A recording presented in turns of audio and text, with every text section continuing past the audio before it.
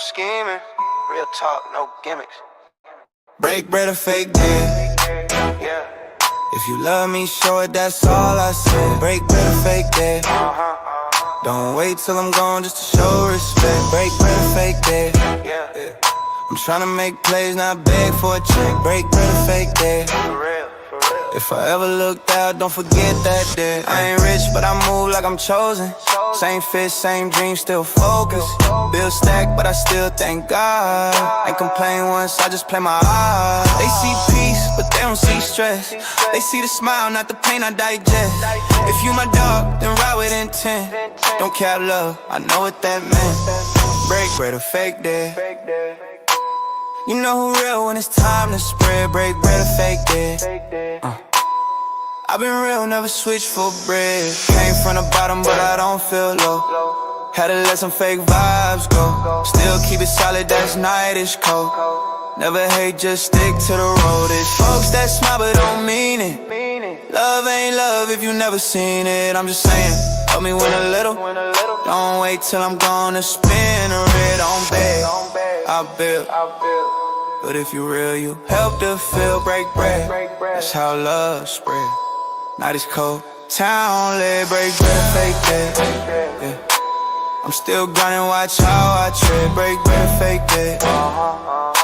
Don't show a leg when the table's fed. Break bread, fake dead. Yeah. If you with me, then mean what you said. Break bread, fake dead. I don't need much, just respect my bread. Real talk, no hate, no cap. Oakland Soul forever.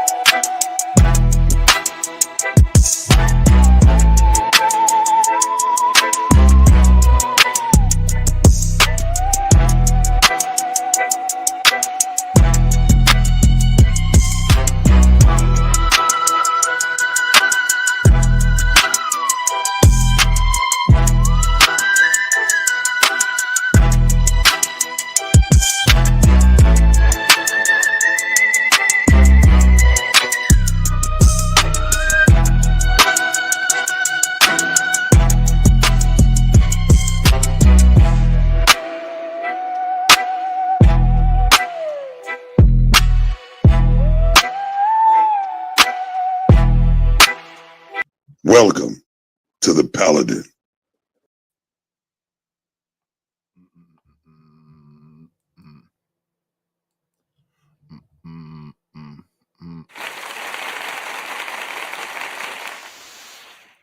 Yeah, buddy.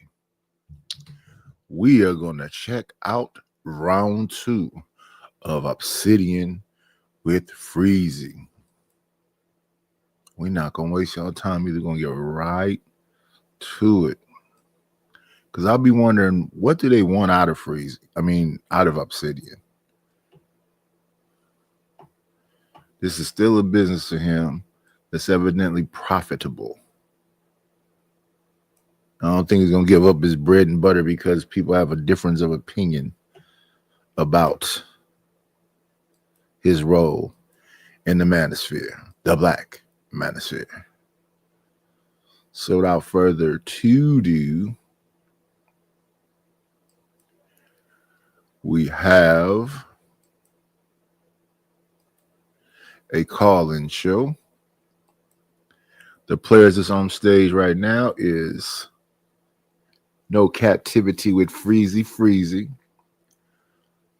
Obsidian, Sharon, and Scam Likely. It's a call-in show.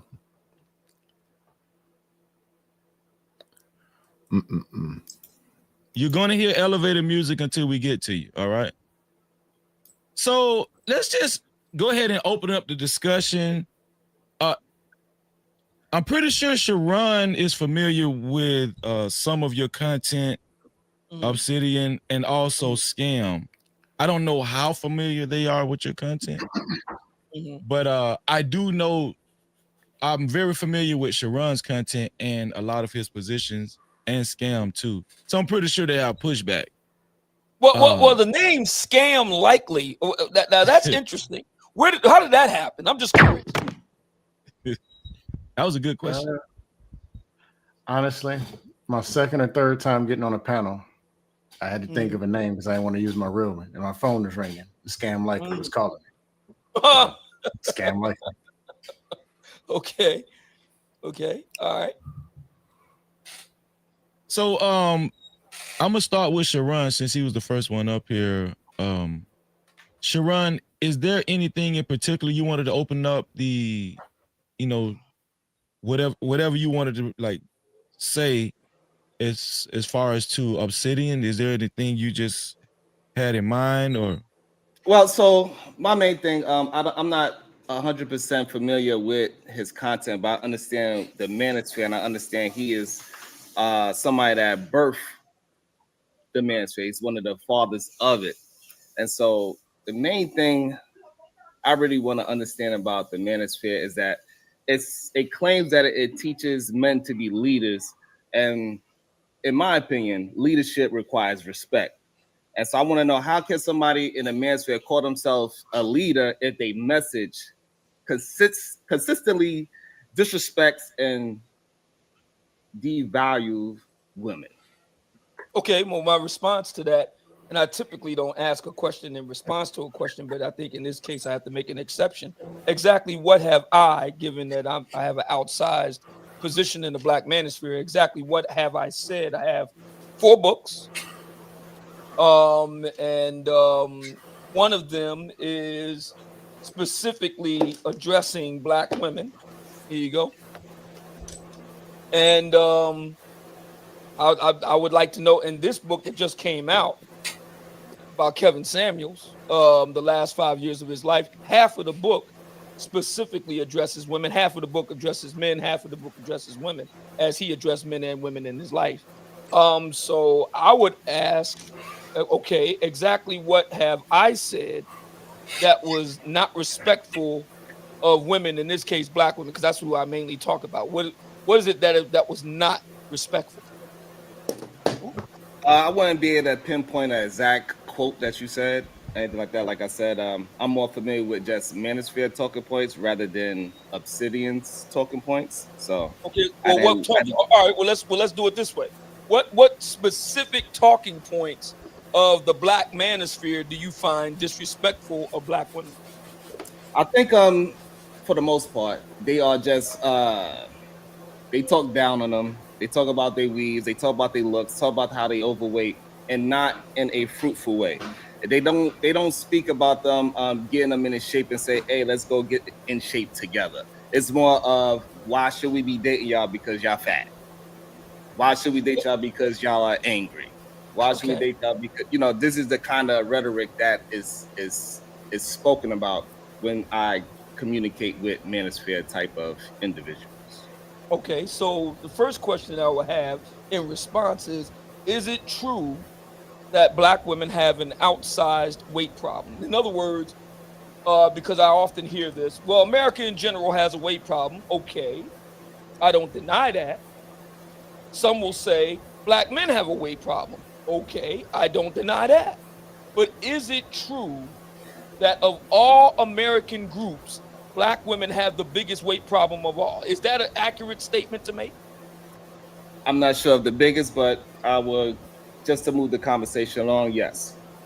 So again, I'm not sure how that's a disrespect to say that black women have a serious weight problem and that it could impact black love itself.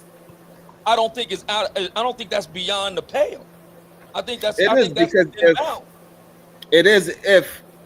if the average woman is so-called out of shape, then therefore that is a normal thing. So women being a little bit overweight, because especially after having children and all these type of things, women are going to get a little bit more rounder and softer. So it's just a normal occurrence when people get older, even for men. So if it's a natural thing to try to disqualify a woman just because she gained a little weight, is being very negative. You're using something that naturally happens to a human being to disqualify her. Now this gentleman Scam likely is laughing at that, and he's like, "Oh, come on, really?" I mean, you know, look, the black manosphere talks about things that a lot of people already know to be true. We're just willing to say it out loud. And look, appearance matters in mating, and while it is true that it matters for both men and women, that's true. Women want good-looking guys, but it's undeniable that women are judged much more heavily on their appearance than men, all things being equal. We can debate whether that's right or wrong, but that's life. And so, with that being said, wouldn't it make more sense for the ladies, if they want to improve their success in mating, to give attention to the things that men care about? Just like, if we could turn it around, there are many women, many black women on social media who rightly talk about black men having money issues, money problems, notably read not enough of it, and also being very niggardly or very stingy with it. So you don't hear me complain and say, well, wait a minute, sister, that's not the right thing to say about the brothers. That you're speaking negatively on the brothers. What I say to brothers, here you go, right here in the book, brother, you need to up your money. You need to make some money. Okay, you need to make some money. I was just talking to Freezy about Scott Galloway's latest book, Notes on Being a Man. Guess what he talks about? The importance of men making some effing money. Okay, we don't play around with this. Black men need to make some money. White men need to make some money. The only person that don't need to make no money in the United States are Jewish men and Asian men, because they already got it. But white men, Hispanic men, and black men, yeah, you need to make some effing money. Money matters, especially if you want to be with a woman. Money matters. We don't mess around with that. So the problem is that, so isn't the manosphere supposed to be communicating with men and getting them better? Yes, I mean, that's what this book is about. Okay, It communicates with men.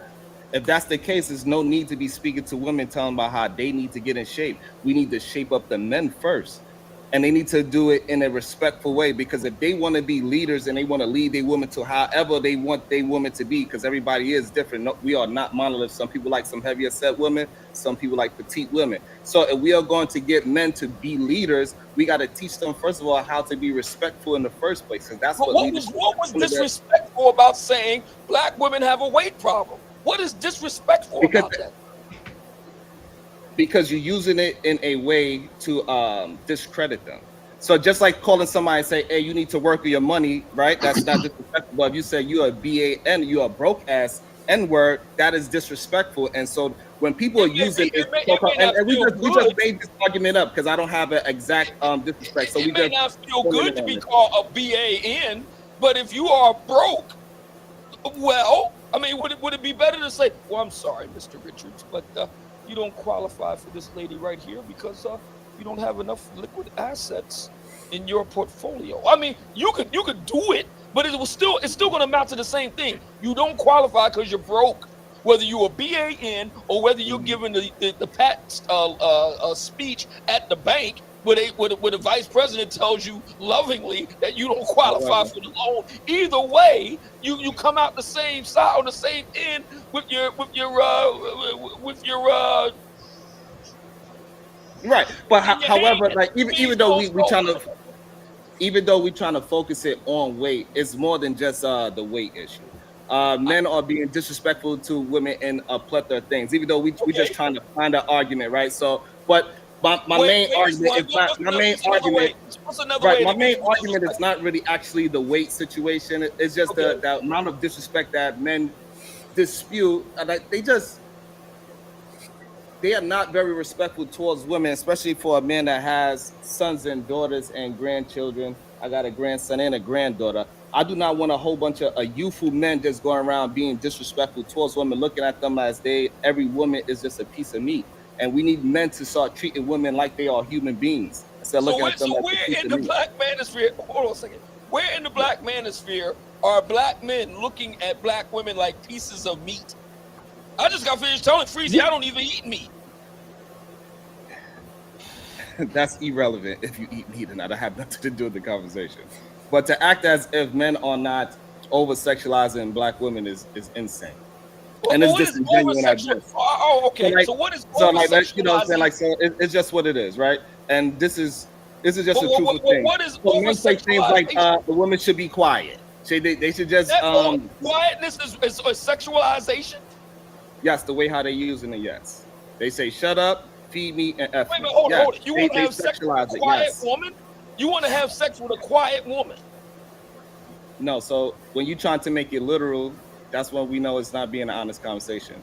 We know when the Well, men no, are I'm using trying to it, be when men are specific. using I'm it, trying to when be men are using precise. it, be quiet, feed me, and F me, that is a very sexual He doesn't. situation. But They trying to I'm control here the to woman. tell you, brother.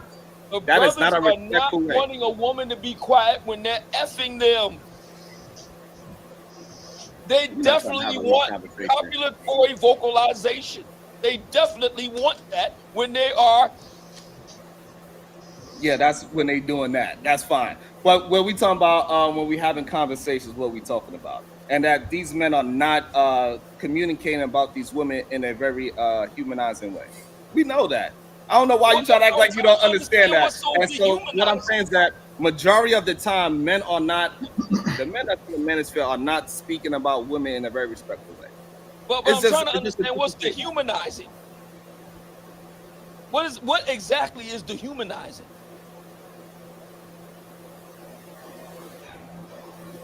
I don't think you're trying to have an honest conversation. If you want me I to am. pinpoint I'm every trying to get some right, you're trying to specificity. get me to pinpoint every, like I'm saying, Look at like Scam Freezy Likely. knows Scam me, right? Likely is smiling So because Freezy knows I do not really communicate with a whole bunch of nonsense, right? So I cannot pinpoint an exact disagreement that keeps me up at night. But we do know we have conversations with men all. I think the conversation is man first. Why complicate it? Obsidian, the black manosphere is saying put yourself first as the man. Because typically men used to do, I don't think they do it as much anymore, but there are men that still do it. They put the family first. I know I did. Even to this day, I don't really think about no fashion and cars and trends, and the stuff I learned is so I can do content on here.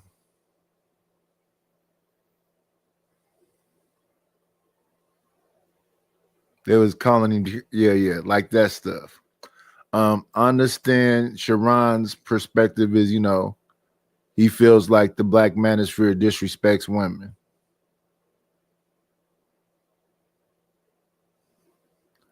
I understand that people didn't like Kevin Samuels and they don't like Mr. Fantastic.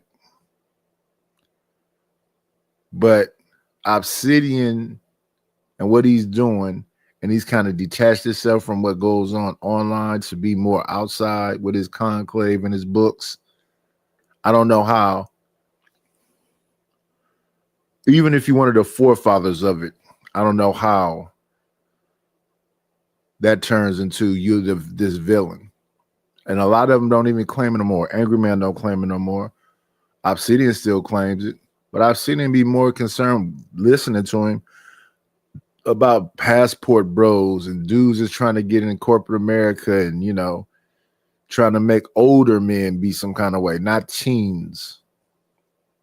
So he's a voice for an older crowd of men, and he's telling the men, think of yourself first. I don't think it's bad, even when Sugar Bum say, you know, they tired of putting men first. I've never seen that, but if they tired of putting men first, okay. Anyway, hello, Joy is real.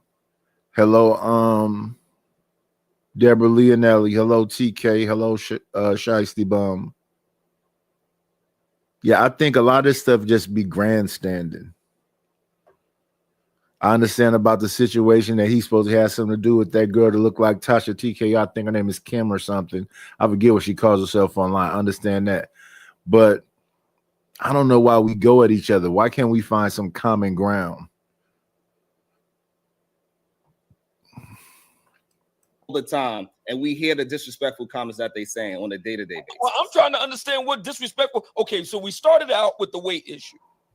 Black women have a weight. Started out with the weight issue. I started out with leadership. I asked you a question about leadership. How you going to teach men to be leaders if your rhetoric is not respectful in the first place? We don't have any problem with leadership. We don't have any problem with women getting on our program. We just had a conclave in Miami, and we had our very first 5F conference, Fit, Feminine, Friendly, Faithful, and Fun. Women came out. They got right on the program, Fit, Feminine, Family, and Fun. So we don't have any problem with leadership and women getting on our program. It sounds like you got a problem with the Black manosphere saying that, yes, Black women have a weight problem. They need to go and hit the quarter debt. It's that simple. Just like we say to men, if you got a problem that making money, brother, you need to get off the internet. I didn't bring up a weight problem. Push your ass to the tune of 60 hours a week and make some effing money. Period. I get. I mean, it's a good debate tactic, but I did not actually bring up the weight problem. But I understand the argument. I don't think it's a debate tactic. So I don't think it's a debate tactic. I think he's saying exactly what he says. What they say. They want women that's more physically fit. All the stuff Kevin Samuels said pretty much. And they said he was being disrespectful. Me personally, when I listened to them conversations, them women came there on their own volition to ask that man his opinion about them. He gave his, I guess it was an honest opinion about them. And then all of a sudden he was doing what to what for who? And he wasn't even talking for all men. He was talking for successful men. These men are supposed to be so-called high value, which is at the end of the day, high earners. So the women was there supposed to come get some of them high earning men. But then women would be on there every day talking about who's fat, who's old, who dick don't work, who ain't got no money. Why is it okay when it's that direction? And that's what I'm saying. Everybody's one-sided, and I think that's all just a business model. I guess you're going to be the woman whisperer. But if these people don't want each other, I don't know why somebody would be trying to force them to want each other or try to be with each other. Like when people say stuff in the chat that's about their personal opinion and their personal choice and their personal preference, I don't have nothing against people's personal opinion, personal choice, or personal preference. But when they act like we're some kind of community, that's where the rubber meets the road. Well, how are we a community when your attitude is just pedestalize you, and anybody that don't pedestalize you is a piece of shit and a worthless life? That's what sounds crazy to me. It's a good debate tactic. I appreciate that. It's a good debate tactic. But we know men on any spaces have a problem with showing women respect. Just if a woman just that's do having you a think that black conversation back women and show forth with them. themselves respect? Do you think black women show themselves respect, sir? See, yes, they do, but it's not a question You about believe that black women at large, black women writ large, black women overall, we go at random on YouTube, on Instagram, on Facebook, on TikTok, on X, on Threads, we see on Clubhouse, you're telling me that black women writ large, we just go there like a Martian landing on planet Earth, we just see black women respecting themselves en masse. I just got finished watching a brutal fight, okay, between black women at the Cheesecake Factory. Did anybody see this? I just got a wind of a the majority video. of black women. Majority of black women are doing well. They'll be very There respectful. are whole entire reels of black women having, cage matches and battle royales at the Waffle House. They got whole reels of this stuff. Waffle House, International House of Pancakes, Asian Buffet, now Cheesecake Factory, and all the rest of it. Where's the respect? All over the place. So, like, just because you're watching those specific videos, we're not saying that it's not a group of women that is out there fighting or being loud. However, but when we talk about black women, You we talk about completely ignoring that. And I don't believe it's the majority of black women either. I think it's a significant number, and they're the loud, squeaky wheel. I don't think it's the majority of black women because, as even Corey Holcomb has says, good women are somewhere being good women. There's no cameras on them. The ones that's wilding out got the cameras on them. In general, black women are doing great and they are respectful. Like, come on, cut that out. Stop. Seriously, our women are doing seriously, great. and again, the problem is that we keep shifting it from men to women. Like, we don't need to. I already answered your question. I said at the conclave in Miami in September, it was only a few months ago, of hundreds of brothers there. We had sisters there. They had no problem with the way we operate. They fell right in line and fell into formation, as well they should. That's how women are supposed to do. They're supposed to fall in line and fall in formation and get with the program. And they did that with the 5F conference, fit, feminine, friendly, faithful, and fun. If you say so, I wasn't there for that. I don't have no information on that. So let me do this. I do have a caller before Scam go. 646, are you there? 646.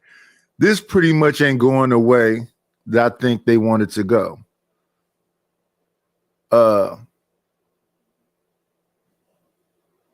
Leadership is leadership. It's different types of leadership, but leadership is leadership. And there's no way you're going to make that leadership seem like acquiescing and following. So I'm really trying to figure out what the argument is going to be for Obsidian. Because basically what he's saying is what he's doing is successful.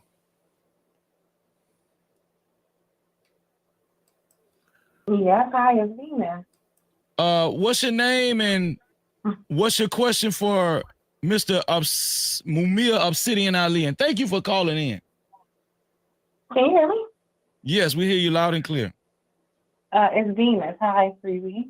Oh, what's going on, Venus? Shout out to Venus in the building. No captivity. And we do have a person on hold. Just be a little patient. 585. We're gonna get to you. Shout out to Venus. Venus, go ahead and shoot. What's your either pushback or question for Obsidian? Okay, so I couldn't hear much. So if somebody asked this question, I apologize. I don't know. My question, well, I have a lot of questions, but I can call back later. My first question is, if it's called the manosphere and it's for men, why do you guys spend 98% of your time talking about women? Well, that's easy because you're entertaining.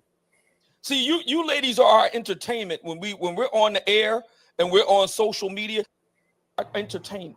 We like to talk about you. We like to laugh at you. We like to clown you. We like to that's what we like to discuss. Now we have the conclave where we go and talk shop, and we don't talk much about women at all there. But when we're on the internet, you are the entertainment of the evening, my dear. So what you just acknowledged was that black men, at least the ones in the manosphere who are content creators, are not intelligent enough to entertain on their own. So they have to rely on black women in order to pay their bills, is what you just said. No, I didn't. That's not what I just said at all. We're No, smart that is enough, what you just said.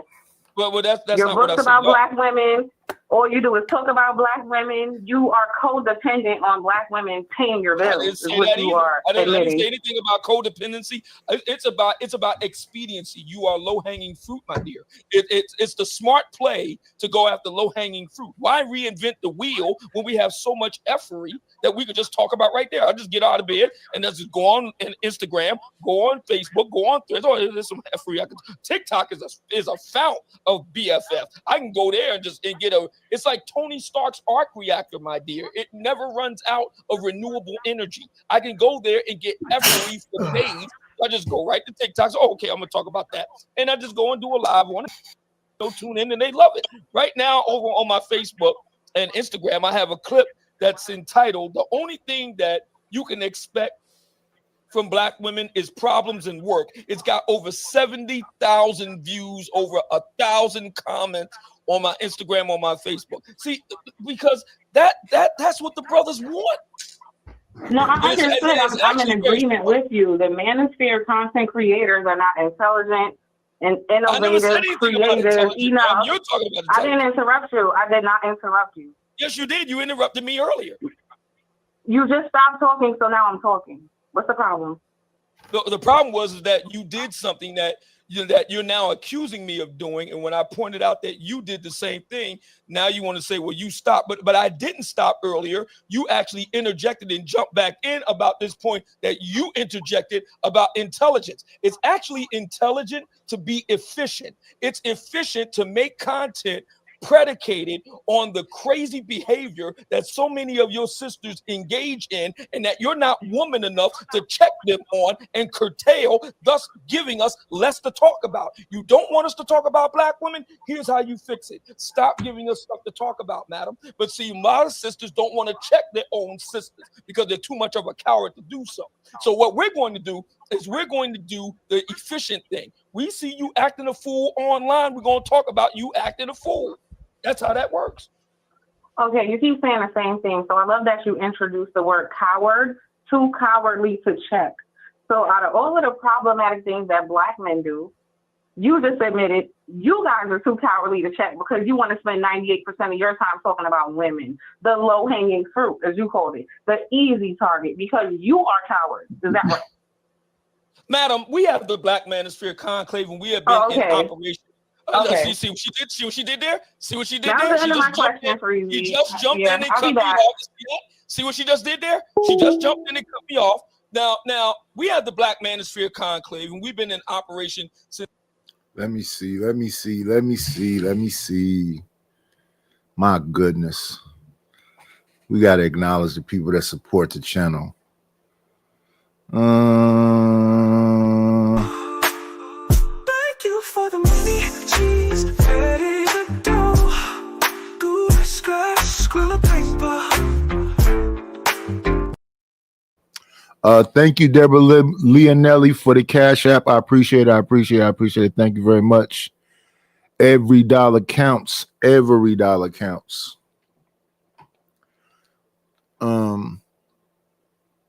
So there's a confession right there. The reason why I talk about y'all, because y'all the most entertaining. Because of how many different things. And you know what? I think the algorithm focuses in on that too. They pull in on that. Because I be looking for, okay, it's got to be some dudes out here acting a fool too. But when it comes to the dudes, it's more about like drilling and beating each other and doing whatever else. And it's typically young people that I see. So it's the kids drilling and doing the most. And then when I look at the older men, they talking about old stories of old fights and old whatever else. So you can see our people as a whole looking horrible because you got Whack 100 and his what they call them clubhouse people that now have YouTube channels, and all they do all day is talk about different gang members, rap artists. Then you get to hear about who we got recent time. We got Offset feuding with, who is he feuding with? I don't know. It's a lot either way. It's a lot either way. Who else we got going on? We got Finesse 2 times having some issue with Honeycomb Brazy. We got the different back and forth between what happened with the YSL group. Then you got Rollo. Atlanta's kind of got a bunch of heads bumping. One of the people that's got something to do with Offset is Lil Baby. He's one of them. But it's somebody else too that's a rapper. But Lil Baby is one of them. It's just a lot of skirmishes and chaos and confusion. And there are people who focus on them. It's a bunch of women that focus on men being broke, men being fat, men being old, all of the stuff. Everything they accuse the manosphere of, they do. Then you have the people that just want to argue. But since the manosphere and Red Pill always talking about keep frame. It's 2021, my dear. We have put over 1,000 brothers through the TheoWAF STEM program. Over 300 are currently working, making damn good money. We got brothers that have lost all kinds of weight, brothers that dress better, brothers that got their act together, brothers who've gotten married. Oh, yes, we absolutely deal with brothers, but you'll never see it, madam. We're not going to give you the satisfaction of getting the brothers together. You'll only see the result. Now, back on getting on these so-and-sos, because that's much more entertaining. Andrea, if you're not going to cam up, you have to call into the number, Andrea. You have to call into this number right here, 863-320-1242. That's the call-in number. The rules is you have to be cammed up on the show. Otherwise, you have to call into the number. Andrea, yeah, I want to see my accusers. Let's see. Scam is next. Scam likely is next. And shout out to Uda on Go in the building. Let's get it. 585, I'm coming to you shortly. I got you on hold. I'm coming to you. Thank you for calling in. Go ahead, Scam. Obsidian, can you just say, look, man, I ain't trying to make no man better. Can you say that? Oh, absolutely not. We are making men better. Okay, so absolutely you can't tell not. Okay. Well, I am telling the truth. We are making men better. All right. Supposedly some leadership and some kind of we're making these men this and we got this going on to man conclave. But I'll just say what it appears. I wasn't around for the manosphere when it started, all these people, but the very founders, they can't get along. They arguing with each other like women's. You're one of them. Well, can't get along. You, what's the dude's name? O'Shea and Angry Man and how it began doesn't matter. Companies break up all the time. Relationships break up all the time. It would be an issue if they kept going back and forth with each other. I don't hear, Angry Man talk about O'Shea, really. I don't hear him talk about Obsidian, really. I don't hear him talk about Donovan Sharp. And all my time of watching Obsidian, I don't hear him talking about Angry Man. I don't hear him talking about O'Shea. I don't hear him talking about Donovan Sharp. So a lot of stuff people be saying is not actual factual. They just got a perspective, and their perspective is they don't like it. They don't like what their idea of the manosphere is. And it's a bit of a trip to me because I know Scam Likely from Black Money Unfiltered. Black Money Unfiltered sound like manosphere people. They talk the same manosphere stuff. And that's JT, who's Scam partner. That's what's his name? R Payne, that's Scam partner. Mandrill, that's Scam partner. Black Man Unfiltered himself, that's Scam partner. So it's a bit confusing.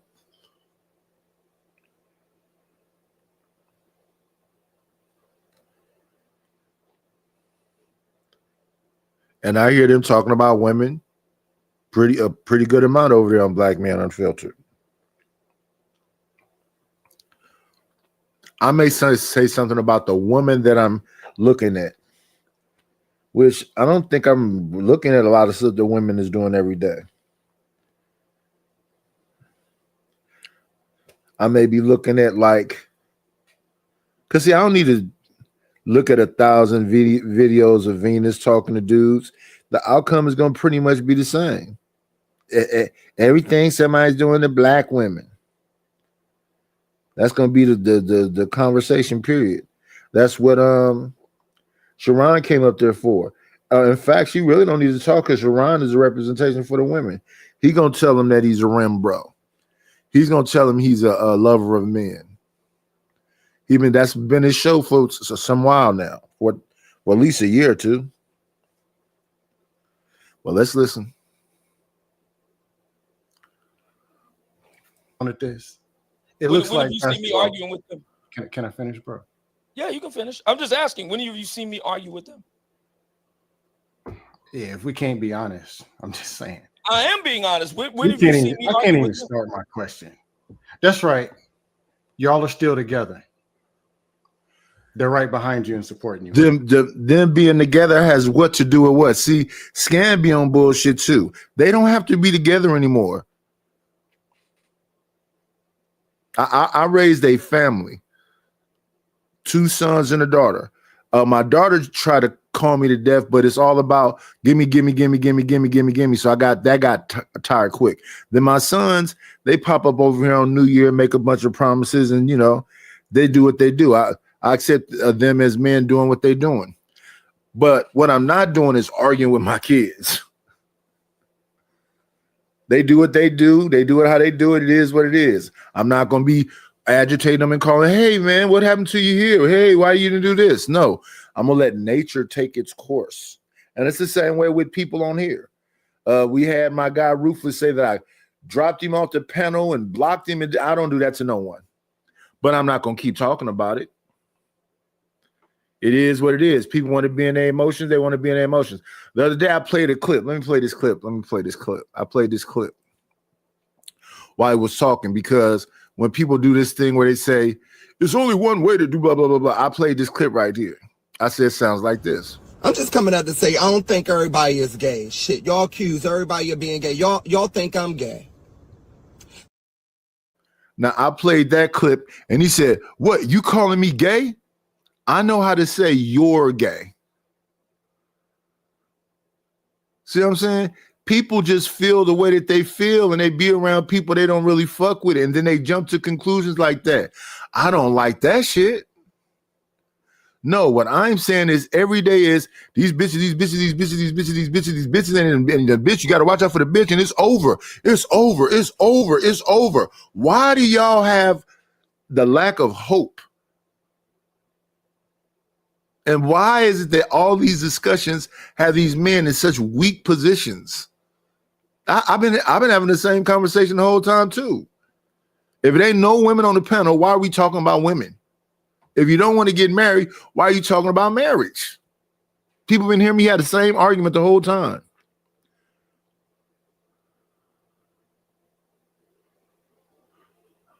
What's up, Rapid One?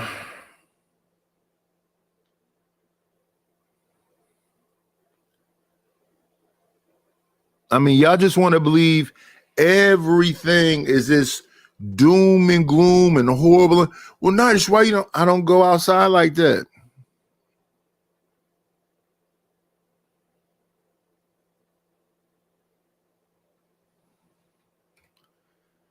And I'm not overwhelmingly concerned about it. It is what it is. It's Angry Man in Obsidian. I just got finished talking to Angry Man a month ago. Freezy, you got it, bro. I can't do this. I can't. And if you can't do it, why even do it? What is y'all issue with that man?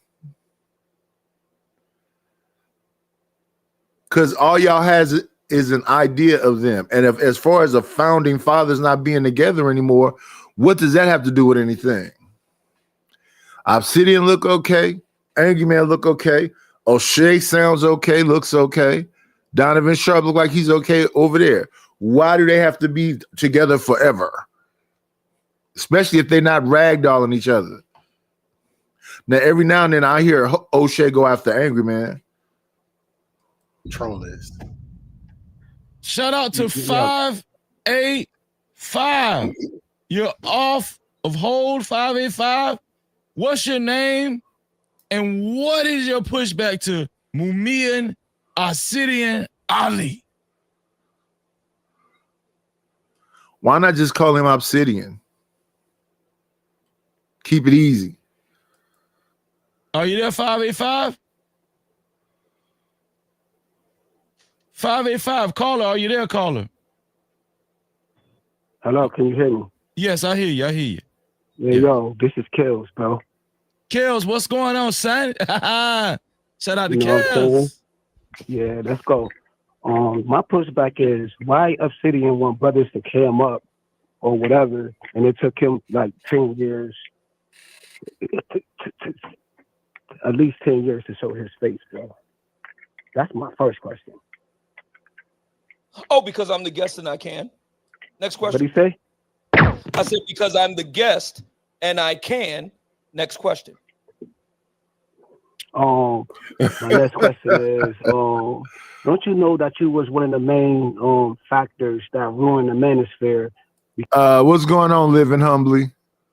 Because behind the scenes, you was going to battle with AM. You talked about his kids. You talked about his wife. You know what I'm saying? Even when we know how much the manosphere was worth, and it's supposed to be the truth behind the scenes, and you kept it, and you was the beneficiary that kept it going, bro. Mm-hmm. So if it's the the manosphere is supposed to be dead, how is it that we had over 500 brothers in my? How is it? I'll let you talk. How is the manosphere dead? And AM named the manosphere, and I think he's alive and well, and I think he got over 800,000 subs right now. So the Godfather is not. The manosphere is inside you. It's not like whatever you think it is. And plus the manosphere is its own entity. Like, that's crazy. Kills is gonna call up on the panel to one of the fathers, one of the people on the Mount Rushmore. He gonna call Obsidian and tell Obsidian what he helped create is. That's crazy work. Yes, Angry Man is alive. He don't call himself Manosphere. He makes it a point to call this the space. He doesn't call it Manosphere no more. So Obsidian is the one who's keeping the moniker. O'Shea doesn't involve himself in Manosphere either. I don't know about Donovan Sharp because I don't pay that close enough attention to him, but Obsidian does. So if anybody got the Manosphere on their shoulder, it's Obsidian. Just for the simple fact that he's still claiming it. You know what I'm saying? Mm-hmm. So again, how is it dead when we had a turnout of over 500 brothers in Miami in September? No, I never over said 400 it was in dead, Houston. Over 400 in Houston, over 500 in Miami, over 300 in Atlanta. But do you think that the reason why what's going on right now on the Manosphere online is because you was the one of the main contributors who egg on the beefs, and brothers still trying to figure out how come we can't get along because the Godfathers never got along. Again, I'm trying to understand who am I beefing with. I wasn't even on YouTube for over a year and a half, starting in early 2024. I just came back on YouTube in August, so I wasn't even here. So exactly what are you talking about? No, I'm talking about that you had a long-going beef with AM, and you wanted to see his Johnson & Johnson at one point in time too. You actually said I that wanted online. to see AM's Johnson. Oh, what? Hold on, man. You said that online before, bro. Like when you was beefing with AM, you said that you wanted to see his Johnson & Johnson. I said that I want to see AM Johnson. Bro. You have evidence of me saying that I want to see that. Yes, Yes, there's evidence, bro. Well, There's I would shows. like to hear that There's tape shows you right can now. pull up Can that you play video, that bro. tape right now? I would like to hear that tape. Ask Flag 75. Yo, you said I'd it, like to bro. hear You that said it tape. before online. I'd like to hear the tape. Okay. There's tape out there of you saying that Wrigley legs. Well, play the tape. You know Don't you have it? Wrigley legs. How come you never sold your So you don't minivan have the and you tape. never you remember that we used to call you Wrigley legs and Do you you like have never the showed tape, your sir? Do you have the vacations tape? and you never showed your Mini Cooper? Do you have the tape, You sir? know that, right? You know you, right? Do you have the tape, sir? Yes. The Cho's got We like the to tape. hear the tape. I'm Can you just play going the for tape word of of me mouth, saying that I but like to it's see another man's Johnson? Can you play that tape, sir? Nah, not at the moment. Not at the moment. And why did you make a Now book, you're just right? going to move Plus you along got like a nothing book. ever happened. You're Plus going to you make a got a wild book right accusation, now. and then you can't put up the Kevin evidence. You're just Samuels' going to move book. right along to You something made else the like it never Bible. happened. And Kevin didn't even like you dudes like that. He didn't like y'all. Kevin didn't like you. Kevin really didn't promote you like that, bro. Kevin actually So why you promoted my got a book, book sir. after Kevin? And Kevin you never went actually to his promoted my funeral, book, brother? sir. Brother, did you go to Kevin's funeral? Kevin actually promoted my book, sir. Did you go to Kevin's funeral, brother? Kevin actually promoted my book, sir. Did you go to his funeral, Kevin brother? Did you go to actually the funeral, promoted brother? my book, Did you sir. go to his funeral, brother? Kevin actually promoted my book, sir. Okay, Did you okay. know So that now Kevin actually promoted my book, sir? are you sending you know that, any sir? money to his kids? Sir, Are did you you sending any money? know? Are Are you you sending aware any of the money to fact, his family, sir, brother? that Kevin actually promoted my book? Are you aware of that Are you fact? sending any money? Are you aware of the fact? I'm aware of it. I'm aware of it, and I didn't even watch Kevin that much. I remember him talking about Obsidian's book because Kevin was like a bridge to a lot of folks. Kevin was still talking to O'Shea. Kevin was still talking to Obsidian. Kevin was trying to talk to anybody and everybody that wanted to network. Let me see.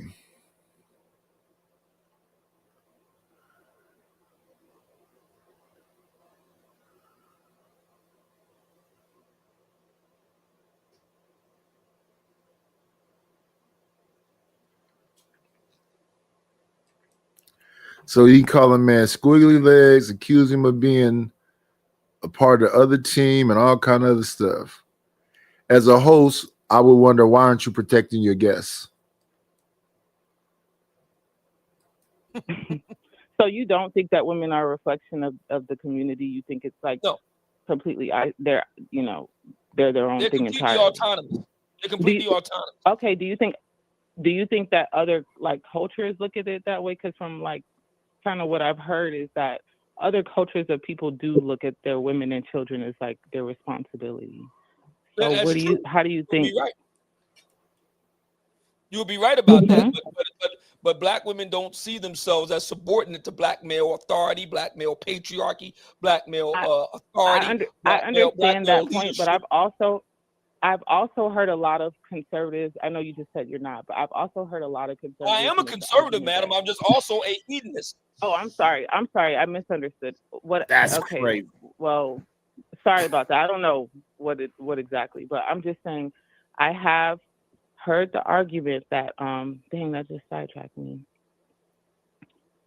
Well, maybe that just sidetracked me. Now, how does that help the youth, though? I don't feel like my question got really. How does this help the youth? Okay. It was Sharon's question. Is how does this help the youth? Sharon is, by the way, is how you pronounce it. Sharon, Yes, Sharon, like Ariel Sharon.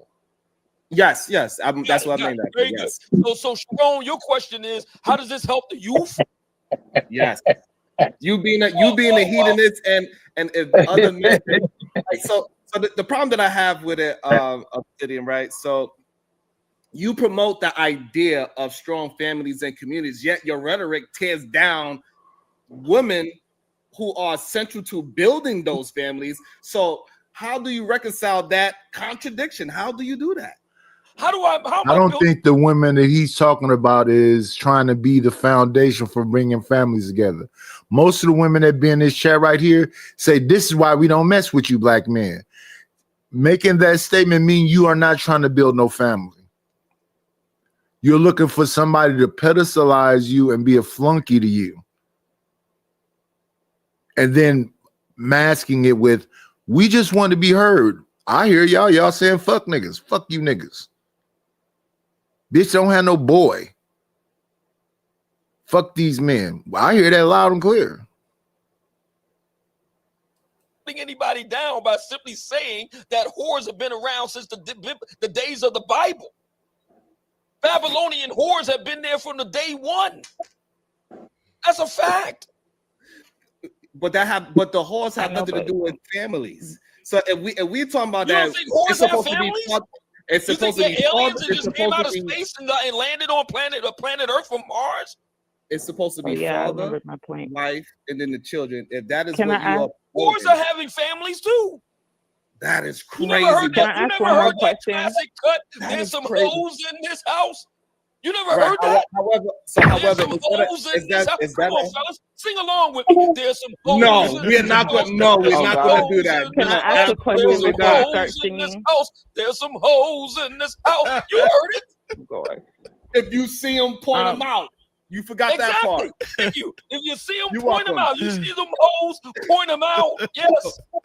So, but the thing Can I is, ask you a question, Obsidian? You know hold on. Before you do that, Andrea, hold on 1 second. Hold on. Check the cash out, bitch. You so damn dumb. Check the cash out.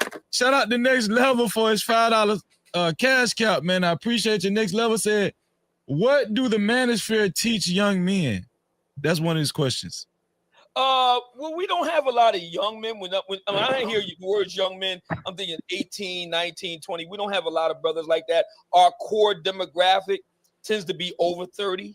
But what we teach the brothers is to make some money, look good, smell good,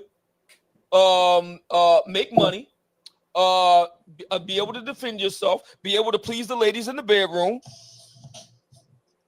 make more money.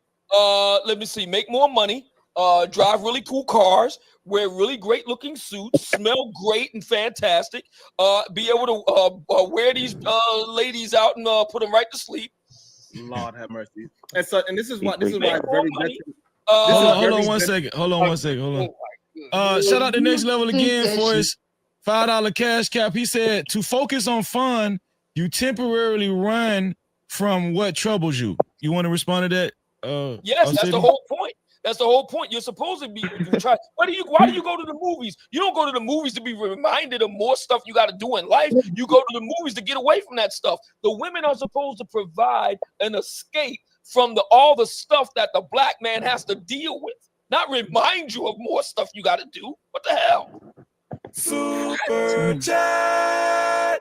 Shout out to Prince Ant again, which brought his sponsorship up to $22 to be a co-sponsor or official sponsor. It has to be $22 or more. Prince Ant said, Either Man Williams, my wife, a black woman. No captivity. Super chat. Either Man with the $2 said, are any other racists asking their women to be fun? Absolutely not, because they tend to be fun already. Look at Asian women. Are Asian women known to be associated with neighborhood cleanup day and drudgery and tedium? Are the Latinas known for being associated with tedium and boredom and all the rest of it? So I mean, even Jewish women aren't known for that, and Jewish women like to argue. Not. Yeah, and also Spanish women also want to stab too. Shout out to Manina Subpoena for the $5 super cap. Manina said, are you getting help for your lying problem? Why you lie so damn much? We know you broke. You ain't got no tooth. Okay, so what I would say to that is that what I do have is somebody asked me in the chat room if my feet work just fine, and yes, they work just fine. They work so fine that I can take both of them and break them off in your ass. So there you go, right there. Thank you and good night. Super chat. Shout out to Manina again. Manina said, why you wasn't upfront about laying up with a big back Bertha for 20 years? Did Uncle Kev know you ain't got a lot to kick it unless you do? Oh, well, that's very easy. In Black America, every brother has did some cow tipping, including you. Because we got so many of them in here. Every brother done knocked over a cow or two. So what's the big deal? What's the big whoop? What the hell? Every brother's done knocked over a couple heifers. So I mean, why is it such a big whoop? The reason why we almost done. Shout out to Manina for the $2 super cap. Manina said, "Yo, big back Bertha be riding it, be riding it." You sound like you know all about it. You done knocked over a couple big back Berthas, haven't you? Tell the truth, shame the devil. Manila subpoena. Super chat. Shout out to Mo Love for a $5 super cap. She said, "Blessings, Freezy, and No Cow Crew. Some of these views are insane, LOL, but I'm here to support." Shout out to y'all, man. If you would like your comments read and highlighted, please send a super cap or a cash cap. We're definitely reading all the comments, all of the cash caps and super caps. You want to know what's interesting about this, Freezy? Freezy. You want to know what's interesting about this, Freezy? Now, so many sisters claim to be so churched, claim to be so into the Bible, claim to be so into God. But you want to know the one book on planet Earth that talks about hoes more than any other? The Bible. It's all in the Bible. But now all of a sudden they don't know what I'm talking about. Respond to that? Don't black women remind you more of Jezebel and Salome and Delilah than they do Ruth or Priscilla or Phoebe? Really sit down and think about it, Jezebel. Really think about that for a minute. Do black women remind you more of Ruth and Sarah and Phoebe and Priscilla, or do they remind you more of Jezebel and Delilah and Salome? Really think about it. I want to get the rest of the fellas in, Andrea. Just hold that thought. Okay. Shout out to Loso and Brutal Reviews in the building as well. No captivity. Smitty is up on decks on the docket. Smitty, shoot. Right. Can you hear me clear? Yes, sir. Man, all right. Obsidian. It's been a long time, brother. Hey, what's going on, Smitty? Yeah, man. Yeah, everything's been beautiful. Good to see you. I would like to ask you this. If there are, let's say, 3 things that the manosphere should change, correct, and or revise, what would you say that should be? We need to eradicate the dark corners of the black manosphere online and get rid of the black manosphere's rejects. We need to get the brothers offline. Real quick. When you say the dark corners, me, myself, and I'm sure others, can you break that down? When you say the rejects, what does rejects look like? What, simp? What is that? Well, no, not necessarily a simp. These are individuals that are seriously maladjusted. They're weirdos, and you know they deviate far beyond what normies would consider legitimate, and they have very retrograde and antisocial views, and they kind of add a stench to the black manosphere online. And what we need to do is we need to eradicate them. And have them removed. Number 2, we need to get the brothers offline and into the real world, touch grass, and actually engage, take a shower, get a haircut, wash your ass, wear some business or business casual clothing, some hard bottom shoes, and get to the conclave, make some effing money, and learn how to be attractive to the ladies so you can actually F some more and make some more money and get a life. Those are the main things I would say that needs to happen. Where would you say if these brothers got offline and they really did start taking a shower and they were outside, where would that leave content creators like yourself? That would leave content creators like me in an excellent position because I could talk even more Sugar Honey Iced Tea about these unrepentant so-and-sos. I digress. My mic is muted. Respect to the family. Thank you. No captivity. Shout out to Brutal Reviews in the building. I appreciate your Brutal Reviews. 1 second. Super chat. Shout out to Edie Man Williams for his $2 super cap. He said, "This is their leader." Yes, I am. No captivity. Yes. Brutal Reviews. Thank you for joining the show. What questions do you have for our brother Mumia Obsidian Ali?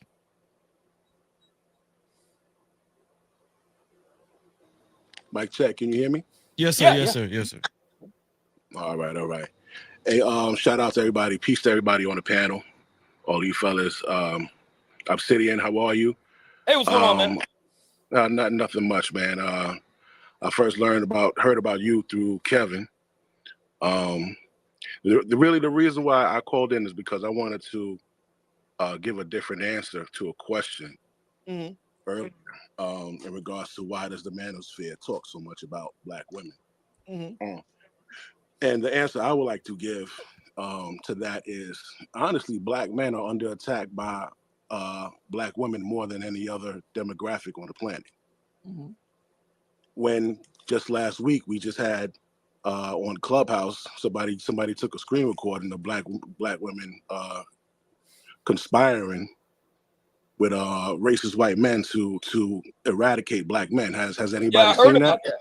I heard about that. Yes, yes. So, has anybody heard of Cynthia We've been G? infested. We're dealing with People an heard about that, right? infestation of Negro bedwitchery. No doubt about it. So, We're dealing with a Negro bedwitch infestation. No question about it. so, And have for so, quite a long time. so I just want I want that to be fresh in people's minds so they don't act like black women don't hate us in mass. Because when they say they want black men dead, they even mean you, the ones who want to panda or simp or stand guard. They mean you too. It's not like they're just going to get rid of the people who are saying things back to them. Even the ones who want to stand against people who are showing light to it, yeah, they don't like you either. All right. Just like somebody said, these things with the passport bros and all these other things, black men have never said anything horrific about black women. All right. So, I just need you guys to stay on code. It's not all about protecting this one and protecting that one, because a lot of women say that they're oppressed. And women, especially Who's black, oppressing them though? are not oppressed. Well, yeah, I've heard this too. Who is oppressing black women? Now, nobody. But I just want you guys to know that I think the black manosphere should be about self-preservation and making yourself better. I was so glad to see this trend with these young black men who are turning from quote YNs to YMs or YGs or whatever. I think it's a beautiful movement, and I hope that they keep it up. And pretty much that's it, man. The reason why we talk about y'all is because y'all talk about us every damn day for no reason. You come on there spewing your hate, So nobody does more harm to us than our own women. I've been doing a lot of research, and I found out even back in the 80s, even up till now, black women refuse to hire black men. When the reason our black women are even free is because of black men. Because black men, you were dying in mass for freedom. You were dying in mass for them to even vote for somebody that looks like Kamala Harris. Black men were the ones who fucking bragging them would come down there talking about, yo, send your son outside, send this one outside. Black women weren't dying in mass like we were. We died for everybody to vote. We had died so you could go out there and get a job. During freaking World War I, we were sending home our rations to you, and you could stay home. Do you know who made you go back to work? Becky, because she didn't have nobody to clean her house. So she complained to her man, and they put out an ordinance for black women to go back to work. You said y'all died for us. I don't understand why there's so much hate for black men whenever something happens, the black man is there for you, even when you say some of the most horrible things to them. And we still don't come on there talking about, man, we wish you was dead and all that type of shit. Fall back. And my last take, when you guys compare yourselves, I don't know if you guys have noticed it. It seems like the black woman is always comparing herself to the black man, right? She always compares herself in an aspect of, well, we're buying more homes, or we got more education. Every race on the planet, the women has more homes and more education. every race.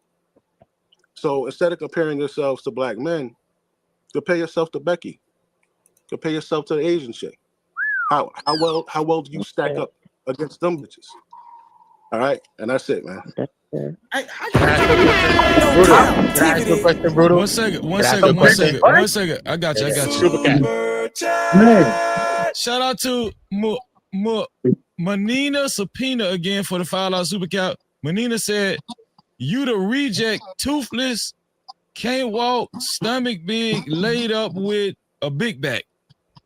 Yeah, but you're the one that's tuned into me spending all your money. So you're spending your money on toothless, can't walk, stomach, big back. So who's the fool here, me or you? Super chat. Shout out to Prince Ant, which upped the sponsorship to $32 to be a co-sponsor or official sponsor of tonight's show. It has to be $32 or more now. Thanks to Prince Ant. Thank you for the $10 super cap. He said, hearing a good amount of this makes me appreciate the fact that I'm married. My wife and I both agreed that if we ever get divorced, dating is off the table. Yeah, Brutal. Listen, Brutal. Yes, sir. What I want to say, Super cat, hold on. Last one. Shout out to Manina Subpoena for his $2 super cap. Manina said, "Freezy, why you throwing an old loser convention?" Come on.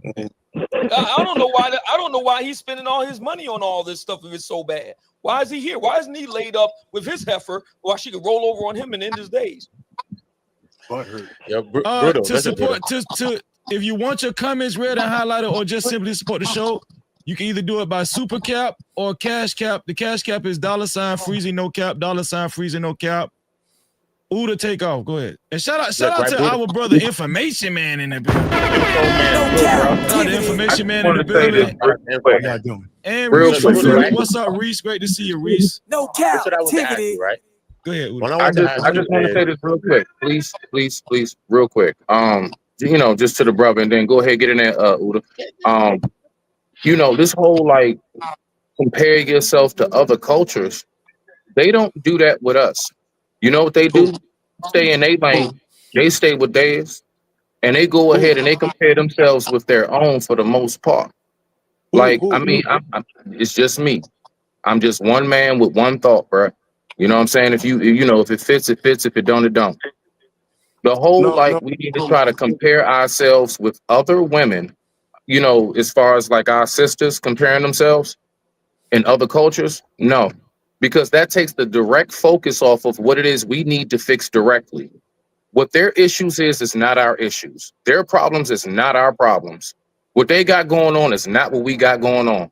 I don't want us to focus on nothing or nobody but our own and fix what we got to fix directly.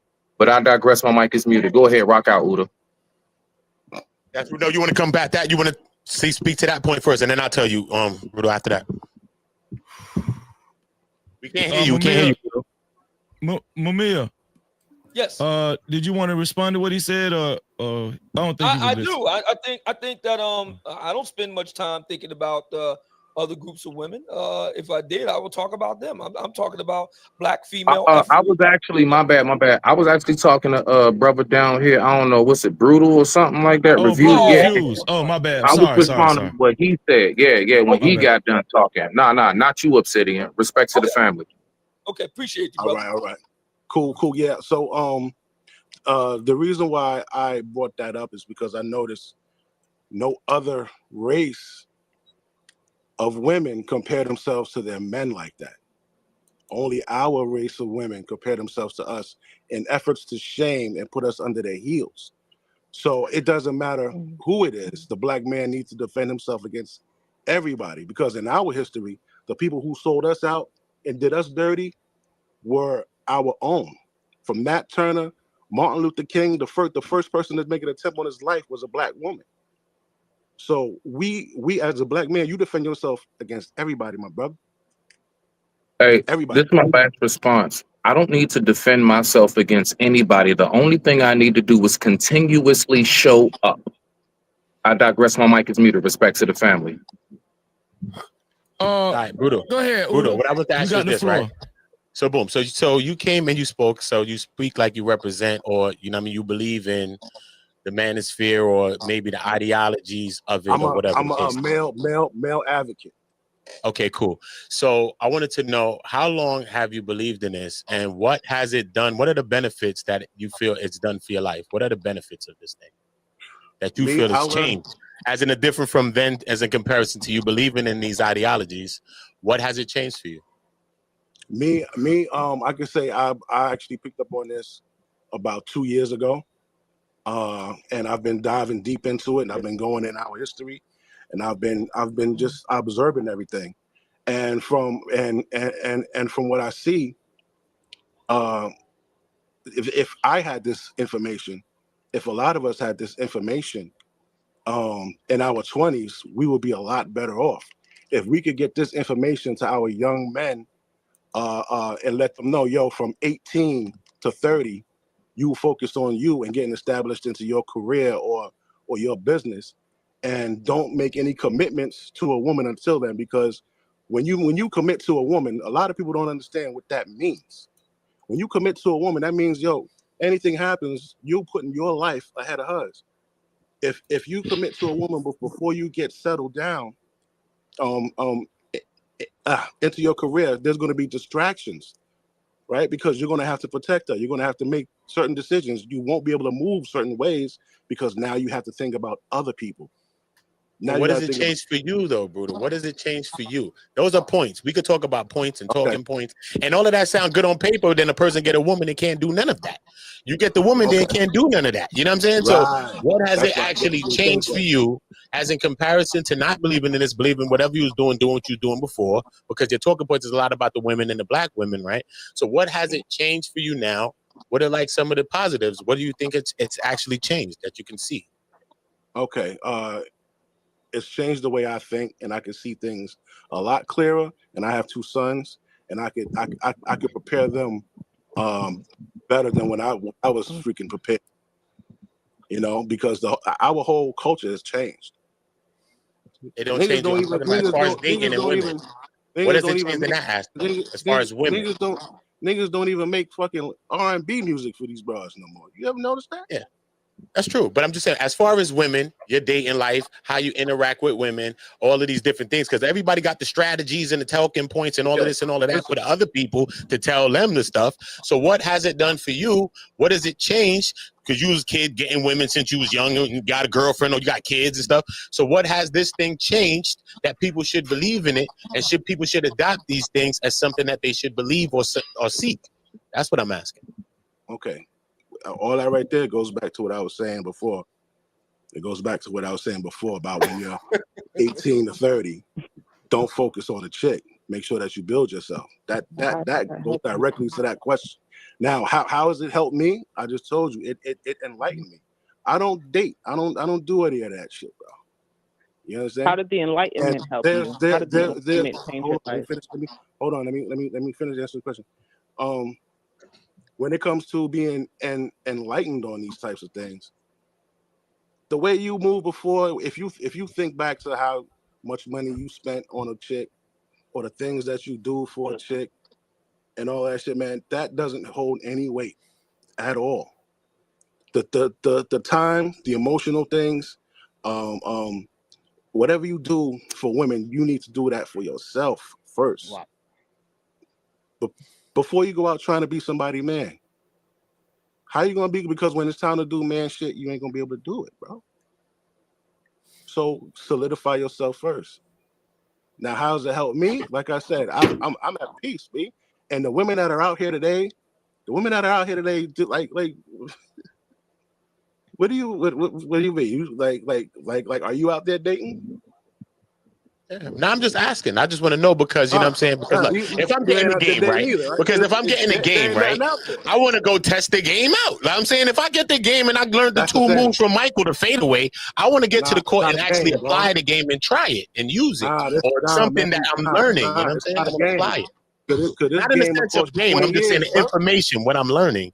I want to apply Right. what I'm learning. So as I'm applying it, so my dating life is my dating life. I might be meeting women, interacting with them like this and this and that. Now I see these principles and some of these ideologies to say, you know what, maybe I'm dealing with it like that. So now I can see a comparative thing to say, yo, when I was moving like this, and then when I did adopt these things and I started moving like this, these were some of the things that changed. And I seen a difference in women and how they interacted towards me. And I could see change. You know what I'm saying? But I don't see that you could explain that change. That's what I'm Uda, he saying. can't explain Well, because ain't nothing well, positive happened in his life.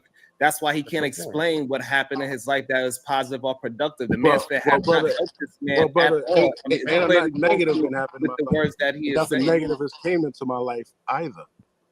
Yeah, so If I but wouldn't have been, what you're if preaching, I what wouldn't you're have known what preaching I is know now, if I wouldn't have known what I know now, I would still be letting negative shit come into my life. I don't have negative shit into my life right now. When you don't know, you just Nothing. going out there and taking people's words for shit and just accepting things, brother. You know one thing I noticed, man? We got to come to a divide because straight that like there's guys like you, like specifically you two niggas. There's guys like you who go against guys like me or guys that believe in putting the man first. I For didn't some go against you, reason, brother. I I never went on, against you, hold man. on, I just bro, asked you a question. hold on, man. If Hold to on, man. ask you a question is to go Hold on, against man. you, that's Hold madness. on, man. Nah, No, you've already labeled me, entitled me. listen, You've listen, titled me. man. Listen. I'm I telling you to did tread title lightly you. because you've I'm titled me. not. Then tread You've lightly, titled me. bro. All right.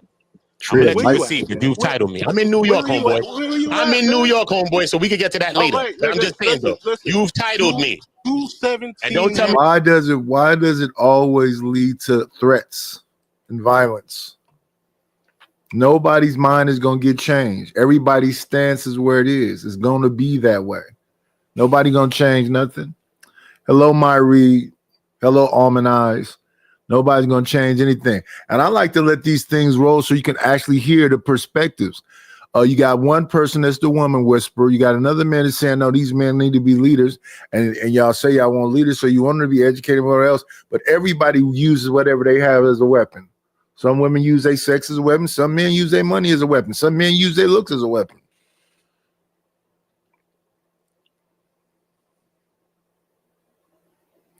Men with money and success just end up being more attractive to women that would not give them the attention without that. I'm not finna give no woman no attention if she couldn't accept me before I had $1. I'm trying to mess with who mess with me always. I want it to be a mutual exchange, a fair exchange. I'm not going, because I got some money now I'm out here messing with 20-year-olds. Ain't no way. Ain't no way. Like, listen, look at Sugar Bum. I don't know why they get mad at Sugar Bum. Sugar Bum ain't gonna say nothing but bullshit, and y'all should let Sugar Bum say bullshit. A man's money matters when he's a trick or a simp. A man money matter when he's a trick or a simp. If I got the trick on you, keep your pussy and your time and your energy and everything else. And whoever's out here breaking themselves to still get treated just like a sucker at the end of it, that's his fault. Shout out to that woman for having that much ism. No fake gangster shit. I don't want to hear no fake gangster shit out of you. I don't want to hear no fake gangster shit out of you. Come on, man. Ain't nobody So you want to fake go to the gangster. fake You the one gangster who shit? I started know it. you not that. You Okay, just Fluffy? started it. Chill out, man. Chill out. You just started. Nigga, Chill out, Fluffy. Chill out, Fluffy. Chill the fuck out. Nigga, that shit's Chill out, stupid. That Fluffy. don't mean nothing, nigga. Chill out, man. That don't mean You nothing. going What does left. that mean? Don't go left. Keep it right. What I've does been that nice. mean? Keep it nice. You ain't being nice, nigga. Nah, nigga, you got your opinion. I got my opinion. Nigga, what about it? Where you at? Land your plane, man. Where you Land at? your plane, man, and get the fuck out. Where you at? Nah, nigga. Land your plane, man. You need to find a bitch. You don't need to worry about where I'm at. Go find a lady, homeboy. You ain't got that, and you can't even speak about nothing that you applying it to. So what the fuck you talking about? I'm asking you a question. You can't define what you talking about. You trying to peddle some ideologies. You got talking points that you've been watching for 2 years, and you can't even explain the motherfuckers. So that's what you wrecked about? That's what you vexed I ain't about? trying to peddle I an ain't arguing with ideology. you about nothing. You can't I ain't explain trying what to you're peddle talking that. about. You're taking us around memory lane in a circle about the fucking history lesson that you done did online when you watch these people. You can't even tell us the difference of what happened from then till now. You ain't back a bitch till then Oh till now. man, You ain't got a woman you now. So stressed where the out, fuck is man. applied to? That's all I'm saying. You Oh, can't you apply the stressed fucking out, pressure. nigga. What are you talking about? You And you talking to a stressed nigga that get out. bitches. I get women. So what the fuck is Oh, that all about? whatever, All kinds too. whatever. So what the fuck is we talking about? So Yeah, we ain't got to okay, discuss that nigga. part. So what are you Bro, talking about? I'm just asking you a bro. question. Because maybe I could learn Ignorant, something, but ignorant, obviously you peddling ignorant is bullshit. So I'd rather talk to ignorant Obsidian nigga. because you taking I all don't his fucking peddle. talking I don't points. peddle The fuck? shit, nigga. I'm not Fuck, out here nigga. peddling. Yeah, that happens often also. What's up, Dragonfly Jones' cousin?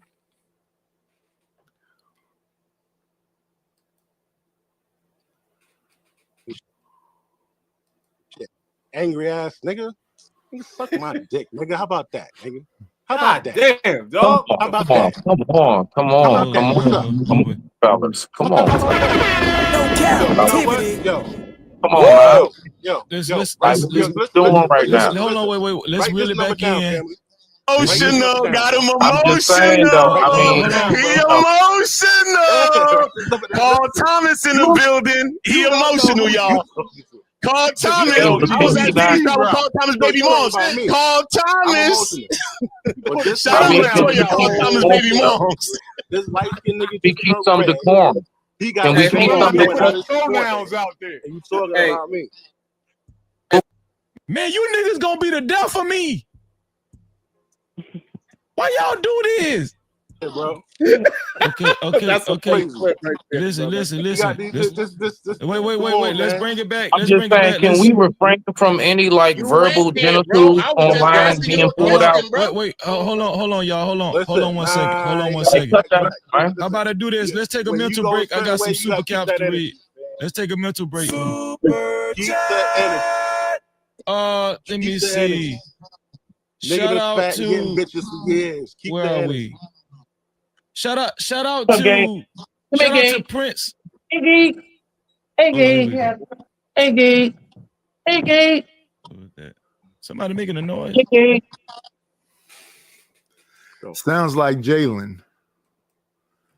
And I think that a lot of these people, because it is a lot of suckers, think that everybody gonna trick. I'd rather be alone. I'd rather be alone than spending all my time trying to kiss somebody's ass or trick off on them and do all this weird shit. And I don't really think about all this shit they say in the manosphere. Not the most of it, because I like a chubby woman. So I'm not thinking about somebody being 120 pounds or 130 pounds. What's the other one they say? Fit, feminine, and friendly.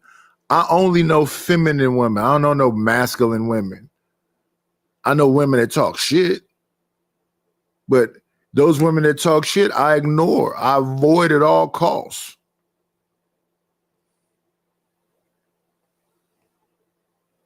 And like, see what Shicey Bum is saying? Shout out to them dudes. Shout out to the pimping.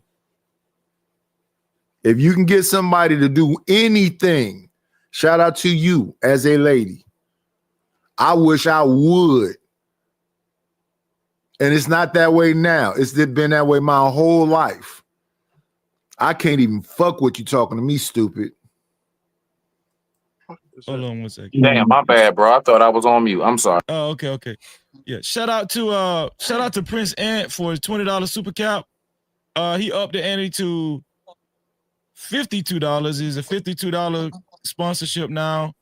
He said the manosphere should be about empowering black men and the sisterhood should be about empowering black women.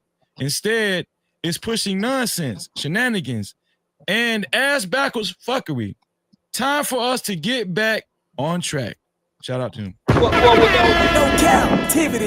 Go ahead, Obsidian. Well, with all due respect to Prince and he doesn't know what he's talking about. We do these things off list, offline at the conclave. We bring the brothers and the sisters together. Like I said, the 5F conference. So we do this in real time. He just doesn't know about it. Shout out to you, Prince, and also shout out to Next level. Shout out to Next Level. Check the cash out, bitch. Next Level with a $2 cash cap. Next Level said, is manosphere for complaining and dudes grouping up for sex? Go ahead, Obsidian. You know, these types of statements by people that really don't know what they're talking about. They've never been to a conclave. You have to understand, we've been around now for 5 years. So a lot of people, you'll notice that come up here, they will always refer to, remember back in 2016 when you said this? Remember back in 2019 when you said that? You know, that sort of thing. I mean, come on. I mean, what are we doing here? We're living in the past or what? It's about to be 2026 and they're still talking about what went down 10 years ago. I mean, come on. Shout out to Next Level again. He said, what started the manosphere? Rage for black women? Go ahead, Obsidian. What started the black manosphere is that there were brothers that was tired of the bullcrap and tired of being marginalized, tired of being gaslit, tired of being misrepresented in the media, and we decided to do something about it. Also, Next Level said, thank you for the $2 cash cow. Next Level said, do the manosphere fall under the life coach hustle? Does the black manosphere fall under the life coach hustle? Does it fall under the life coach hustle? That's what he asked. Absolutely not. Okay, shout out to Next Level. Cash Cap, he says, so manosphere is teaching dudes to separate from women? Absolutely not. We're trying to be as connected to them as possible. Super chat. Shout out to Manina Subpoena for his $2 super chat. Manina says, advocate for your A1C levels. Diabetes is real. Apparently it is. You know about it a lot more than I do. I don't have sugar diabetes, but you do. I mean, you and your heifer lady there. So keep on spending your money. Keep on spending your pennies. You appreciate it. Thank you. Thank you. Shout out to JC for the $5 super cap. JC said, Brutal got a freezer full of Oreo cream as ice cream. Yo. Super chat. Shout out to Drew for his $20 super chat. Drew said, can the panel match my super chat? Can the panel match my super chat for the host, Freezy? Keep bringing the fire, Freezy. Appreciate you, bro. Appreciate you. No captivity. Super chat. Tyrus for the $20 super cap. Tyrus said, for the fluffy guys addicted to DoorDash. God bless him. Shout out to El Cheapo. Shout out to El Cheapo for a $20 super cap. El Cheapo said, I want to hear Obsidian sing There's Some Holes in This House. That was pretty good. Shout out to Manina Subpoena for the $2 super cap. Manina said, I got a Billy offline. Y'all just can't see it. A Billy. I don't know what he's talking about. So. Hey, let me know when maybe he's talking about $1 billion. You're crazy. I don't know. You're crazy. Let me ask you a question. Why when black men talk about bettering themselves, niggas just come out the woodworks with some negative shit? Can anybody answer that? Because I want to answer it. since the world began. Can I answer it, please? It's always I wanna negativity, bro. I want to answer this. Respectfully, I want to answer this because listen to me. I was not against you. I'm not against anybody's ways of life, anybody's thoughts, anything. I'm literally asking you questions. I ain't attack Obsidian. I ain't attack you. We just talking. I was just asking you to understand something because you said you've been understanding this and you came to say I'm a representative. You said I'm an advocate. So to advocate for something, that's what I'm saying. So to be able to advocate for something, to show a person a change, I could show a person a thing, to show it, for me to be able to advocate for something. That's what I was asking you. Then you went to lump me and Sharon and something talking about guys like you. So you started that first because now you naming and you labeling people, stereotyping people for no reason. And I never said nothing to you like that. That's all I'm saying. That's all I'm saying, bro. Whatever you feel, you can feel it. This earth, bro. Whatever you think on earth, you can feel it. You're a man, so I don't care. But I'm just saying, you started that. Is all I'm saying, brother. Respect. Sharon, did you want to? Did you want to? I can read through the bullshit. Ain't by me and you. Hold on, y'all, because I got it. Sharon, did you want to respond to that too? Go ahead, Sharon. Yeah. And then we're gonna go to information, man. Go ahead.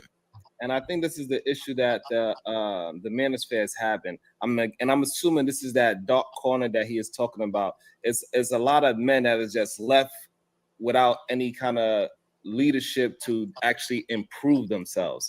They're not understanding that if they just take the mask off and stop being something that they are not, they can actually have the proper outcomes that they need in life. And they keep hiding behind all these talking points that they never lived. So yes, Obsidian is a very charismatic and he's a funny guy.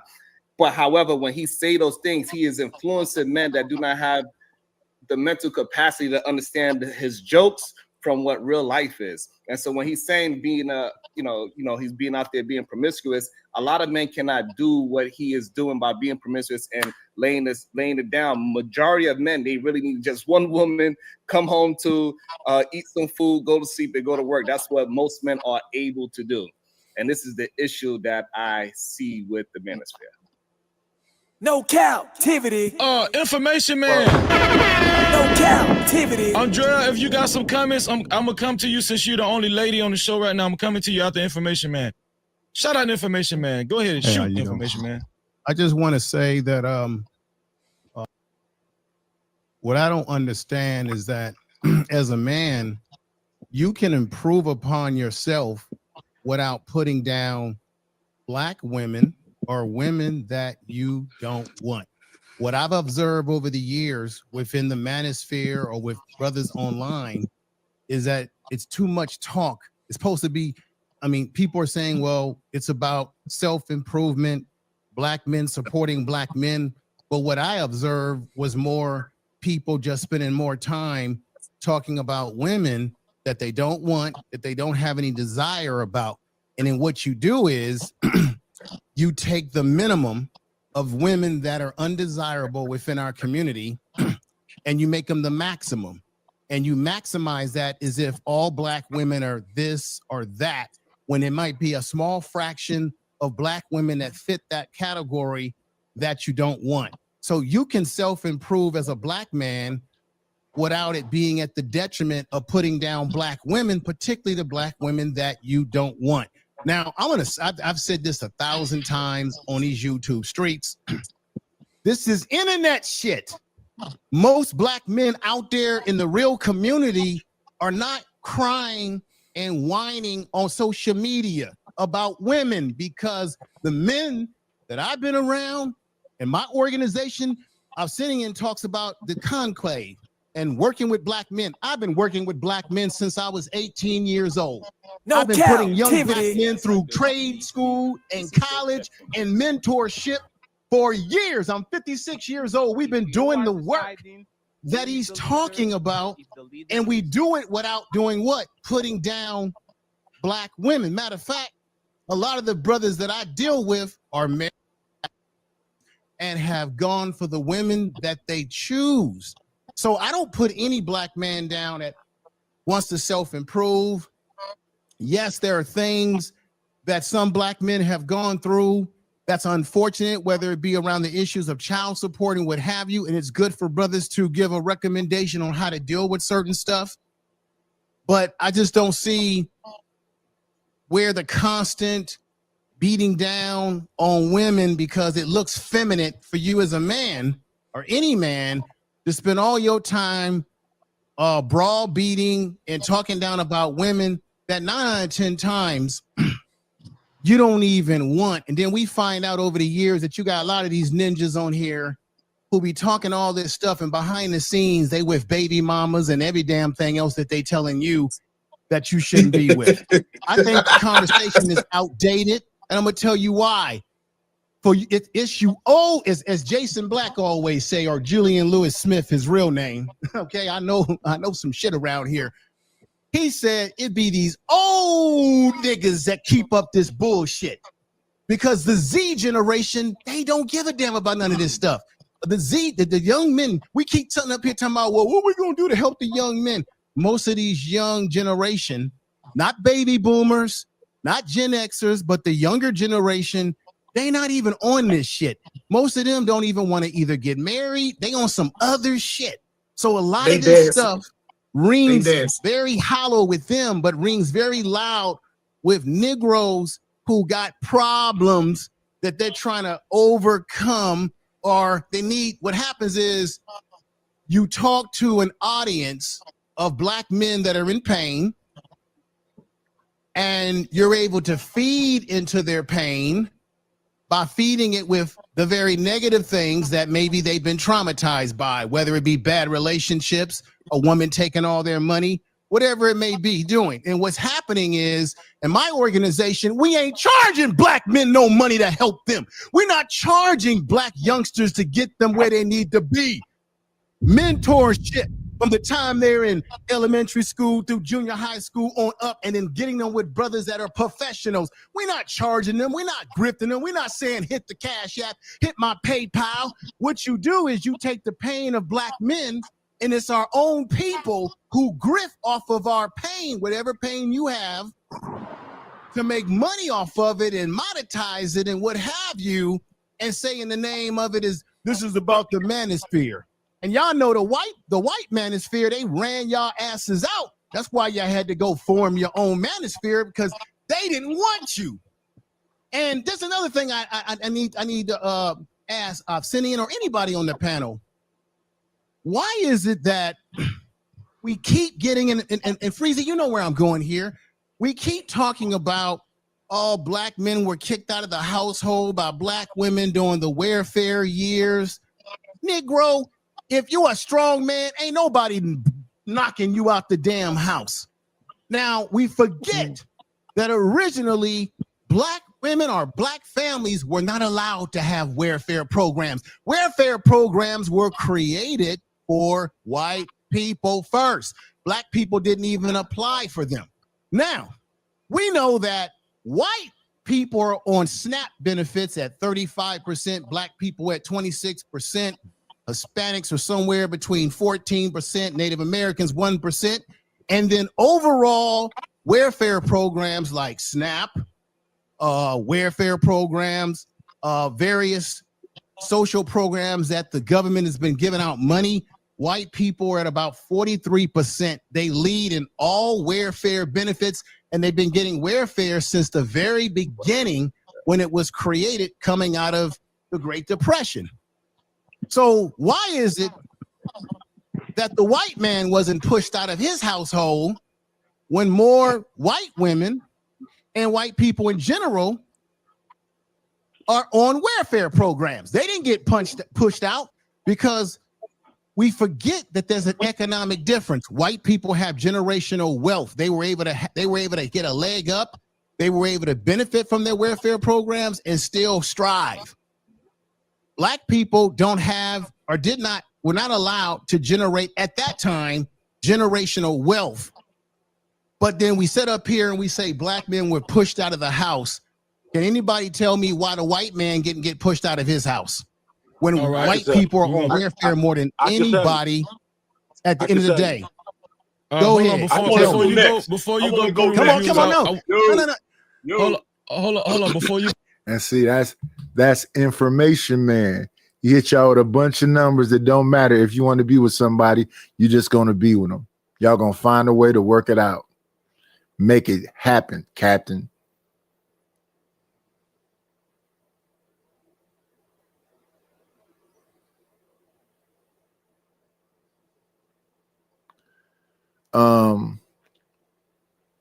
LA said, am I making it a solo show today? No, it's not a solo show. I just wanted them to get out the most so people can hear.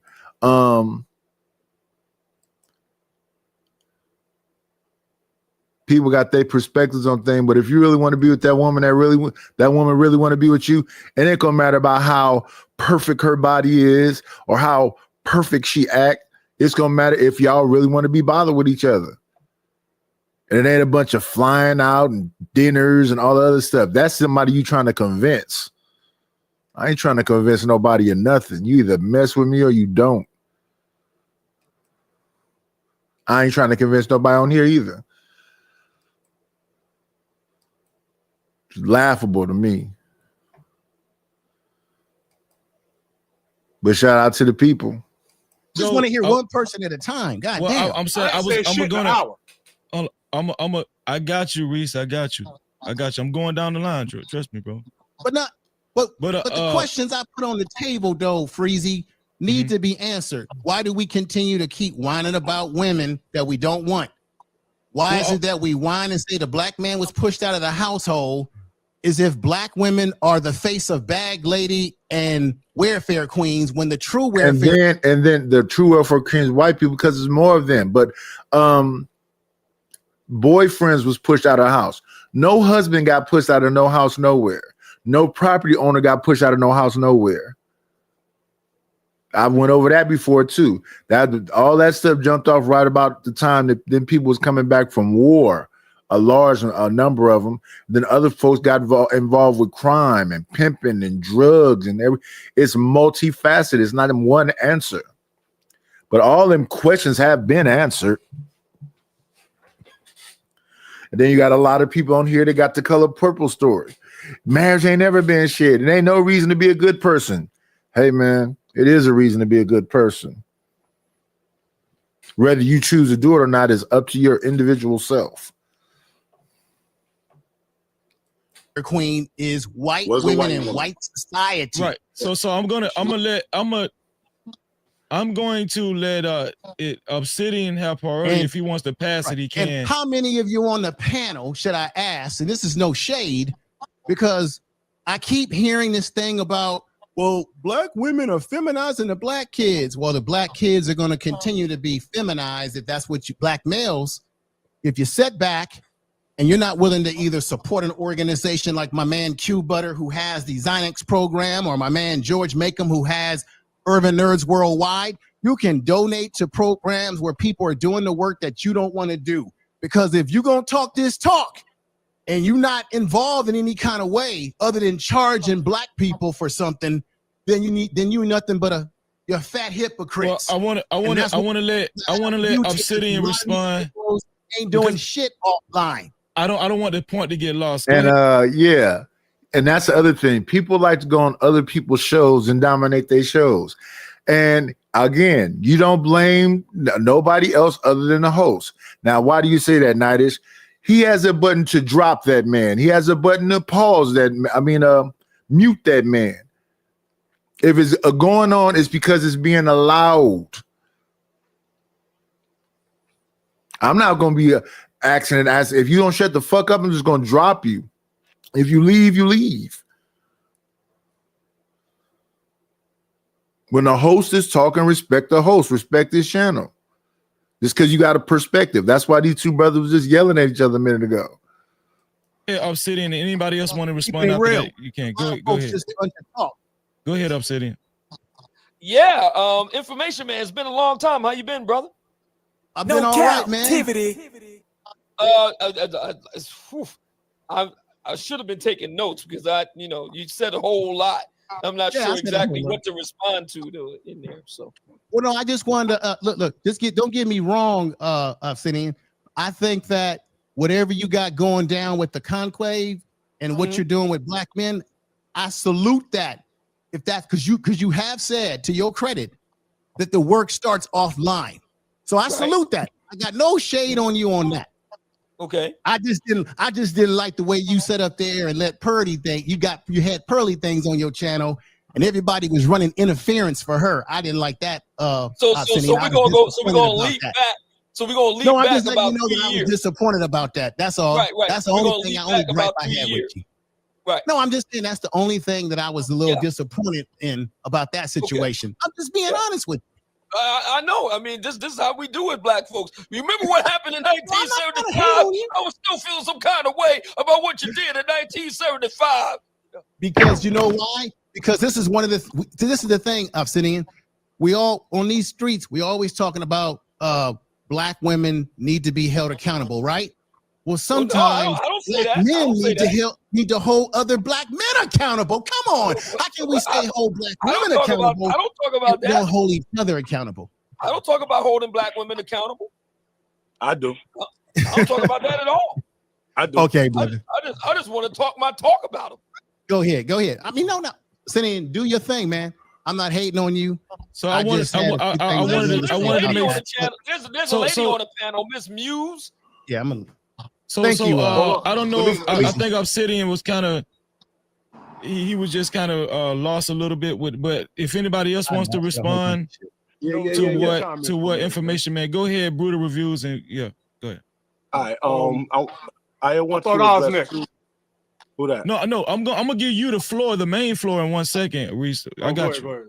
Yeah, go ahead. All right. Two things, real quick about yes, sir. The man at home rule, right? We all know back in those days, well, even today, that they were highly racist, right? So of course they would let certain things slide, or they wouldn't enforce things to the fullest. Or they wouldn't even report certain things for Brad and Becky the way that they would with us. The same way they have cops over policing black areas. They had those people out there over checking our areas. That's one. Yeah. Number two, when you say black men can't be pushed out of the house, black men had to make a hard decision. Imagine you got fired, or you don't have enough money to cover for your family, and if you leave your home, your family can eat, your wife and your 2 kids can eat, right? But if you stay, Get another job. none of you can eat. So men, real men, even no matter how hard that decision is going to make a decision. You know what? I'm going to step. And then it's that conversation. Real men and real niggas and real. Who determines that? All that shit is subjective. You can't listen to no other man or woman tell you how you can be a man. Real men will take abuse. Real men will just trick it out until they run out of money and didn't get dumped. And that's not no real man stuff. That's some victim stuff to be up on here crying about. Step, and I'm going to sneak back and stuff like that. But I'm gonna step out the picture so that my kids and my wife can eat, because I'm not able to feed them. And that was a big blow to their ego. Let me make this last statement to you. What you're saying. Yes, there were certainly men who left the household, because we know that under the welfare program, see this we got to realize, under the welfare program, if a woman had 3, 4, or 5 kids, they had social workers who did more. Even Malcolm X told us this, that did more damage to the black community was the social services, right? They would go in the household and they would look to see how many kids, if a man was in the household. But this is where we forget to remember this on these social media streets. Don't you know that there were men that were still in the household with their women, but they would hide whenever the social services would show up? Yeah. So so it wasn't all men who got kicked out of the household. A lot of men just weren't there when the social services came around. Just like you got a lot of black men who may not be with the woman, but they're taking care of their kids more than any other race or group. We've all seen the stats on that, right? The peer research on that. So that's what we need to realize on these YouTube streets, that most of us wasn't even freaking born.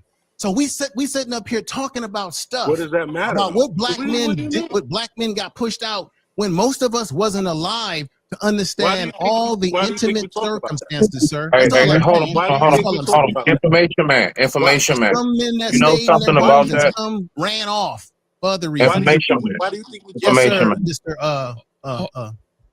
Information man. Yes, sir. I'm the listening fact to you. that, even though a lot of us wasn't born, what happened then has still happened to a lot of us that was born in our life today. A lot of us have experienced the whole being pushed out of the home factor.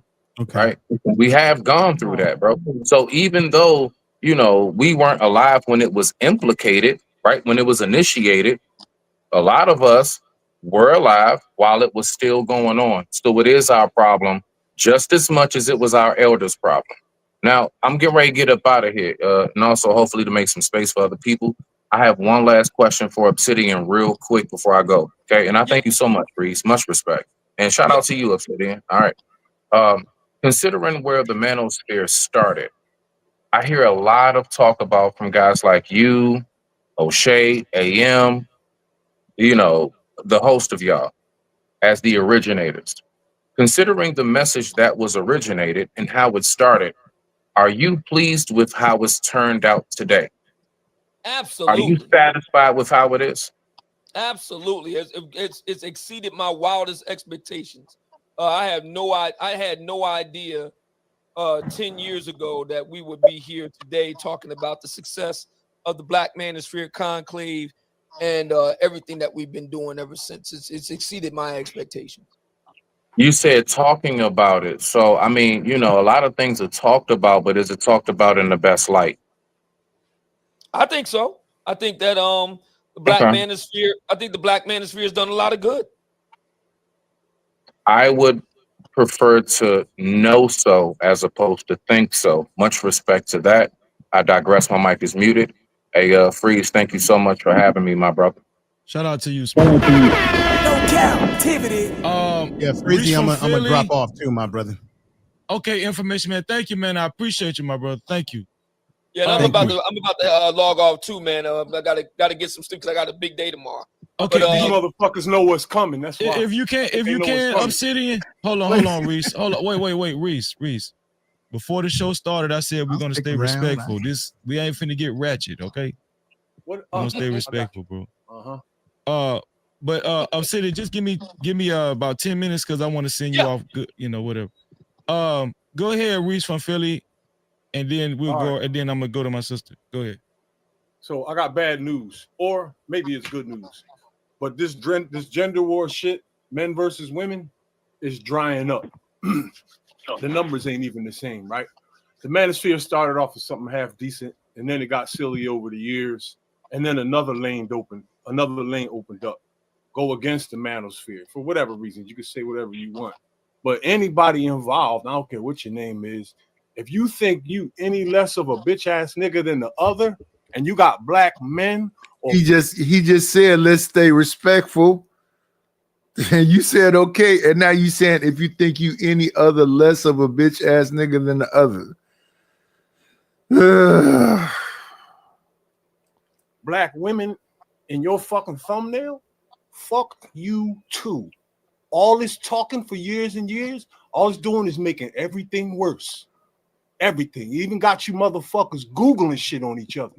The hatred has grown. I had a first row seat. That's why I hit the links. Because I want a front row seat for all of this shit for a whole fucking decade. Nobody will shut the fuck up. And you look around you, it's getting to the streets. Ain't no pregnant young people no fucking where. None. Nobody ain't on this fucking panel seen one in years. All right, so this is what y'all doing to the community. You're literally killing this shit. And I hope I hurt somebody's feelings. I hope I hurt everybody's fucking feelings. And watch this. So none of this. I'm positive nobody cares. I'm positive nobody cares.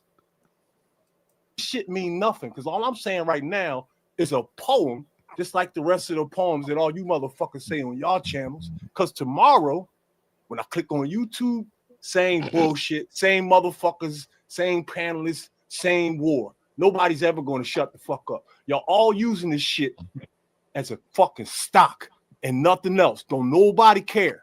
Not one. And these bitches that go for them too. Let me squeeze in. Let me squeeze in Just Jay. Go ahead, Just Jay, and then I'm gonna go to Obsidian so we can see him. Go ahead. Hey, good day. Can you hear me? I'm positive they really don't even know what he just said. And I'm pretty sure that I listen to a lot of young people when they talk about why they're not in relationships, why they're not having kids and whatever else, because they look back on the past. Maybe it have a little bit to do with some manosphere stuff, but it more so has something to do with their autonomy and their freedom to move around. They don't want to be tied down with children when they're young. This is at least what I hear them saying. I don't hear them automatically saying, because I listen to some red pill content or because I listen to the manosphere. I more so hear them saying, my mama had a kid when she was super young and she complained about how hard it was. My father got a girl pregnant when he was super young and he complained about how hard it was. Younger people are saying they're being smarter. But let's listen.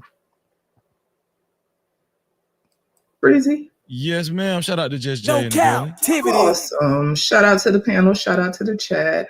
I currently don't have any questions. I'm just sitting here being present. Okay. Obsidian, I don't want to hold you much longer. Did you want to say anything before you left? Make sure what's your before you say that, what's your cash app? I'm gonna put it in the chat just for anybody that wants to purchase, anybody that's looking to purchase Mumia Obsidian's book. Hold it up. Okay, there it is. There you go. Yeah, it's the gospel. What's the title of it? I want you to say it, Obsidian. Oh yeah, the Gospel of St. Kevin Samuels. That's the name of the book, and I have several other books as well. Okay, what's your cash app? I'm gonna have the mods put it in the chat. $sign Obsidian Radio. $sign Obsidian Radio. Anybody that's interested in purchasing. So yeah, Reese, they didn't care nothing about the whole bitch ass niggas and the bitches too, but shout out to the shout outs. No, we as adult people, we got to get past the name calling or whatever, because nobody cares. But what people do care about is eating and getting some money. With that being the case, since Obsidian said his cash app, let me do some begging. Here we go. Let's play my money. Oh, money.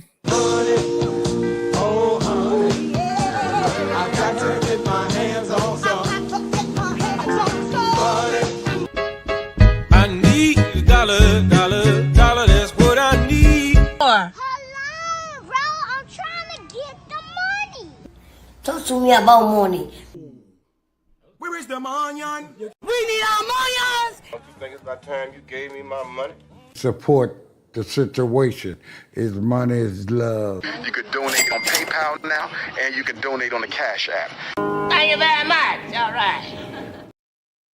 Yeah, the Cash App is on the bottom. The PayPal is on the bottom. The Cash App is $KNIGHTISH1. The PayPal is paypal.me/IDLNO. I have Venmo and Zelle. Here's the thing. All the old stuff works. If you care about the community, then you know what the community needs. It needs mentors. It needs people that can employ these children. It needs coaches. It needs men that's okay with being stepfathers, even though they say, no, F these baby mamas. You know what's needed. It needs your active engagement and participation. If you don't want to be actively engaged and participate, then what people will suggest is then just stay out of it and let it burn. A lot of people be up here talking about it's just going to burn because this incident or this TikTok or this Facebook or this Kick or this Rumble. If you don't care about it, that's what's wrong. That's what's happening to it. What's happening to it is it doesn't have enough active people that's willing to participate in uplifting it or keeping it alive, or at least going in with something that works, that'll be beneficial to said community, or what some people call community.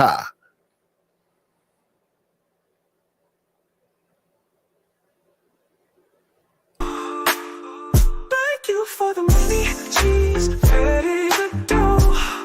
Good scratch, squill of paper. Thank you to Joy is Real for the Cash App. I appreciate it.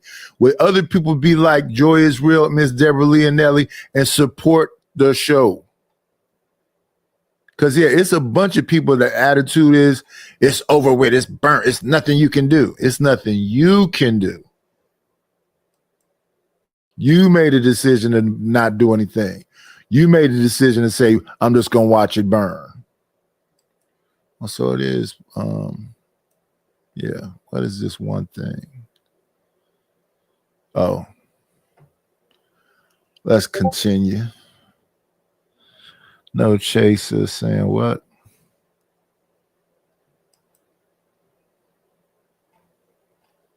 Oh, yeah, he put the link there. Yeah, but by now people should know that I'm over here. They should see my new name in chats wherever they are if they want to pop up to this new location, because I'm going to be here until it's monetized.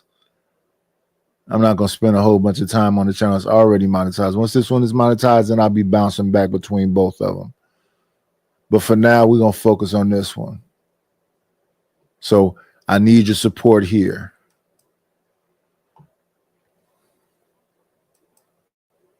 Obsidian's book. We're gonna continuously put his cash app in the chat. Obsidian, what do you want to say before you sign off? This has been fantastic. We got to do this again because I can see it's got a lot of people out. So we got to do this again. Maybe we can do it again next week. No captivity. Obsidian, I'm riding with you, dog. I'm riding with you. So round number 3 next week. You know, and I appreciate you, bro.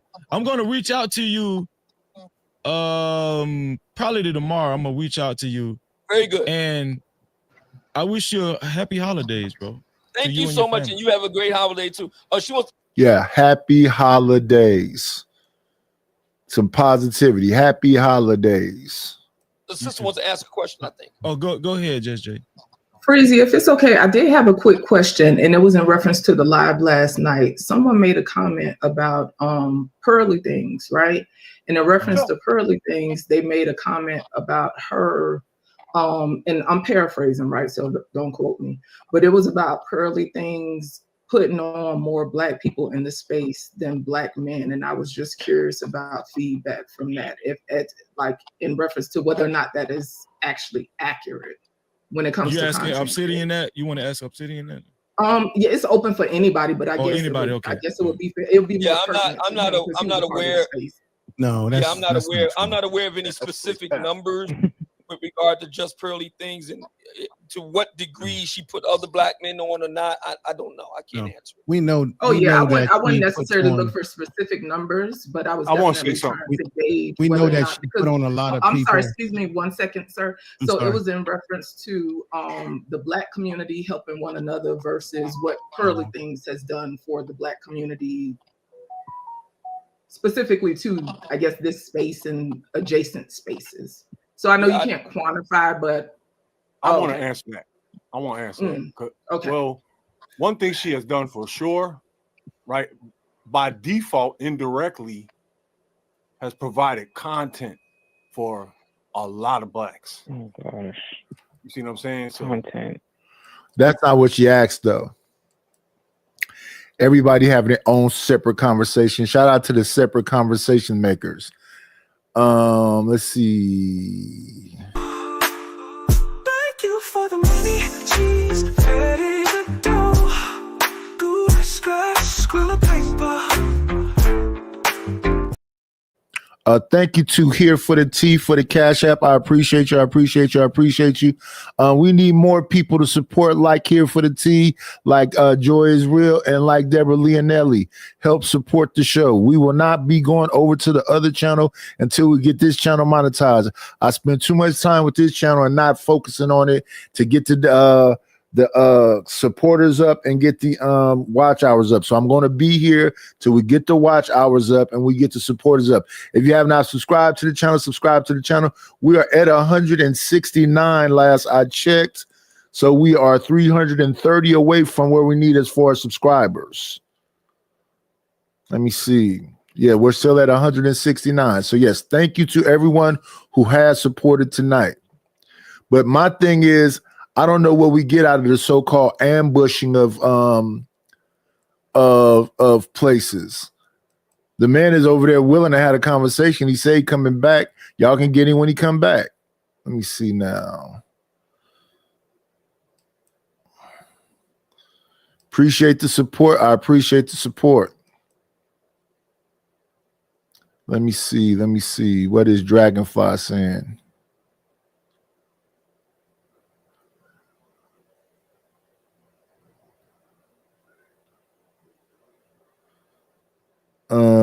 I don't think they care nothing about people saying that stuff.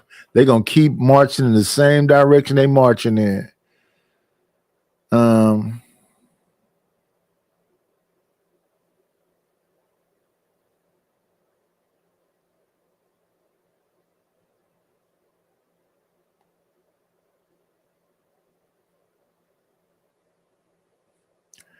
Let me see.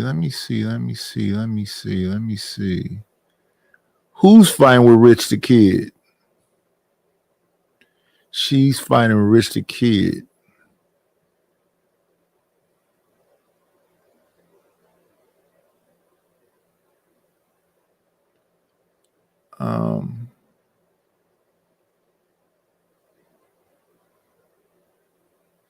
Oh, Summer Walker.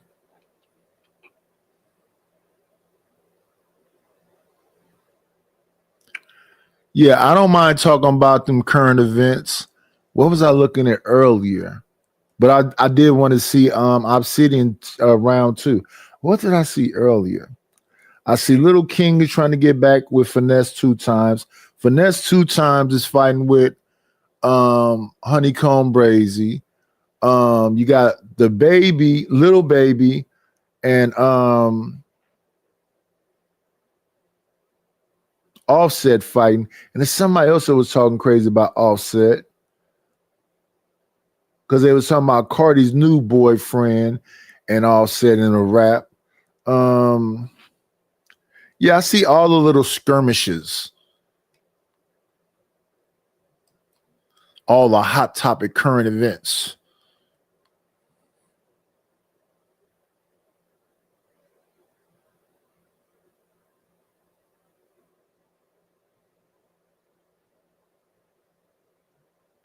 Yeah, you better not take this online stuff seriously. I hear J Mane got his chain taken. Krishan went on a 20 versus 1 and called somebody from the C team a crustacean. They don't like that because she's mad at Blueface. So I see all the nonsense. What else we got going on? They supposedly banning DC Baby Draco from doing hood vlogs in LA.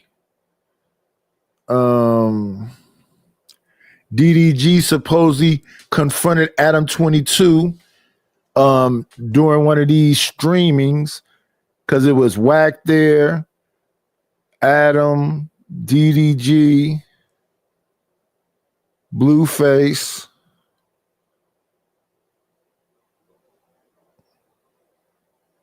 And Whack 100 tried to be the intermediary between the two of them.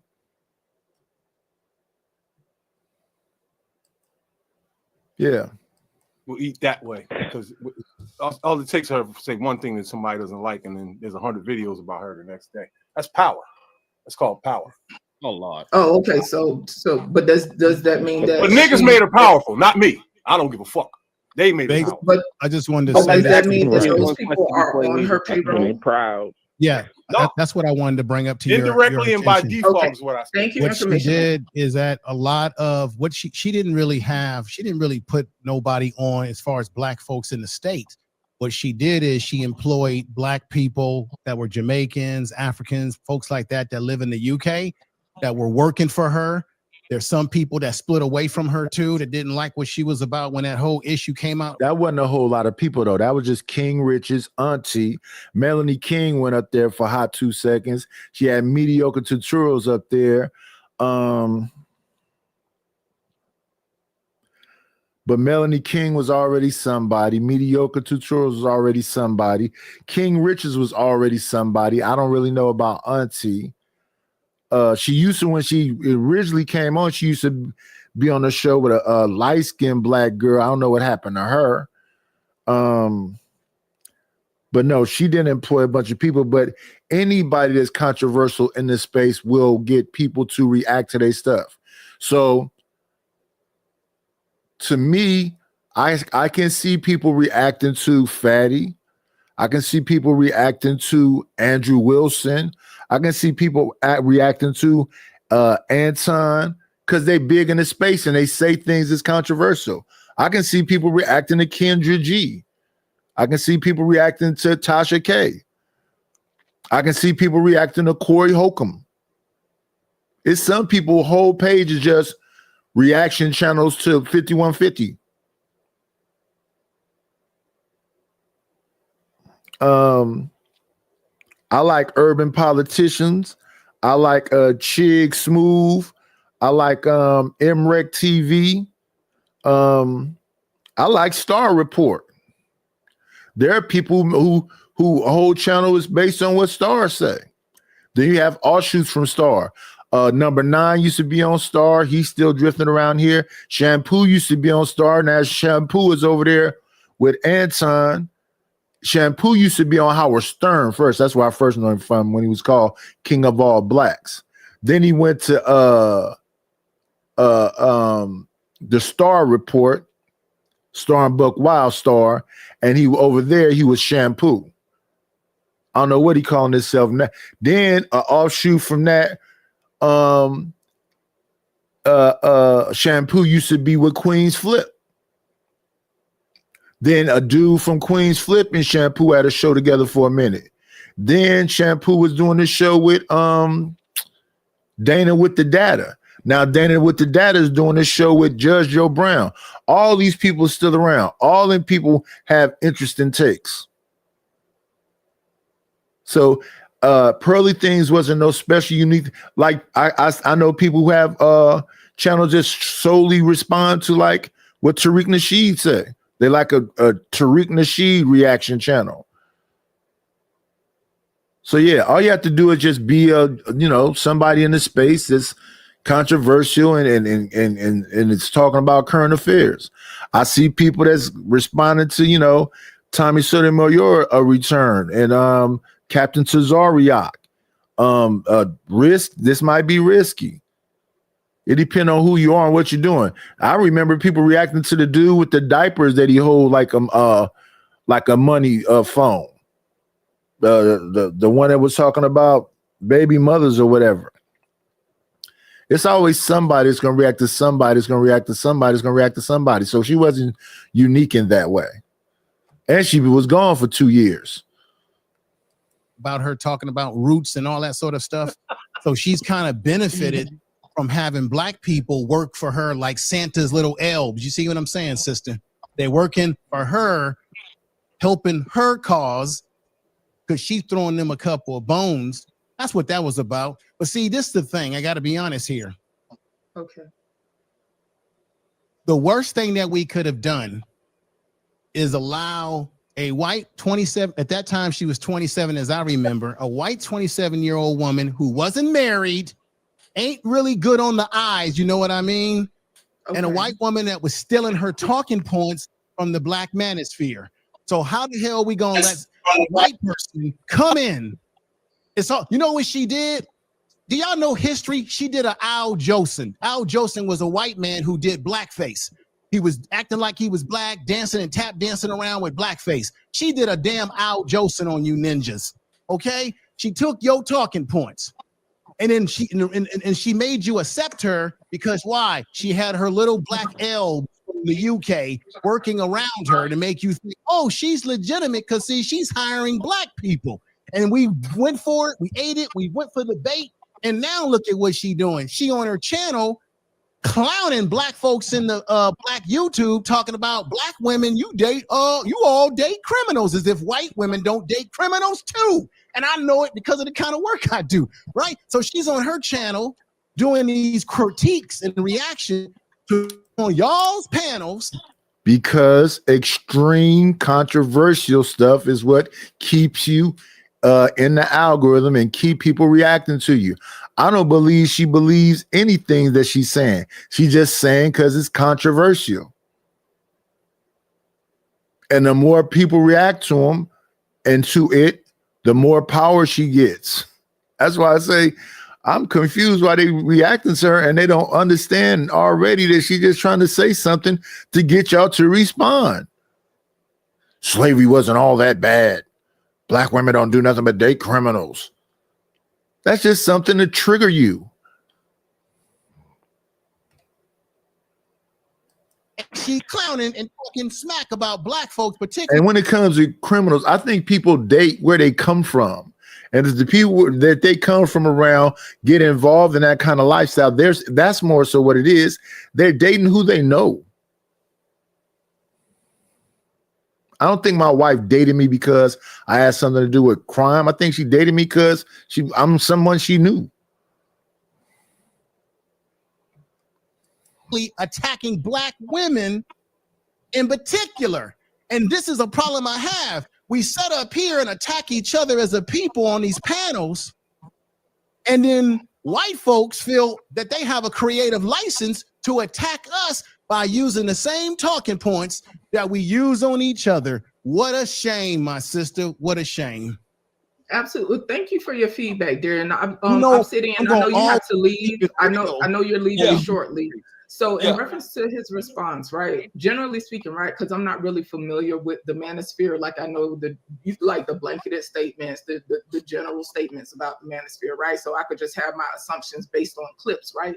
So I would in no way act as if I'm well versed about the space, red pill, et cetera, right?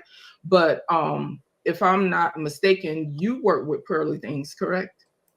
I did have her on the show. I didn't work with her, but I did have. Well, let me see. No sin, 7 sin. I'm not saying that felons are the only options for black women. No. Based on how you market yourself, everybody is available to black women.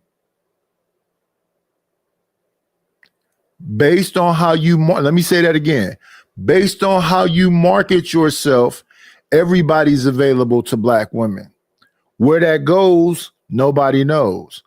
But if you are pleasant, if you are attractive, if you are young, if you are pleasant, attractive, and an older woman, it's just about how you market yourself.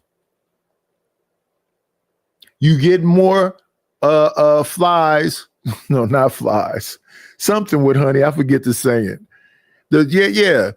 Your sweetness is most people's weakness. So no, you don't just have access to criminals. You can have access to nerds too. Were you kind to nerds? You can have access to whatever you are kind to, whatever you are understanding with, whatever you are patient with, whatever you are loving to. And it doesn't matter if you're a baby mama, got a little weight on you, and none of that other stuff. Is being around you a pleasant experience? Or is being around you fucking annoying? I don't know about other people, but I don't like annoying people. And I really don't like loud people neither. So different strokes for different folks. Because when I look at some of these people, they say is whores and monsters and this and that and blah, blah, blah, right? They talk about that girl, India Love. She messed with boxers and football players and rappers and all this other stuff. Then she get on this streaming thing and she's rubbing all on Duke Dennis. Duke Dennis ain't concerned about her. Then DDG is giving her all kind of stuff, but that's not a real thing. He just does that with most of the women he be around. I think that if you as a man want to be a generous man, I hope that you're okay if it's not reciprocated. It ain't that complicated. So yeah, they have access to more than just felonies. I mean, more than just felons. Ever on my show once, yeah. Okay, But I guess I actually, wanted a little bit of actually, I clarity watched. because I guess what I did hear, right, what I heard was in the space that you endorsed her and you put your stamp of approval onto her and kind of catapulted her within these spaces and the adjacent spaces. No, what happened, I had her on the show to address the whole roots issue that Information Man brought up. And I sent out an open invitation letter to about 24 Black content creators to come on, like what I'm doing right now, confronting everybody. Not one of those people took me up on the offer. Not one. So can I ask him a question before you leave, Freeze, or are you gonna let him get up out of here? It's up to Mumia because it's I'm on lightning his round, time. real quick. Go ahead. Real quick questions. I ain't gotta get long-winded. So my question to you is, looking at your life today, You said that you was a heathen. You said that you really want to sleep with the hoes. If the men in the manosphere take on that ideology, do you think that that would make the black community as a whole a better community? Well, number one, it will make them infinitely better because the brothers that I'm rolling with are making really good money. I mean, these guys are getting into STEM careers where the STEM. Being a heathen would make the community better? What?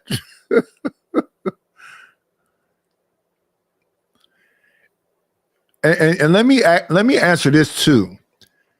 Let me explain about being in a paladin or being in a layer. I often hear from my sisters and some folks, why are we supposed to care about this? Let me say this, and I hope it's heard. If you don't care, there's millions of channels on YouTube. The reason why we're paying attention to this is because I care about it. So when you're in the paladin or when you're in the layer, understand the things that we are looking at is not because what do the people, what you're experiencing is relationship with me. I care about it. So what you hear me talking about is stuff I care about. You don't have to care about it as well, but I care about it. I see my guy Maurice has made it over. Thank you, Maurice, for coming through. Appreciate you. Hello, Lucy Pearl Bailey. Let me make sure I give my brother a rent so I can see him when he come in the chat. Won't be invisible to me. Yeah, the reason why you hear these things that I'm talking about is because I care about them. And it's very, like, for example, we had the dude, David Bildo or whatever his name was, come over to me and told me about the black fatigue thing about a week before it got hot over here. And when he explained to me what it was, I told him I didn't care and I wasn't going to talk about it. But it had got so hot that I eventually said, well, I will put my 2 cents in about it. When you come to the paladin, what you are looking at or whatever we reacting to, it's me caring about it. But that doesn't mean because I care about it, Shiesty Bum have to, or Seven Sin have to. Y'all don't have to care about shit. Y'all cannot give a fuck about nothing. I'm okay with that. Y'all have your own individual life. Y'all don't have to give a fuck about me.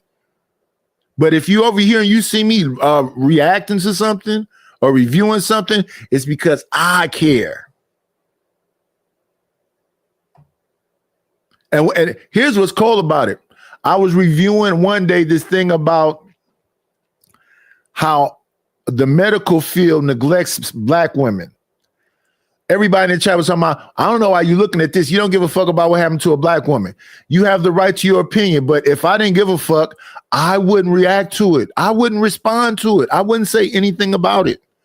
Why do you talk about marriage? I am a husband. My wife passed away, but I'm still a husband. So I hear what y'all be talking about. Y'all want to find some niggas to fight with and argue with and gender war with. I'm not finna gender war with you. I don't hate women. I don't even really dislike them. I don't really give a fuck about somebody that wears a wig or a weave or any of that shit. I think it damages your hair because we looked into that too.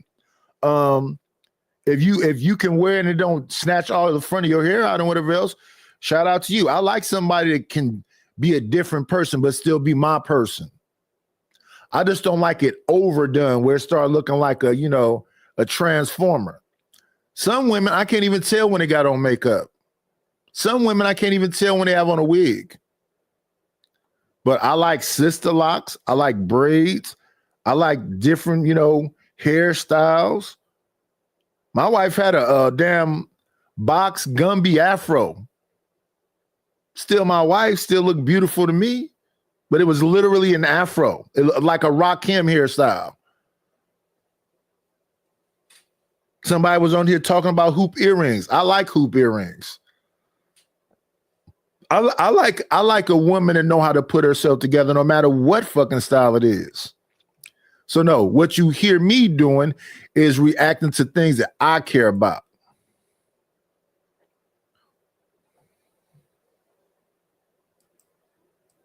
Proportion of black men are very low. You're looking at less than 10% of black men work in STEM, less than 5% are in engineering. So we're increasing that number. And many of these brothers want to be married. Not all of them want to live as I do. I don't tell brothers to live the way I live. I don't tell brothers that they need to go and chase down Babylonian whores or bang down heifers or tip over cows. Okay, so perfect. So you saying that you're teaching the guys to do actually the opposite of what you're doing. Not because so I get the money. I'm a money guy. I go get the money. I say chase it. I'm that guy. But what I'm saying is when I heard you talk today and you're supposed to be the leader or the teacher of the or the founder, and then you say, hey, these guys actually should be going to get married, build black families, do all these things. So in reality, your vision is the men in these manosphere spaces to do the opposite of your actions. Well, no, we don't prescribe what black men should do. We leave that up to them. That's what I love about the conclave. We're deliciously ambiguous about what black men should do in that regard. That's up to them to decide. They have to decide for themselves. So, okay, so the manosphere, and let me let you go lightning round, is really for black men to just do whatever they want to do. Is really no structure in what black men should be doing. Well, it's about No. And I think, unless I'm misunderstanding, the manosphere is saying, put yourself first, man. Don't put all that other shit first. Get yourself together first, financially, physically, and everything else, so you can get the best option you can get. I thought they said that's what the manosphere is supposed to be. Put yourself first. If you want to be with a bunch of whores and be a playboy, okay, put yourself in the best position to do that. If you want to be a husband and whatever else, put yourself in the best position to do that. I thought that was the whole purpose of this thing. Man up, be the best man you can be so you can get the best deal you can get. And approach that deal wisely. Don't approach that deal naively. Black male autonomy, giving black men the maximum freedom and choice to be able to map out their life as.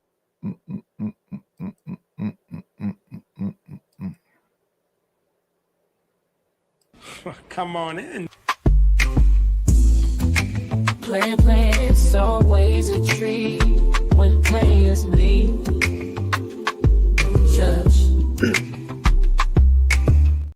Good morning. Good day, night. How you doing? I'm good.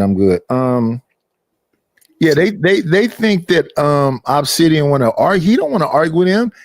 And I don't understand why they can't never explain this thing. I had to listen for a long time before I even came to understand it. These people are not telling you go be a baby daddy, go do. They're saying if you want the best for yourself, be the best version of yourself. That way you get the best option, but you come first. A lot of people be talking about everything else come before them. Now, as a man, I'm saying that if you want to go out here and be a baby father, you're needed. And if that's a choice that you make, nobody should be making you feel some kind of way because you're a baby daddy.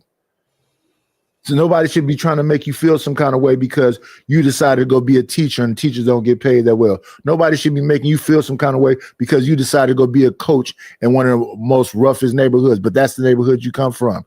All that shit is commendable to me. Being a father, being a baby daddy, being a coach, all the shit they in this space call you a sucker and a simp for, I think is commendable because you as a man took it upon yourself to step up to the plate and take on these positions that a lot of times are thankless jobs. And vice versa. Any woman that's dealing with some man who got a bunch of little kids and she decided to come in and be a stepmama to them and actually love them kids and do whatever else, commendable also. Yeah, that's a fact. I just came up, so I didn't get a chance to hear all of what he said, but from the little bit that I heard, and this is why I wish people was around a lot longer, because it's amazing how people over the years they change up there. They start dialing back little by little because they seeing this bullshit. And it's just funny hearing it. So you know how I think they knew it was bullshit from the get-go. No, that's the thing. They didn't. They really believed in the shit they were saying. They really believed in it. I don't believe so. O'Shea even came out and said it was a grift from the get-go. He's saying that's what I'm saying. They're saying it now. I've been on here about to be 6 years. They wasn't saying that. They was living this. They was going hard for this. This is why the conclave was built, because they believed in it. So you was on here when the Rumble used to be on, right? Yeah. You didn't see that was clearly bullshit. All them brothers on the Sunday Rumble, all them brothers were supposed to be coming together. Information Man is one of them. Almost every other show, Information Man was yelling to the top of his lungs and talking about fighting somebody. Almost everybody in the Sunday Rumble was Fight Club. When that's supposed to be brothers coming together. Yeah, and the point I'm making is the things that they're saying. Well, I'm not. Let me stop saying they. The things that he is saying right now. Yeah. Since the first time I met him. Yeah. This is not. That's not. It's not the same. And it's like when you get new information, you start adjusting to it based off of like. Yeah, that's intelligent. It is. I'm not saying he's dumb by no means. They would not have the following if they were. So dumb, no. That's the thing. It is. It's very intelligent. It's very daggone intelligent, especially if you don't know what you're looking at. But the thing that they're saying is and I'm glad Eda Man pinched them into a corner. Let me hear exactly what this product is about. See, Eda Man is a salesman. So basically, he asked him, what are you selling? What are you selling? You selling coke, dope, heroin? What? He's selling, man, put yourself first. All right. So now I'm glad you said that. So he's saying, men, put yourself first. Mm-hmm. Okay.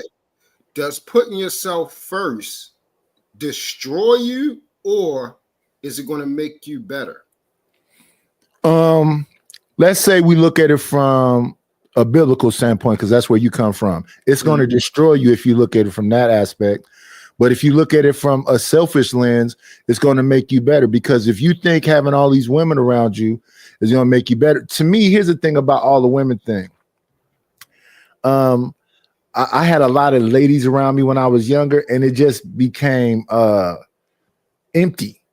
Because if it ain't no love, if you just screwing every day, or you screwing you go to the club, you screw somebody, you with your homeboy, you screw one of their girlfriends, friends, all this kind of stuff, that's empty to me.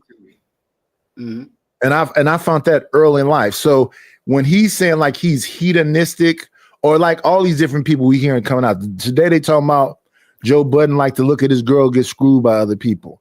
That's some freaky, kinky stuff. That's not making you better. But Joe evidently thinks it's good. Diddy evidently thinks it's good. But no, that I don't know how I can be a freaky ass man like that and still be a good dad. I could have money. And a lot of times I listen to this whole good dad thing. It ain't about what I think a good dad is. A good dad is trying to shape and mold good people for society. Good across the board.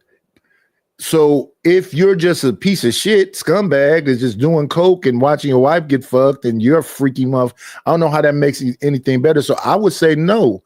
Ultimately, no. But if the goal is to tell men that when you make a decision, your decision trumps everything else and you come first, I can see how somebody could see that as a good thing.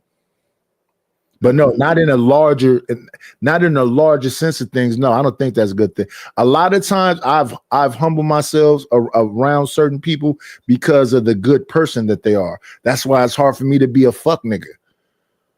Now the younger me, yeah, I was sheerly in the fuckery. So that's why I'd be killing me when they be telling me I like starting shit with people. And no, I don't. Because what's the outcome of that? If we can't work together, that's a failure for me. To me, I think it's fucked up that whatever happened between me and Fatty happened, whatever happened between me and Witch Doctor happened. I think that's all fuck shit. But I'm not gonna change my men's. So we was having a conversation about. And I had it up here before. So if a girl is 16 and she already got a baby and she's a prostitute as a man, I don't care what, if you're 25, she's 16. If you buy vagina from her, you a piece of shit. And I was with a bunch of people that was kind of suggesting that the 16-year-old is fast or what. I don't give a fuck about that. That's still a 16-year-old. So that's some of the kind of shit I get in the middle of. Or it's the other thing is, so I'm a supporter of your channel.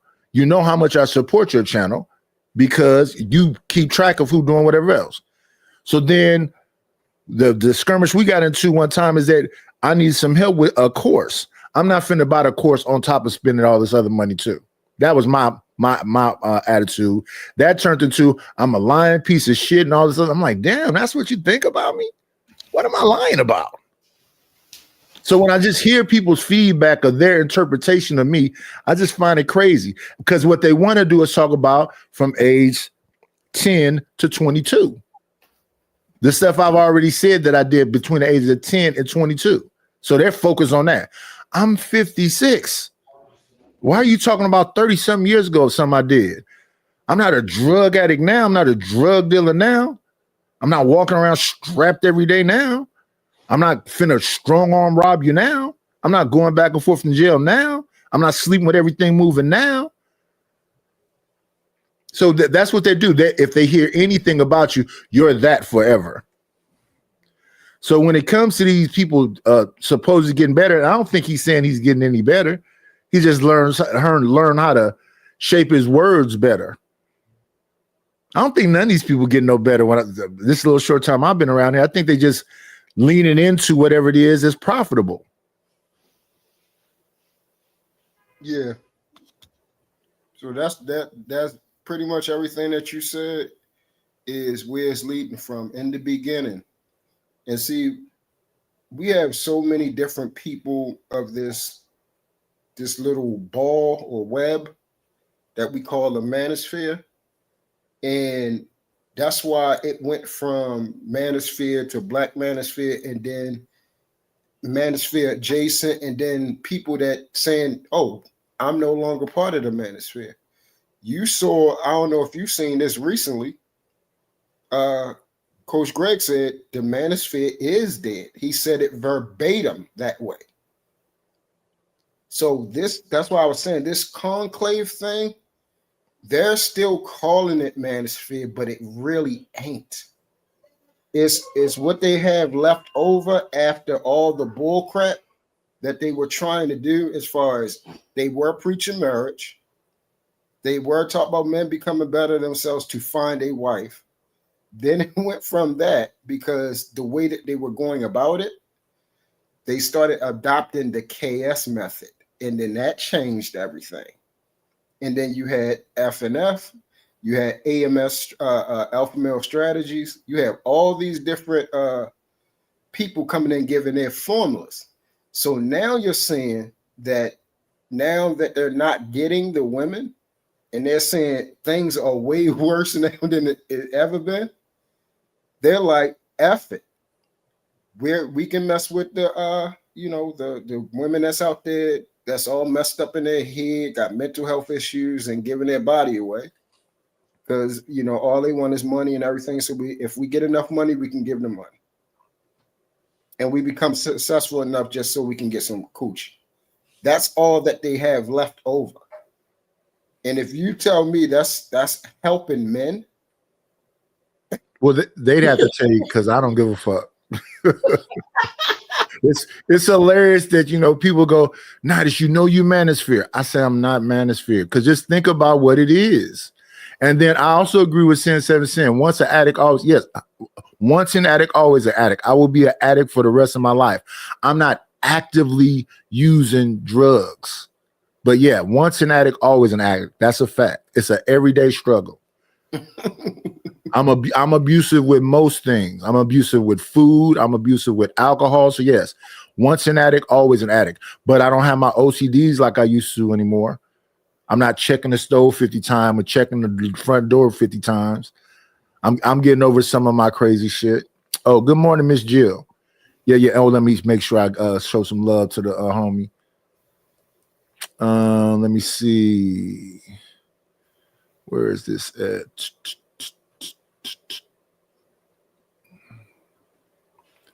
It's my house. Ooh, Bounty. Thank you. I want to thank you. Yeah, man. But yeah, and I don't even like to be in them situation where people think I'm defending something. No, it's fuck shit, but what's not? They I mean, think it's, if people can live with it, hey man. they think because that it doesn't bother you, then you agree with it. Yeah, and that's the thing. A fuck nigga thinking whatever you just said is a fuck nigga. So they gonna think whatever fuck nigga shit they think all the time. And bitches can be fuck niggas too. So when I'm looking in the chat and people's making all these comments, they're not saying what they saying to me because they concerned about my mental health. They're not saying what they saying to me because they concerned about my physical health. They saying shit to me because they can punch up or punch down. They wake up early in the morning to talk shit and suck dick, swallow spit. So fuck them. I'm gonna be consistent with that. But listen, to the people that support me, understand that's my feelings about them piece of shit scumbag crumbs.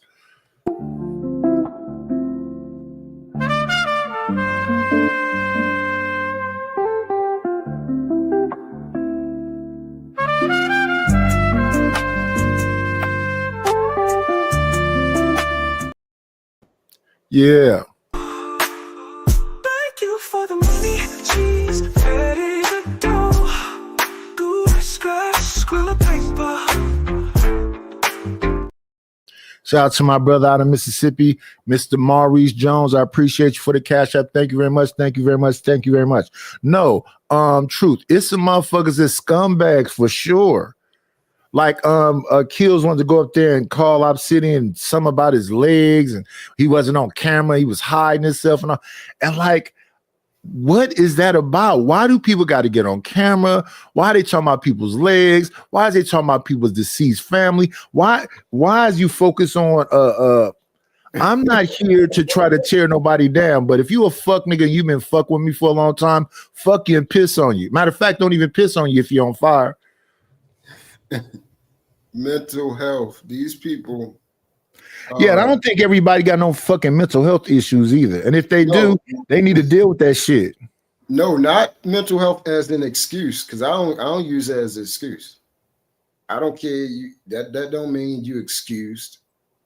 I'm talking about mental health as in they that fucked up. Oh yeah, I understand what you're saying now.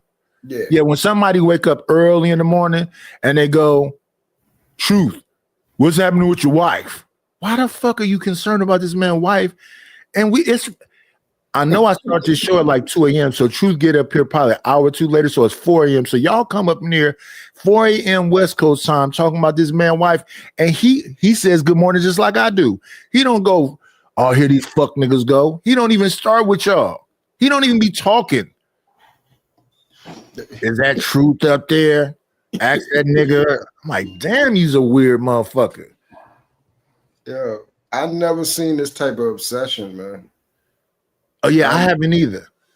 I really it's very special. And then the cold part about it is okay. So now I'm on somebody else's panel, and now this person I don't got the controls. They go, yeah, on this channel you don't got the controls. You think just because you got a little bit of power, what power are you talking about? So I'm a celebrity to you in your mind. Apparently. That's what I'm saying. These people got issues, real issues.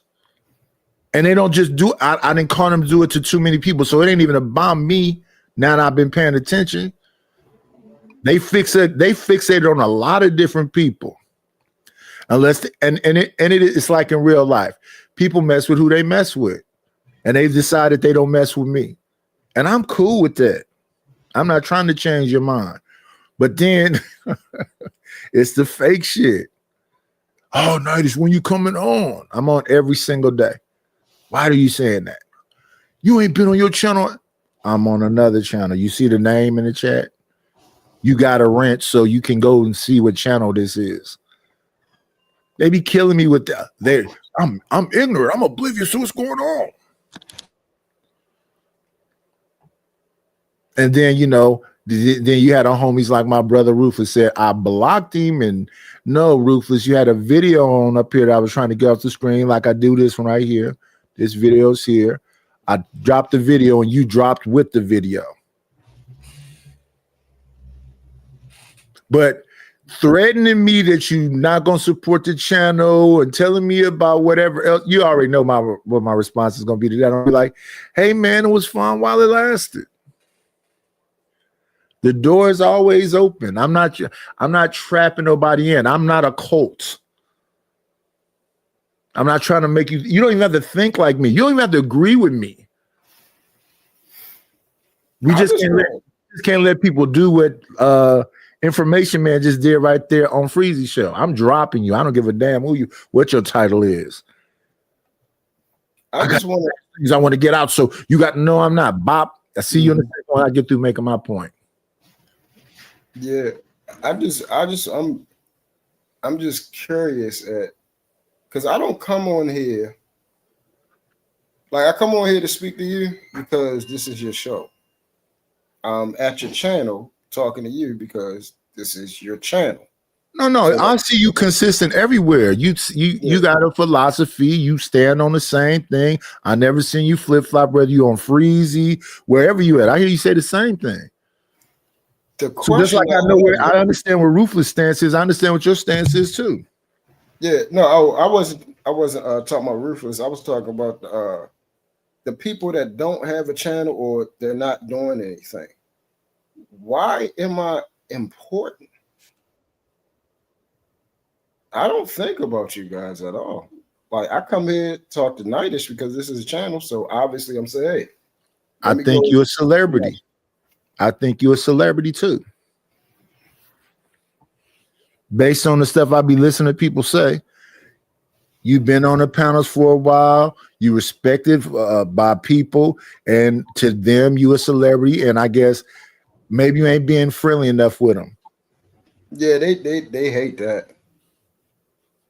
That's why they don't like nice you. To me. That's why they don't like you, because you don't you ain't trying to kiss their butt.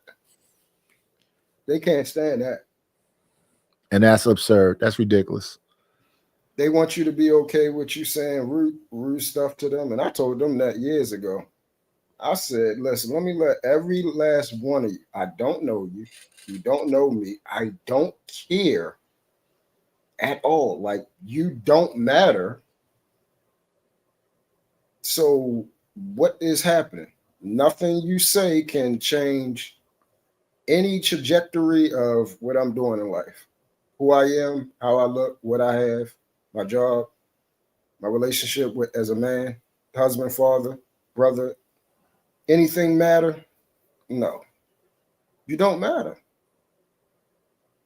To you, you matter, and that's good. But to me, you don't. So I don't understand why you want my attention. I don't know you. Truth. Like, what the hell are you thinking about me first thing in the morning for? You ain't thinking about no job. And these are men too. You ain't thinking about no women. Where the woman in your bed? It should be a woman in your bed. You should be saying her name.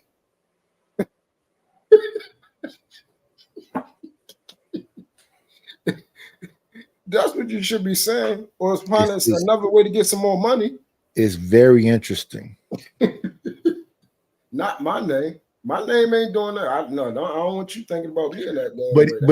But even with that, I'll be like, because I'll be thinking about, I'll be like, a lot of times I'll be up here saying, stay out of it. Stay out of it. Don't say nothing. Shut up. I be telling myself that because I be hearing people say certain things. I'll be like, you a husband? You a wife? What time is it? Like 2, 3 a.m.? Mm-hmm. But hey, that's y'all business. Somebody asked me something one time. I say, listen, if my wife was around, I probably wouldn't be on at the wee hours in the morning. I'd be in bed. And what y'all don't know is I'm in the back making thumbnails, thinking of show ideas, finding something I actually give a damn about, so I'm not being redundant with something I already looked at something similar like. That's why I try to look for new channels. Then you got to figure out what channel is going to ding you, because you can't play no Jubilee stuff. You can't play no Joe Budden stuff. So you got to understand all that too. I was playing a clip from This Might Be Risky, and a clip that they played inside of their clip was a dingable thing. So YouTube is funny. You playing something from YouTube, but you got, I guess you got to be in a certain algorithm, because like they say, don't flash weapons in your videos, but it's gun channels. Every time I look at like Yoki, she got a weapon. It's a bunch of gun channels. It's guns on her thumbnail with her holding them. She got gun in the video. So, and then the same thing like reaction channels. There's channels that react to nothing but videos. How they getting away with that and not getting dinged? I don't get it. I don't get all the ins and outs. But these other folks that just designate you a celebrity and then dissect the information. But shout out to Bomb Cherry. She told me, well, if you ever put on the internet, it'll be forever thrown in your face. That's a part of it. Mm-hmm. So they'll go find a clip of Sharon back when he had the dreads. He's riding around in the car and he's talking about sisters. See, he's a fraud. But maybe that was his opinion back then. I don't know. I have no idea. What up, Yeti Life? On here, a fraud is anybody that tell the truth, and the person that tell the truth is the liar. I realized that 4 months in coming into this thing. And that's about to be 6 years. 6 years ago. Yeah, they was on me probably about a month into it. Whenever I made that first show, if I was like a month into the first and second show, probably a month into it, they was on my head. And they've been consistent this whole, we're going into 4 years. Nigga sleep, nigga old, nigga bald, nigga fat. And then some new people come and they think, oh, we finna say some new stuff to him. Nigga old, nigga fat, nigga sleep. Right. I don't understand. Listen, that's why I said it could be me. I'm starting to realize it might be me, but to me, that it looks like something's wrong with you when you do that. And it might be me. Maybe I need to start saying, hey, somebody said something. Oh, yeah, let's all say the same thing that we already know somebody said 5 years ago. Yeah, it's gonna be effective now, more effective than it was the first time it was said. Oh, okay. It's gonna be right. Okay. That makes sense. Versus it's been said already to death. That's you're gonna have to figure something else out. So what they try to do, they try to get as dark as they possibly can get. Mm-hmm. But which exposes them. So when I then see them on other panels, I'll be like, so yeah, don't nobody care about nothing. They just on here talking. Because they be talking about like they, got some kind of morality, got some kind of decency, and this and that and the other. But if they like you, you can go around talking about people's dead wives. Mm-hmm. You can go around talking about violating their children. You can say all of the shit. You likable. Or you some kind of celebrity on the space, or you some kind of intellectual. Right. And I agree with Sugar. That's why people have a problem with me. See, the biggest thing that I realized, they want me to be them. Yeah, them. Yeah. So since we out here continue the same type of behavior, what make you special? Why you get to change? Exactly. So they believe that they out here smoking, drinking, going to clubs, partying, sleeping all around, all that type of stuff. They're saying, hold up, you're doing the same thing. Who told you I'm doing the same thing? What do you think I'm doing? What do you think I'm doing? I don't want to do none of that stuff. Well, that's the crazy thing. Freaky people think everybody freaky. People part of that community think everybody a part of that community. I listen to some man just like some woman talking about 95% of men are gay. I'm like, where you get them statistics from? Then the dude said, because every time he goes somewhere, it's all kind of men hitting on him. And I'm trying to see, show the footage, put some camera somewhere, prove that, because you look like Marilyn Manson. Who is all these men that's hitting on Marilyn Manson? If people know what Marilyn Manson looked like. Marilyn Manson never looked like a woman. And then they don't understand you're making me more bigger than what I am by like little stuff like saying your Bible. That book don't belong to me. But thank you for saying it that way. Y'all don't understand how words are powerful in what you're saying. You're saying I am the arbitrator of the Bible. When I know daggone well I'm not. I'm not. Well, anybody that's focusing on anybody as much as they focus on you, you are a celebrity. Like they said, it's the Floyd Mayweather effect. It's the Howard Stern effect. Now, how do you make that make money for you? You know what I'm saying? Because as much as y'all hate on me when I go places and pull whatever y'all be pulling, I got to figure out a way to make that make money. Mm-hmm. Now, the first time I did this thing of getting the channel monetized, I got it monetized in 3 months. Let me see if I can do that. Can I repeat that? So I've been on there for 2 weeks. We got 111 people. Let me see if I can repeat that. And mainly based on hate. If I did shows on here every other day about John Galt and all these different people, then it'd be, yeah. But I don't care enough about John Galt to keep making those shows about him. I can show y'all how I'm better than y'all. I have not once sent Nidus a super chat. Every dime that I have ever given him, I gave it to his cash app. Oh yeah. Shout So out to the shout outs. I'm better than you at that. Why? Because I'm considerate. I don't want somebody taking 30% out of the man's money, and I want him to get his money directly. Shouldn't have to wait. I'm getting the product right now as we speak, so why make him wait? But see, those type of things you don't think about. That's what makes me better, because I'm considerate about people. And I haven't really seen Truth come up here and go, like I'll say people now. I haven't seen him come up here and go, nah, did you know he ain't never did that in all this time? Nope.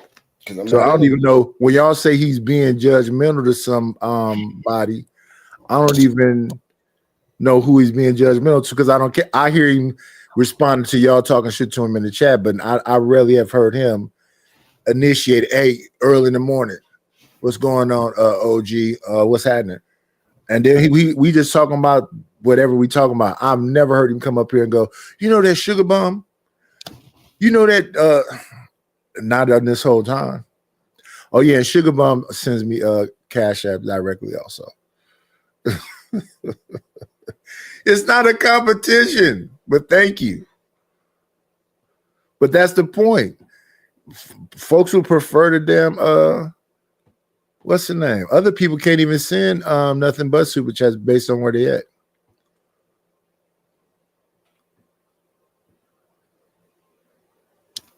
Yeah, it's like what Mom said. And then most of the people that's in the chat, y'all been here so long, y'all don't really need to send a whole lot of money. Just send $2 to the Cash App. I'm reading y'all comments anyway, for the most part. Send something. That's all you gotta do. Yeah, anything is plenty, man, especially if it's consistent. I think the reason why super chats are more effective is because they get to see their name. Selfish. Because I've told many people, you know, send a $1 to the Yep, I said that to for this you. super chat, send the rest, you know, the other way. But people prefer to, you know, spend the 50 bones in the super chat. Yeah. Let me show everybody how much money I'm sending.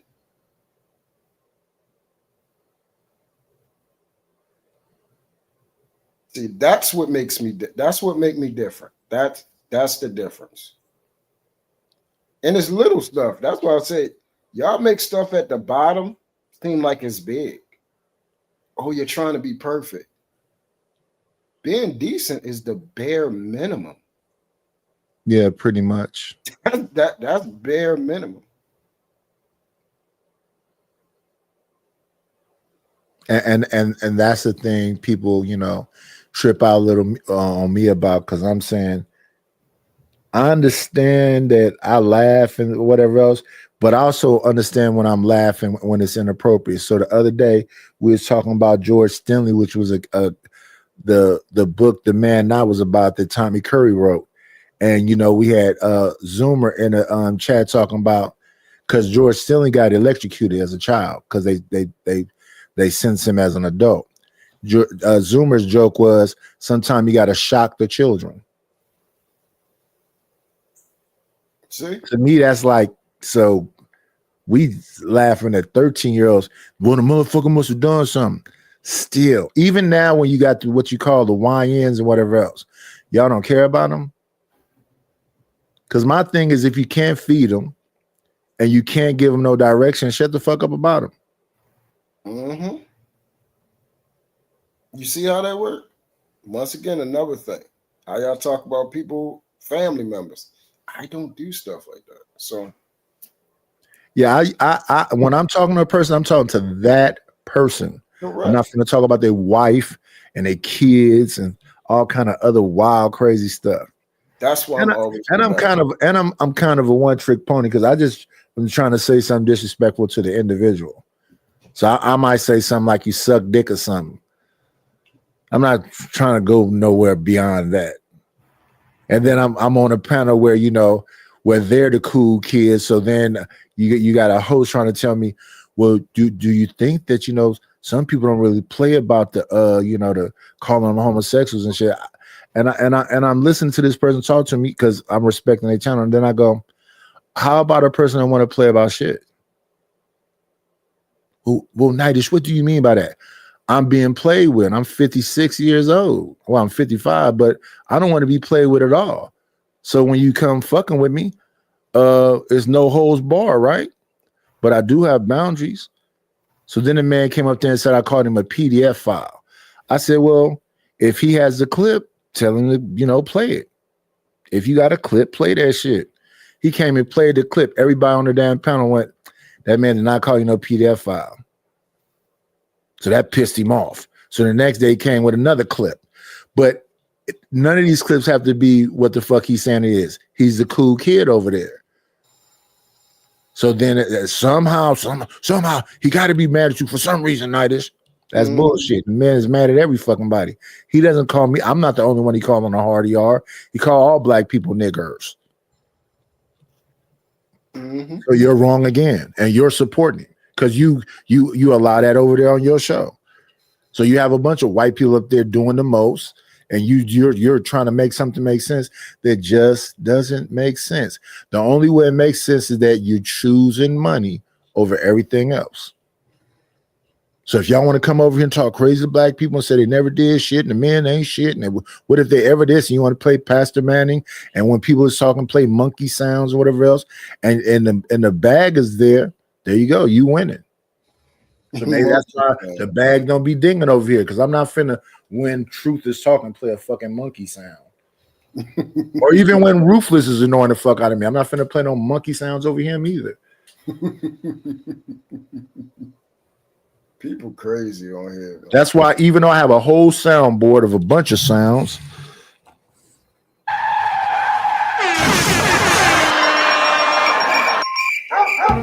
I got 1,000 clips. Y'all barely see me use them.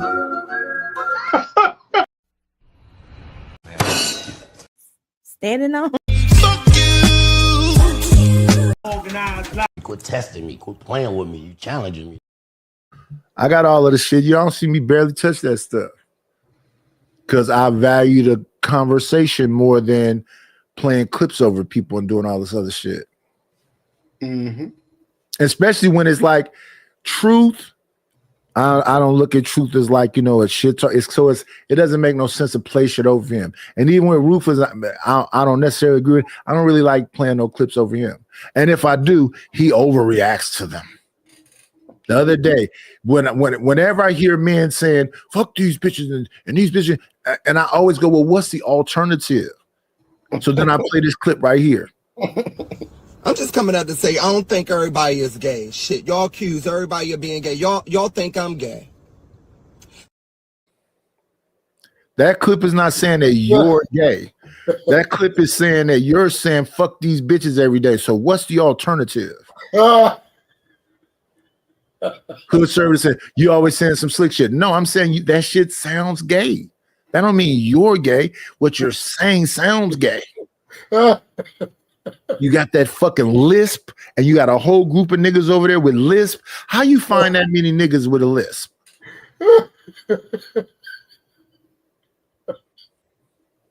Then I come over there and you say shit that just be sounding super. What brought you over here today? You're on? I don't know. What's happening right now?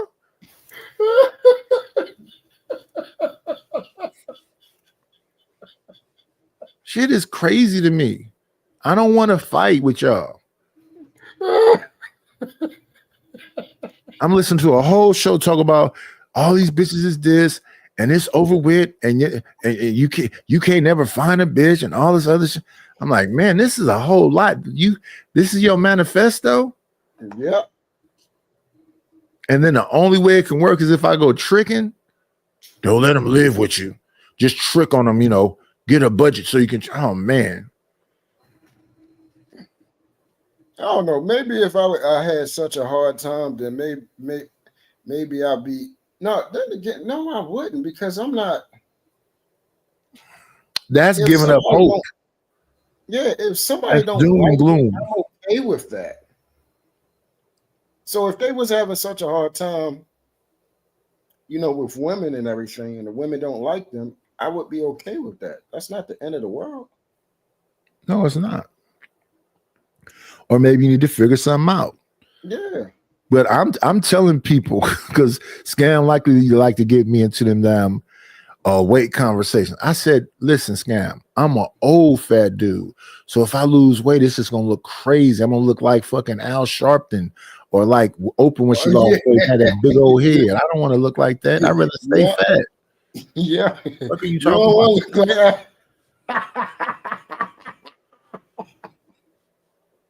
I said, I mean, my neck still looks like a regular human neck. I don't want that chicken giblet, whatever kind of crazy looking neck with a big old head. No. Oh, let me see my text. And I'm not finna go get no surgery, because a lot of people be going out here getting the Bandman Kevo surgeries, so they don't have the loose skin or whatever else. It's a whole lot. People either like you, love you, or don't.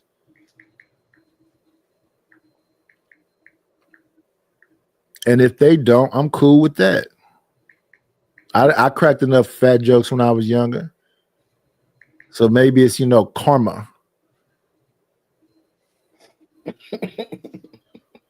Now look at you, boy. What you gonna do now? Try not to get a booty in the front. That's what you don't want.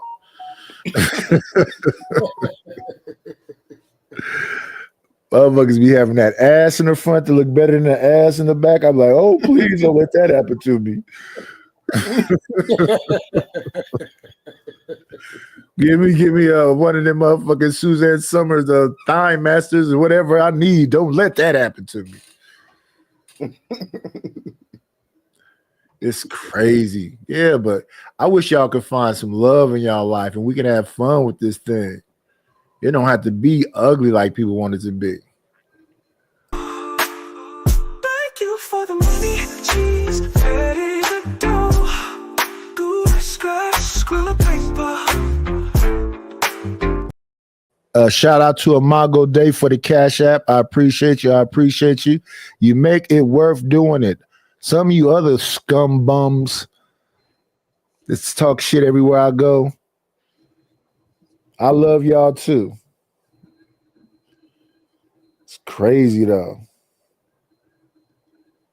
And in recent time, I just see so many people that don't want to do their job. What is that about? pay me. This is shit job. Oh yeah, but we can't live in the past. We got to move forward. They see fit. Perfect, and that's what you think is best for the black community. I do.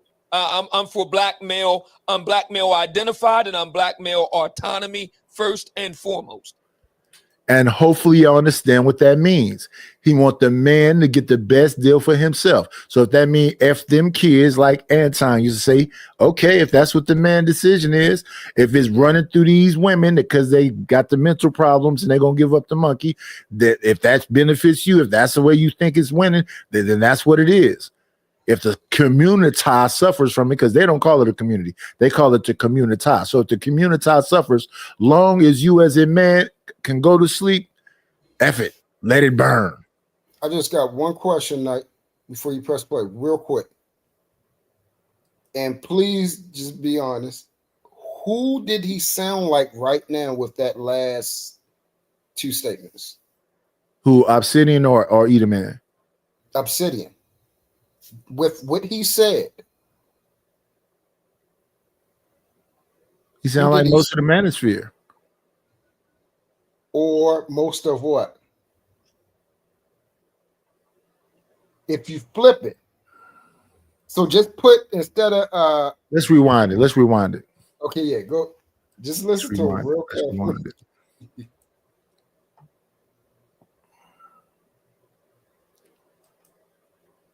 Your life today. You said that you was a heathen. You said that you really want to sleep with the hoes. If the men in the manosphere take on that ideology, do you think that would make the black community as a whole a better community? Well, number one, it will make them infinitely better because the brothers that I'm rolling with are making really good money. I mean, these guys are getting into STEM careers where the STEM proportion of black men are very low. You're looking at less than 10% of black men work in STEM, less than 5% are in engineering. So we're increasing that number. And many of these brothers want to be married. Not all of them want to live as I do. I don't tell brothers to live the way I live. I don't tell brothers that they need to go and chase down Babylonian whores or bang down heifers or well, see, I would say Kevin Samuels. Well, Kevin Samuels got all this shit from BGS Igmore and Ron Wills and Sinful to P and all kind of folks. But that is, man, think of yourself first. So when Edelman is talking about the community, he's talking about a community of so-called high-value men. The thing with the high-value men, I said this before, nowhere in that high-value man thing that Kevin Samuels described had anything to do with character. It was just that you know how to get money, you know a group of men that know how to get money, and y'all can keep money. As he's saying right now, it never has anything to do with morality or character. Mm-hmm. Or tip over cows. Okay, so perfect. So you saying that you're teaching the guys to do actually the opposite of what you're doing. Not because I get the money. I'm a money guy. I go get the money. I say chase it. I'm that guy. But what I'm saying is when I heard you talk today and you're supposed to be the leader or the teacher of the founder, and then you say, hey, these guys actually should be going to get married, build black families, do all these things. So in reality, your vision is the men. Pause it, Knight. Checkmate. Miss Jelly, that's why I like you. You're actually kind of smart. He sounds just like the women, just on the inverse. Just on the opposite side of the spectrum. Okay, so but the women talking about they want your money. What he's saying, yeah, they both saying me, pretty much. Yeah, they're saying literally, women want the money, they want the coochie. Yeah. It's the so both parties are selfish, and that's both saying me. It's literally the same freaking thing, and that's why we keep finding out how these women is still messing with these dudes. So as much as they so-called hate the manosphere is a dating site. Mm-hmm. Yeah. Because JP makes a mantra of don't have these black women and fuck these hoes, but he keep getting pussy. He got too many years of talking about putting hands and feet on them and all kind of stuff. Yet they still fucking him.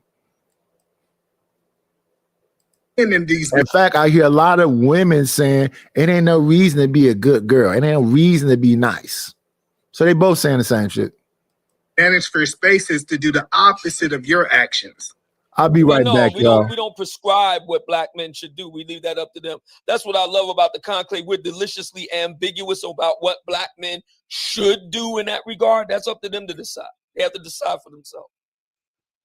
So, okay, so the manosphere, and let me let you go lightning round, is really for black men to just do whatever they want to do. Is really no structure in what black men should be doing.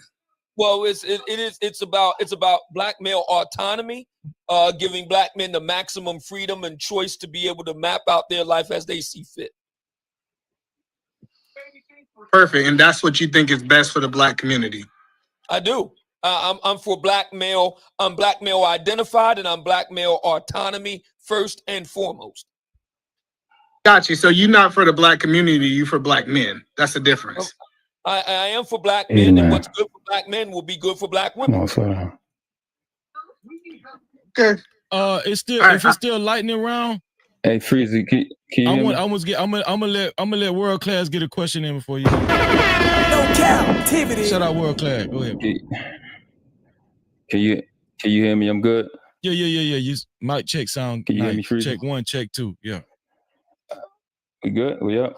Yes, okay, sir. Obsidian, We before you leave, I heard you referred to people as accusers. I don't do accusing. I'm not sure if you're familiar with me. It really don't matter. I wanted you to address this. Let's see, as soon as I bring it up, because I don't. People say stuff.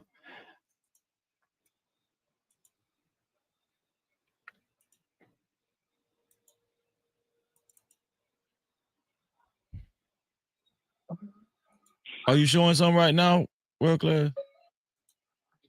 I think he went out. Can you hear that? No. No, we can't. If you playing something, we that? can't hear it. We can't hear it, World Class. Can't? Nah. Yeah. Okay. All right. Well, you were on a panel with a guy named Reg. I just bring the screen up so you can see it.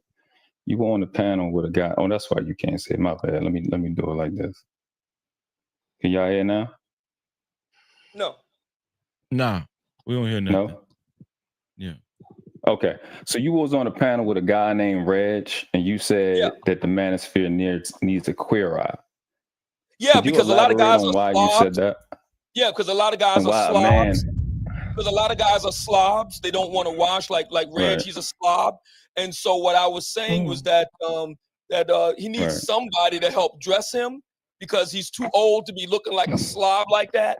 And that's the reason why I said it. My Reg the bad guy. Well.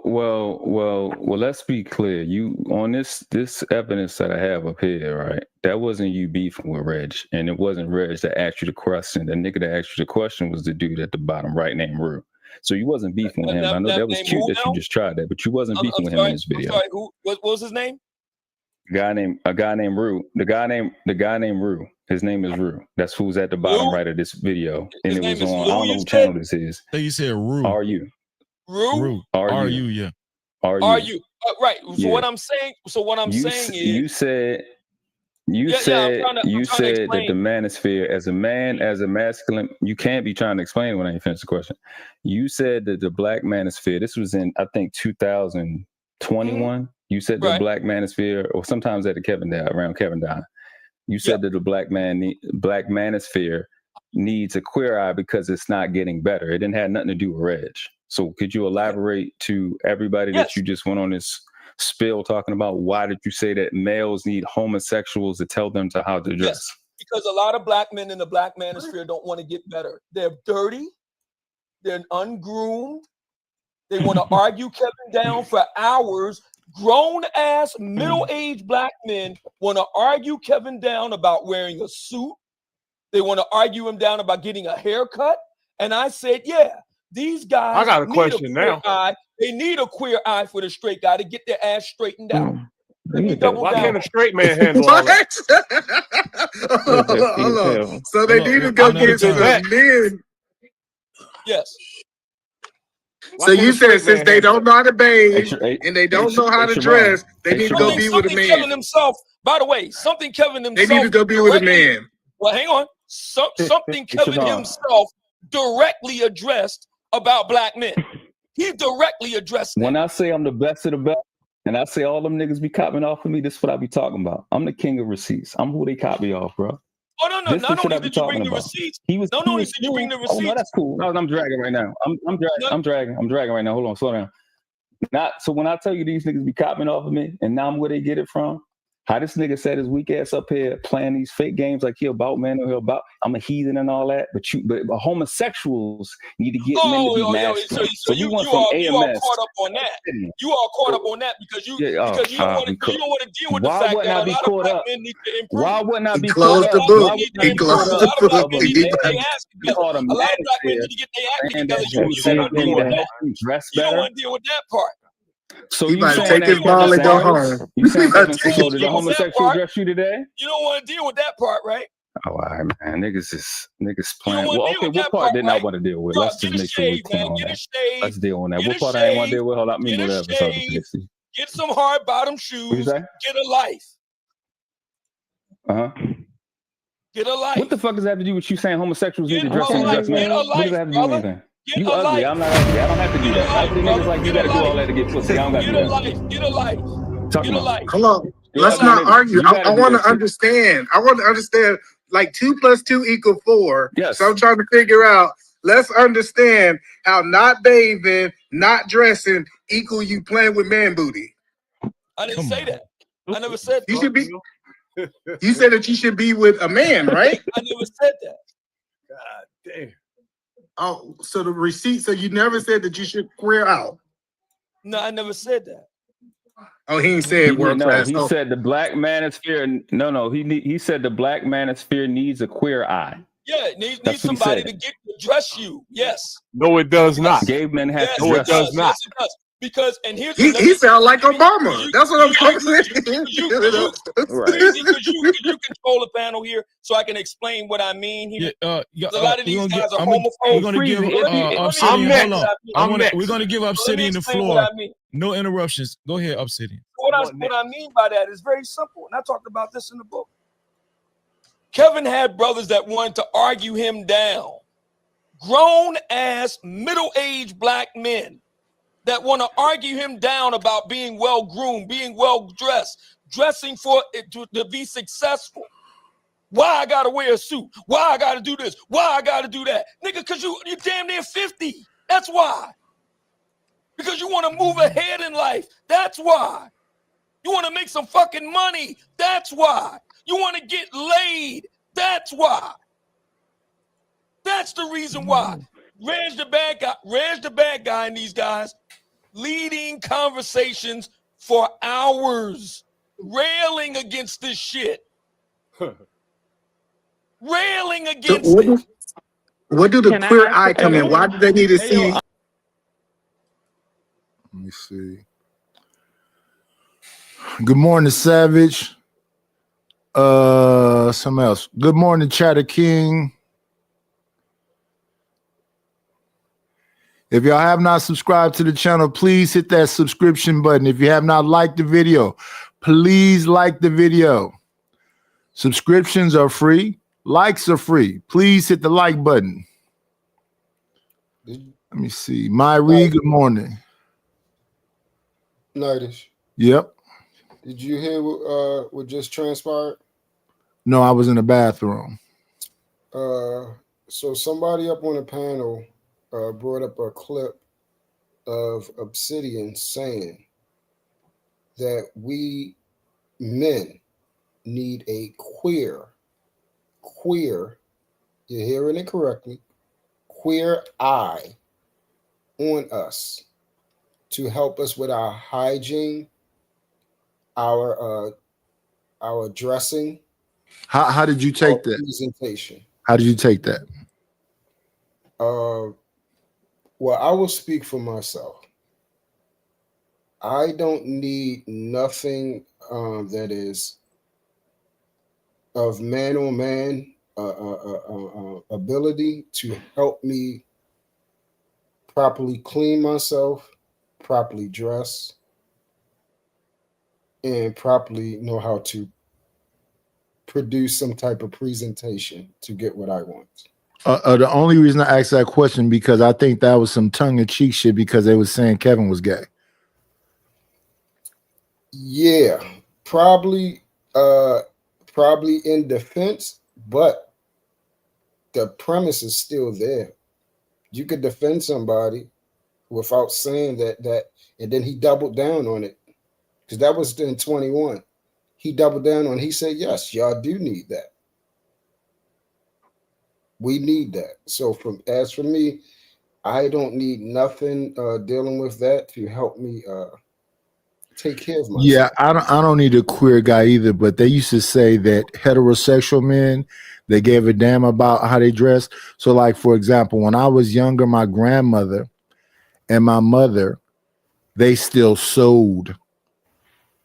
Mm-hmm. So I went and I learned how to sew. When I was young, I could actually use a sewing machine. I can't do it now. I probably have to relearn it all again. But when I was young, I could actually use a sewing machine. We used to have patterns and shit. I used to do it in the kitchen with my grandmother. They would say that that's gay because you're doing some fashion. Mm-hmm. So this is the way people think, right? So I don't know if he's necessarily actually saying you need an actual gay person to help you wear clothes. That's why I asked you, did you hear it? Yeah, he No, doubled down. I wasn't around. But people would call what I used to do metrosexual. So like I'll buy something out of anywhere. Like I used to buy these you know what a pea coat is? Yeah. Okay, so I had a powder blue pea coat, right? Then I buy swatches of fabric from a fabric store. It'd be faux leather, right? And I might sew it on the elbow because you know I'm upgrading the look, but I'm not finna go buy that same coat like I got. That's probably gonna be $500 when my coat cost me $60 in the indoor flea market, and them little swatches cost me about $20. And then I probably take it to the Africans to sew the patches on. I had a corduroy jacket. I did the same thing. It was brown corduroy. I sewed the fake blue leather on the elbows and on the shoulders. So people thought, oh, this is a super expensive coat. No, I just understand tailoring. I got a trench coat. I got them to, you know, feather it out, you know, cut it into the waist so it have a little shape to it. So they always call that metrosexual or suggest that I'm gay because I know something about fashion. So I don't know if Obsidian mess with gay folks like that, or he really telling you to really deal with some gay people. But that's what I'm saying. I don't know the nuances and intricacies of that kind of shit. But who's the motherfucker who kept the clip all this time? Because I think that's gayer than the fucking clip itself. See, and this is why,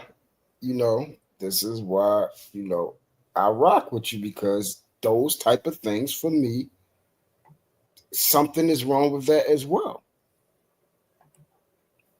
Yeah, metrosexual. I'm not no fucking metrosexual. I just know how not to look like a slouch, and I'm a big dude. Yeah. I'm not gonna be big and slouchy. You see what I'm saying? So people go, oh, blah, blah, blah. Yeah. Motherfuckers is like I was saying earlier when it came to fucking truth. You wake up at 4 a.m. to talk about some shit that's probably 2 years old now, 3 years old now. Why are you keeping? I don't even think Daryl talk about that no more. So the man that said this shit, y'all repeating it 2 years later and repeating it over and over and over again. That's what I mean by y'all heartless and got to be empty inside. This is the now worst. me, I don't really own it or whatever else because the same with this is what I don't like about Obsidian. I'm gonna hold all this shit. Kevin Samuels been gone how long now, and they still calling him kitten heels and saying he was with a tranny that wasn't a woman, and this many years later, I got actual enemies in real life. I don't think about like that. Mm-hmm. You ain't never heard me mention them on here. And I don't even, and it's a one-way enemy thing. I just know if I see them motherfuckers, I'd be concerned about, what's going on. But that's what I'm saying. The obsessions that y'all have on here with these, even the obsession with Pearly. I'm on the show the other day and they talking about Pearly things. I'm like, yeah, I hear what you're saying, but if y'all talking Black community, yeah, what you saying, Nidus? Why isn't the focus on us versus people outside of the community that could supposedly, I don't even think about Pearly things, even when she was around, really. I never understood what the big deal was about this white woman. Or anybody outside of the community. That's why I was saying it could be me, but I feel the same way. I don't know what that is, but that's why I said it could be me. Maybe I'm the one, messed up in some type of way because I don't respond or acknowledge or look at things a certain type of way, but I can't see it that way. What I will say is this, Nidus, because you have 2 boys. This is why for me, it is very alarming to try to come on here. Let me preference this first. I'm not saying if you don't have the example, don't go find it. What I am saying, though, is this is why coming on here to try to find an example of, what it means to be a man or mannish or what are the behaviors, the cadence, the bravado of what a man produces. I don't believe this is a good product on here. I don't believe it helps because listen what you're saying. Nidus is a heterosexual man. I'm a heterosexual man.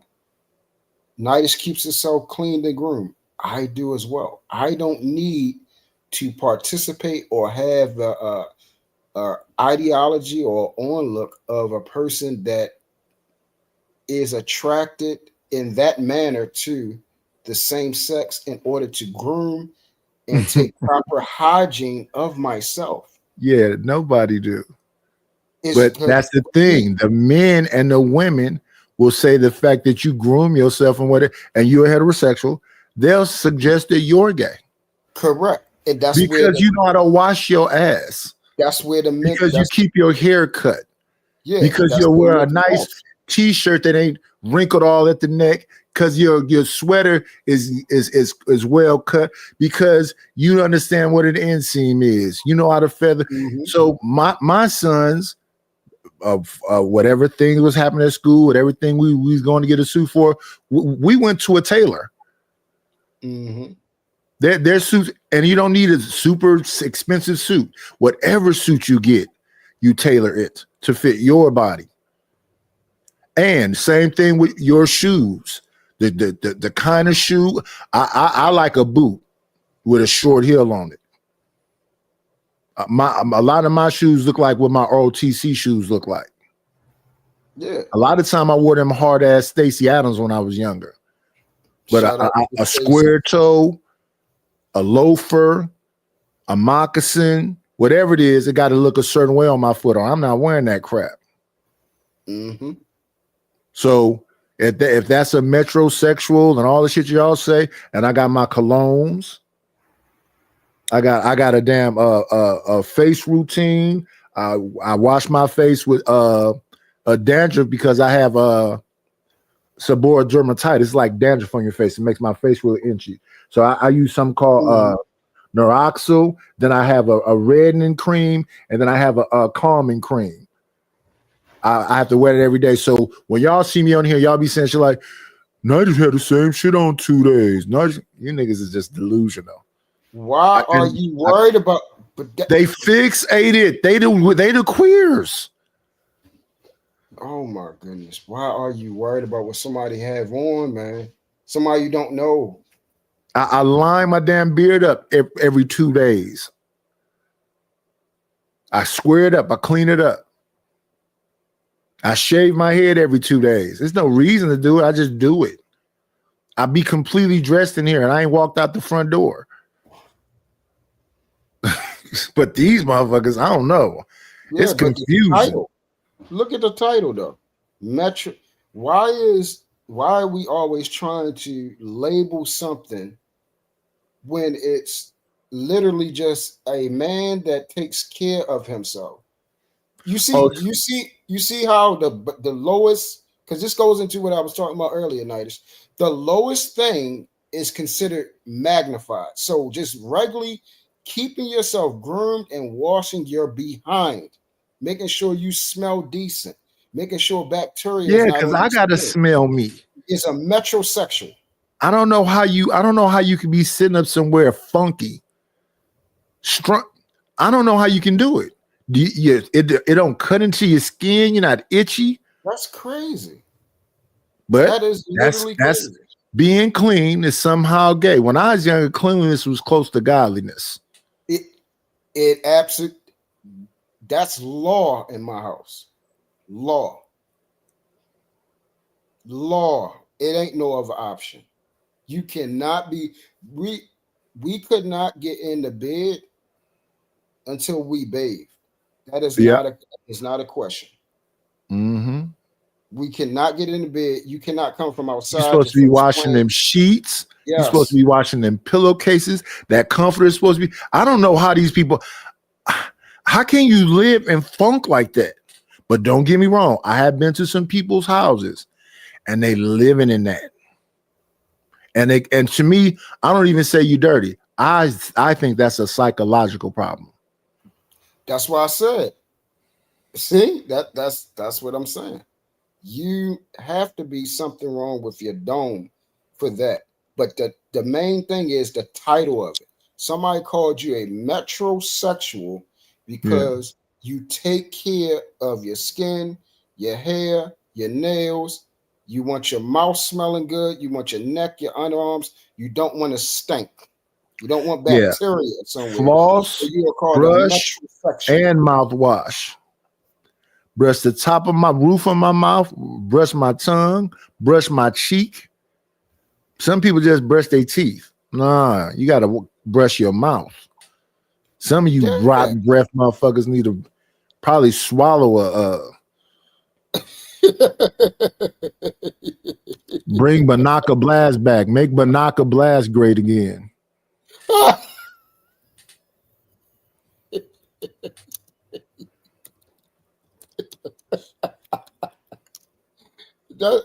Man, listen, man. Oh no, Savage. I don't hear none of this stuff in the streets.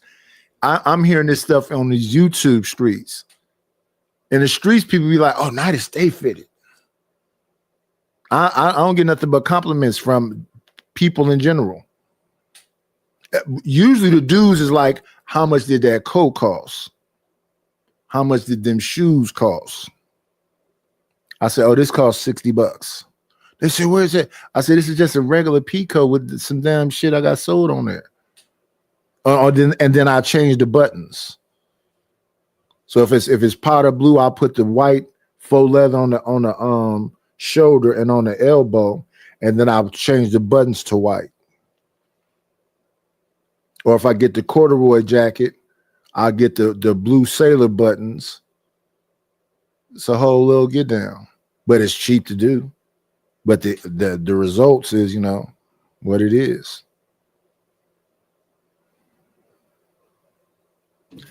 Yeah, I got cufflinks on the shirt I had on the other day.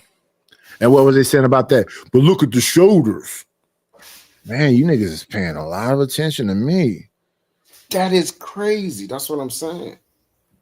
I don't want to. That's why I'm like, I'm not trying to feel uncomfortable. I don't want no man examining me like that, man. What is wrong with y'all? And we had sets of not only cufflinks but multicolored socks. I got a bunch of stretchy colored belts. I got a blue one, I got a gray one, I got a white one. So if that's metrosexual, then it's metrosexual. I think it's called. Look, and then I got socks that match the belts. This is the era that I came from, where you have. See, that's what when I was younger, all the OGs had canes. They had little smoking pipes that was designer. They had bowler hats. They had fedora hats. They had trench coats. They had undercoats. They had vests. when I was young, them OGs used to be, and then they used to get their shoes shine at the damn breakfast spot, read their newspaper, smoke their cigar, but they was fitted head to toe, and not some of them, most of them. Yeah, like that like when we talk about, and I'm just using this for a reference, when we talk about being player and pimp, those men style, groomed, clean, smell good.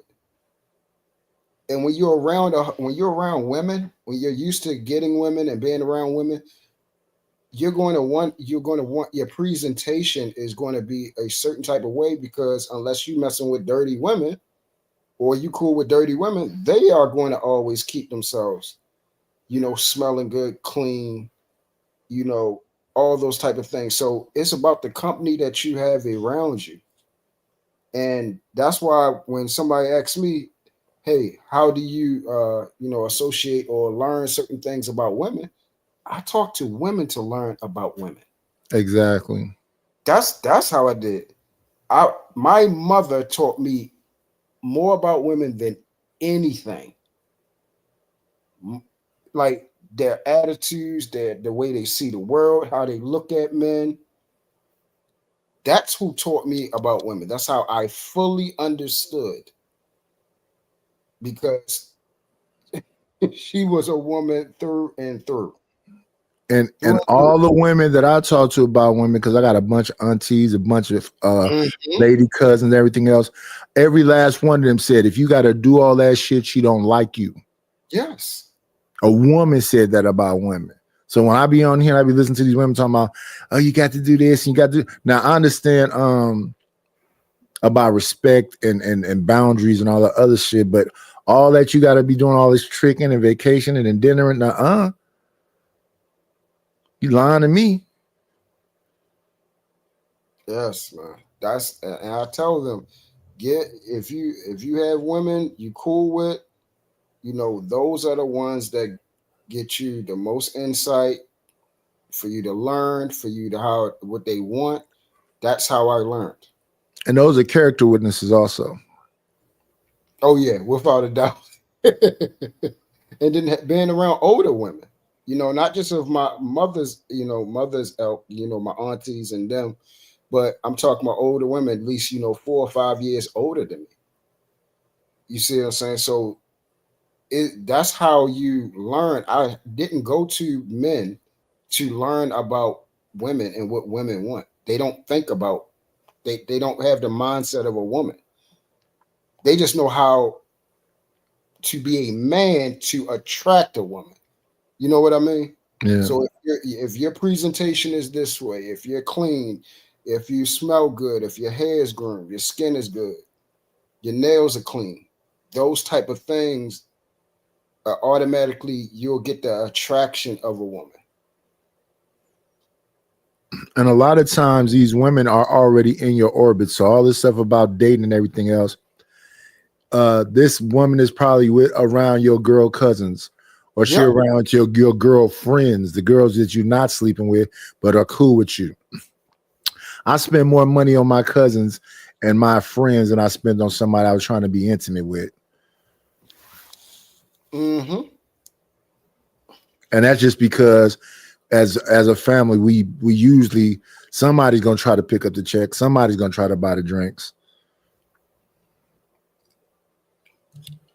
A lot of time we go on a function where it's like bring your own bags. I probably brought some mac and cheese there or something, or some ribs or something. So the person is already there. And then what they're gonna do? Oh, after this, we need to go on a date. No, we don't. We will. I'll just meet you at my cousin's house again. Or I'll meet you around the homies, or I'll meet you at that lounge again. It's just crazy. But go ahead, finish playing. I just wanted you. I didn't know if you heard that or seen that clip, but that, for me, if that helps you, then okay. I'm just talking about, for me, that won't help me, and my sons do not need that help. They have their father to learn how to wash themselves properly, to smell good. Yes, you're supposed to teach people that as a child. Yeah. I don't know what was going on that Queer Eye for a Straight Guy TV show, but them dudes was just bums. They let themselves go. And then 4 guys came around them and, we're going to take you here and get your haircut. We're going to take you here and get. It's all said a woman can go take you to do. Yeah. That's who I would rather have, Nightish. I would rather be around a woman to help me dress if I need that, to help me dress, to, get certain colognes that smell, that they love to smell and things like that. That's who I would. That's who I would go to. Let me see. So when you said you was learning those type of things from your grandmother, mother, From my grandmother, from my aunt. Wasn't no men telling me that. Wasn't no men around really like that. My father wasn't teaching me that shit. He was barely around. Because back then the men was at work. And we wasn't at no damn. We gonna spend a day going to Montgomery Wards or wherever we was going. Yep. And going to buy fabric. My father wasn't finna take me to go buy no damn fabric. Yeah, it was late at. It was always we're going to go tools or something like that. But seeing them, that was the blessing part. Watching them, shave and clean themselves and groom, and then we're sitting at the table. Like me and my grandfather and my father, we always sat at the table together. While my grandmother was cleaning, getting stuff together, got finished cooking and everything. But we sat amongst each other. So I'm looking around, and if you have children, your child is doing the same thing. Yeah. Like Baby Truth right now is looking, watching everything, how I'm picking up the fork, how I'm moving, how my mouth is moving, mimicking my eyebrows. And that's a problem when you don't have no men in the house. He won't even know to stand up to piss. Yeah. Exactly. Everybody always trying to diminish what the other person doing. No, all this shit is necessary. Exactly. We're here for each other. We all need it. Yep. We're all need yes, sir. But yeah, a lot of these things is because this individual was neglected. Something happened in the Matrix. Because on Sunday, my grandmother was going to open every window in that house and blast that gospel music. The cold air is going to wake you up. Yes. I love that. If the damn light don't wake you up, because every window is going to be open. Yep. You're going to see a bunch of sunlight, feel a bunch of air, and then them gospel is going to be on. And she's going to be sitting in that kitchen making some breakfast. Woo. Praise God. I'm the best on the planet, bro. I'm the best on earth, bro. I just want to know where the gay lids come from. Like, why they can't? What's the difference between thinking like a child and thinking like a grown man? Why they can't just think like grown men? Why they gotta think like queer? Sharon, you see the difference from when them lames you had on your channel the other day? You see the difference when it's like, you see it's big, ain't it vast? Either man, it ain't no making sense of this. This nigga been running for this for 3 years. He not going to answer your question. It's no way to make that make sense. I want to say something about that. So what's your question again?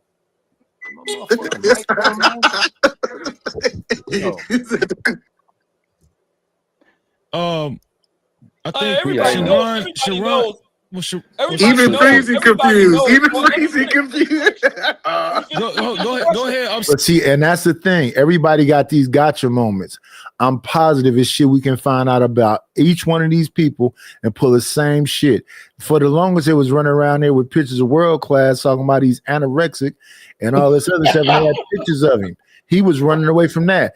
Everybody got something about them, but they're stuck on. He has a clip of saying everybody needs to get a queer eye to help them out with their fashion, and that's the gotcha moment. You think Freezy not gonna say come back to the show next week when this show is making money right here? So while y'all all laughing, the guy who show y'all on want that man to come back. So what have y'all accomplished? We got something to laugh about. Fucking children. Yeah, them What you say? Everybody knows. Everybody knows who the top designers are. Is that not Wow. so? Brother, can I ask you a question? Can Hold a on, straight hold man on, handle Reese. that Hold task? on, Reese. Stop. Go ahead, Obsidian. Finish your point. I said everybody knows who the top. Most designers are gay, right? Is he wrong about that? No, he's not wrong, but that shows more of a problem that we have in our community, that we have to have that type of behavior in order to be great at something. Because of I don't think we have to have that behavior to be great at something. I think that the larger society is into that. Because No, I don't that's know what if I'm saying. Carl We Kanai don't was have gay. to. I don't know if Fubu and them was gay. No, that's what I'm saying. We don't have to. I said the way society promotes it. In other words, he's saying that in order to achieve this, you need a queer eye, because in the industry, majority of the men that are doing those things are, sad to say, in that type of profession, if you know what I mean, that alternate reality. They are into that. So that's not a lie. The problem is we promote that instead of saying, hey, a man that is heterosexual, that grooms himself properly, can teach you the same thing without being in that alternate reality. Yeah. What If he I'm chooses- saying though is I don't know why we put in, like, people say pause. When I first started hearing pause, I say, so let me understand this. It's a corn movie on. There's a scene that looks suspect, and instead of you stopping it and deleting it, you want to pause on the scene. Yep. So I didn't understand that from its inception, but I understand that Dame Dash and them Harlem dudes came up with that pause stuff when all of them had perms and was super into all this high-end gay fashion. Yep, and then they doing it on here saying that every 5 seconds. I'm not doing that, man. I'm not doing it. I'm not doing it. The dude from maybe that one. I thought Fubu was 4 dudes. One dude is gay, or all 4 of them is gay. And good morning, joins for more.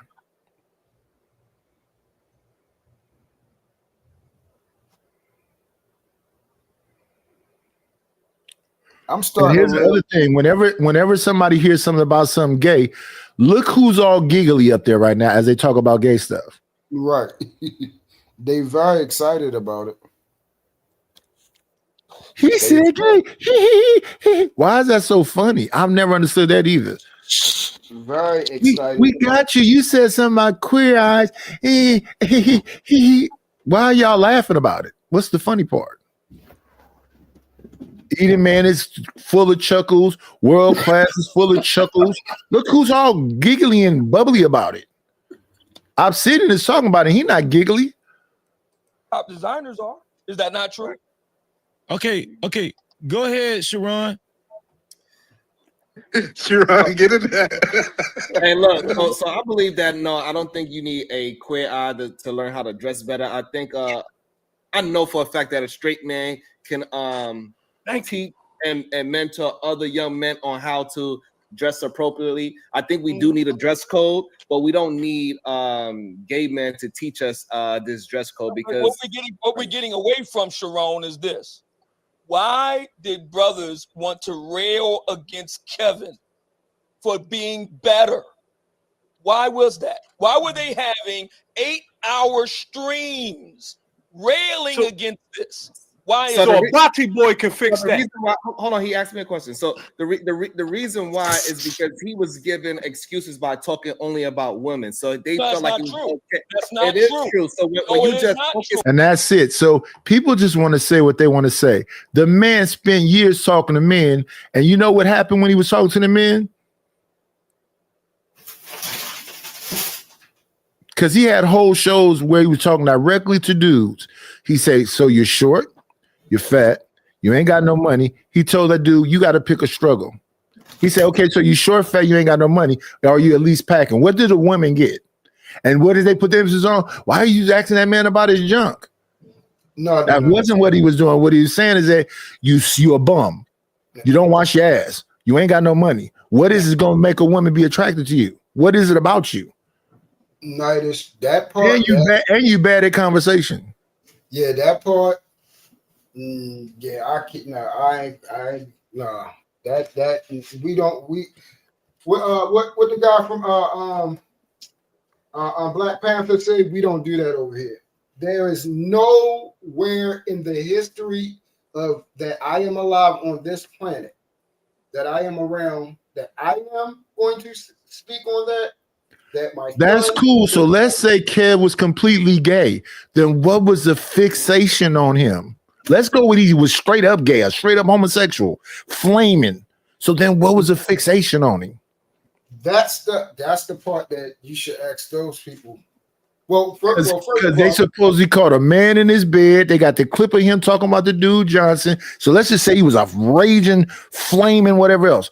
Them dudes watched him all the time to find out all them little clips and save them for years.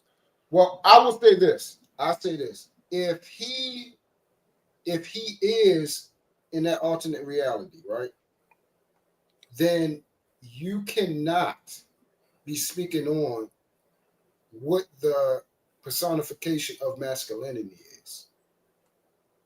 You can't. And If them dudes are coming to him to ask him, the gay man, is it on the gay man or the so-called straight dudes that's coming to ask him? both for me. Both. If I'm selling a product, I got to make sure my product is good, or I will be held accountable. Like if I sell defected grenades, and one of them the pins fall out and blow somebody up accidentally, that's my product that went out there. I'm going to be held liable. That's Cool. So that's your perspective. Yeah. All them men set up and let Versace touch all over them. Who's Versace? The dude that got murked on his steps by that dude. His sister was Donatella. I forget Versace's first name, but his sister was Donatella Versace. A bunch of gay designers look. The NBA is supposed to be alpha males, and they weren't walking around with purses and shit now. Yeah, that's why I said masculinity as far as a whole. What I realized, majority of people don't know what it is. They have never seen it. They have never seen it. They don't know what the bravado, the cadence, the speech, the mannerisms of a man that is masculine. They just never seen it. Yeah, it's completely under attack. Yeah. So when you actually acting like what you would call a typical masculine man, that's what's under attack. Yes. So you'll have a bunch of dudes that saying that they're alpha males, and you can see them on camera, zesty than a motherfucker. Yes. And I learned zesty online. I never heard zesty in my real life. Most of this shit I never heard in my real life. But yes, Kevin had a bunch of hand movements and did a bunch of, let's say he was a raging whatever else, and dudes watch that show every day to pick him apart, to call him and have arguments with him. Yeah, something is wrong about that part. And then the women too. Yeah, and that's because they have a thickness for attention. They want attention. So these dudes do too. That's why they freak out on these panels. yeah, that's what I said. That's what I said. I'm talking about men and women. They want attention. So whoever's got the light on them, they're going to go up there and try to jump on their show. Because my thing is, all these men want Obsidian to answer to them. Who the fuck are y'all? And I know every last one of y'all, but who the fuck are y'all that he need to answer to y'all? Now even if he's a raging, flaming homosexual, why do y'all want to question a raging, flaming homosexual?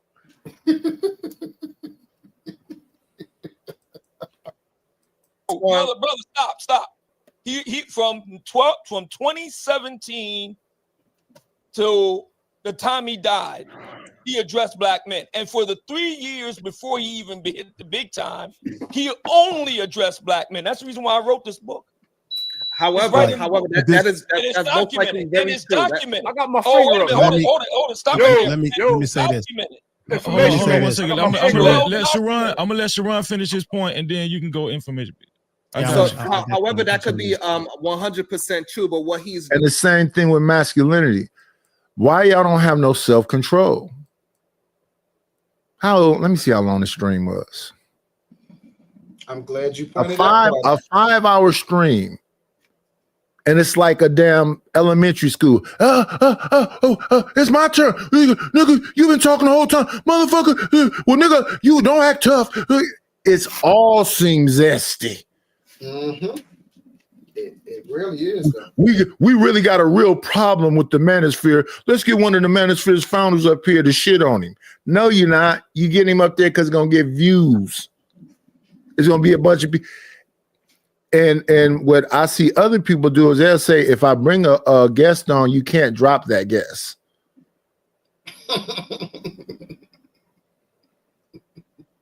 Is the bounties on? Why would he invite somebody to a show to then let you keep dropping them? Or invite somebody to a show for y'all to disrespect him? It's 5 people chomping at the bit to talk to Obsidian, and Obsidian just looking at him fascinated because, again, just like Truth got to saying, what's the fascination? I've been knowing about Obsidian for a while. Angry Man, all of them. To me, them is just dudes that's in this space that was doing something. I don't completely understand what it is, but why is this is an obsession? Y'all know I had such and such on my show, and I hear them say that, I go, I thought you didn't like the manosphere. You don't like them. They're Rambros, they lovers of men, and all this other stuff, but you can't wait to get one of them on your show? You putting them all in a thumbnail, you tagging them. It sound like flirting.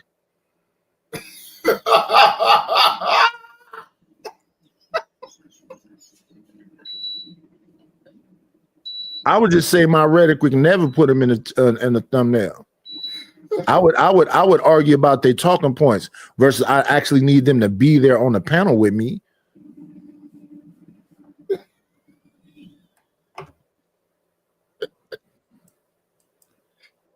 Now you invited the man on the show. He came. Now you're supposed to protect him because he's a guest.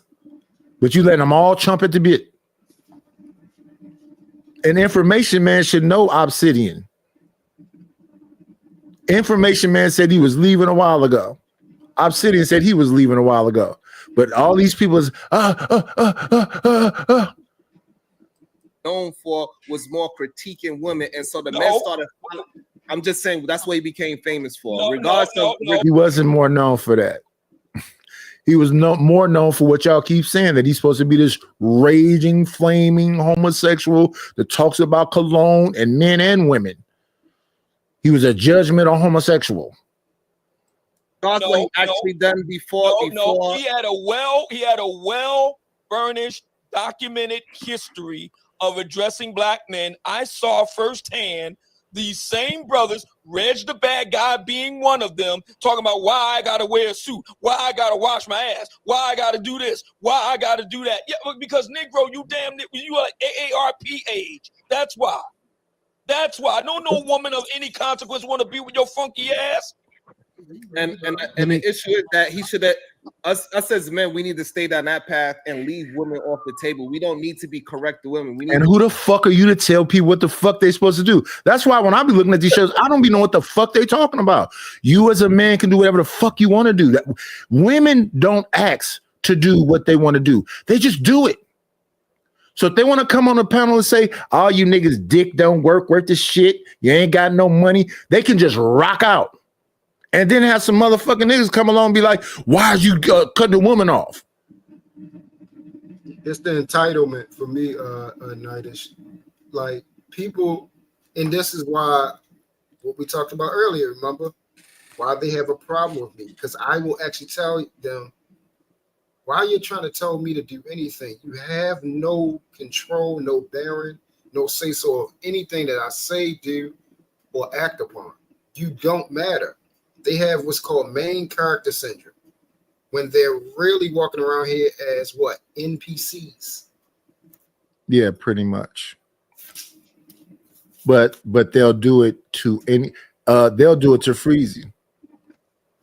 I don't know if they do it to him on his panel, but I'll be reacting to some Freezy shit, and it'll be people talking about, why y'all reacting to this dumb nigga? He's slow. He's this. He's that. He's that. What is the fascination with people? Or what? Or even the stuff they say about me. Look, Sugar Bum is in my chat with a wrench talking about me like I'm Diddy. Because I'm saying I don't understand why anybody's fascinated with anybody. Beyond the moment. Yeah. Obsidian said some point ago something about and I've been on panels where they'll try to jam me up and go, well, this is about Kevin, blah, blah, blah, blah, blah. Don't you agree with us?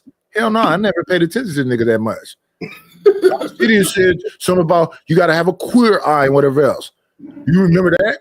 No. And if I heard it, why would I keep that in my fucking mental Rolodex? Don't you years agree? Later, for me to confront men that don't got shit to do with this shit, like y'all will try to make somebody red pill that ain't red pill, make somebody manosphere that's not manosphere. Then once you establish it, now we done made Nightish manosphere. Now we finna talk about the manosphere men. Them manosphere men is rim bros. Nightish, so say they're rim or you a rim too. Fuck it then, nigga. I'm a rim. What the fuck? I'm not paying attention to nigga like that. And then it's a motherfucker over here do more hand gestures, act more feminine, anything else telling me about who's a rim. To even come up with that acronym is zesty, based on what y'all say. We done got hit with another one. What is first rim is a rim job. You talking about eating ass? That's what that is. And then no, it's red pill incel manosphere. No, we know what a rim is. Come on, man. You just said something super zesty about somebody you calling super zesty. Now here go another zesty one. Freaky weirdo. I'm the candy man. Okay. Wrenches activate. Y'all see James Kills in the chat? See, that's the real doozy. I don't fuck with what do you call me? I don't fuck with Prop Joe. There's something wrong, bro.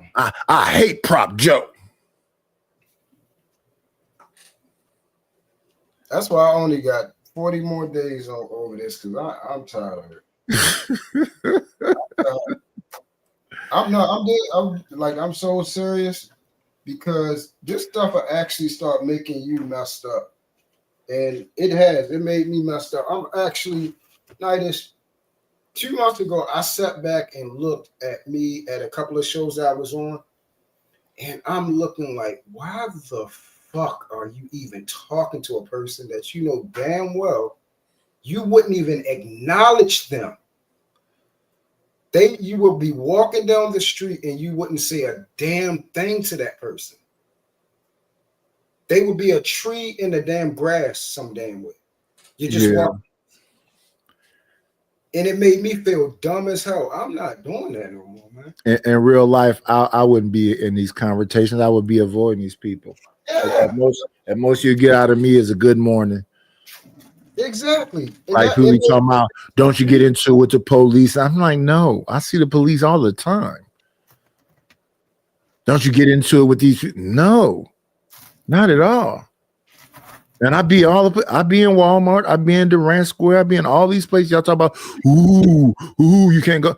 Yes, you can. Are you in the mix is the question. Why would they even acknowledge me? I'm over 40. And I walk right in the middle of crowds and everything else. I say, excuse me, keep it pushing. And if you don't move when I say, excuse me, I'm still going there because I'm not finna stop. Excuse me, and I'm pressing forward. Damn, dude, I said, excuse me, though. I'm not finna stop. You're not finna stop me. Durant Square is literally small little hallways to get. It's an indoor flea market. It's barely space to move in there. You don't like somebody, but you come to that channel just to say, like.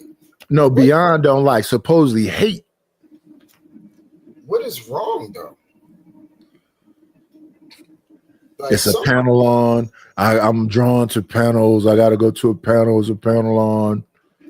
I go to some of my panels where people is cool with me. I'll look at their subject matter and I won't even go up there because I don't know nothing about the subject.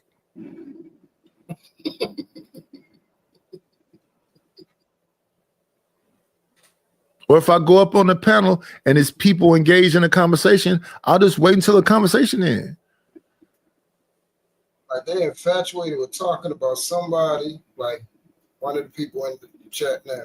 Infatuated talk about somebody that I was dealing with 4 years ago, about to be 4 years ago. And then I got this slow ass white woman when I was in the stores, goofy. Right. That's the one I'm talking about. This is slow. Just slow. And you're a bad listener. I told you I was just out here the other day to get this damn phone. Sometimes I have to go out. Because I had this goofy woman, something like you, came here and told me it was all about getting this phone, get this phone, get this phone, get this phone, better phones, cheaper phone, blah, blah, blah, blah, blah, bigger phone. Yeah, my phone is falling apart. Okay, all I want you to do is transfer the shit from my old phone to this new phone. So what did she do sitting here forever and then transfer a damn thing? So then I had to go to the store. Then I went to the store and they still didn't transfer nothing. I was like, what is so hard about transferring stuff from one phone to the other? You don't know the energy that when you see certain people, like you was talking about the energy that the other day, like when you feel out certain people and their demeanor, who they is, demons and stuff. Remember we was talking about that? Mm-hmm. You don't get the sense that some of these females that act like that, they stink. It's a possibility. You ever notice like women that smell good and take care of themselves? They've really got. They're busy. They're not. You ain't gonna see them on no panels. Yeah, they're not saying all types of crazy stuff. They pleasant. You know, they feel good about themselves. You know, these ones that come in here saying all types of stuff. I'm trying to tell you, I believe it's a correlation that they stink and they can smell themselves. It's something wrong. It's something wrong because if you're a young person and you like interacting with people, why aren't you out there doing that?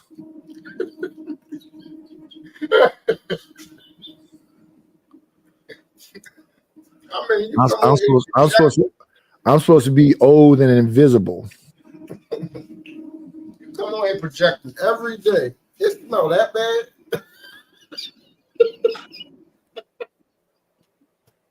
Because you mad as shit when you come on here.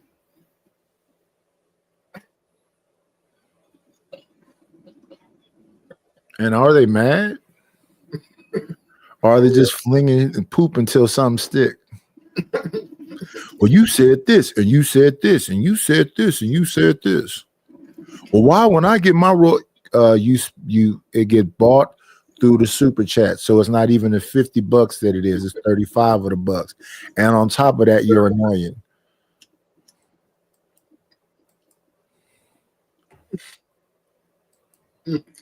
Correct men, because once we correct the men on whatever woman he chooses, that woman is going to follow that man. I don't agree. I don't agree with you. I don't agree with you, brother. I don't agree with this idea that once black men get their act together, black women are going to be like lemmings going off a cliff. No.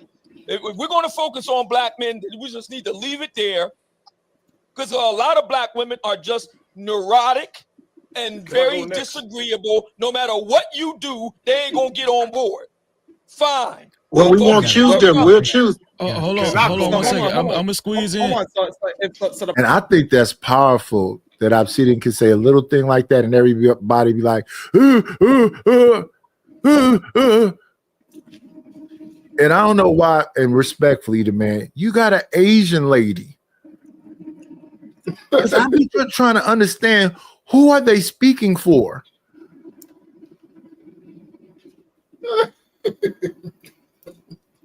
I'm finna defend black women. Then why didn't you marry one? And the same thing with this brother. Don't he got an Irish lady or a Russian woman or something? That's what I'm saying. It just be all over the place. Problem is that you put that as a blanket statement for all women, and if that is the case, that I didn't say all women's going to do anything. Okay, I said a lot of black women are neurotic, and a lot of black women are disagreeable, and they are. And and then we'll also on the other side, there's a lot that is not. It's a lot of beautiful. He's saying he don't want them, but what Sharon is saying is he's defending those women. So I can see if, because Here's the thing about the good women. The good women are most likely already married. The good women are probably most likely already somewhere doing good things. They are the silent minority or majority, whatever they are. They don't need no help getting a dude or nothing else. Life is nothing but a bed of roses. So who is he defending? He's probably defending the worst that show you these things that man is saying right now.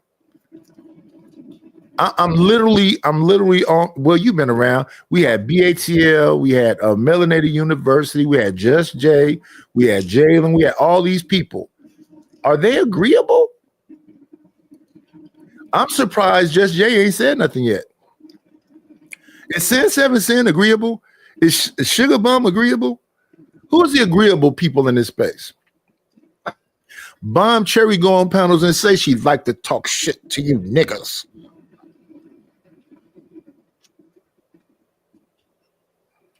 No, that's what I'm saying. I wouldn't even. I'm not worried about whether they're agreeable or not. I know it's something wrong. That's the thing. I know it's something. Yeah, but if you have solutions into the show, huh?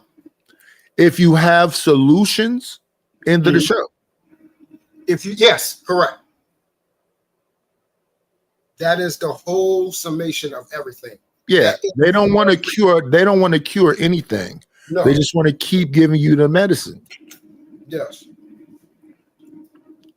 The conversations we done had these conversations 1,000 times over.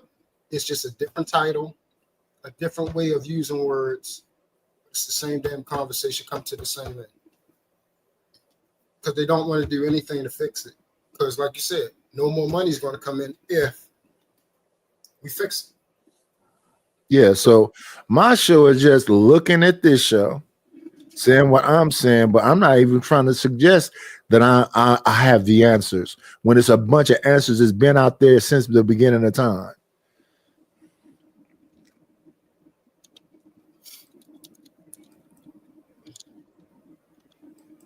Talk about what women is. There's a lot of black women in Brazil. There's a lot of black women in Cuba. There's a lot of black women in Panama. There's a lot of black women in Colombia. There's a lot of black women all over Africa. They are more agreeable.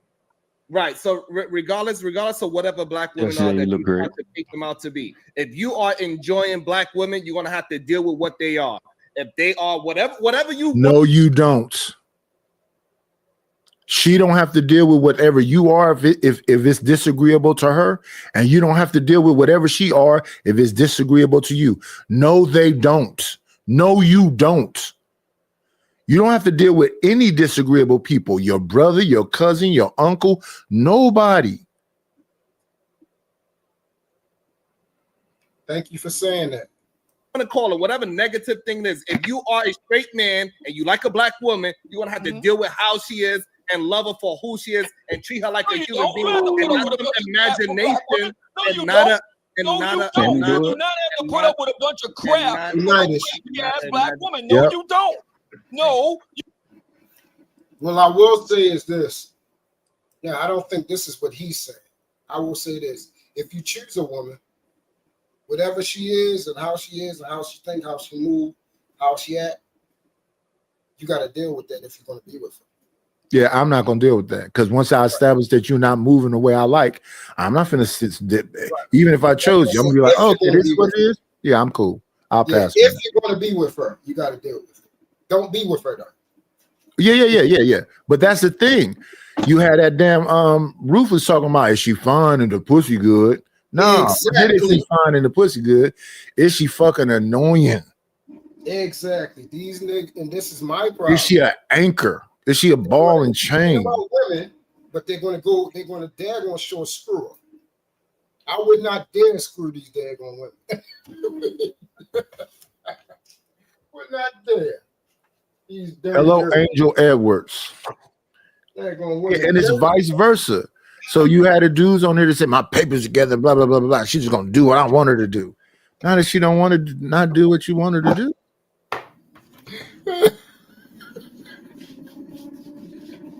These girls' hair falling out their head, they stink, they curse all day, they yell. Man, no way. No way. No way. But you daggone sure gonna complain about his screw. Doesn't make any sense. You don't. Okay, go ahead. Information. I'm gonna let information man go. Go ahead, information man. Go ahead. Let me cook here a little bit. This is the area that nobody wants to deal with. I think women in general, not. I've heard information man talk like this since the Rumble. He not saying nothing new. Facts.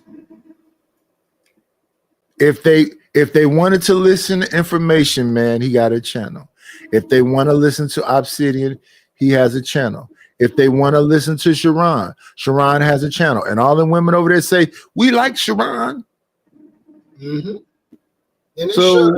So I don't understand why everybody's all riled up. You got your fan base. And they should like Sharon. I like seeing people for who they are. I like when people say, hey, this is what I am. And, you know, this is what I believe in. I don't get mad at somebody for being who and what they are. I like when people say, hey, you know, F these niggas and, you know, men are for utility and I'm going to run the game on them and all that. I like that because you're being true. You're being honest. The wolves in sheep's clothing, I can't stand them. Those are the worst ones. How can you do that? Those are the worst ones. If we go along with what Ronnie is saying, that this is a shit show through and through. If this is a shit show through and through, do you like the shit show? Yes. Let's go along with, since Shiesty Bum agrees with you. Ronnie and Shiesty Bum say this is a shit show through and through. So you love it, right? I'm gonna show y'all that I don't love it. And since you're here so often, hit the Cash App, hit the PayPal, Venmo, or the Zelle. I'm gonna prove to y'all. I'm gonna be like, damn, true. Sugar Bun should be saying she love it all. Yes, honesty. Oh, don't worry, my Reed. I'm gonna show you. Look. This is a place for me to try to make some money and try to entertain and be a little funny and blah blah blah blah blah. Stuff I don't like, I don't even mess around with. So there'd be somebody have to literally tell me what happened on this show or that show because I just don't mess around with it. And Shiesty Bum, you saying I love it is retarded. Love what? That's why I don't know about most. I don't know that Obsidian said at some point you need a queer eye, and if he said it, I didn't retain that information. Same thing with how gay Kevin was. I thought y'all loved gay dudes. She talking about the mess, the how they look at this as entertainment. They saying since we look at it and review it and be amongst it, we love it just as much as they do. You know what? They might be a point. No, they wrong. Oh, I know they wrong. In real life, for years, I never looked at the Bad Girls Club once I saw one episode. The Real Housewives, anything like that. The Flavor of Love. The only reality show I can say I really watched was Real World, The Real World.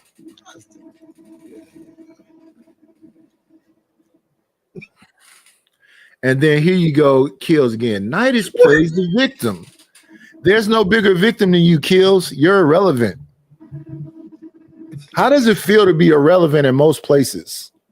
Even when you're talking crazy, you're irrelevant.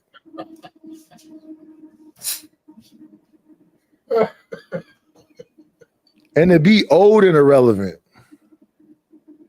I've been in these spaces and I know everybody and they know my name. Do you hear yourself talking, Mr. Kills? You were just over there trying to talk to Obsidian. He's like, huh? Who? What?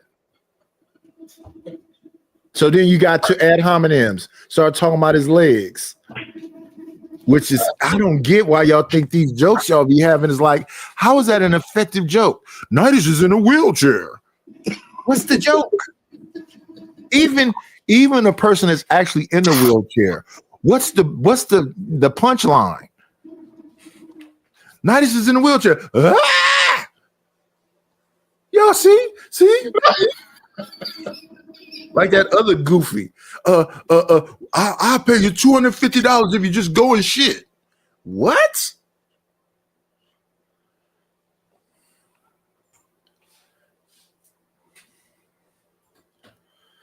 Yeah, children. Oh my God. Children. And scary children. I would not want to be y'all teacher. Man, I wouldn't want to be your parents. Don't the Lord. That either. Praise Lord. God have mercy on me, because I don't deserve it. Them the kind of kids you got to keep checking on at night. Make sure they sleep. Take all weapons out of their room. My goodness. It's a Saturday morning during the most wonderful time of the year. Y'all different. Have y'all went and fed anybody today? I'm not talking about you, Nidus. I'm talking about them. No, I understand what you're saying. Y'all fed anybody? Y'all told Have anybody you ever done it? you love them? Y'all told anybody you love them? Asked them how is their day? You know, do they need anything? Y'all say that to anybody?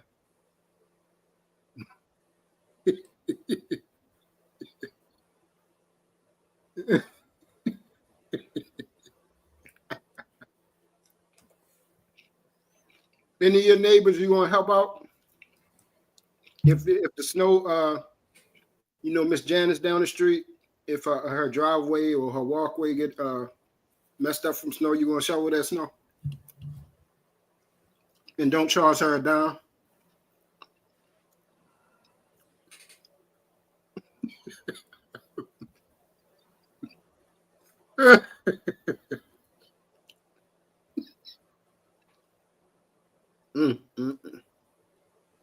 Like I said, that's what makes things different.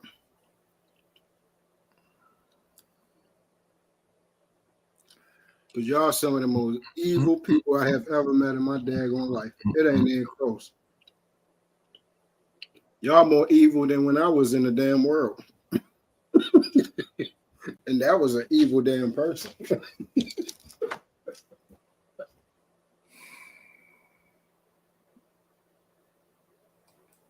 Let's see.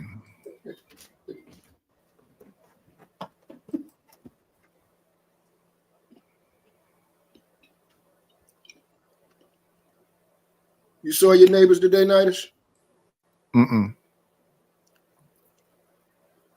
It's 7:12 a.m. I ain't been outside the house. Oh yeah. But when we see each other, it's pleasant. That meant so much to me that you actually spoke about that. You know, you still speak to your neighbors, because people won't even say nothing.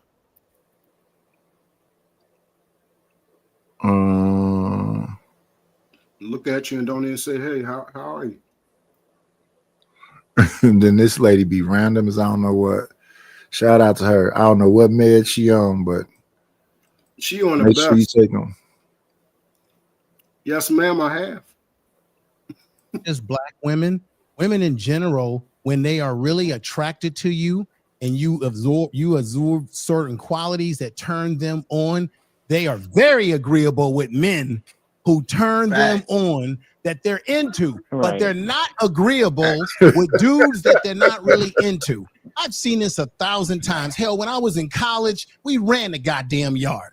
Alphas, we ran the yard. The women came to. I don't understand that. We know that women that are attracted to you are listening to you until you piss them off. What is it stating the obvious about? Us. So that's some bullshit myth. Women gravitate towards men that are masculine, confident. Hell, Kevin Samuels even said this: confidence, and assured of yourself. If you're not sure of yourself and they're not attracted to you, then of course they're not going to be agreeable with you. I've seen this 1,000 times let's get out of this internet shit. In the real world, women are into what they're attracted to, like we are as men. Okay, let me talk about Kevin Samuels right here, and I think Obsidian, you would agree with me. We forget that Kevin, like he said, You're like me. If I wasn't reviewing this show, I'd have been stopped listening. If I wasn't reacting to these shows, I'd have been stopped listening. Because a lot of time people be up there just saying the obvious. And folks are not even talking. A lot of times when I hear this whole gender war stuff, it's not about me dating Sin or Shiesty or whatever else. It's about us being able to interact with each other on some kind of civil level because we are around each other all the time. So I don't come up in the day and go, Sin is this old and she did this, because I don't know nothing about her. I don't know nothing about Shiesty Mom. But they know, you said this the other day, you said that. I don't want to talk to no woman that much that I'm not sleeping with. I don't want to talk to anybody that much, to be honest, male or female. I'd be exhausted. So when people be thinking, oh, we ain't talk to him, he gonna suffer. No, I'm not. You actually pretty cool. But I found it interesting because I do talk to my neighbors that they waited to see me in the yard before they asked for the ball, because I've talked to them so much. I would have thought they'd just been able to just come knock, knock, knock, and I tell them, go ahead and get it. So that's why when I saw him that day, I told him, listen, if y'all ever kick it over the fence, just come and get it. I can see y'all. There's cameras all around this damn thing. I know y'all my neighbors. I see y'all every day. See you going to work. We are not the same. I am a Martian. And I'm hotter than summer rain like Carl Tom. Yeah, this guy's odd to me. He's super odd. He's hard. Let me do this. Thank you for the money, cheese, ready to dough. Good scratch, squill of paper. Shout out to James Kills for the $1 Cash App. I appreciate it. I appreciate it. I appreciate it. Every dollar counts, weirdo.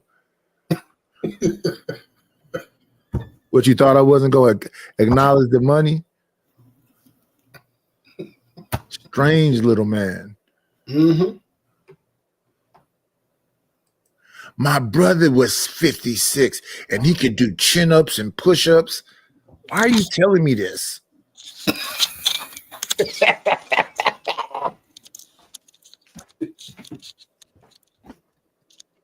Samuels did most of his content trying to talk to men and get men in line, okay? But prior to that, we forget that Kevin Samuels, one of the reasons why he was into suits and fashion, and you know this, Obsidian, he had a fashion channel where he promoted men's suits and shoes. How many of y'all remember watching any of his fashion videos? Nobody. That's really, and then when he got discovered, when O'Shea put him on, because let's keep it real. I watched some of them. I watched some of the cologne critiques, all of that. Well, I don't know why y'all want everybody to dislike him, because y'all disliked him. I watched him talking about stereo equipment. I watched him talking about cologne. I watched him talking about boot cut jeans with an actual boot. But not just him. I watched a bunch of them dudes and women. I get it now. It just hit me. They want you to hate who they hate. Oh yeah, group hate. That is a real thing on here. If somebody hates somebody, they want you to hate the hell out of them. They want you to, and if you don't, you in trouble. Oh yeah, and let me read these. Let me get it. The thank you, because I need to read these. Thank you for the money, cheese, ready to dough. Good scratch, squill of paper. So today's cash apps, because I know I should have been reading these in the first place.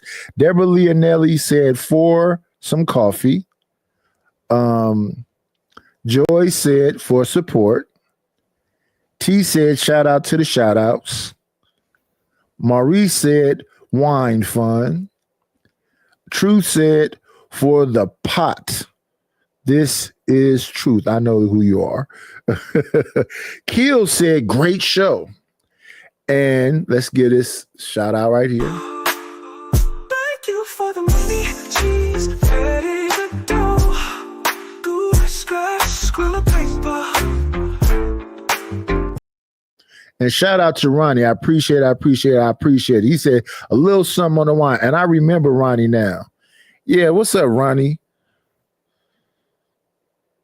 Yeah, I remember Ronnie now. But no, I'm not here for the F-free. I'm here to react to these channels.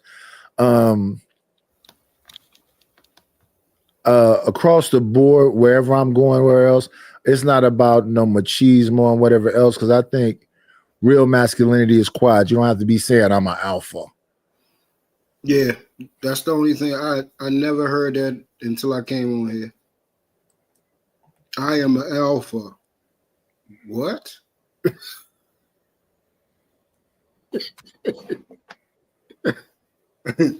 I'm an alpha. What's that? You know, the man. I get women. You know the person that leads, or that's what that is. Yeah, that's who I am.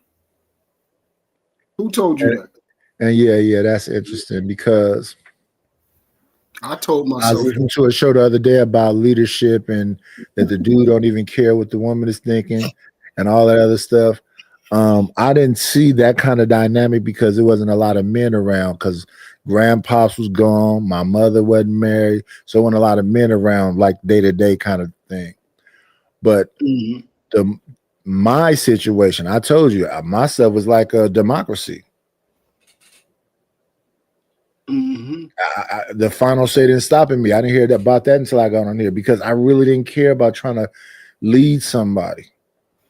I was more concerned about her strengths and my strengths and how we put them strengths together to make our situation the best situation we can make it.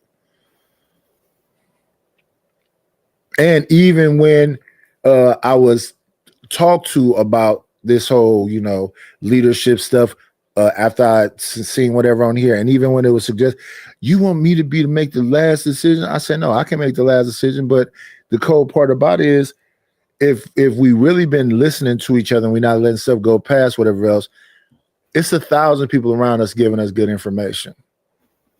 My grandmother used to talk about, living below your means. So I was hearing that when I was 7, 8, 9 years old. If you get $1, don't spend that whole dollar. Save some money. Then you can get something nice after you save X amount of dollars. You're supposed to be trying to save something all the time. So when I hear people talking, it's like we got to spend everything we got right now. We got to take vacations. We got to go to these dinners. I think it's more intimate to sit at my kitchen table with my kids and my wife than going out to some restaurant where I go in there, I put my arms on the table, it's sticky because they just got through having a rush hour. And even if it's a nice high-end place, I think it's more intimate to sit at home at the kitchen table down with all my family. Or even them functions I used to take my family to when I'm going to my cousin's house and she got a bunch of the aunties over there. Or when I used to go to my grandmother's house and everybody is there. That's my father's side of the family. Or when go over my mother's house. I think that's way more intimate than being out in public. Yes, without question. I don't care if it's just me and the kids in the back at the fireplace, at the damn fire pit, or them just sitting out there while I'm barbecuing. And we don't have to do a whole lot of talking. They could be roasting marshmallows. Right, and not saying shit. Not saying nothing. And that's what I look. And when you close your eyes, them the images you can grab onto.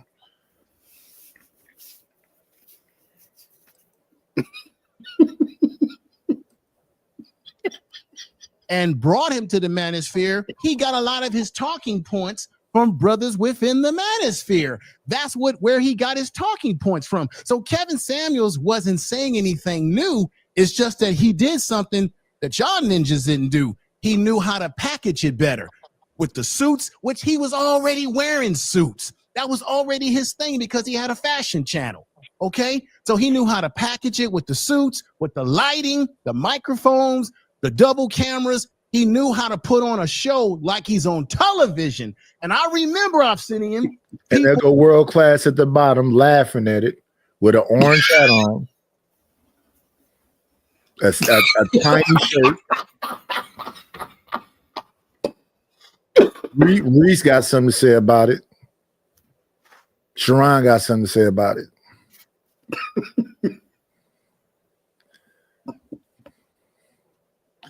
I remember Obsidian having arguments in the Manosphere when they was going from Manosphere 1 to Manosphere 2, and they was talking about mic supremacy, subscriber supremacy. You should wear a suit. You should have a good office. And I remember Fantastic and them arguing about it. No, you can be in the car. You don't have to put on no suit.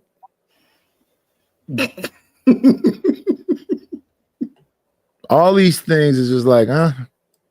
They're only exciting to the people that was there, I guess.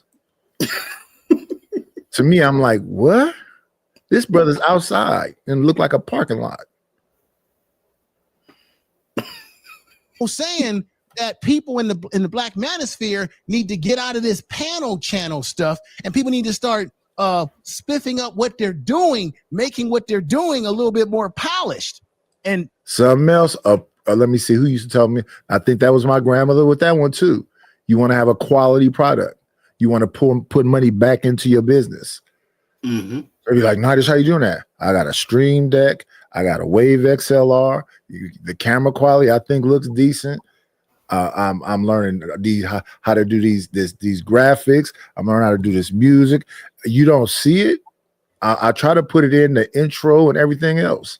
These overlays. And if you remember the beginning, you can see the progress.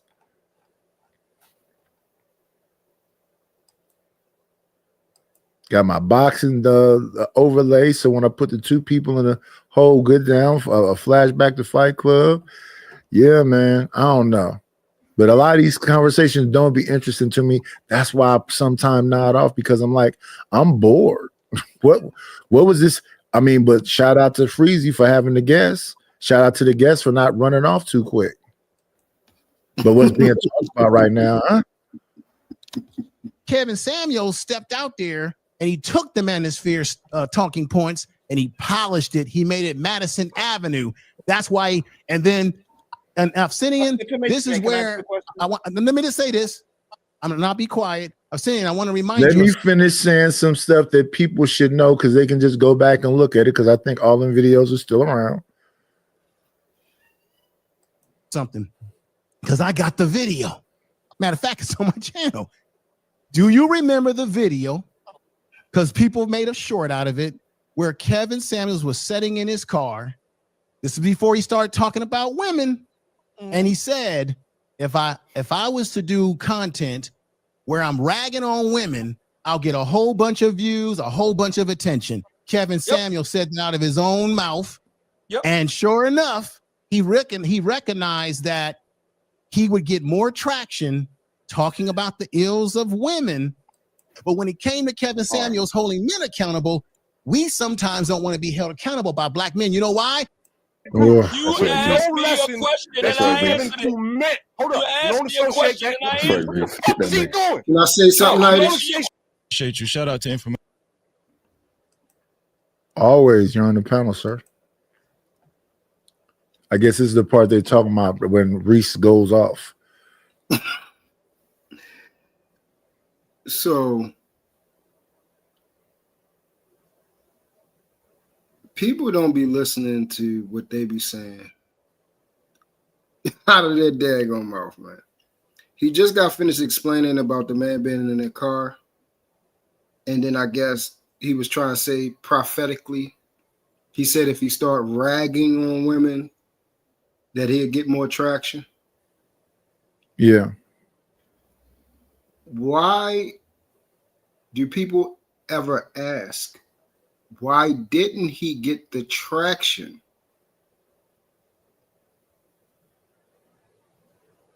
without ragging on women? I think he had traction already, but that's just me. He got more traction because of what you said earlier. Then people wanted attention. The numbers was up, so that's why they went there. And I don't really think he was ragging on women. If you saying that you got a group of guys that's these high value men and they don't got nothing to do with morality or character, and they got X amount of dollars and they want women to do this, and then you have a woman come up there that's in her 40s that's got multiple dudes that you would consider high value men because they got money, and that's what she's saying. But I don't think she's hearing what she's saying. He's not shitting on you. You're saying you're a whore. I got a bunch of dudes that got money. Take me here and do this and this. And then you have a bunch of people come up and say, that don't mean she's a whore. They could just be giving her stuff. If you just using people, sex don't have to be involved. Same thing with the dude with all the money. If you just using people, sex don't have to be involved.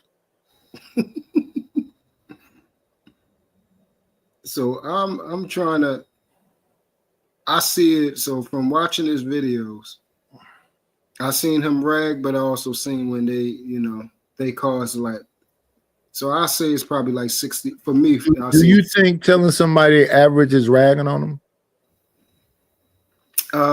Yeah. I'm average. And I don't think I'm a bad looking person. And what most average is, I don't think is bad looking. I think below average is bad looking. Yeah, you said it though. No, but do you agree with that? If you get average something, do you think that it's like bad or not good? No. I said that on another panel when he went off on me. Motherfucker, I ain't average. Who said you was? I said I am. And he said, yeah, well, I don't know why you say that, brother. I said, yeah, I have a house and all the other shit, but I'm struggling every day to maintain this shit. And I think that the average person is doing that. Average in this, because what they call above average is I'd have to be completely healthy, 6-pack, have at least 6 figures or more, and all this other stuff. I don't have that. I have average something. Now, if you got 5 or 6 homes and you buff and do okay, you above average. I don't understand why when one man says something, you think I'm speaking for men. And I don't believe in that when you talk and you say men do this. That's a lie too. Men like you, maybe. Correct. Like a man like Truth is a man like Truth. A man like Kink is a man like Kink. But I don't hear Truth on here saying, us men, we do this. Right. Because that for me, that's stupid. That's what Ruthless says. Yes. The men do this. Nah, maybe tell him like, don't put me in. No. Nope. We have to. Who, what, where, what? Who's we? No, the heck we. No. It's a lot of French going on. We. No. But you said two things, Nidus. You said, is it ragging on, and do I believe average is ugly, right? So the bad. First thing I do believe is ragging on. The second thing, no, average is not a bad thing. I'm average. The majority of people in the world is average. So. And the majority of people are. That's why I think that, when they get into these conversations about what you gonna do, that sounds amazing, but why would I do that? And I don't expect somebody to do that for me either. I think that that's the problem. Everybody want champagne with beer money. And then there's no focus and direction on things that would help us in the long run. Everything is like instant gratification. Now, these conversations where like I listen to World Class have conversations about how he's better than people. And I'd be like, based on what? I hear a lot of these people that be looking crazy, talking about how they better than people. Just because you got a few more dollars don't make you better. Just because you might be physically fit don't make you better. Not necessarily. No, you A have bunch of never. cats that just got out of jail, healthy as I don't know what. Prison preserved them. They all buff, give it 5 years, and ain't in jail no more. What happened to all that like willpower and the circumstance made you do X, Y, and Z? Have you ever heard me hyper, basically focus on somebody's looks or my looks? Have you ever heard me do that? Say again? Have you ever heard me hyper focus on my looks or somebody else's looks? No. Okay. Have you ever heard me talk or boast about some money? No. All right. What is the main thing that I always talk about? Faith, for the most part, being good people. That's it. So on anything else, I would say, hey, you could be better than me in that. We could be average. The thing that I hang my hat on is being a decent person and wanting to improve myself and wanting to learn every day. Yeah. I can hang my hat on that. Yeah. That is the only thing that I will say that I am not average in. Everything else, I'm average or below. And I'm okay with that. So that's okay with me. I think that the majority of people should kind of be on that page for the most part. But who am I? If we focus on being good people towards each other, civility and all those other things, society would be better. But you thinking above just yourself. The better you are in the direction that you're going to be a better father. You're going to be a better husband. You're going to be a better son. You're going to be a better everything. Hey, I thought that's the goal, to try to do better. Like I try to come over here and learn something every day. So I mean, hey, like I said, it could be me. I'm open to saying, hey, I'm wrong. I got it wrong. Like you said, most of us, if we're going to be honest, we're working, paying for a house or apartment, paying for a car note, taking care of our children, our family, making sure we got food, making sure the lights is on. And just doing that as a full-time job. Correct. It's the same thing. Only on here is somebody trying to promote this alternate reality lifestyle, or this, everybody on here has it. Okay, if you have it, good. I mean, that's good. That's amazing. You was able to do something that I cannot do, or I haven't been able to do. And that is a blessing. That is a blessing. I just never seen, I've been traveled a lot. I've been able to be blessed to be around multiple cultures and families. I have never seen this many rich Black people in one space. Oh, well, they say the richest Black people are in America, though. Yeah, no, I'm talking about that is in one space. I'm talking on YouTube. I've never. No, I understand what you're saying. Yeah. Me, I don't even care about that. I don't even pay attention to it.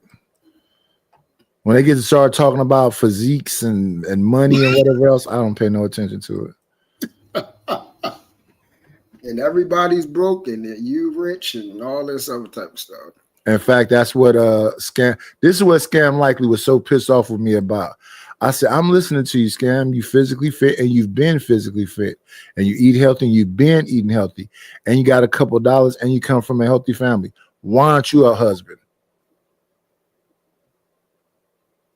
What? I'm listening to what you're saying. You are what we need to be in the forefront of society. But here's what you're doing. You say you messed up and blah, blah, blah, blah, blah. I said, checkmate. I won. How the fuck did you win? Because JP is trying to have 13 kids. You're not trying to have one. What kids do you think we need in society? Kids is being taught how to take advantage of the system, go to food banks instead of passing out food, eat the food. The direction you see stuff heading in. And then the so-called the best and brightest of us is just banging people and moving forward. Based off Obsidian, right? Based off of Scam said this. But then that same Scam was up there today talking to Obsidian as if Scam don't do what the hell Obsidian is describing. Scam got a problem with the manosphere, but they up there saying to Obsidian something about him being hedonistic. And then I listened to Scam one day say something I heard women say. I know all kind of great guys, they just not my guy. So he said, I know all kind of great women. Intelligent, and blah, blah, blah, blah. And, I messed up. I said, well, just one? He said, a few. People make mistakes. I'm not saying that people don't make mistakes. I'm saying that you up here talking about society and community. And the way society and community works is we need the best people, putting us in the best position, teaching us how to be the best thing. And you're saying you're already that. So why aren't you a father? That is a great question. And then I let it go. And then Freezy said, you know what, Scam? You do be up here doing your trolling and blah, blah, blah, blah, blah. But based on, why aren't you a father? Then what was the next thing Scam said? Well, you're going to be dead in 2 years, Nightish.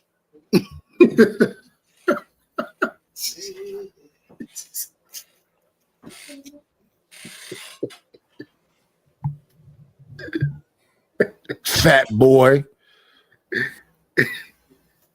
Oh my gosh. Patient man. Go ahead, Reese.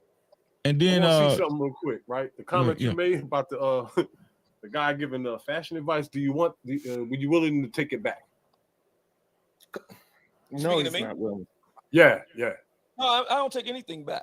I did that. So it wasn't a verbal slip, and you don't want it back. So let me tell you the truth. Oh, wait, because I'm not no young boy, dog. I see through all bullshit. You want that back. You made a verbal slip, and instead of manning up and erasing it, you want to give reason. That's what you did. I'm not asking you shit. No, I'm not asking. I'm not taking it back. I'm not done. Listen to me. I'm not taking it back. No. I'm not taking it back. I said what I said. Dog. Listen to me. I'm not stupid. I know exactly what you did. That's why I don't care if you're stupid or not. You ask me a question, I give you a straight answer. What the fuck are you doing? No, what I'm doing is I'm doing what I'm doing. I'm telling you, I ain't taking it back. I said what hit I the like button, said. subscribe to the channel if you're new. You acting like a little girl, dog. No. You're the one that acting like a little girl. You're the one that's acting like it. You're the one that's acting. Hold on, Reese. Reese, you can't make him take it back, Reese. No, I ain't trying to make him take it back. Nobody twist up my words, please. Right? Because I'm not asking you nothing. This is a lesson, young man. You did ask me a question. You don't associate that group. You did ask me a question, brother. You asked me a question. Wait, stop. You asked me a question. You don't associate that group. You asked me a question and I answered it. Hold up. You asked me a question and I answered it. What's he doing? Nightish. You don't associate that group. Is this very hard to understand the difference between a statement and a question? I don't even think it's that deep. You can't make the man take the comment back. Right. But I'm talking about overall, whatever Reese thinks, because Reese talk about that about every fucking thing. Everything is, I'm gonna say it aggressively, so now it's gonna make it right. No, it ain't, nigga. That's just the way you think. Everybody be on here on some machismo, macho ass shit. That's just ridiculous. What's up, Freezy?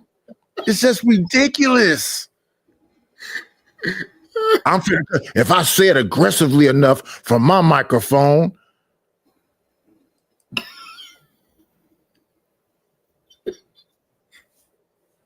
Okay, so if I ask you a question and then, so if I say, Nightish, what color is the sky?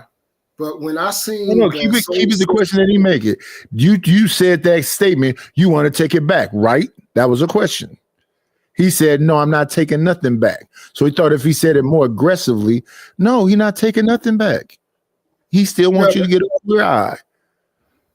You see how people, for some reason, they ask the question, but they keep going, and they don't understand now that then turns it into a statement. You have removed. Oh, yeah. Well, he's just trying to impose his will. Correct. I said it, now I'm finna impose my will. No, you're not. Because really, you asked your question, he answered your question. He's not gonna change nothing he's talking about. Move on. Right. And that's a tactic people use because they want you to believe or choose what they want you to choose. So if I ask you a question and then I give you more information, I think I'm persuading you to answer the question the way I want. Yeah, it's absurd. It's ridiculous. Just like I said, I could be wrong. I'm just trying to see if, you ask other people, hey, trying to learn, hey, it might be me. But apparently right now I am on to something. Okay, cool. Great. Nah, that was clearly him. Let me see. Let me ask for some money from these people, these good people, these good rich people. Let me see what we got. 33 people in here. Somebody got some scratch. Yeah, this money. Oh, honey, I got to get my hands on some. I need a dollar, that's what I need. Hello, bro. I'm trying to get the money. Talk to me about money. Where is the manion? We need our manions. Don't you think it's about time you gave me my money? Support the situation. Is money is love. You could donate on PayPal now, and you can donate on the Cash App. Thank you very much. All right. But James Kills, for the abuse of dealing with you, next time send $2.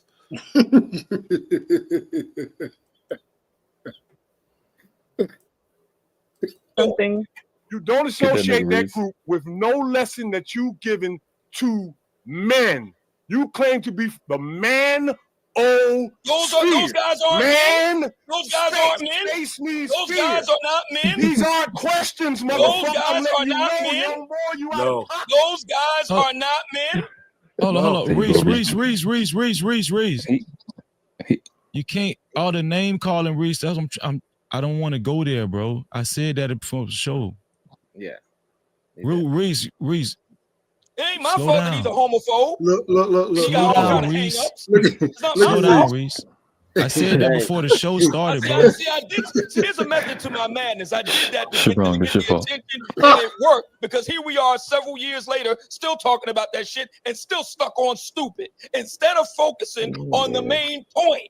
Now, Sharon, you were saying this from day one. But we got to get through this though. This shit it's not even, I mean, this is pointless. Nobody give a fuck about what Reese be talking about. He be up here, these niggas, they be saying Paul's is fucking homosexual. All they do is think about dick all day. Nobody cares. They gonna keep saying Paul's. He running around there yelling and he don't even know he muted. That's what usually happens. Yo, it's crazy. Come on here screaming to the point where your body tensing up, your veins. Yeah, he gonna spit in the microphone too much. You gonna have to buy another one.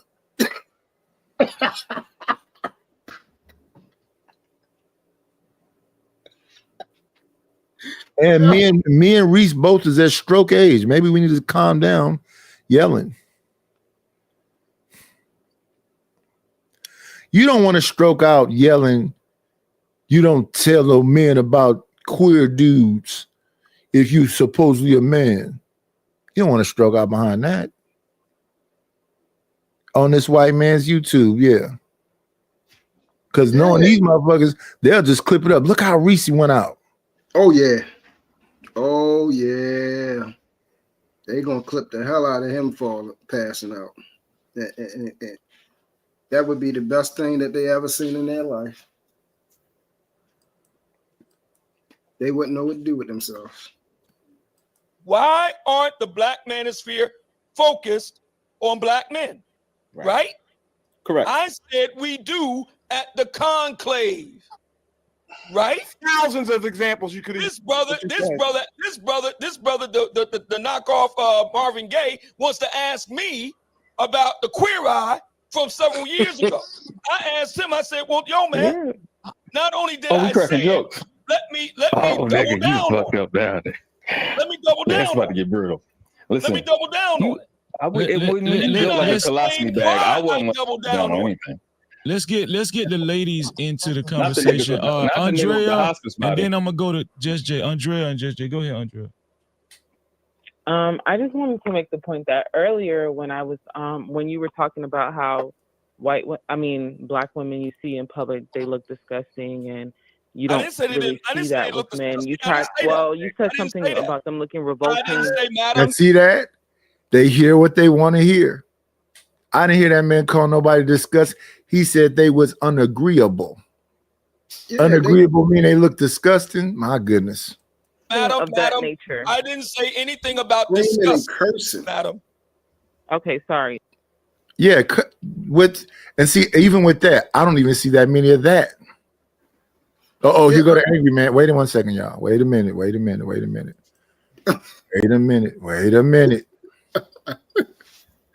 Come on in.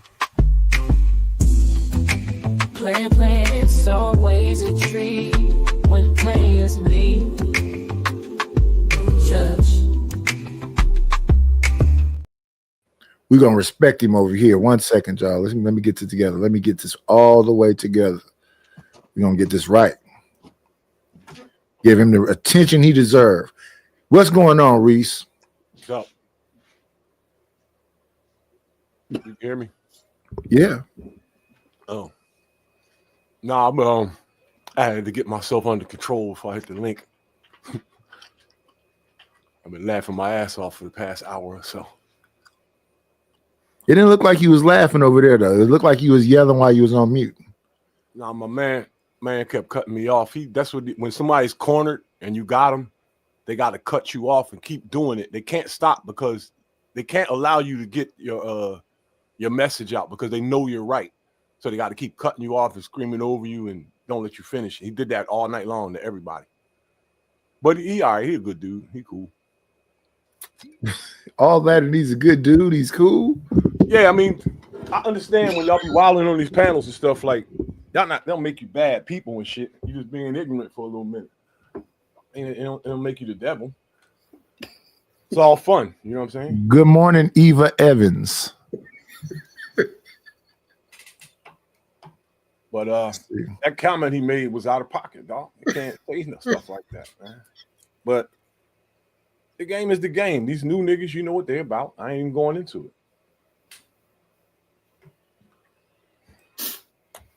it. Maybe those weren't the words, but something about them not looking presentable, them not looking good. You're not walking the way, which is fair. There's nothing wrong if that's how you feel. Madam, please. Madam, please, hang on. What I said with me and Sharon, we started off our conversation almost 3 hours ago. And we started off with the ladies' weight problem, which they do have. Go ahead, Andrea. And I'm not saying that what you've seen isn't valid. I'm not trying to invalidate your experience. My point was that what you said in response to that was that, black men don't really look, that basically black men look better. But recently you were just saying how you had to teach 30-year-old men to bathe, and you had to, now you even say you need the help of gay people to tell them. I mean, there's nothing wrong with, I'm not a homophobe, but now it just seems like you don't feel like that's a contradiction? If you have to go so far as to outsource help to help these men look presentable, then wouldn't that mean they don't look presentable? And I'll tell you the reason why. Because I go outside and touch grass. The Black Manosphere Conclave has been going on for 5 years. We got hundreds of brothers that show up suited and booted. We're talking about guys who don't go outside, don't touch grass, forever online, talking shit. And so you think in 5 years, what's your queer, you have your movement. You think your movement, okay, never mind. Hold on, wait. Get your last question out, Andrea. Go ahead. And we're going to go to JJ. Go ahead. That's crazy. Just a couple more questions. So you think in the last 5 years, right, your movement has completely shifted the way black men look now versus how when you were first advocating for the change? I do. Not only do I believe that, I think there's another outfit in Dallas. I believe they're based in Dallas called Menswear, something Menswear. There's a brother that you might have seen him. There's a brother that organizes events of brothers that are suited. I mean, from little boys all the way to seniors, suited and booted. And they kind of do flash mob type of events. So I think it's not just us; it's other brothers that are attempting to clean up the black male image as well. Right. So my point is that there is an image to clean up. Like, we're not the only ones with an image worth cleaning up. So maybe we could, both focus on our own image instead of projecting onto others. What are we being the Black Manosphere Conclave? Exactly what are we projecting onto anyone else?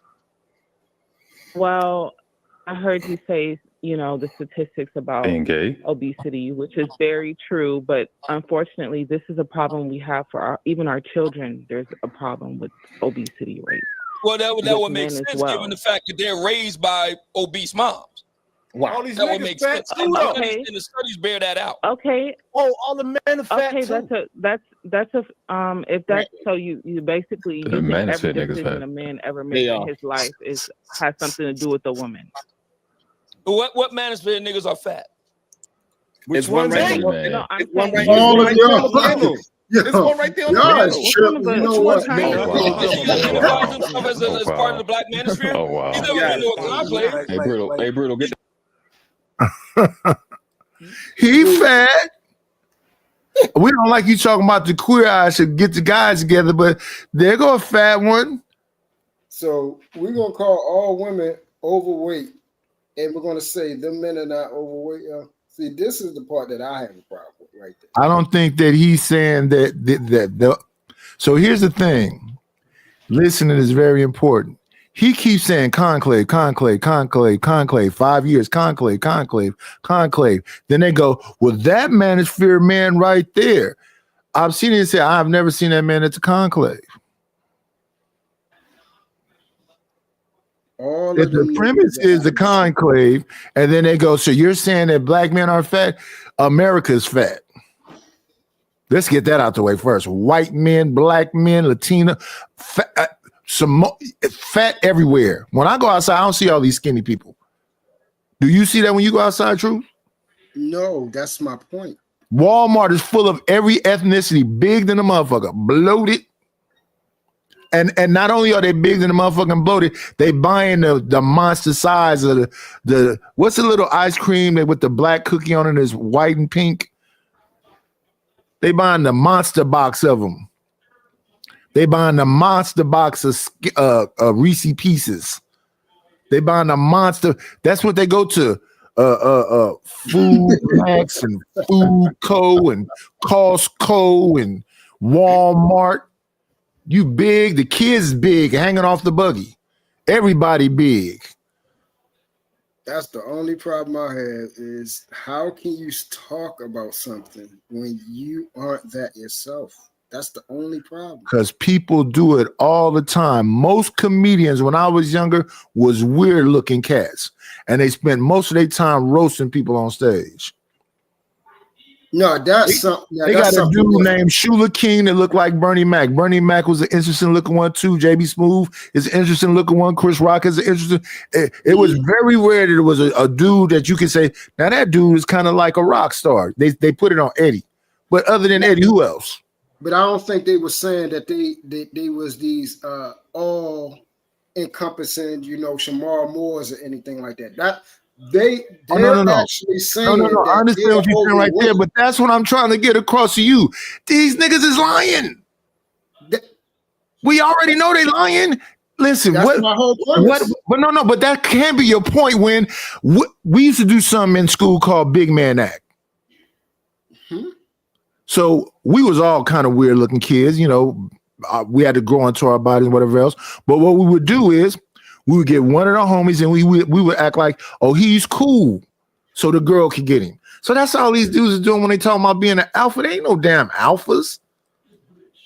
Myron Gaines is an alpha. Come on in. Play, it's always a treat when players leave. Judge. Well, I guess he'd be back. He fell off, maybe lost connection. Myron Gaines is an alpha. Fresh is an alpha. Charleston White is an alpha. This is why I said the image itself of what we're saying, it's not. This is why we're messed up. I understand what you're saying. Motherfuckers lie every day, B. Lie like a motherfucker in front of your face. They don't even hide it. Oprah Winfrey is supposed to be a good woman.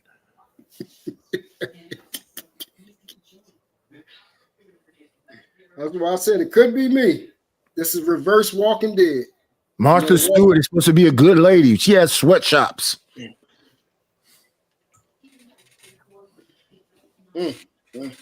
Lord have mercy.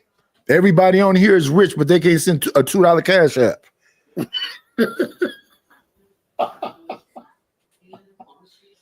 Why are you begging every day? Won't you get a job? I'll be over there tomorrow when you come back home.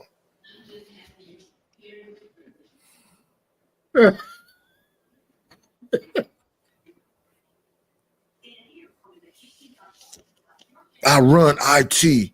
I'm a salesman. I'm the best marketer and whatever else. Okay, yeah, so that's all fine, whatever else. But when I'm making these images and whatever else, I don't want to send you shit. Just send me some bread, get a budget, and then we can work it out that way. What?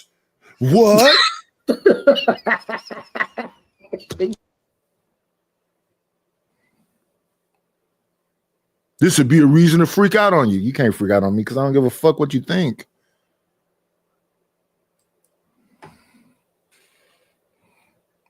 Nobody should care about what I think. They really shouldn't. But I think this whole shit is just, hey, send some money. He's up here. Obsidian's up here. We now get a chance to tell him he's fat.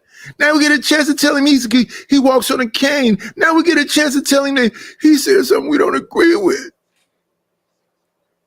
Freezy, when is he coming back? We love Conrad. Everybody does. Hold on 1 second. I gotta get Just Jay. In there, and then you can go, Sharon. Yeah. Before Just Jay, go ahead, Just Jay, because I need you to read these. Just Jay, I'm in love with you today. I've never seen you be this reserved and calm. You haven't went off yet. But let me see. We got another hour. Oh, let me see. 5 hours or 2 hours ago. Wait till Q Butter joins the panel. 1 second. Well, go ahead, Just Absolutely. Do your thing. Go ahead. I'm saying, did you want to say whatever was on your mind now, or because we could wait till okay, so let me just throw this out there and then we could read the super caps, right? Okay. So in reference to the conversation about going outside, touching grass versus being online, right? The bulk of the people within this movement, I would assume, kind of got their start online. So how does that transition as far as the people who choose to stay online, right? Are they left by the wayside? Do they matter to this community? Are they still relevant to this community? Do they still have impact and influence within this community? Or is this? No, they don't. Because if they're not getting physically fit and get their money together and getting their fashion together, no, they don't. They need testimonials in the conclave. If you're not gonna be no testimonial, no, yeah, you on the wayside. Fat boy loose. Nidus, you can't be a part of the manosphere. You too fat, old nigga. Can you get a hair plug or something? Get you a piece. If you get you a piece and go get some lipo and whatever else, we'll fuck with you. Wow. I just can't believe. Come on in. Play, it's always a treat when players leave. Judge. What's up, Savage? Listen, let me say this before you go, Truth. I was watching Back on Fig the other day, and they had Mr. Organic on that show. Mr. Organic showed a clip of some folks were trying to rob him at a gas station, and he fought his way out and whatever else. Then there was another situation where somebody was trying to do something when he was coming up out of a store where you could buy Persian rugs, and he fought them. And then he was on that show, him and another guy jumping all out of the couch saying, I'm a superhero. I'm Batman. I'll do something if somebody trying to do something to me. Listen, I watch him on plenty of Fresh and Fit panels, other stuff with women around him. They all look disgusted. They listen to him talk and say whatever he's saying. He's talking about being the best version of himself and all the stuff we always hear, and that he's a real alpha male. All them women look like they vaginas dried the fuck up. And he got Ferraris. He's 6'4" or some shit, and slim, workout, and everything. Money can't outlame a lame. Respectfully. And then there's all kind of videos on here about how much a scammer you are. What's the dude named Pocket Watch with JT did a whole show of you? Your house is rented, the cars, it's all a facade. Once you've been exposed, how do you keep telling the same lie? No, I'm still an alpha. No, there's this thing.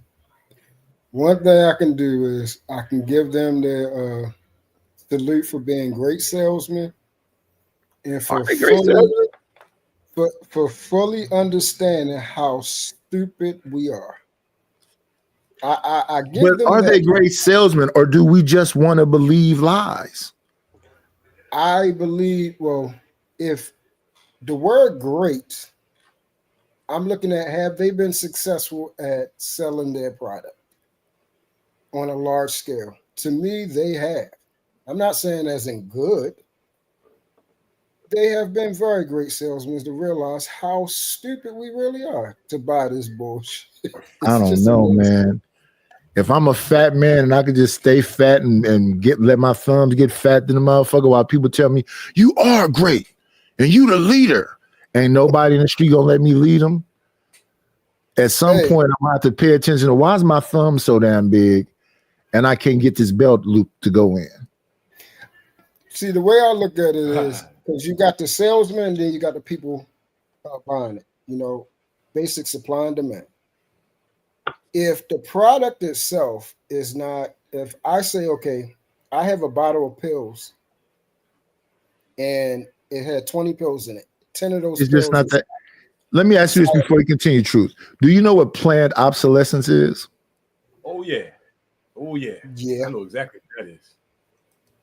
So yeah, you can buy a 50-inch television, the thin one, and that motherfucker gonna work for probably 2-3 years because they planned it for you to buy another one in 2 or 3 years. Planned obsolescence. Absolutely. And people know what planned obsolescence is, but then they got a TV that's $4,000. It's planned obsolescence on that one too. So why would you buy the $4,000 TV? Because we so all the ones that claim to be so smart is really so daggone dumb. There you go. So you got 20 You can't market Myron Gaines as this alpha when they didn't expose him for being a sugar daddy.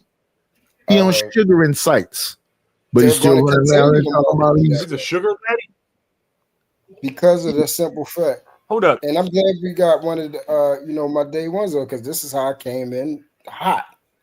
I came in saying, what the hell? I'm selling that's a Labubu night.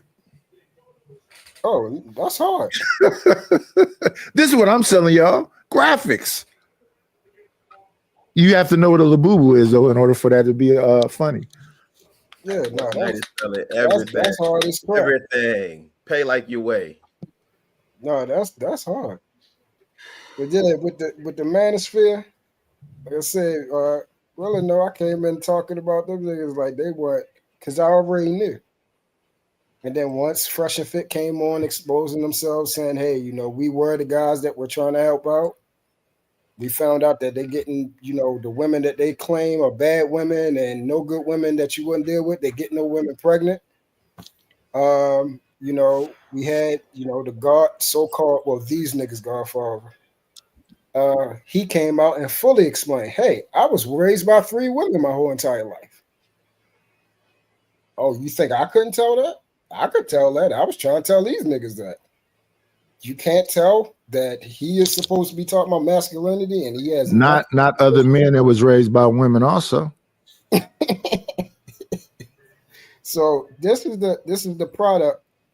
We're going to keep selling it. And that's why I said Obsidian, like you said, is intelligent and he's done moved away.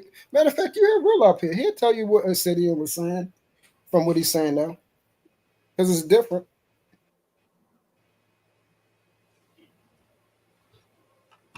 Real, are you there? I didn't see last night, so I'm trying to play catch up. I just wanted to have a seat at the table while y'all breaking it down so I can catch. So what just tell Nightish what it's more the same. Let me show Rapid what I'm selling, because Rapid is always asking me questions he already know the answers to. Word.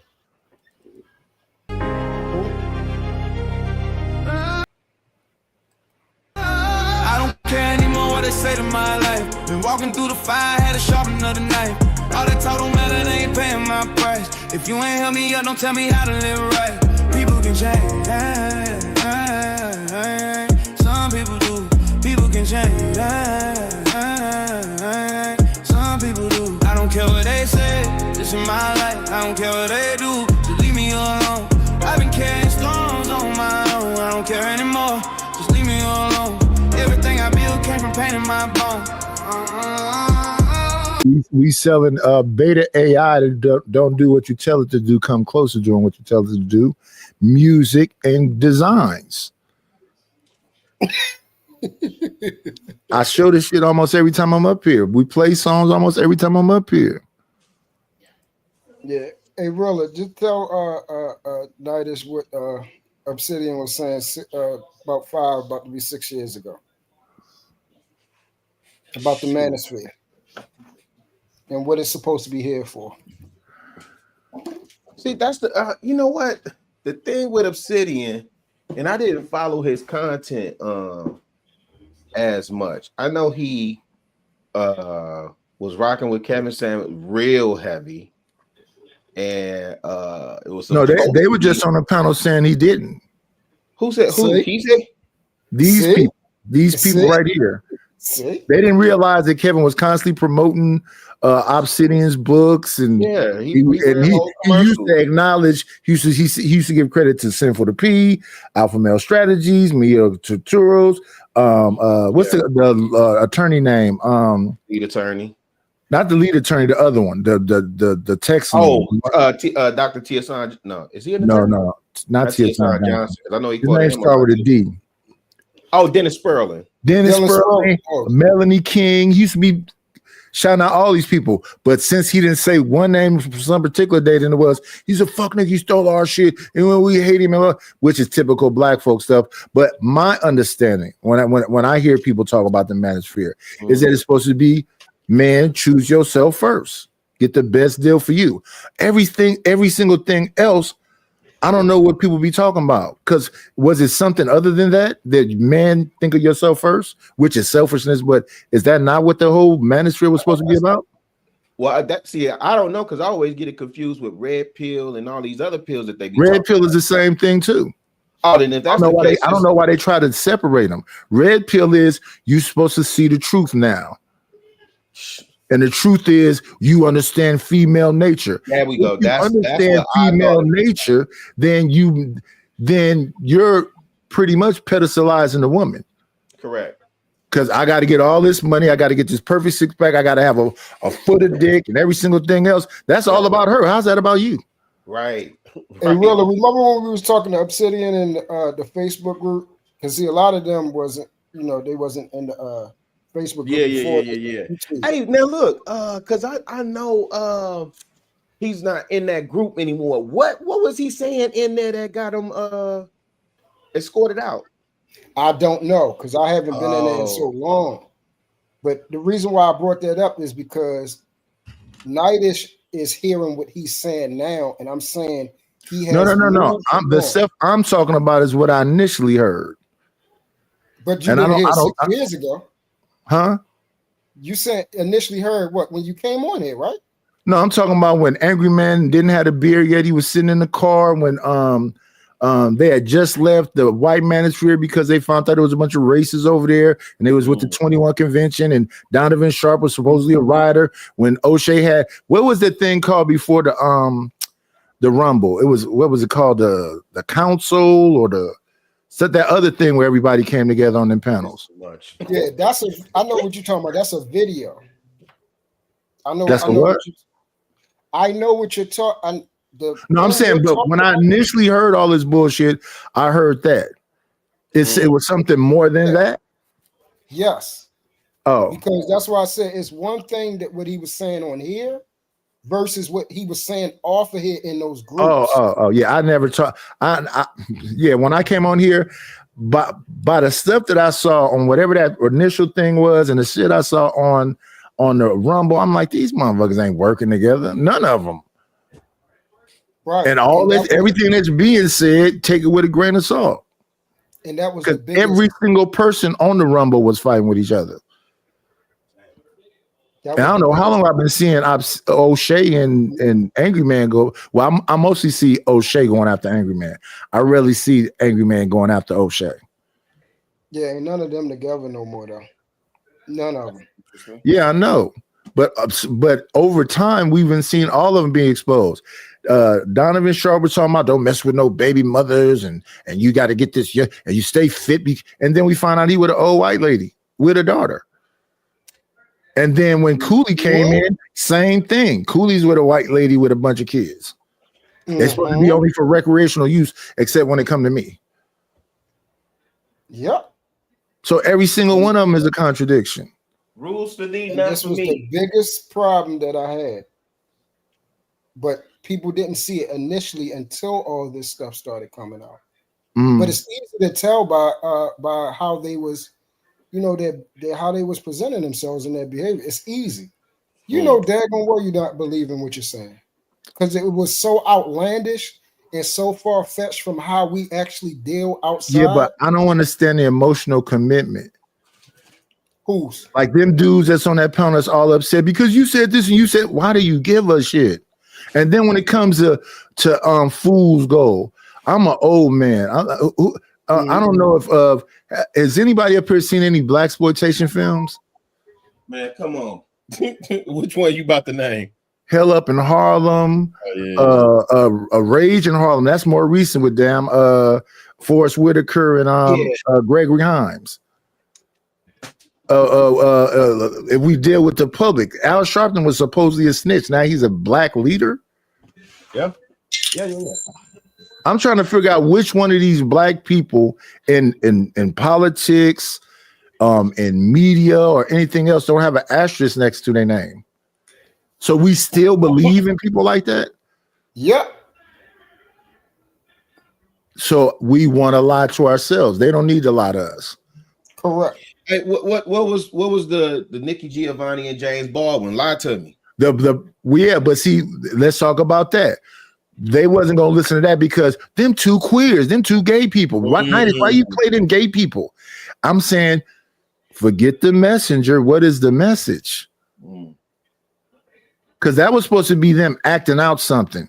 Nikki Giovanni was supposed to be being a mom that wanted her man to stay in the home, and James Baldwin was supposed to be this husband explaining why he couldn't stay there because he couldn't be this thing that she could be able to look up to.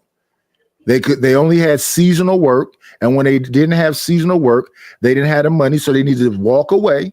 But they don't ever tell this story when they talk about the man being put out the house. They're not saying that the man left willingly, or they was still around the house just hiding. So now I talked about that when I did that whole Monahan report video I did. And then what did they say to me? Simp ass nigga, bitch ass nigga. Why is you over here sucking these women's ass? And I'm like, I don't even know what the fuck y'all talking about. I'm merely looking at the damn times. I'm showing you that men coming from the military that was on drugs, that had PTSD and all this other shit. I'm showing you the damn other people that's on drugs that didn't go to the military, that's pimping and doing all this other shit. Then I'm showing you these damn people that were still around just hiding. So them group of people telling me I'm simping and pandering and doing whatever else, because that's what these niggas do. And then on the other side of the women telling me I hate black women. So I don't listen to none of these people. And that's the pushing of the narrative, right? To do what they want, right? The narrative is, well, even if you do what they want, because I see people kissing their ass and they still go off on them. Yes, and I know better. I know better. They literally simping. And listen, I don't know Steph Curry, but I look at Sharon go over and over again. What difference does it make what Aisha is saying? Her husband is a public figure. And she's going on shows talking about she didn't even want him. Only problem I see with that is night is he's there and he's allowing it. He's there. So that's my point about even when you give them what they want and you go above and beyond giving them what they want. And this is not, I don't like to say them, her and people like her. All these people online have been exposed as being characters. They just got through bringing up damn Cheyenne Bryant's lesbian girlfriend. Yo, hey, that story is wild. It's really not. It's really not to me. You know, Todd, she was what's that lady? Stevie J baby mama. Let's see. Used to be on Love and Hip Hop. Yeah, I can't think. I know you're talking about. That's who she was with. I can't think of that name for nothing. Hey, Nice, did you get to the part of the video where I snapped on everybody and everybody's just sitting there with the stuck face looking stupid?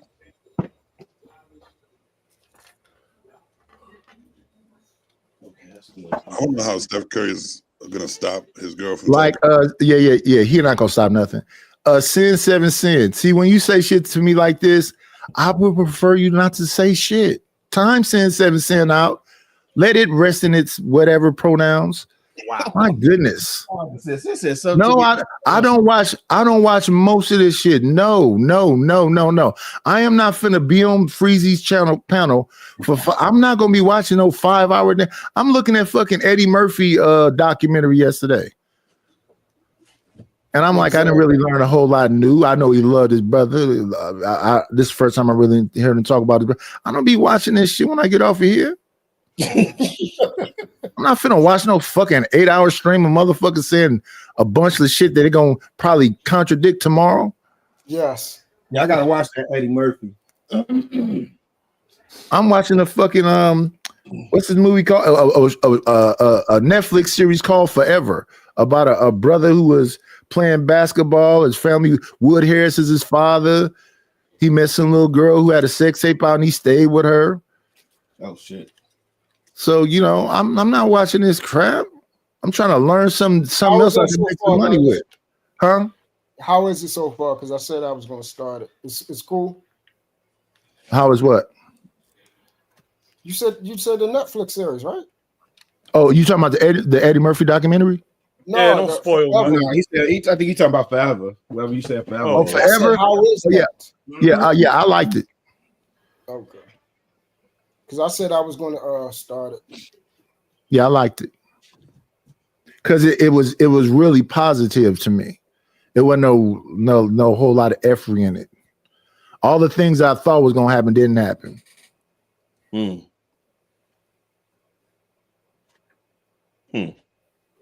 So what they was responsible.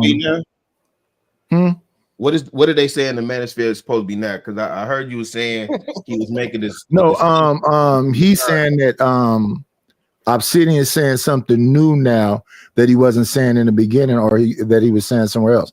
I've never been into any man, real philosophy like that. I have a basic understanding of people that I be around, but I've never been in like no back chat with Chicago. We're not in a Discord together. We're not like emailing each other. I don't do that with my brother. I'm just not that talkative a person. So a lot of the stuff I be hearing, I be half-ass hearing it because the shit is boring So, Sin, when you saying how much of Freezy show that I watched the other day, I saw that Obsidian was on there. I said I'm gonna review that because Obsidian is on there. Isn't no deeper than that? And I know Reese is gonna go off because Reese go off all the time. These motherfuckers be saying, "Pause, think about dick all day." Let's do about Reese going off. I know if Ray Midnight is over here, he's gonna say, "Oh, freaky ass nigga" at some point. I know that much. I know that Chicago says peace to the gods all day long, twice on Sundays. Yeah. Oh man. So if somebody said, "What you think about Chicago?" I say, "Chicago cool." What you think about Reese? Reese is cool. And then they go, "You don't know that nigga Reese, blah blah blah blah blah." I don't pay that close attention. I don't have these deep emotional commitments to people that I be online with. Even when I'm in them discords, I don't be in them discords for hella long. So when people be like, "Them discords is messy." If you a messy motherfucker, you gonna find all the mess. It really be that simple. Motherfucker get to talk about somebody I mess with, I'm bouncing. I'm not gonna go, let me listen. So when I see truth next time, I can go, in the Discord over there, that's messy. Dang. Just like when I got called messy, I'm on a panel. I did a song on somebody's show. They took my song and said the song was about somebody else. That person then came up on my show and said, "They are calling me a pay pig." I said, "Why is that?" Because I was supporting the channel, and I'm like, "Oh." And then, he first with all the blah, blah, blah. I'm like, "Oh, shit." I started off when she first started talking saying, "Well, I'm going to gracefully bow out of this." You hear me say that on the clip. So then I go back over to a show where motherfuckers say they cool with me. And then I'm all kind of bitches and I'm messy and this and that and the other. And I'm like, "What did you say, a little fat nigga?" Dang. I said, "Okay, so since we're doing this, let's have a real conversation." When I react to your channel, I react to the statements that are being made. I don't go, "Drip is this and drip is that. And a nigga said this," because I'm not trying to win nobody's favor. If these bitches are bitches and they don't like what I'm saying, fuck them. If these niggas are niggas and they don't like what I'm saying, fuck them. If these women can appreciate what I'm saying, they understand that I'm saying that I was a husband.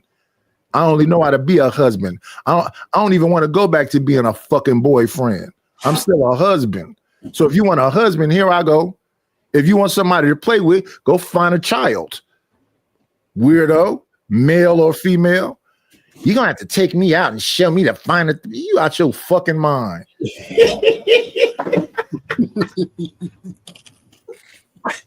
I'll be in this motherfucking wheelchair. I'll die in this motherfucking wheelchair first, bitch. Hey, that nigga Daddy said, "I'm not a pay pig." I told them I approach him with my hand. I don't know what they get confused about. 100%.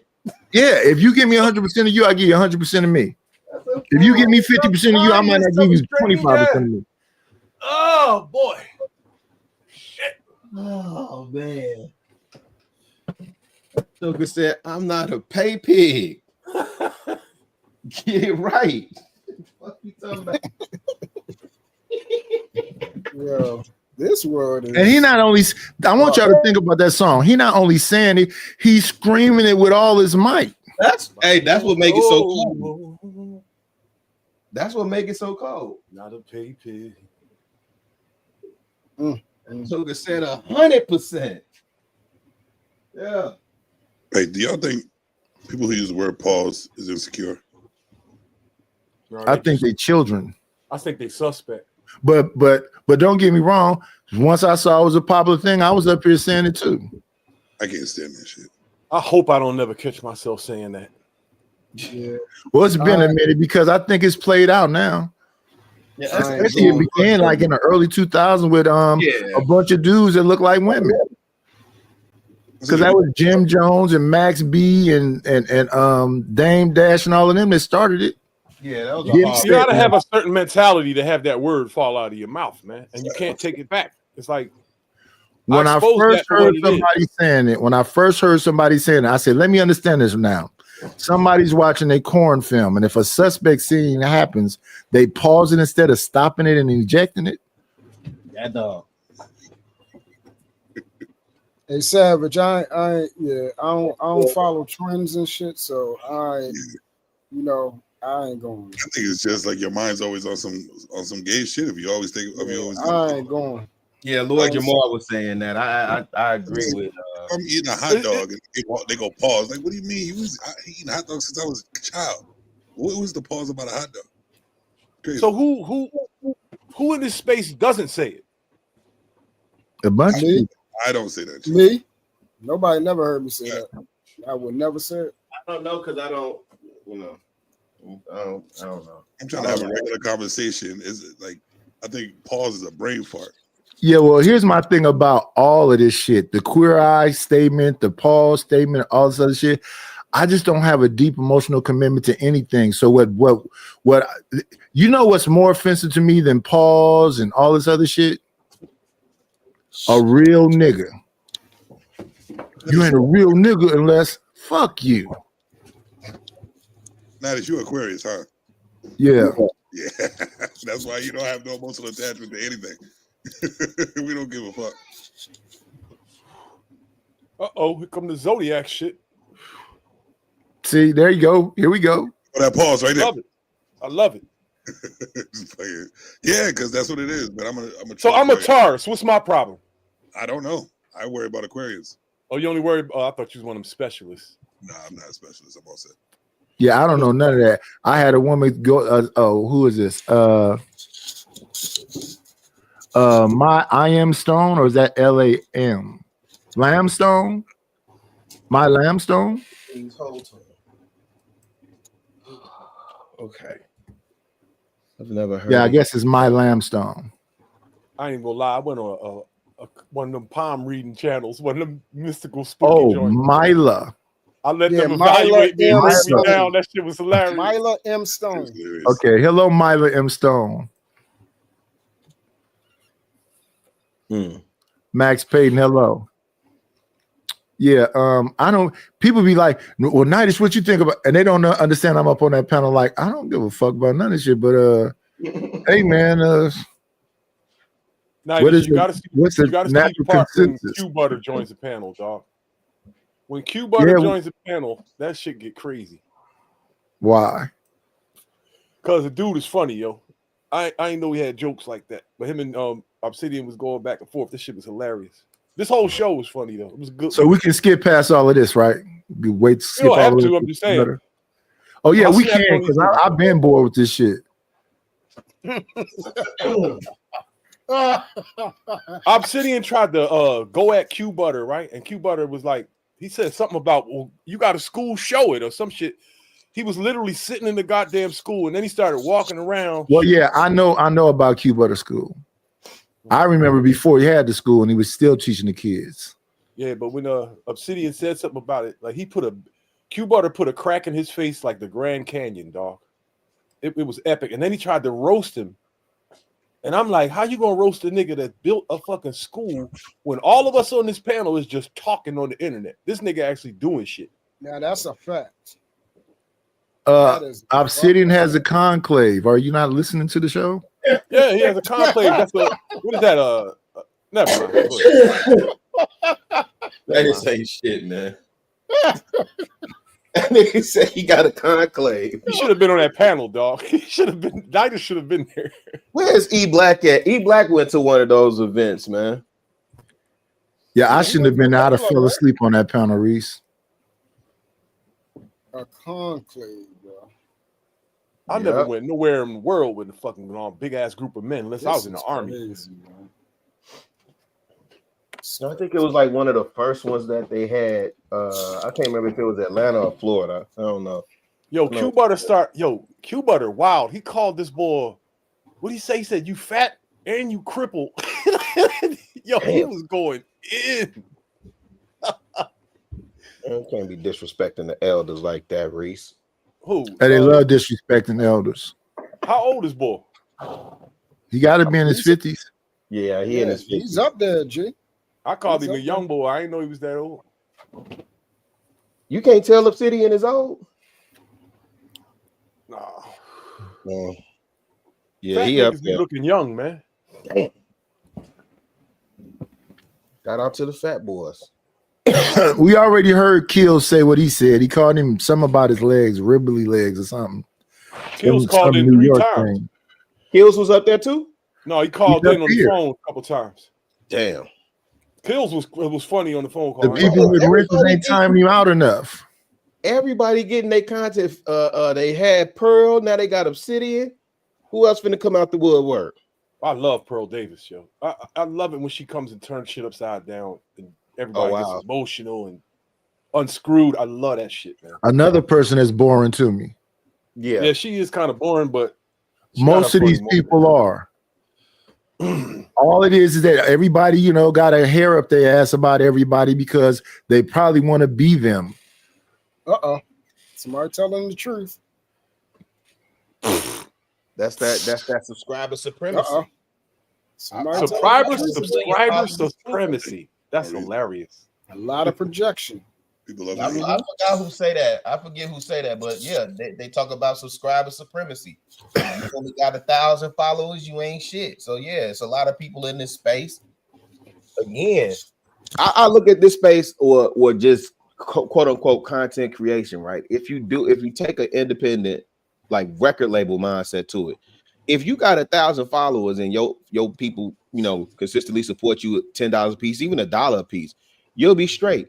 But people look at what everybody else got and be so freaking jealous and put so much emphasis because you got a few followers or you've been on a couple of other shows or something like that, man.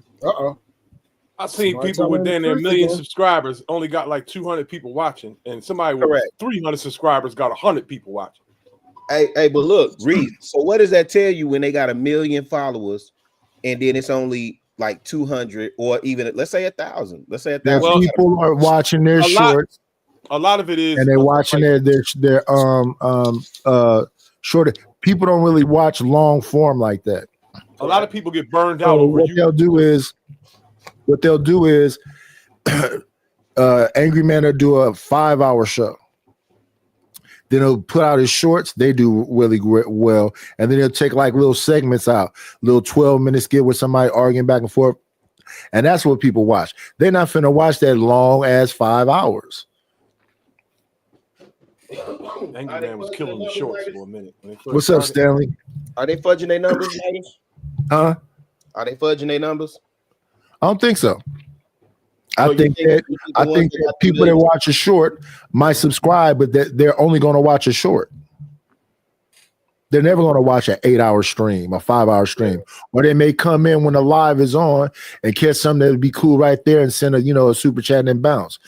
The people that watch you from the beginning to the end is who? Chicago. Oh, I couldn't tell you because I don't watch it from the haters. Oh, I watch from beginning to end. You're a hater. Everybody. I ain't no hater. Oh man, hate. I watch everybody's shows to help them get their watch hours. What the? I'm doing it to help you. Backwards ass nigga. Oh, hate. The devil is a motherfucking liar. The devil has never lied, ever. Not even once. Shout out to Reverend X, man.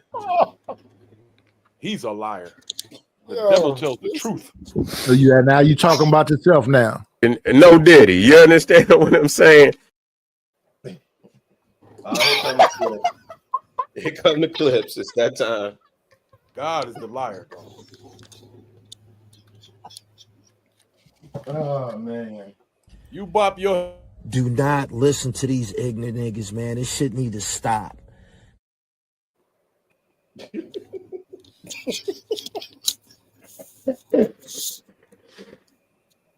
Yeah, church tomorrow. I'm not safe. Let's go. Stop beating your chest. You're making a race. You think you tough? Get him ready for jail. So the problem is that you are focused on the small little minority of human beings, and when we focus on that, you get every show is focused on a small minority of human beings. Now one of these shows are talking about the majority of people. I was about to say the same shit. It's a minority of dudes that give a damn what women is doing all day. It's a minority of women that give a damn what men is doing all day. It's a minority of men that's a high value man that got all this money. It's a minority of men that can just bang women without giving them nothing. They can be a homosexual. Every single topic we talk about on here is a minority. We only 13% of the population, so we're a minority in the country. Then amongst our group, when it comes to criminals, that's a minority. People with money, it's a minority of a minority. You have a whole show about these big bloated women, and when women have been working their ass off. There's some big ones out here, but you saying it's not a bunch of them dressed in spandexy looking clothes working out every 2 seconds? Some of them big chicks be working out. Hell yeah. There's a whole fat club around my way. They just work out and eat more than they work out as control. I watched a woman do a whole workout on a stream with Ben and Don, then went home and ate popcorn and bonbons, and I'm like, damn, where you just worked it?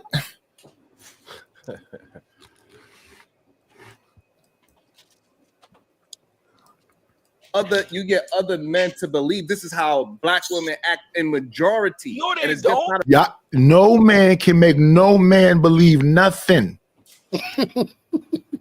There's no, I'm not funking with Sharon, but there's no man that can tell me Sharon is the alpha or whatever.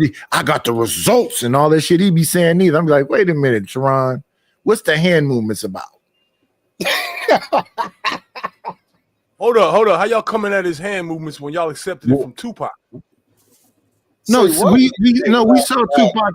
Listen, we saw Tupac, and when he was 17 years old with that dingy S curl box cut, we saw him in that bathtub with all the jewelry all over his body.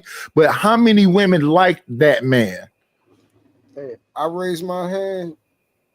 Hey, Tupac and I think rapper that ever lived. He's more feminine than Lil Nas. Fantastic called them the brother fuckers. That they in love with the brother fuckers. Oh my God. I don't accept it from no man, Reese. Y'all relax on that pot talk. I don't give a damn who they are. When Tupac was doing it, I only met one person in the world who really caught on to what was going on, and that was me.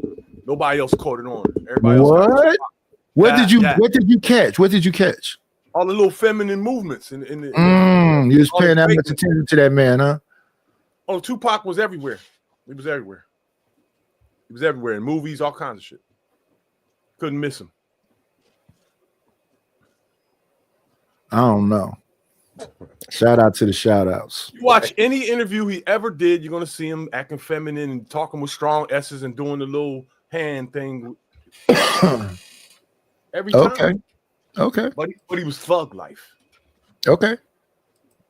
Tough. No, they don't. They send me the videos. They send me this stuff. So this is coming from black men, and no black man said, "See, this is how all black women act." That's not true. None of those brothers say that. But the way how they move and they project that information that you are pushing out there. How do you know how they move? You never even seen my show. Have you seen my show, sir? Have you seen my show, sir? I did not. I would start. My show, sir. I'm gonna answer you. I did not. I will start, and I will comment so this way we can have a back and forth sometimes. But what I do see is what is going on with these rim bros out here. I disagree with you, but I want to have you on my channel. I'll be in the comment section until I can drive you to my channel. Now I'm finna start calling you Rim Bro. Now that I got your attention, when I do listen to you Rim Bros, because he's gonna say that so you can eventually go, what is a Rim Bro? That's coming right now, I think. That they take your talking point and they Rim try Bros? to. Yes, the Rim Bro. That's the red pill, incel, manosphere, no good sucker like that young man down there. Oh, well, right? gotcha. RIM, gotcha. Okay, go ahead. So and then so they take your talking point, even though you are. You don't got him, because rim mean giving somebody a rim job. Ow! You don't got him. Please, bro. Articulate, they cannot articulate it, and all they doing is talking and bashing women. And that's where the shaming come, and that's where I understand you pushing them into this dark corner, but that dark corner got a real big light on it. It's a lot of these channels with these so-called little corners, but they all over the goddamn place, and they So we got a trying lot of to Uncle harm Jimmys. people. We got a lot of Uncle Jimmys out there. And you gotta rectify them. That's your people. You built them. Uncle Jimmy talking about MK Ultra and the contrails and the alligators in the sewers. Right. And so the problem is they're comparing the alligators and sewers to our black women. That's the issue that we are having. And it's just not the truth. We need people to be more honest. Do eat like alligators. Who is the we? I guess he said the issue we having is that you putting these women in these corners. Everybody's Who is the we? Because I don't clap with my hand in the sea. I don't do all them hand gestures. I have no idea who the we is. We was just talking about that, weren't we? Oh. I'm talking to Obsidian, so now I gotta speak French. Ooh la la. Old boy kept saying we. Okay. That's for sure. Right, but we need these black men to be more honest about themselves. They eating the whole calf. They eating the whole buck. What do alligators eat? By the way, whatever alligators are eating, they're eating. They eat the same thing you eat, fish. But the problem is they hear what you said and then they pushing it out into the world and they doing it to harm our women, and that's the issue. Because majority of black women being harmed by incels in dark corners. Explain that to me. Because they are coming out into light and they try to find any woman they can lash that pain on by using their words. Just work with me on this. Work with me on this. So incels, first of all, incels never go outside. You know that, right? Incels never go outside. They're forever online. They're down in the basement, vaping, watching porn, playing video games, and saying hateful things about black women. You know that, right? Did he lie? Is that a lie? No. So the dudes with the big thumbs and the Reese's peanut butter cup pressing to their chest, they know all of the anime is somewhere stalking people. No, see, and that's why all of that is conflated. All of it. The women eat it up though. Let me see how many women is putting thumbs up for Sharon in the chat right now. All of that is conflated.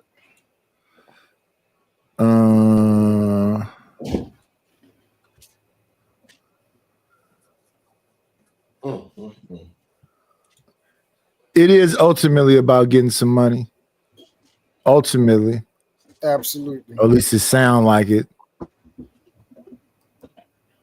They think they're gonna sway Obsidian. All you're gonna do is write a book about I went on a panel with a man with a V-neck sweater and had a lot of hand movements. Yep. Come on in. Play, it's always a treat when players leave. Judge. What's going on, Stan? How you doing? I'm blessed. I'm here to we all are. Ron. Go ahead. We listening. Oh, I'm kidding. Oh, I was waiting for that. Waiting for what? This explanation. To defend Sharon. Defend Sharon. Yeah. Yeah, we at the 6-hour mark, y'all. If y'all want to extend the show, y'all know what to do. Let me see. I move stuff around. There we go.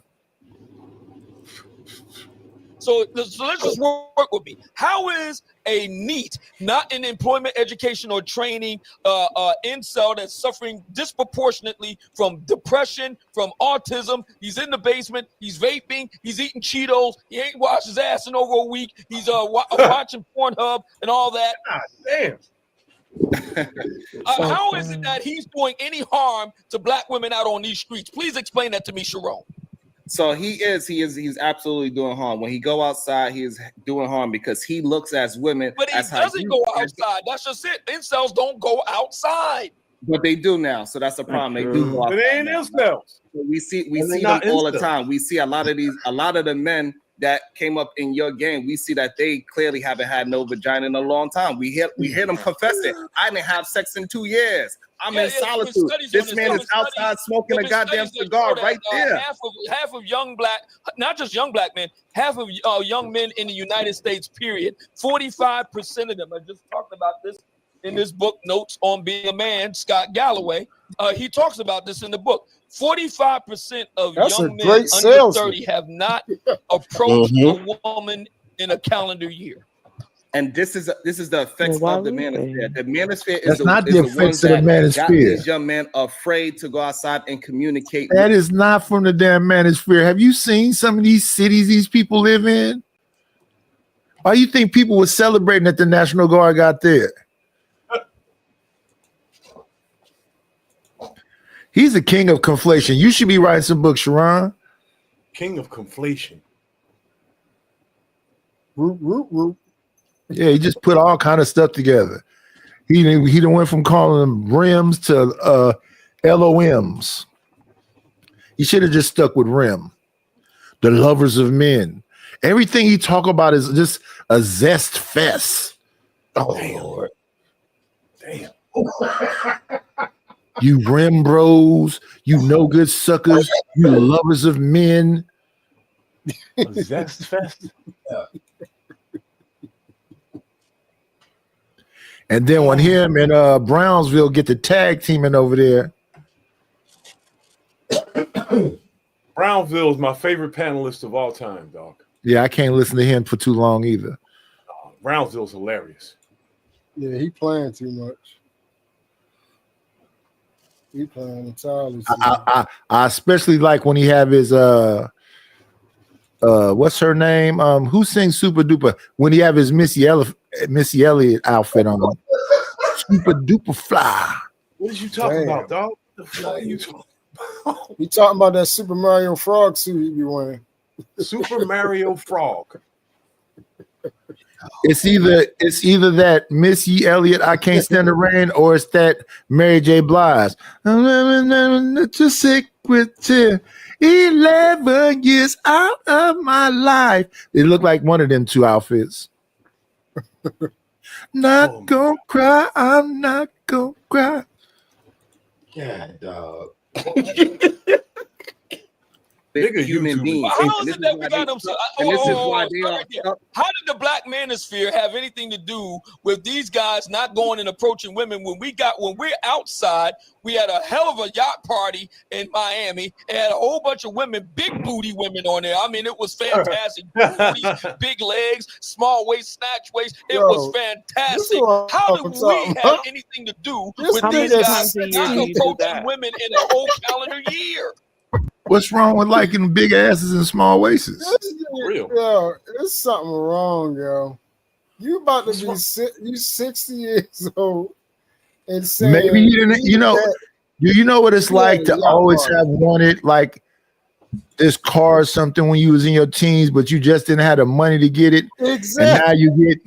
But that kind of situation with the women. Exactly, Nidas. I'm glad you said it. But if that was the truth. And in this space, and you know content is king, you know that video of them big booty snatch waist women would have been on the internet everywhere, in this space at least. It would have been live. Everywhere. It would have been a live stream. They would have showed the world.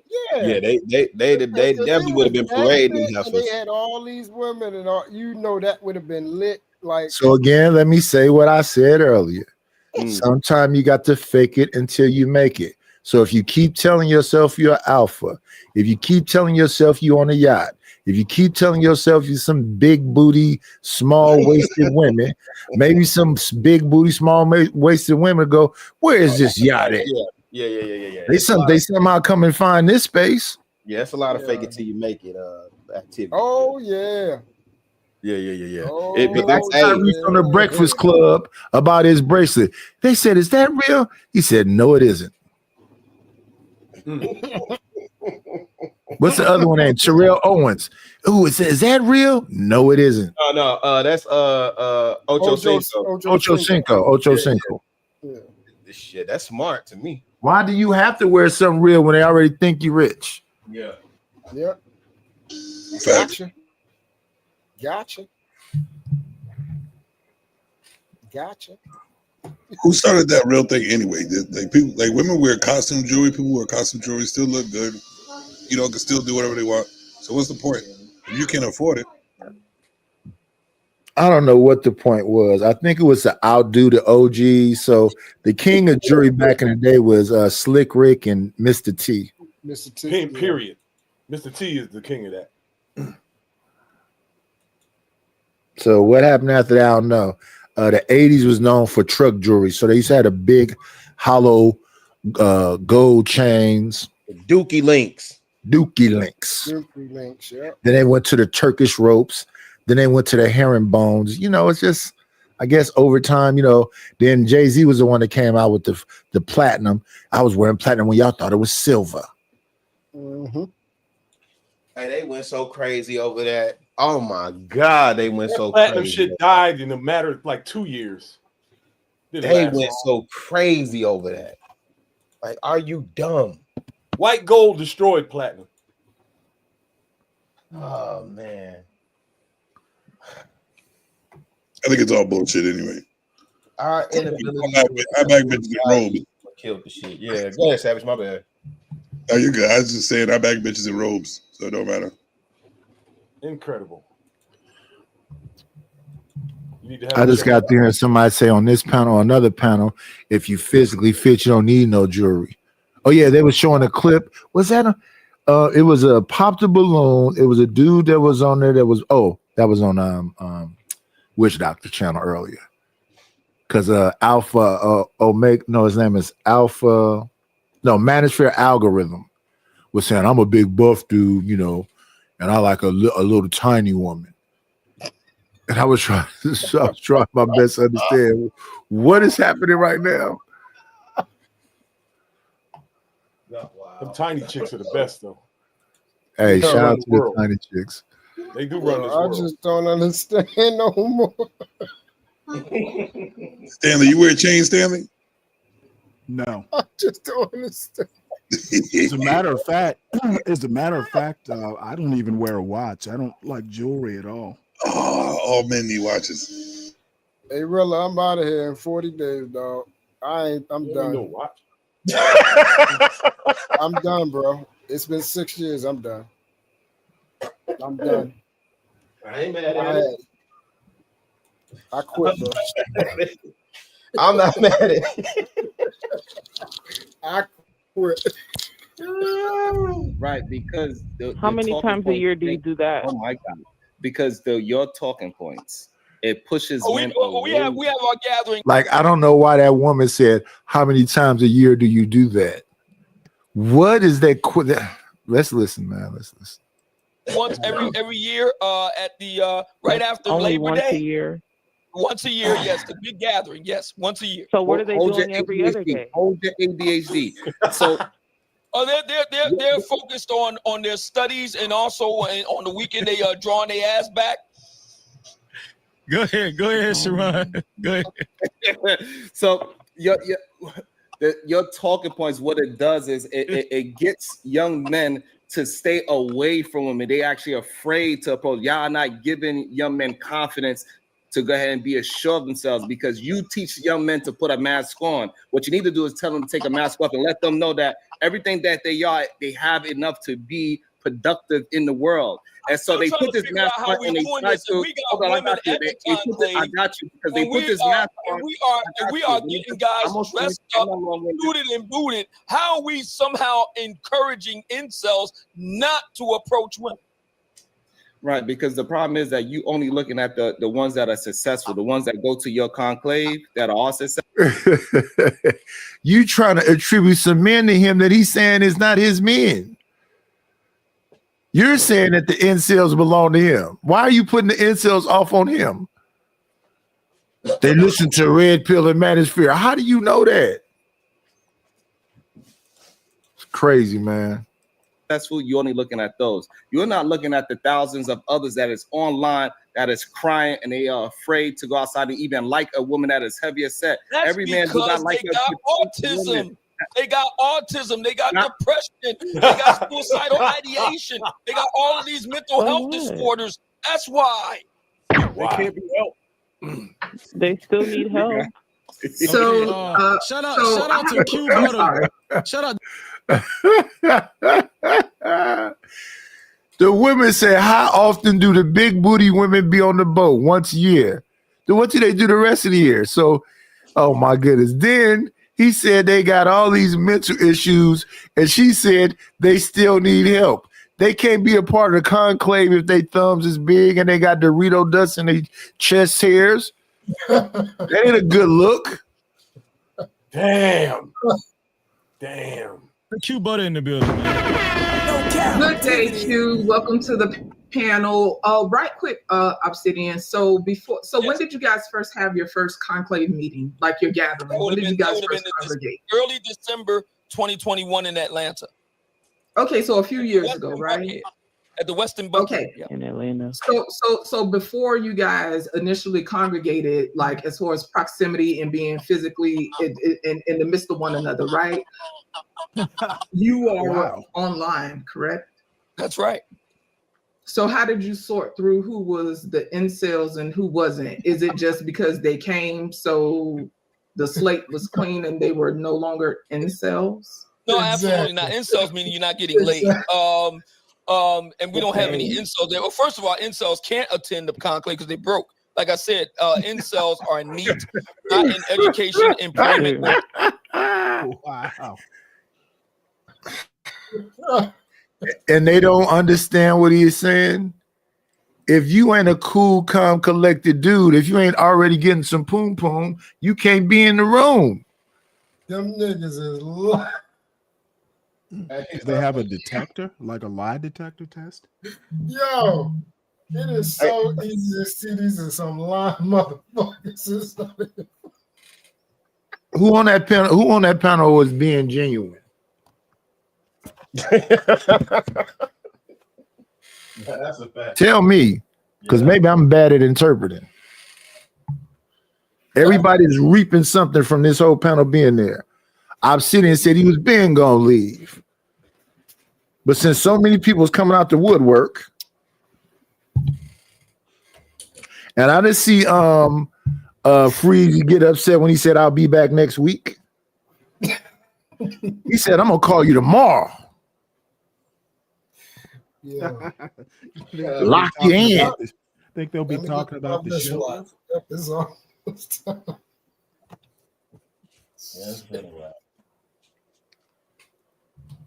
Dang.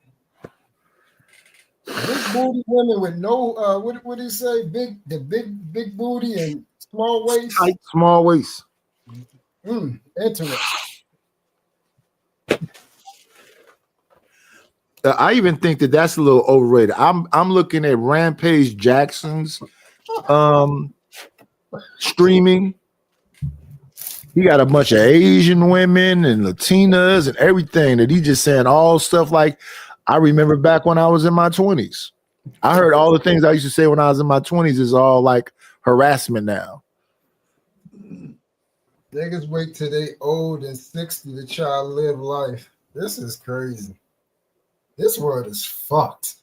I was in my teens saying that kind of stuff. What that mouth do? Do you like to potty? I got that from Yul Brynner. I never could get his accent down, but yeah, do you like to potty? Which movie? No, he said that in interviews and stuff. Oh.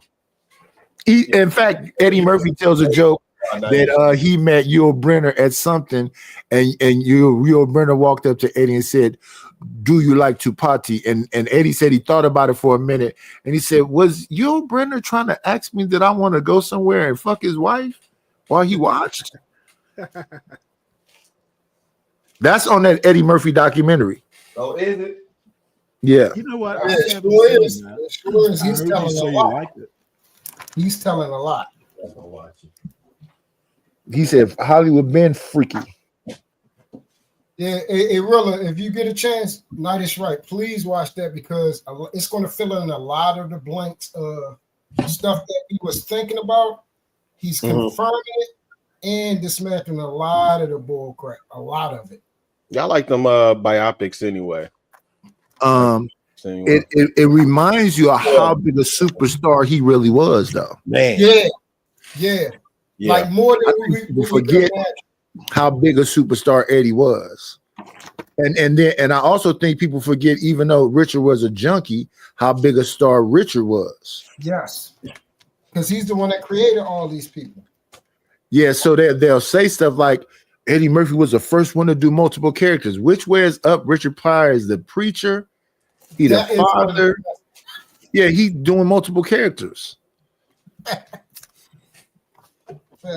And so people can't just say stuff around me. I'd be like, no, that's not true. Now, one of the most who else did it? The other person that did it was damn Carol Burnett. Another person that did it was damn it's multiple people that did it. One of the most racist movies y'all probably would ever seen in your life, but I loved it. It's called The Toy with Richard Pryor. Oh yeah, it basically one got a slave for the man, Jackie Gleason's son. Yeah, more racist than that is by far one of the the top 3 most racist movies I've ever seen. Birth of a Nation. But I loved it. Yeah, I love that movie, The Tour. Hey, Nightish. Yeah. You want to see 9 niggas on a panel with the dumb face? Do I want to see 9 niggas on a panel with a dumb face? Stuck on stupid. Go to 2 hours and 19 minutes. I've only watched one movie on Tubi, and it starred Damon Wayans. And it was such bull. No, he said go to 2 hours and 19 minutes on that Freezy thing, I think. What he's saying. We went through this whole thing. We've been watching it for 6 hours. Remember where you were though. So you Yeah, I'm not rewinding this shit. I told you I was agitated with an hour in. There's a bunch of motherfuckers up there just saying shit. They windmilling. He got a bunch of women on a yacht, and Sharon is talking about the incels get all their influence. Incels are looking at women online every day saying that men are inadequate. Some of the best men are inadequate. Women are online one day saying, don't just approach me. I feel uncomfortable. And men is getting in trouble behind that because of the Me Too movement and whatever else. So the men stop approaching them. They're like, what's wrong with these men that they want to approach? Y'all said stop approaching y'all.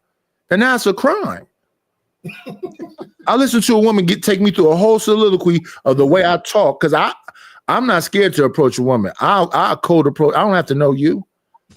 But they telling me everything I say is inappropriate.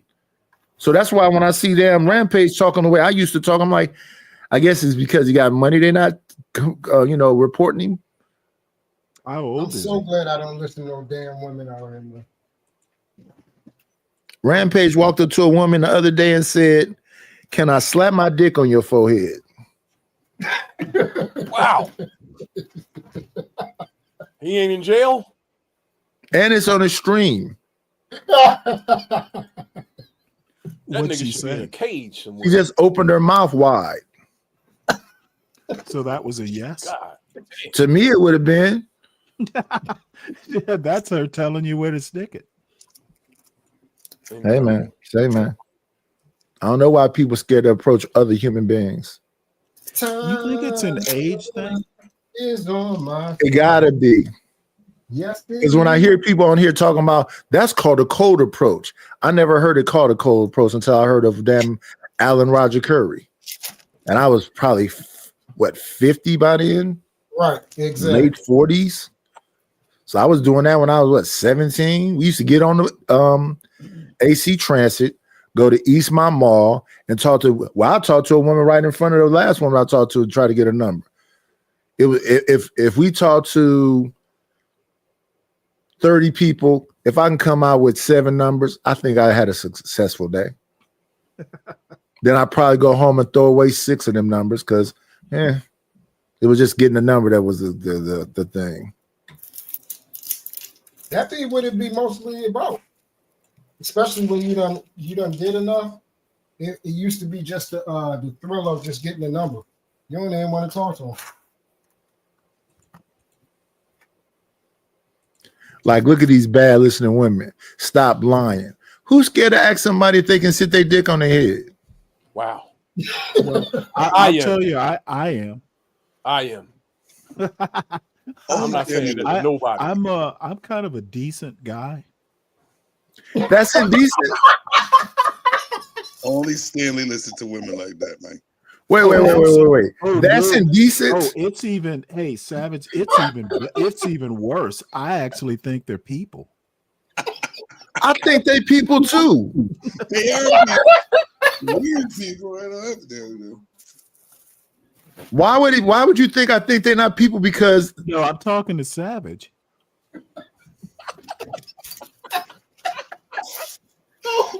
Listen, all she gotta listen. No, respectfully, all she gotta do is say no. It's not a damn thing. Why does it have to be a crime? Oh no, it's not a crime. Oh my God. But that's almost a guarantee. That's almost a guarantee you're not gonna get a number. Why you need her number if you sit your dick on her head? She can keep the number. Well, if she lets you, do you really want to date someone like that? No. Where are we mixing all this stuff up at? Yo! Oh my God. Man. He said if she lets you, If she letting you, what you need her number for? This is per the studies of William Costello, University of Texas, Austin. He's the world premier researcher of incels. You can look him up. He's all over YouTube. You can look him up. He's done excellent work on incels. I'm sorry, can I get the name again? William Costello. Okay. Yeah. And as far as our process for the conclave, we have a very rigorous screening process. There's a dress code, and it does cost money. Okay, and right quick, I'm gonna let you guys move on. My last question. So, with this rigorous going to one of them screening process that you guys have, because it seems that health is a big priority for you guys. Do you guys request like full blood panels to be submitted to make sure that people are really living up to the standard that they? What? What did she say? I wish I would go somewhere and somebody asked me for a full blood panel before I come to some damn meetup. This is wild. And if somebody asks me, I'll be like, so what? Is the women just gonna fuck when I see them? Well, I'm gonna give you this full blood panel for. Yo, this world is completely screwed, bro. And it's not even close. I didn't mention no men. I said me. Oh, me and Rampage Jackson. That's the only two people I mentioned. It's a weird party if some people meet on a yacht. Yeah, they have a lab to test your blood down in the galley. I do not have any box wine. I do not have any alcohol whatsoever. It's 9 a.m. Yeah. You can order it and get it quick, right? Yeah, it'll be in 2 hours. Have it delivered a couple hours from now. But you know, I ain't getting none today because you know I don't got enough money. They want me to starve out over here. All I'm drinking is water. Crystal Geyser. That's good spring water. And listening to this stuff that, you know, it is what it is. Shout out to the motherfucking shout out. I remember back when Charlamagne used to ask women, could he smell their seat after they get up? Oh my Lord. Really? What? Yeah, that joke. You asked Brandy, you asked Monica. Hard out your butt. He told I forget who he told had vintage vagina. J-Lo. Yeah, he said that to Jennifer Lopez. Man, A man can't be a man no more, huh? I don't know. I might smell your disease. You going to jail? Yeah. They claim they have in regards to health. Oh, a matter of fact, interesting you asked that. We're going to be going to Las Vegas next year, and one of the things we're going to be working on is healthcare screenings, STD prevention and things like that. So that's something that we're going to be looking into next year. Okay, that's pretty awesome. So I would imagine you guys will be covering things like high blood pressure, high cholesterol, all the comorbidities that sometimes are prevalent amongst Black people, not just Black women, correct? That's right. That's correct. Awesome. Thank you, I like sir. that she said shout out to Q Butter. Q Butter, what's your I don't know why y'all don't be saying pause, because I can't hear shit y'all saying while they're talking.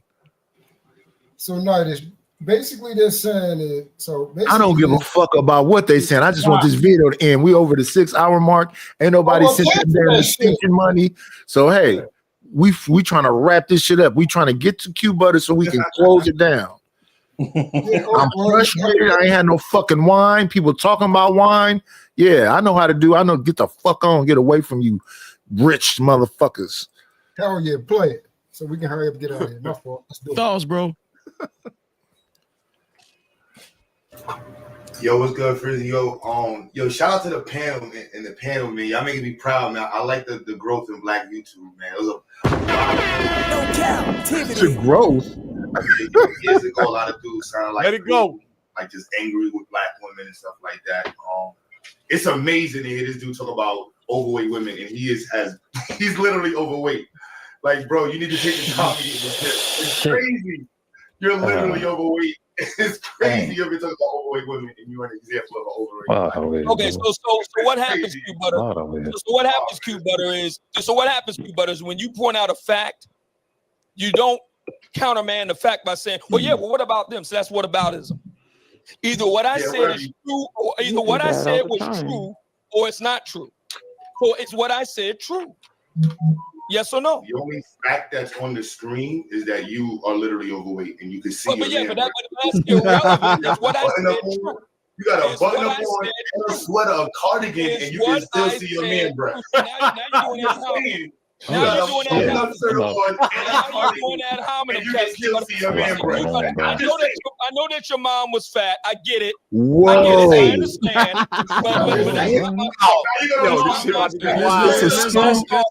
Let's not bring in family members. Hey, can you pause right quick? Whoa. Dude, this is like the schoolyard. It's in St. Mary's, 1973. This happens all the time. This happens all the time. Oh, this is hilarious. It happens on Sharon channel. It happens on my channel. It happens on Angry Man channel. It happens on Izzy channel. It happens on Ham channel. This happens all the time. It doesn't really happen on your channel that much, does it? That's surprising. Well, this is we starting all up again. But once people establish, oh man, Chicago's over there, Savage is over there. Let's go over there and derail, y'all. They'll be back. Shout out to the derailers. Somehow Nidus is still making it now. He's starting a new channel. We got to go over there and sabotage that. Look, James Kill sent me a whole $1. After stalking the chat for unlimited minutes. Who all do you know in this space? How long did you know him? Did you know that they said this? No, I'm not a stalker or weirdo like you.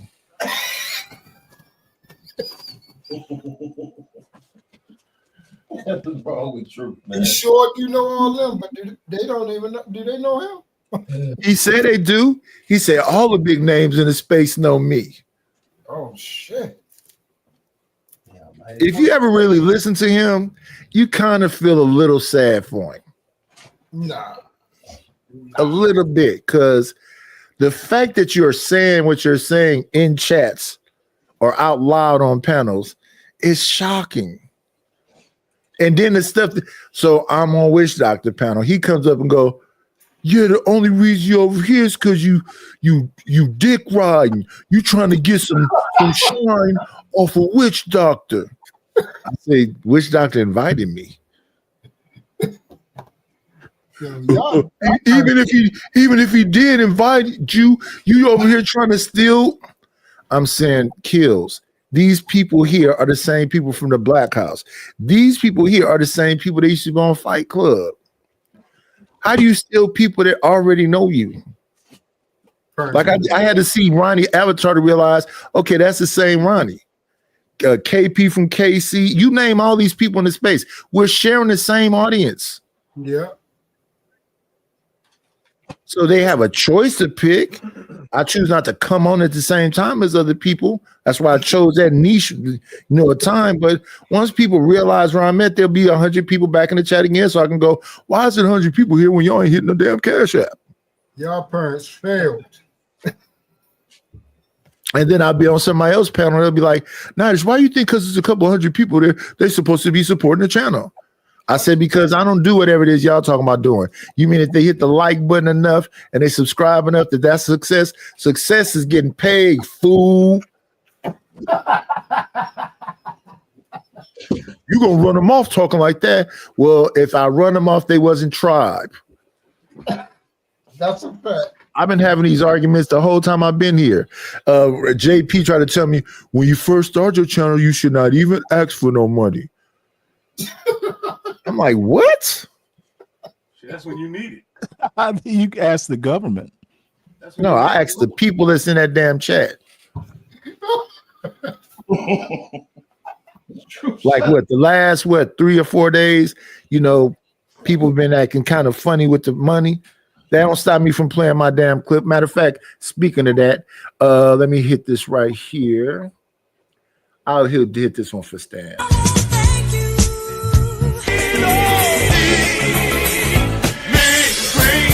Got me a couple of dollars. Guess what I'm gonna do? Stan said he wanted to extend the show for another 5 minutes. Thank you for the Cash App, Stan. It was just a joke. Hey Stan, how you get your circle like that? You must have OBS or something. Me? No. You know what? It's basically the background for my camera, and I have the camera covered. Okay, I get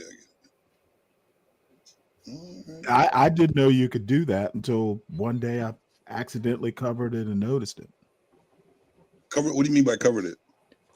It's got a little circular cover, like how they it's like a magnetic cover for the camera. Yeah, I got you. All right, I'll try that next time.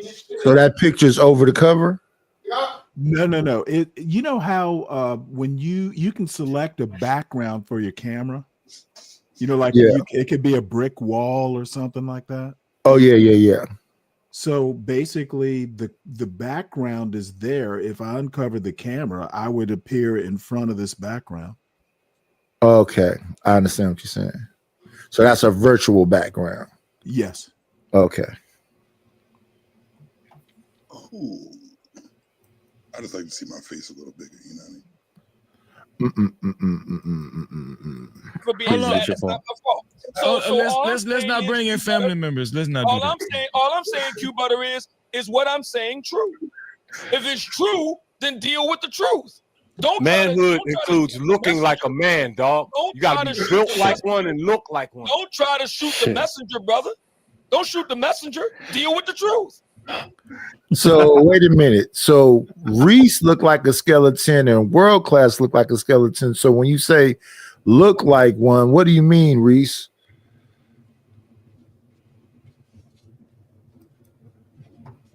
He's still up here, right? Let me see. Yeah, there we go.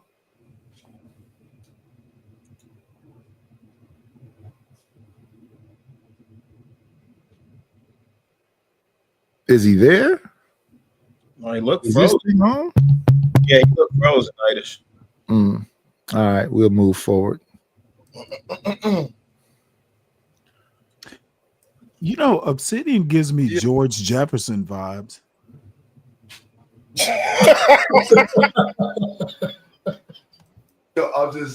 So the fact is that the culture that was permeating. Yo, y'all can hear me? It was around a lot of men Yeah. We're promoting like Fox 5, anecdotal, just non-sourced information that was just going nowhere. And then talking about building black men. We're not talking about building a community up. And many times when I had conversation with some of these individuals talking about building a community, they don't care about his actual term was the community. And he would make fun of black people who cared about the community and then parade around as a black man who should be listened to. And hearing Sharon made me proud, bro. I seen you before on panel. You made me proud, bro. You know, the word class. I really came on to shout y'all out. It is really like y'all proud, man. Because there was a time it used to hurt seeing so many black dudes with their camera on and just up there making fun of black women, just talk about black women's weaves, talk about passport growing, bragging about going to pay. This dude just looking horrible. And then look at me looking hood. And I'm like, damn, I'm hood. And I'm ashamed of y'all dudes. And you got dudes that will talk about burning up the community, whole lawyers and people with businesses talking about burning the black community, just leave the community. And then dudes making just the most homosexual based arguments. I don't know how, you know what I mean? And it's some like throwing it in there. Here a half hour ago. I was listening, you know what I'm saying? Like, and then having a sphere and men and putting those two words together and think it means anything but a sphere full of men, and you're gonna get anything out of that but a sphere full of men. It's crazy to me, and it just not. And so any dude that's really on some like dude stuff, don't watch dudes that talk about females. That is crazy. Who watches dudes that talk about females all day long? Well, I mean, and then it gets angry about people who talk about the dudes who make dudes talk about dudes who watch dudes. You know, it's just crazy. So I just wanted to say that, you know what I'm saying? You call me a hater. I'm about black empowerment, the community. Who cares what I'm about? Just, I'm glad that y'all pushed back against this dude. For years, I pushed back against some of the talking points he had, and it was just disastrous to hear people just have no care for what they say. And I just want to know, Mumaya, have you developed, which it doesn't seem, do you think you will in the future develop a level of maturity that includes a sense of class for what you say to the world? Mumaya is hilarious. That's actually my name is Mumia, and you know, it's kind of ironic because my name is actually African. I like the other way. And it's actually African and Swahili.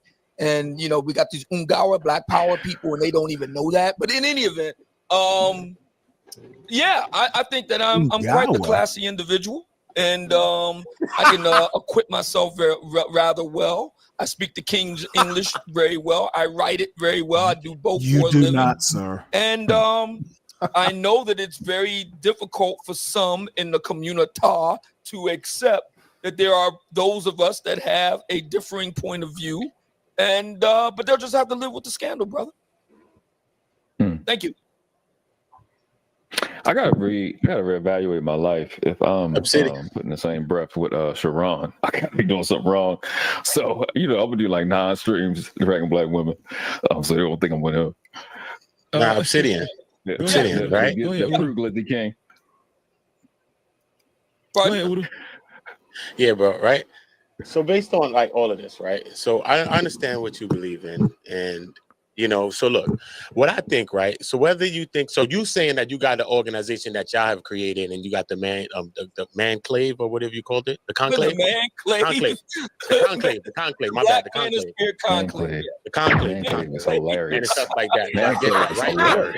But what y'all, no shots at what y'all believe in, real shit, right? Like a sex toy. Yeah, it's conclave. Manclave is wild, bro. That's crazy. The manclave is crazy. The manclave is crazy, right? Like a sex toy. But people though, right? People don't see it. It's actually not a bad idea. Go ahead. Right? But look, right? So boom. So based on it though, but regardless of the fact, what y'all have created, because y'all say y'all have the yeah, I'm done with it.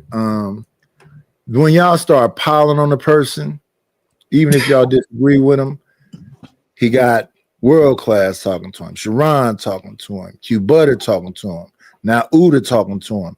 Just Jay was just, y'all dog pile on him. Y'all not finna change his mind. Yeah, that is so weird. You know, it's regular. They actually think that it winds up being almost like a political thing. You know, everybody's just stating their position for the camera. They're performing for their audience. Yeah. Time is on my side. What up, OG Do Dirty? Hello, Dawn.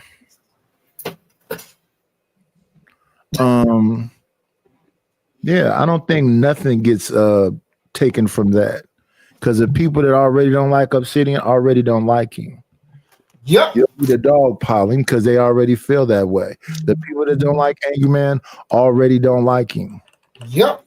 And whenever he goes anywhere, he deals with the same thing too. Oh, you did this and you said this and now you contradict this and now you contradicting that. There is no money in the cure. If y'all solve the thing that's going on between men and women, they'll find a new problem. Nobody trying to find an answer. And I'm not over here giving you answers. So when y'all come over here asking me these goofy questions, I'm like, I'm not trying to get no answer to that. Well, what did you do with your community? Oh, when I was younger, I spent a bunch of time doing active duty, physically being involved. But once I got older and tired, I'm older and tired now. Well, what do you contribute to? My belly and my alcohol abuse. Oh, my Lord. So if you want to be helpful, send some money to that wine fund. Yo, tonight has got to be stopped, man. Crazy work. Is this your intervention? Hey, Roland, check your IG, Joe. No, I'm not trying to get intervened. That joke is saying my belly about alcohol abuse. Jesus Christ. In that order. Yeah. Yeah, that's been going on way too long, G. It's circular conversations around nothing.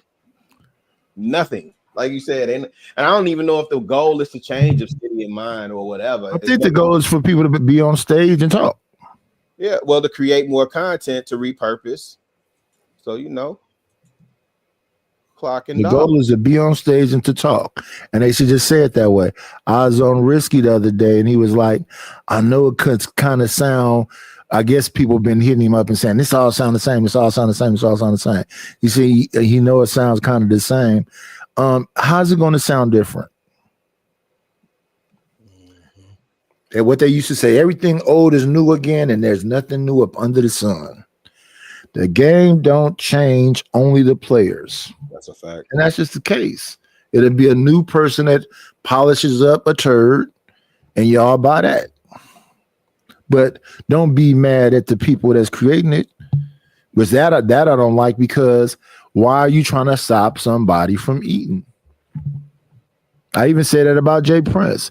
I don't agree with a lot of stuff you do, but I would never tell you to stop supporting him, because supporting him feeds them girls. He's just trying to use them one way or the other. He still got his damn kids.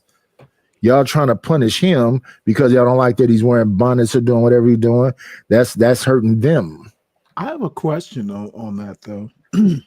And you know, it's theoretical. I'm not attacking or anything like that, but is that the best thing for the girls, or do I sound too much like Child Protective Services? Is it the best thing for the girls to be with their actual parents? Yeah, because If the actual parent is screwed up, it beats foster care. Foster care ain't nothing but jail for kids. Mm-hmm. Yep. Okay. It's a horrible fucking place for somebody to be. Understood. Sometimes. Yeah, True. I just Check that cat. agree on this part. Okay, there you go.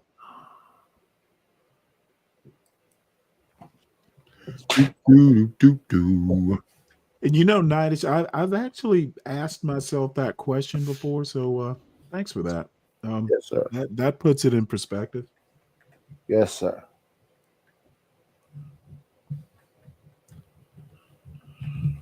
Yeah, I would never do that to a child. I would always try to keep them with some biological person. Mm-hmm.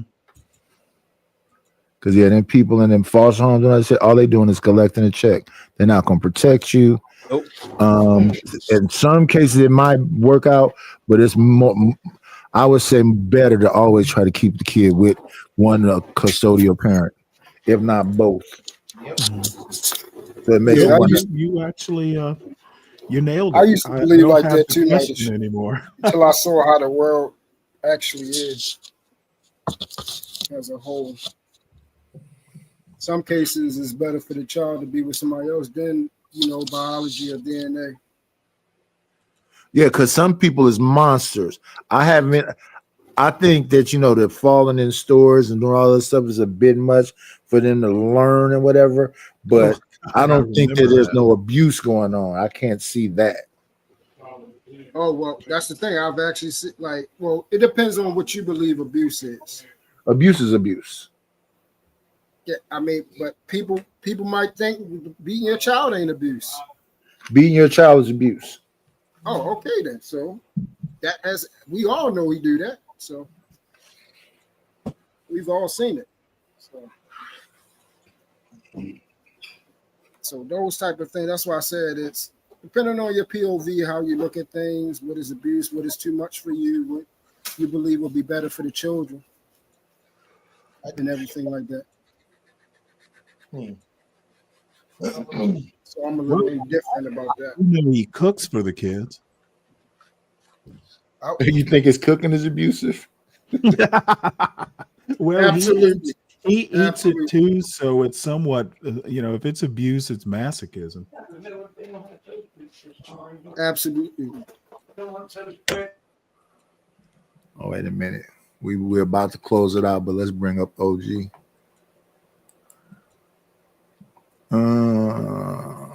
Come on in. Play, it's always a treat when players leave. Judge. What up, OG? What's cracking with you, Nightish? Do dirty. What's up, G? Shit, What's up, chilling. fisherman? Yeah, trying to catch him. Nice. Yeah, we up here talking about everybody's false or fake rage. They all upset with Obsidian. Like if we just all get a chance to yell at him, he's gonna think about it. He thought if they came up there, he wouldn't call it the community. So of course he called it the community. What do they got? What they got against this dude? I don't even know who he is, bro. So He's one of the forefathers of the manosphere. When the black folks left the manosphere, which was white folks, and they did a revolutionary thing and said we're gonna create it back, but now it's gonna be black. That's crazy. It was O'Shea, Angry Man, Obsidian, and Donovan Sharp. That's way before my time. I don't know nothing about that. So that's Obsidian up on this panel. So why won't they just have the conversation? Because I heard y'all say that it was circular, like they didn't already talk about this stuff. So why do they go up there with a circular conversation and not go up there for? Because if Obsidian is up there, then Sharon can go. Now I'm talking to the head of the manosphere instead of talking to just manosphere. Because Sharon is the beginning of Sharon's show is calling them rims and lovers of men. He'll go after BMU or whoever he think is manosphere. So he'll put their names in thumbnails. He'll put their pictures on thumbnails because he's trying to get them to come to his channel because those women over there will drop them people and spend a bunch of money if he can get that argument going. So let me talk about Angry Man, see if Angry Man will come. Let's talk about Mr. Fantastic and see if Mr. Fantastic will come. So Mr. Fantastic went a few times. They played the game with him. So now his thing is if they want to talk to him, go to Mr. Fantastic channel. So it's the same thing with whoever there's a grift on talking about women. There's a grift on going up against the manosphere. All of them are grifts, though. I think. Yeah, I ain't know he's that deep. So Sharon was able to say directly to Obsidian's face what he says to invisible manosphere people. But did he make any sense when he said it? Because most of the shit that they be talking about don't make sense. Well, he conflates a bunch of stuff. He's giving incels to the manosphere because he has the REM thing. So red pill, incel, manosphere, no good sucker. So Obsidian was just up there confused why he kept saying that the manosphere is a bunch of incels. Okay, I get it. But Sharon puts it all together. He's saying that all of it is the same thing. The incels are the same thing. The red pill is the same thing. He had me on the panel and he said, "You say you're not manosphere, but everything you say sound like the manosphere." I said, "I don't talk about people's weaves, wigs, makeup, bonnets. Whenever you hear me talk about that stuff, well, not that stuff. No, it's just get an argument going. Let's see if PhD will come in." Because I said, for the most part, in my mentality, dudes is trying to take care of the women they with. And so then that triggered PhD and was like, "No, ain't no man trying to take care of nobody. Where you hear that from? That's bullshit. We had the statistics and the numbers." Oh, okay. Well, that's just the way I think. Well, now that we told you whatever, what you think now? I think men try to take care of the women that they with. You cussing me out or drop me off from this panel is not going to make my mind be changed. When has a man ever protected a woman? I believe there's a lot of men in the cemetery and in jail behind trying to protect the woman. That's bullshit. Men ain't never try to protect us. So it ain't nothing you can say over there. That's why the niggas probably having a circular conversation. It's trying to basically justify your opinion as actual proof. We have a real problem sometimes understanding what evidence actually is. The statistics don't actually say that men aren't taking care of women. There's something else that indicates something else. It's literally her opinion of what the statistics mean. Statistics are numbers. You give them a narrative. So, that's silly. And she has a PhD in what? I don't know. So it's certainly not math.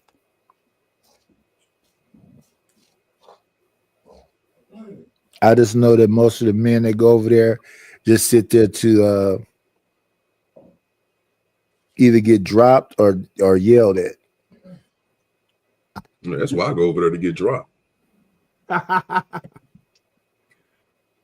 Does Muse have a channel? Who?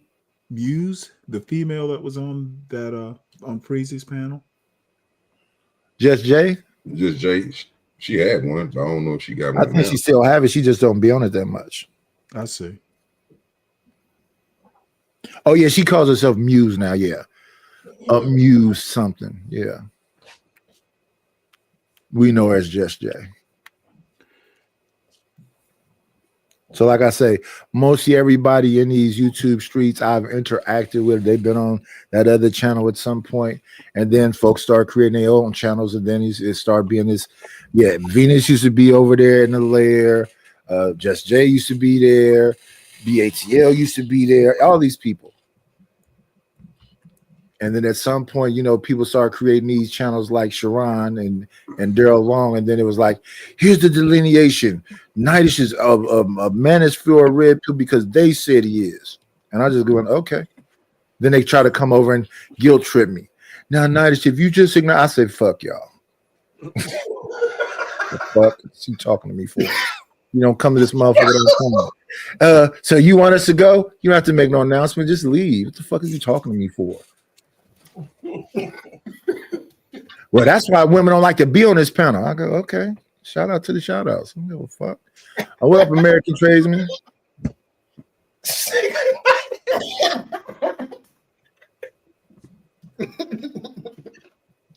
And then they try to shame me. Hey, almond eyes, then they try to shame me. That's why I don't know women come over on that panel because you talking crazy. You sound like an insane man. I'm like, oh, you just not realizing?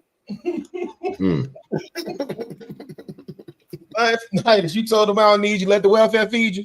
Hey, man, the door is always open, like fucking Bruno Mars and fucking that other nigga name with the big teeth. Anderson Paak. Really, that's Yeah, what I be Anderson saying. Paak. They act like somebody like They're not that important. Why don't they realize it? You're Man, not it's that valuable. because people put so much emphasis in this YouTube space, fam. There's stuff going on in the real world. No, they don't care. They don't care about the real world. That's obvious. I mean, because they bring what they so-called bring what the real world is to the internet, and then they try to make it seem like that's what they are, but they not though. They're just talking.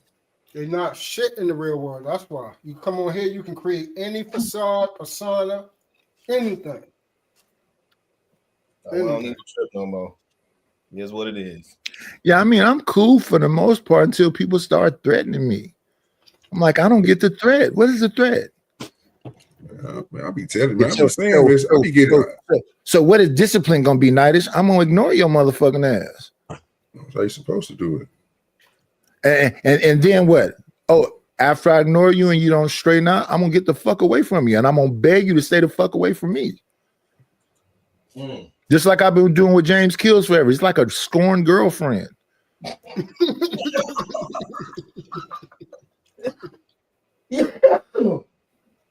Jesus Christ. Hey, Roland, they wonder why I come over here all the time, man. I come over here to get my laugh and I pay them. This nigga I own one this morning. Yo, it's like this every day. And niggas wonder why I'm laughing. This shit is fucking funny. I don't think they see themselves. They insist it's because of the wine. I ain't had no wine. I don't got no wine. He literally said he don't have the wine. You gotta hit him with that Cat Williams, nigga. I'm a few drinks short of you. Man. Oh yeah, Cat. Yeah, I'm barely inebriated. Mm-hmm. Yeah, that nigga told Shannon at all. Yeah, I remember he had the glass in front of him, and they was going back-to-back shots. Mm-hmm. Hey, you still do the gardening and stuff? Yeah.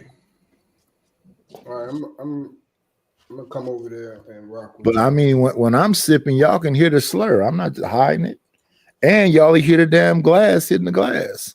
I know y'all niggas be hearing my lighter flicking because I'm always smoking. The Black Dean yeah. Martin. That ain't even a question. You hear me? You definitely will hear the glass on glass. You will hear the whiskey hitting the shot glass. So the question I got for you, United, what did you get out of that? Just a whole lot of bullshit, just motherfuckers ganging up on each other. They didn't have nobody had a good conversation with the man that you seen, or it was just a whole lot of bullshit just jumping. When I listen to Q Butter, because when I just listen to him say right now, say I'm the hood nigga. No, you're not, Q Butter. Why are you saying you're a hood nigga? Because you dress New Yorkie? You a teacher. You care about the community. Why are you saying you a hood nigga? Wow. I'm confused. And then you said real niggas don't listen to niggas talk about bitches. Okay, so then let's talk about his aesthetic. He has a hood. He kind of has a hood vibe. You can have a lot of white boys have a hood vibe. Nice. That's because they really don't know. This is what I'm saying. They don't know what something is. They don't know. I would bet Q Butter does though. He's actually pretty smart. No, I'm not talking about Q. I'm talking about. I'm talking about Q. I'm agreeing with what Truth is saying. But my thing is this: hood nigga to me mean you don't care about nothing. Correct. You can't be this concerned with children over all this time, be a part of the conscious community, have all this positive stuff to say, and then say, but I'm still a hood nigga. No, you're not. Correct. Hood niggas is what they calling YNs right now. They don't give a fuck if babies get hit, old people get hit, and they say shit like, I'm going to stand over him and shoot the fuck out of him. Hey, then what's a street nigga, Nightish? A hood nigga. Oh, they're interchangeable. Okay. And then I have an issue with hood too. My grandmother lived in a hood. She wasn't no hood person. Right. But she lived right where these motherfuckers' nose don't ever be clean. Skin is a little dirty. They've been wearing the same clothes for a few nights because they've been out there grinding. They're walking around strapped up. They live in the same area. So the hood thing don't really work for me either, because it's good people in the so-called hood. I have more help from people that's struggling financially and whatever else than I have from people who are well off. That's a fucking People that are well off act like Scrooge McDuck. I don't want to give you $1. Can I ask you a question though? Those people that helped you out, was those just good black people, or was they hood people because they was in that area? Even though I get what you're They're saying. just good. They're just good black people that live in that area. Okay. Yeah, that the whole premise is we conflate the environment for the person. That's what Nidus is talking about. So if somebody grew up somewhere and see, we made a distinction like, nigga, you're around here, but you're not outside. And everybody uses that term. I'm outside. You're still on the porch. No, the fuck you weren't. You weren't. And it's okay not to be. It's okay. But we use these terms now. Like the streets terms is now the new lingo for people that, you know, grew up with, you know, gold and silver spoons and never had to work and was taken care of by their parents. Like, that's a bad thing. That's a good thing that you came from a family that took care of you. They can't appreciate that. That's an amazing fucking thing. And then there are people that come from that environment that just are empty. They nihilists. They don't care about nothing either. And I wouldn't call them hood people. I would call them nihilists. Right. Don't care about nothing. I call them Huxtable thugs is what I call them. When I think about a Huxtable thug, have you ever seen this movie called Judgment Night? Yeah. Yeah. They thought they was tough until they got that damn RV stuck in the hood. Yeah. You were just I gotta watch it. Man, I ain't never seen it. I went and watched it when you brought it up. That shit was Judgment Night. If you ever not think a nigga pissed himself, them niggas pissed themselves. Yeah, because you have these, a lot of these kids that's doing the most damage come from 2-parent homes and think they the most sluggish, ruggish, the most. Oh, I got it out the mud. Yo, that's why I tweak every time I hear, like when Migos was hot and they talking about all this dope. When did y'all have time to do all this dope dealing? Y'all grew up on the north side. They didn't. They just rappers. Right. When did Lil Wayne had a time? We've been watching Lil Wayne since he was 13. Right. How old was he when he was on that damn song talking about wobbity wobbity? He was a kid, right? That's like Juvenile is hella older than I guess because Wayne was a hot boy. Y'all think Wayne is the same age as Juvie? Right. Correct. You didn't see Wayne his whole damn life. When was he a gang banging and dope dealing and all this other stuff? That's what I was trying to tell you, Rilla. That they the new Tariq St. Patrick's is the new wave. That's the new thing. I grew up. No, but see, you gotta think about that though. Truth, I'm do the most craziest crash out thing, and then that's going to convert me to thuggism. No, but you gotta be about that, bro. Most of these people that Chicago was talking about, he gave an example of the kids that got the 2-parent homes that's out here doing the most damage. Yeah, they the Tariq St. Patrick niggas. They willing to do so this. Yeah, but most of these, but the point that we was making though, true. Hold on. The point we was making, bro, is most of these dudes ain't out here doing that.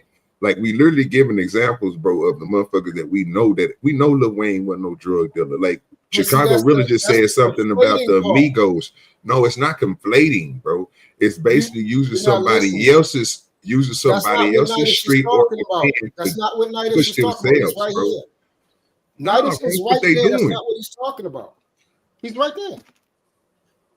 Yeah, I know Nidus is right there. I'm looking at him. But what I'm saying is, if the Chicago really gave one example, if I wasn't saying what he would say, that's not what I am saying.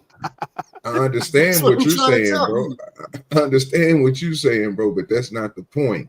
The point of it is these dudes out here self-aggrandizement, bro. What they doing is they telling somebody else's story, trying to make it theirs. That's why you have the Amigos talk about they sold a whole lot of drugs. That's why you have Lil Wayne talking about he from the streets, bro. That's why you have these people out here because they doing the Rick Ross, bro. They pull them from somewhere else because this is what other people seen, and they have something, like you said earlier, to look at, to feel, to touch, because they know these people exist.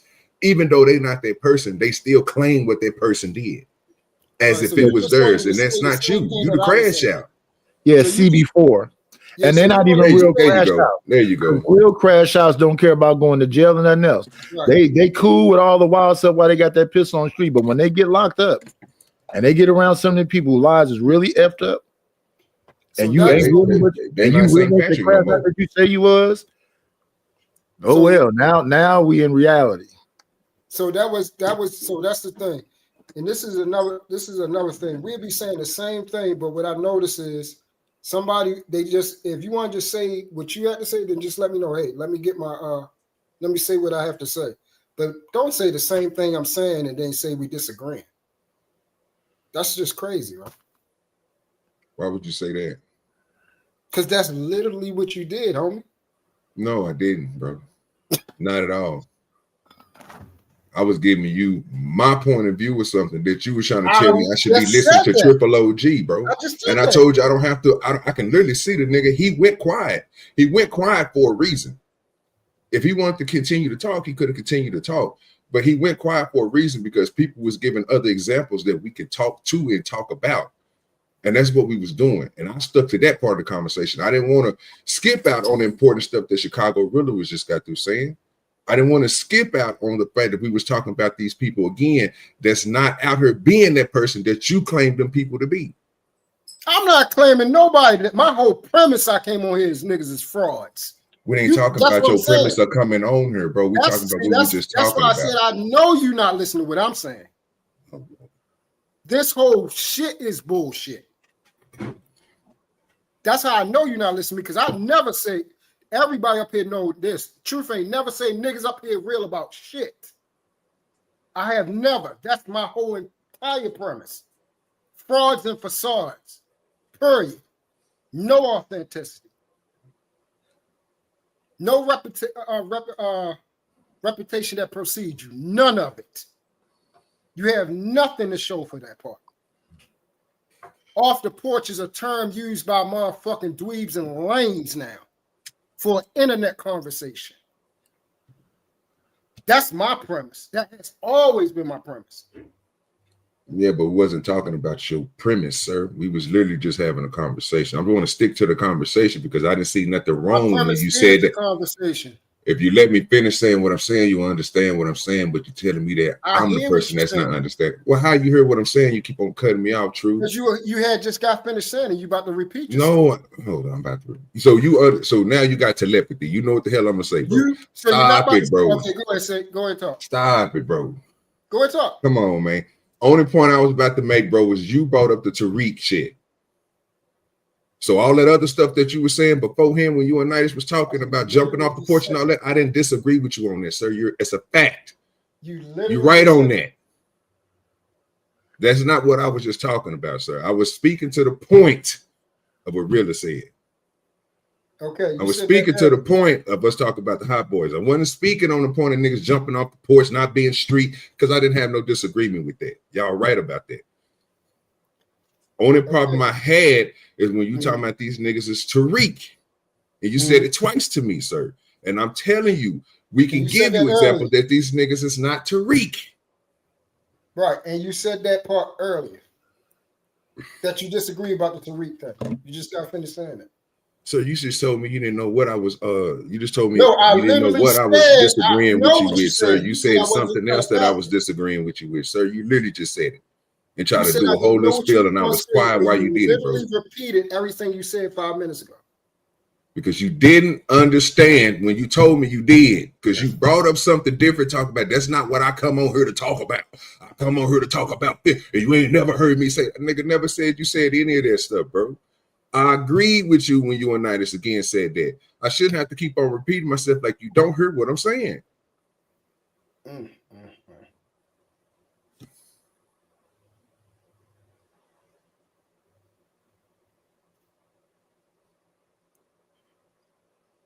What's that? 41 days left.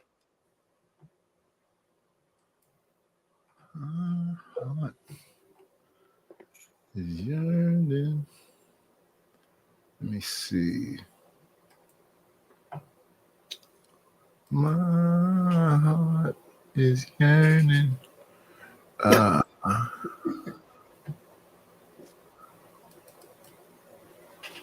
So now just let me ask you a question. But why do you think them niggas do that? Why do you think them niggas jump off the porch like that and lie? Content. Okay, content, cool. And if we talking about like even Wayne and them, we can call it content, but you need street cred in order to get in these situations. If you just come off as a good guy and whatever else, then you know, or at least that's what the white man said. You need some street cred, even if we have to manufacture it.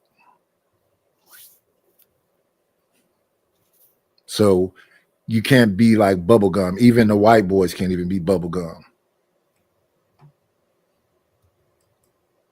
You gotta have some edge.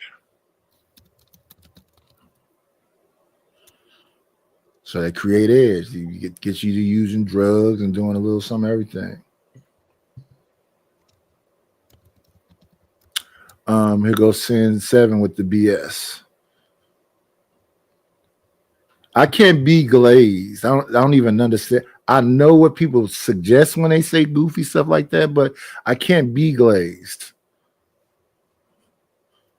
So am I glazing him when I give him credit for stuff? Anytime somebody says something complimentary about another black man, oh, nigga, dick riding. Why y'all make everything seem weird?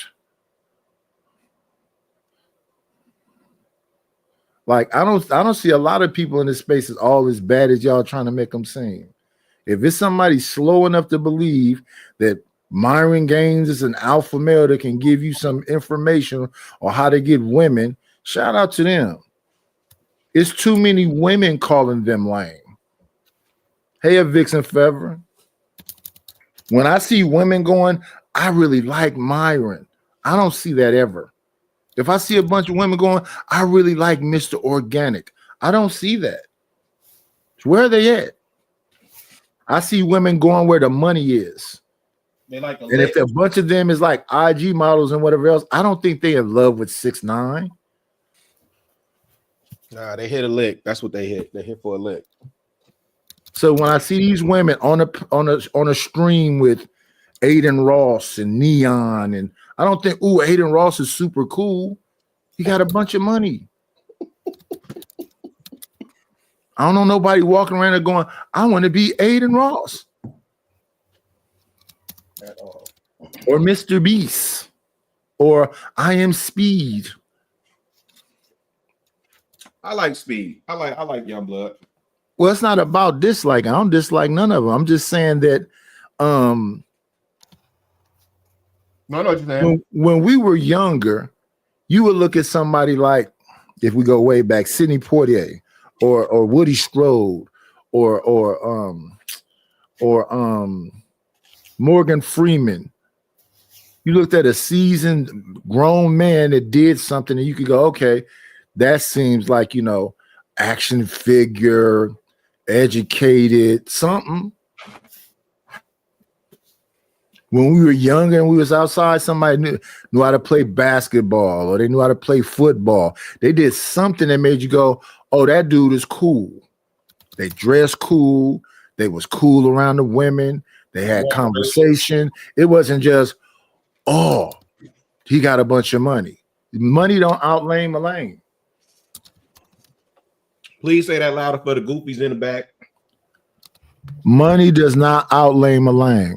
I'm not on here saying I got a 6-pack. I got a stomach sitting on my lap. I'm not on here saying I'm a young man. I'm on camera every day. I'm not saying that my beard is always perfect. I cut my own beard. I keep it trimmed. I got my own skin regiment. Right. I dress myself. If you like it, you like it. If you don't, you don't. But you know what happens? I'll be in other places where people be like, Night is just a this and blah, blah, blah, blah. And women go, nuh-uh. Who? Women say it, not me. Even women that be like, I'm talking to Chocolate one day and somebody come up there, nigga, this bitch ain't gonna fuck you. Blah, blah, blah, blah. And even she that who be upset with me sometimes say, me and Nightish just go through this. Why leave Nightish alone? The women defend me. These women know I don't hate women or none of this crazy shit. I don't hate Sin. She's just annoying. And I just talk the way that I talk. And me personally, to be honest, if I access my dick on your forehead, I'm just seeing if you allow me. I'm not trying to disrespect you or make you feel uncomfortable or threatened. I don't just walk up to strangers and do it. I get to know you first a little bit.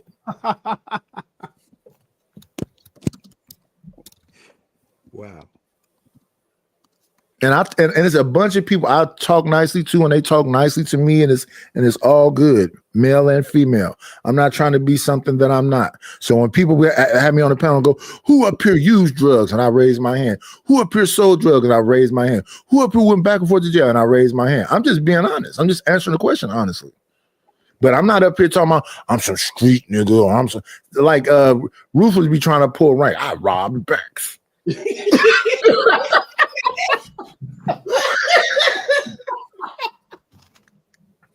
nigga, you said when you met your woman, you was like this. Yeah, she took the gangster up out of you. Gangster's just like being a drug addict. You always be a drug addict. It's like riding a bike. I don't want to do nothing to nobody, but I'm not gonna be sitting there going, "Oh, why are you?" No, I'm letting that thing loose until I run out of some. Hey, I don't know. I'm trying to survival. I'm picking me first. I robbed the bank. Niggas is crazy. But that's how these YouTube streets are. Everybody trying to let you know I'm 6'3". I'm a big black guy. Okay.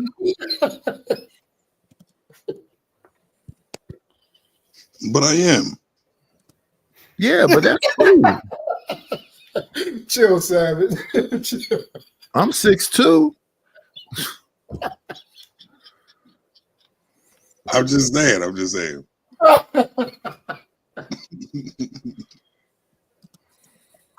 These shots ain't random. These people talk shit all the time. I'm sitting on the damn hand panel and I'm laughing at something and Fantastic just snap on me. Bitch ass nigga. I'm like, whoa, what happened? Nigga laughing. I say, I can't laugh. And then he thought about for a minute and we squashed it. He said, he apologized and all that's good. But yeah, people too wound up. What are y'all wound up about? Here's something I hear men say that has always been confusing to me ever since I was little. The thing I hate about this, what? I can't stand this shit. Now, if you ain't got something that bothers you, when it's bothering me in the moment, maybe so. But for me to say this is the thing I hate about this means I'm thinking that way all the time. So if it ever comes around, I'm triggered. That's not my situation. I try not to think about negative shit. It ain't gonna stop something from happening. It's not gonna stop something from happening. It's a different from, okay, you scared of needles. So they say you're gonna get a shot today. So you're gonna be thinking about the needle all day?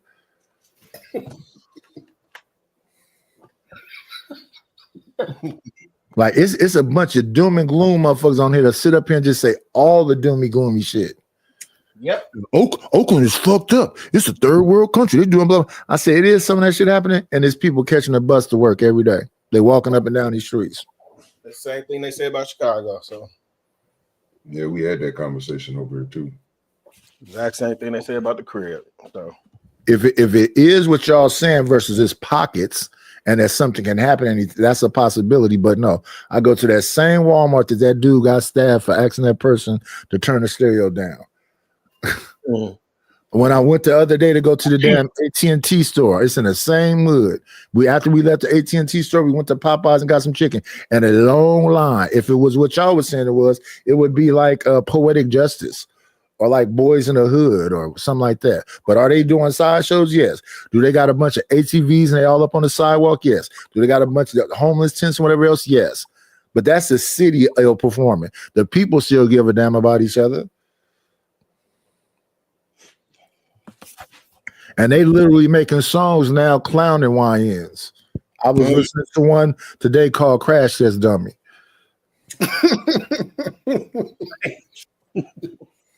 Who made it? I know Kick the Sneak is on it. Let me see. I know the Mechanics made the beat. Shout out to Keep the Sneak, man. You hear me? I gotta say the same thing. Keep the Still sneak. doing it. I still want an intro song, Matish. Yeah, I'm ready whenever you are. All right. I had you on the You got we got IG together, right? Yeah. Yeah. Just hit me up whenever you're ready. Y'all motherfuckers. Possible.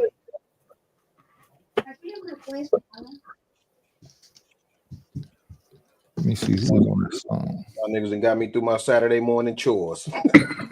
Mm-hmm. Literally, they know that it really is like that. Oh man, no, I had to come down. This basement been looking crazy for a minute, so I had to come down here and get some straightening done. Yeah, you know it ain't only spring cleaning. You gotta do the winter time too. Straighten up all this. And I had to bag up. You know, I got a bad habit of not throwing stuff away so quick. So I got a whole bunch of clothes. I just filled up 2 boxes of clothes I need to take to donation. Damn, it's a lot of Crash Dummy songs. You a hoarder? Joey Badass. Oh my goodness. Let me see. Let's find this one. I just hit up like 4 bags for the Goodwill. 4 bags. Yeah, we take our stuff to the church. Gotta go to the Goodwill.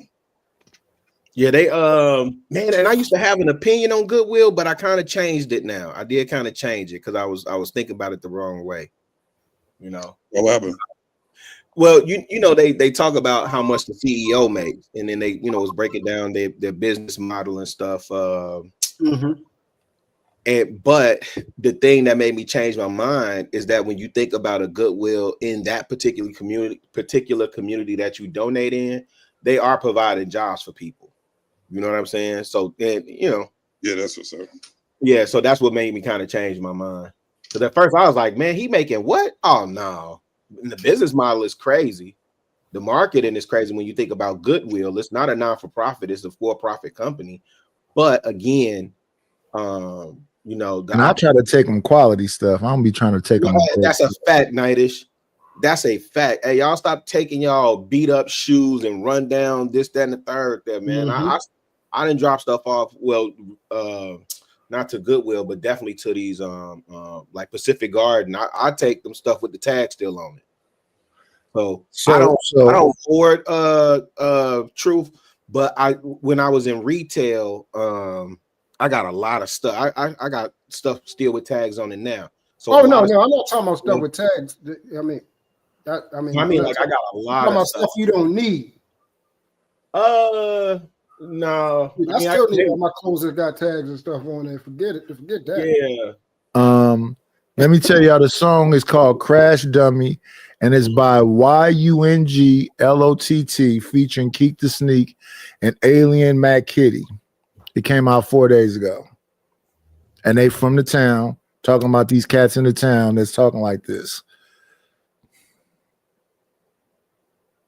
And people are really too much on top of each other for them to be saying that it's really a lot of people from the city, even though it may be some from the city. This stuff is really from people from the outskirts of the city. Because most of the time when they catch these folks that's doing whatever else, they're not even from Oakland. Because Oakland is people too compacted on top of each other. And you don't have to go look for nobody. They probably all at the sideshow, or all downtown, or all at the First Friday, or all at the food trucks.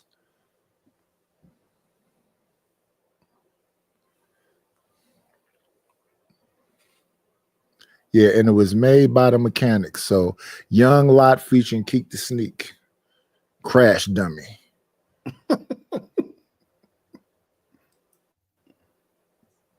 I appreciate them. We need more of y'all to crash out so we get some more room on this planet. Because I'm looking at these rappers, they doing the most, and then they giving them Fed cases. And even though you made some cool little rap money, you don't want to give all your money to your attorney, do you? Mm-hmm. Yep. So here you had a popping year, you came out of jail, you was cracking, and now you're in jail fighting a crazy case. Because you got caught in some city where they don't allow you to have buttons. And now they're making a button a federal case. It's supposed to be you trying to avoid jail time and try to run from the law. Mm-hmm. Now niggas telling on themselves so they can get caught. Stupid.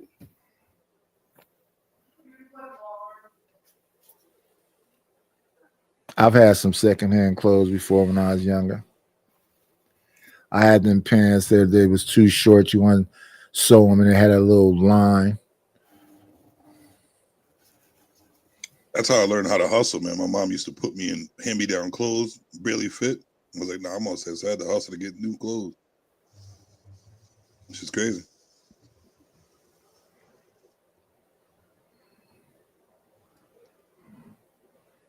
Yeah, but y'all find it in y'all heart to support an old man.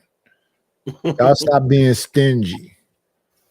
Yeah, all the rich folk. Because y'all be on them channels where they balling at and y'all don't have no money breaking bread. But again, it's about the super chat, right? I got to see my name. Yep. I was on the big channel and I sent $200. Yep. I gotta be able to see it. I gotta show that I said something. But shout out to all the people that do support the channel. I appreciate you. I appreciate you. You gotta be monetized to get the super chat. Huh? You gotta be monetized to get the super chats. Yeah. Because I'm not monetized. I ain't monetized on this channel yet. That's why I'm staying here. How long you got before the other one come back up? It's not the issue. I waited. I had this channel for a year, this one and another for a year. I was never going to do it unless I say, just stay here and do it. So I ain't going back to the other channel until this one get to 500 subs and the watch hours. Because if I go to the other channel, I ain't going to never come back to this channel. This will just be sitting at 160, 169. And I know that because if I go over there, I'm just going to be over there and I'm going to be like, I'm going to get back over here. I'm going to get back. I don't never get the watch hours up. So I need 330 subs, and then I need to stay here for the watch hours. What's going on, Ryan Bardwell?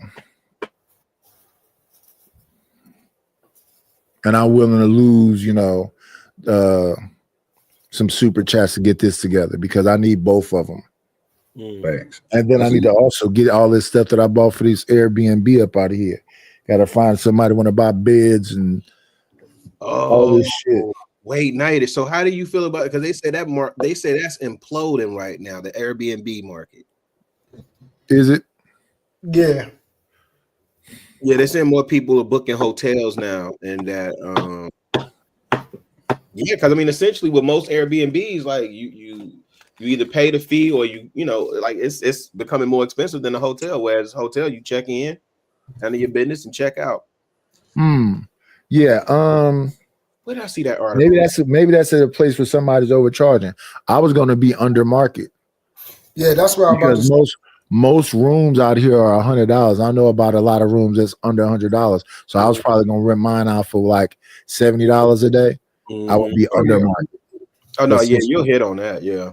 So since we didn't do that, we went the other direction. I got a tenant in there now. I got all this stuff now. But we microwave. So I got these still. I put all these on the doors. Yeah, the keypad. I got all the mattresses. I got the curtains and pillowcases and sheets and I need all that money back.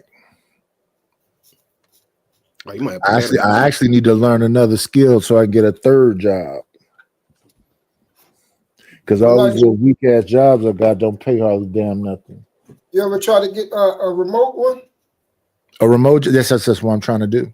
Oh yeah, because all the I skills. went and took this AARP class called Back to Work at 50, and they teaching you how to do resumes and to get your LinkedIn together and all that stuff. So I'm gonna get back with them and hurry up and rush that up. Then I need to give me a damn website, if not a funnel with a website, so I can get some autoresponders in there. So when I start emailing people, they can, because this audience right here is not enough people to see the music, the graphics, and all the other stuff. I be seeing some Savage graphics. He got some cool little cartoons and stuff. Oh, Savage do AR too? I think so. But Night, the the back to work at 50. What is that? What is that train, and what does that all look like? Well, it's a bunch of different governmental programs and groups. Mm-hmm.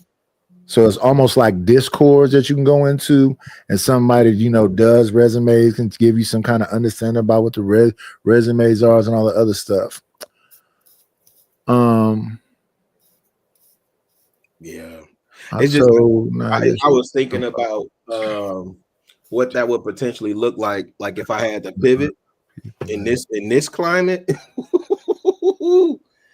Yo, these are some daunting times right now.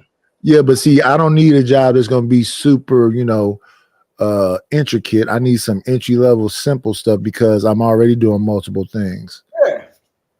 But even with all the skills that you have, Nidus, you definitely would be able to, because you further along with this technology stuff than I am.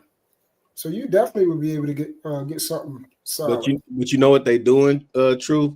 They're forcing when you hit that 50 mark, they start looking for ways to force people out. Yeah, it's always been that case. It's an old movie I watched with Spencer Tracy and Katharine Hepburn where he turned 50 and they had him train 3 young guys that eventually took his job and they gave him the gold watch. Yep. And I see that they do that all the time. They're always going to take your job away from you because they're paying you too much, and they'll take the salary that they was paying you and split it amongst them. Yeah, and then they'll burn them out until they be that old man that's training their new whatever. Yeah, but see, Rilla, for Knight's situation, it would be different because it's not like a company that he came all the way through and he built himself up. He would be the entry level, but he would just be the entry level with all those skills. If you see what I'm saying. Oh yeah, no, I get that part. Yeah, yes, he would be good. He would be good for like the remote jobs out there and everything, and all the stuff that I'm trying to learn the stuff that Nidus know how to do. And then I can, probably get a couple of remote jobs. I can tell you this too. I know for the company I work for, we have been on remote since 2020 when things was going down. And this year they just told everybody they got if you have a remote job that calls for you to be at home base, and that's on the West Coast, you got some decisions to make. But they don't even want them working out the regional office. I mean, there's some people that's working out the regional office, but then they lay like 900. They would lay like 900 folk off, and they told the rest of them, you got some decisions to make. So you either pack up and move and come to the West Coast, or you can take the severance package. Oh, they don't have no more remote jobs. They shrinking them. Yeah, because they they want to keep eyes and ears on people, and they need their occupancy. And that's interesting because when I was listening to these people talk about remote stuff, they were saying because it's cheaper at the end of the day because they don't have to pay for the brick and mortar. Yeah, that's if they have a smaller brick. Well, I'm saying for my company in particular, and even the one my wife works for, she like hers, they own the building downtown, so now they just renting the space out. But mine's, they have their joint on the West Coast, and they want butts and seats. And we got a new CEO anyway, so every time you get a new CEO, there's this regime change. Yep, every time. Yeah, it's wild. Every time. Well, some people make money off of busing businesses. Off of busting business. Oh, what do you mean, like acquisition mergers, or just like what, breaking them down? Eliminating them. Yeah. So we got 250 Walmarts. We're gonna close 50 of them down. Yeah, a bunch of people gonna get displaced, but we're gonna make money off of closing. Like, how does that make sense? Because the insurance and overhead and all the other stuff from having more stores open. Yep. Well, Look like that may be what happens next for Target when you start seeing them close some Targets down in mass. You know, and shout out to you, your boycott work for nothing. Now, Miss Jill, is it TTEC? Because you have in there TTECH. What I see is TTEC. Let me pull it up. T-Tech jobs. Job openings. Where is it at? Shout out to American Trace. Night, she said if you sell that stuff, you can stock up on box wine. No, I can't. That'll just be something to pay a little bit of the mortgage next month, or pay some other crap I got to pay off. You drinking red wine, Nightish? I drink Riesling, Pinot Grigio, Sauvignon Blanc. I might drink a rosé. But reds are nasty to me. A lot of wines are disgusting. Man. Really? The red wines that's all I drink. Are you talking about like a sangria? Merlot. Oh yeah, I Merlot is disgusting to me. I can't drink. Come on. Not the dry. Yeah. Not anything dry really. Like a mix, some sweet and dry. Yeah, I drink Chardonnay, buttery Chardonnays. Bordeaux. But no, I don't. Back in the day, I would mess with a sangria, but no. And they almost taste just like juice, almost. The sangrias. All of everything I just named. So a Pinot Grigio has more of a pear finish. A Chardonnay has more of a citrusy kind of. They all are different kind of fruit taste, but faintly fruit. And I don't like anything with like a chemical back. You know, when you drink it. Okay, thank you, Miss Jill. I see it. I'll check on it. Yeah, if I wasn't so messed up physically, I'd go back out there and do that damn construction and stuff, landscaping and whatever. Oh yeah, for sure. That's the easiest way to get some quick money. Yep. And it ain't gonna be all day. Like I was talking to my sons about different jobs when they was younger before they decided to do the military stuff. I'm like, if you know how to put sheetrock up, it's like $2,000 a surface, so $10,000 a room. And putting it up, you can go to Home Depot and rent the damn crank to hold it up while you screw it in. Get you a damn screw gun. All you got to do well is learn how to mud and tape. So let's do some mudding and taping right now. And I showed them. Then I ended up hiring some people to do my old house. They didn't hardly hide none of the seams. I'm like, people don't even know how to do these jobs. So they keep, what they'll try to say is, well, we can do a knockdown. I'm like, I don't want no popcorn ceiling looking stuff.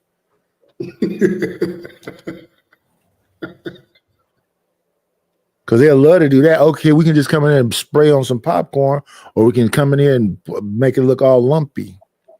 Oh yeah, I forget what that movie was where he kept talking about Merlot.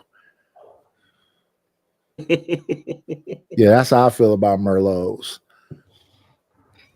Moscato is too sweet. I don't mess with Moscato either. That's my joint, Moscato. I should have known Truth would be running around here drinking Moscato. Yeah, Moscato. I think I'm going to take a little. And ever since Little Real made fun of Moscato, I kind of was like, I'm cool too. It's a dessert wine. Well, all of wines I named can be dessert wines. Yeah, it can be. The thing with the thing with Moscato is it's so sweet, it's like juice. Really like juice. Chardonnay is not like really like juice. Yeah, if I have some Chinese but food, most of them ones I name are perfectly good with fish. Yeah. Like the rosé, the Sauvignon Blanc, they're okay with steak. Yeah, I'm going Because they're kind of you're right. Most of the white wines are for fish and poultry, and then the red wines are for red meat. Yeah. You Well, talking it's something that rosé is not really red; it's pink. Yeah, it's a blush. No, I'm saying a Merlot, Cabernet, a Bordeaux, stuff like Yeah, that. see Cabernets, Bordeaux, Merlots. Yeah, I'm a lot of them Noirs. Yuck. Ah, you tweaking. I just don't like them. Mm. And to me, a Riesling is a less sweet Moscato. It could be a dessert wine too. What is this place called? Now we got YouTube sending you a notification that they send the money when usually it's here on the 21st. They playing games with the money, man. It's crazy. I got bills to pay. Just spend it through the cash app. Just spend it through the cash app. Stop making people's lives difficult for no reason. People lie about their cash app, boy. They don't like sending money through their cash app. Yeah, I know. That's why I appreciate the people when they do it. I got some folks that really support me. Thank y'all. Because this transition right here, it would be, damn, you might as well leave this channel alone. You might as well go to where the damn super chats is at. How Let me PayPal work ask for you you? a question, Nightish, about monetization. Yeah. I'm actually thinking when, if I ever get to that point, about just not even doing it. Just, stick with the cash apps. Mainly because what do they take, like a third of super chat? Yeah, but people send you so much money on the super chat. Yeah, on the super chat. Yep, because they want to see it. They want to show you that I've spent $100. Well, they want to show the audience that they sent whatever. Big dog. Right. Or I mean, it's a good way to highlight your questions. You broke it. Yeah. You broke it. So like the royalty that I got over here, the people that's royalty over here typically are always royalty. But a lot of royalty comes through the super chat. And then they had a perk of having their own emoji and all that other stuff. Right. So since over here I don't have that access, I put them in the intro. I put a portrait thing in the intro, and then I also had a portrait separately to bring up, because this is what I did before I got monetized. This is how I had the royalty before I got monetized. So I just did the same thing I did before. So I, brought it over here. Let me see. I'm listening. I'll be right back. Yes, sir.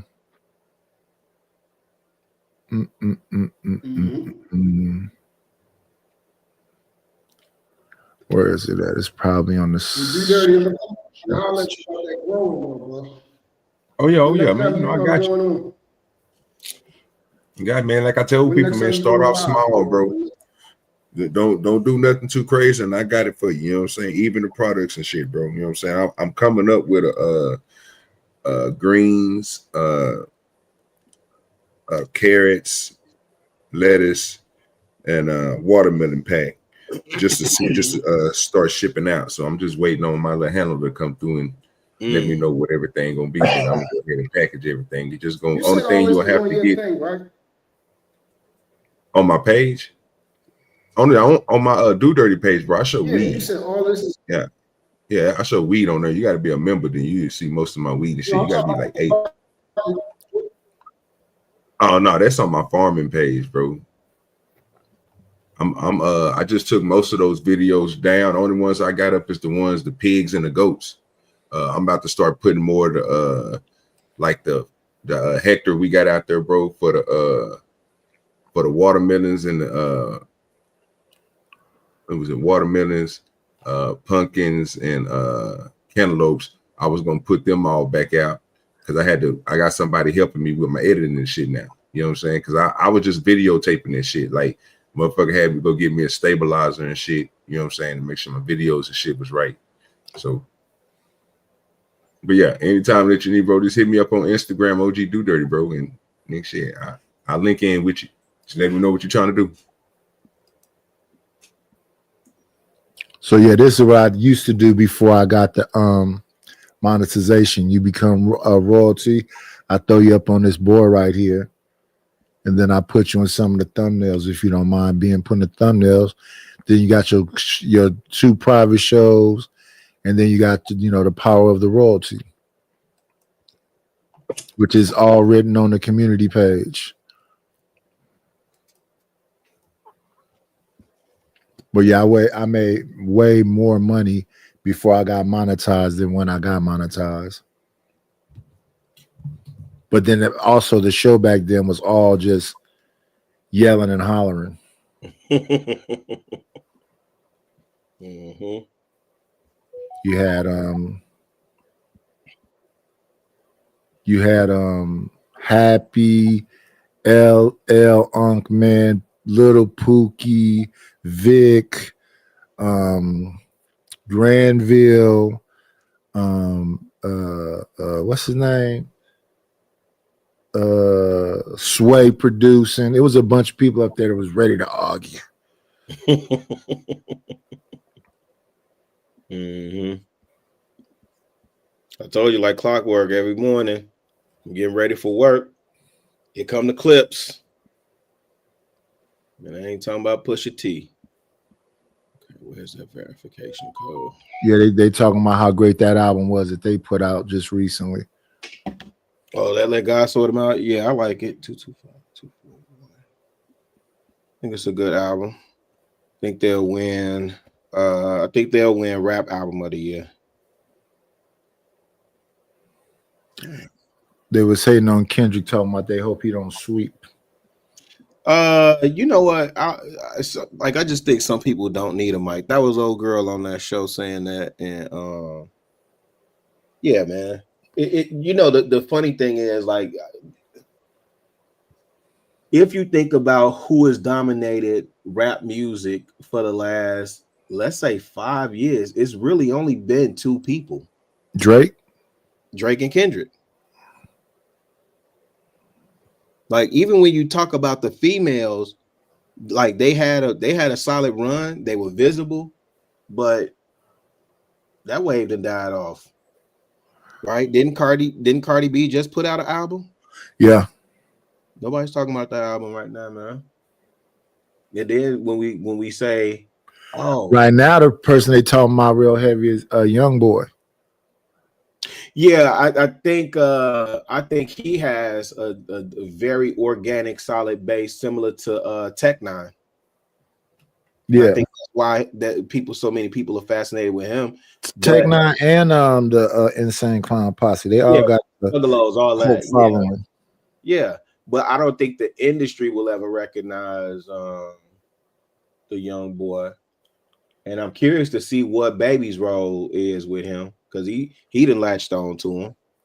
I don't know, but young boy brother don't like Baby. Because he done latched on to him. Baby is like the Don King of rap music, man. He like the Don King of this, man. He gonna roll with the winner though. I ain't, you know. That's definitely a good way to put it. Yeah. Yeah, he like the Don King of this, man. But yeah, I don't now I'm gonna be honest. Do I think Kendrick should get album of the year? I'm glad he's in the conversation, but do I think he has album of the year with GNX? I don't think he does. I thought GNX was a rush project and something else was gonna come out right after it. Yeah, I think a lot of us did. Somebody said it was supposed to be. They still talking about a deluxe album. I thought something better than a deluxe. I wouldn't want him to just throw some more songs on that album. I thought that was like some, like I said, a little Rush album, just to wet a person's palate. Yeah, you know what's crazy? They was talking about how he put that project out and then went to perform majority of those songs at Super Bowl. Which is a bold take. And then the other thing, I think Tommy talked about this. Not Sotomayor, the Tommy from this space. He was talking about how none of Kendrick's projects sound the same. So, as an artist, I respect it. But I don't think it's album of the year. I don't even think it's rap album of the year. You know, like I think he's in a category with SZA for Luther. I think he could probably win in that one. I think it's like rhythm or something like that, rhythm song or something like that. But I don't think it's rap album of the year, and I don't think it's album of the year. And I much would have rather have seen Freddie Gibbs Alfredo 2 up there, but I get it. I definitely would have liked to see that for rap album of the year over Glorilla. But I get it. If that Glorilla album had that TGI Friday on there, then I get why they put that in there. But I think Clips will get it, man. Them jokers performed at the Vatican, bro. I think they'll get rap album of the year. I don't think they're gonna get album of the year. They came out strong too. Oh man, they roll out. Man, they roll out had me want to do Street Team again, man. That rollout was phenomenal. That was a classic album rollout, and they still releasing like interviews and videos and stuff. So they working the project. I love it. I think he was always underrated anyway. Who, Push? Yeah, he's official. Yeah, you know what they've been talking about is how Malice. They've been talking about how his brother Malice been. You know, and if you think about it, a lot of the rap music that was released this year wasn't. I mean, a lot of the stuff that's in Conversations is not the. And it's not, I'm not doing the age like this against that, but it was a lot of elder statesmen that put out a lot of good projects. Matter of fact, Daylight just dropped last night too. I gotta go listen to that in a second. That went busted. Everybody went up against Joey Badass. That went kind of came and went. Yeah. I mean, it wasn't you. I thought it would have been a little bit more from Daylight, but he kind of won all of them battles. Daylight or what? Joey Badass. Oh yeah, for sure. No, absolutely. Like right now, they trying to do something between what's his name? Jay Mills and Goods. Oh, with the battle rap? Yeah, they've been throwing a bunch of disses at each other in album form. And then you got the whole thing that's going to happen with Easy Block Captain and Cassidy. I can't stand Cassidy, man. I don't like Easy to Block Captain. I think, but I agree with you, Cassidy too.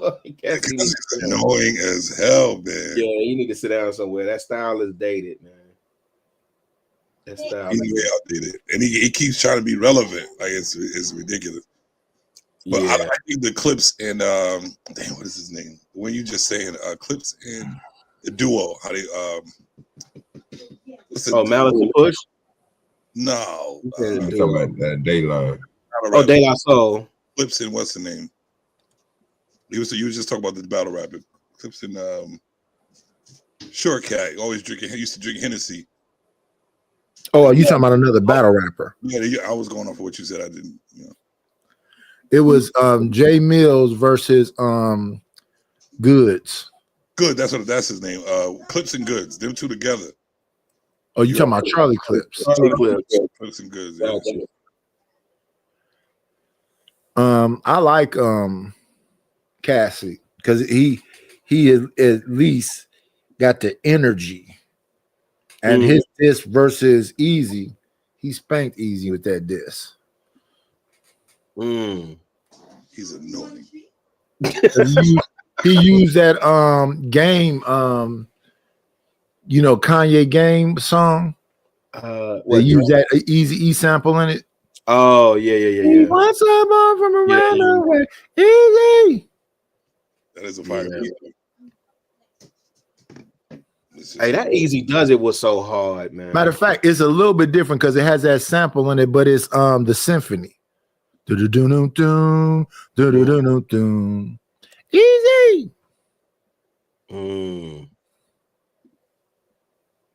So I do agree that Cassidy can rap, but battle rappers typically can't really make songs, where Cassidy knows how to make a song and can battle rap, even though it's kind of old.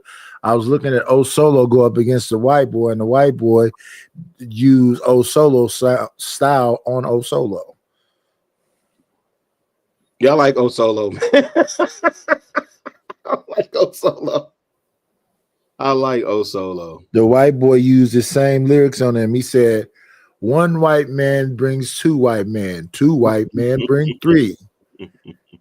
You know what that means? It's regentrification.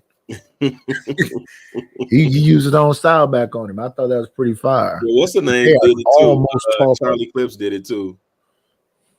Oh man, but I like O-Solo, man. He funny. Yeah, he hilarious. Yeah, my son, my youngest son, is in a battle rap heavy, so he usually try and put me up on what's popping.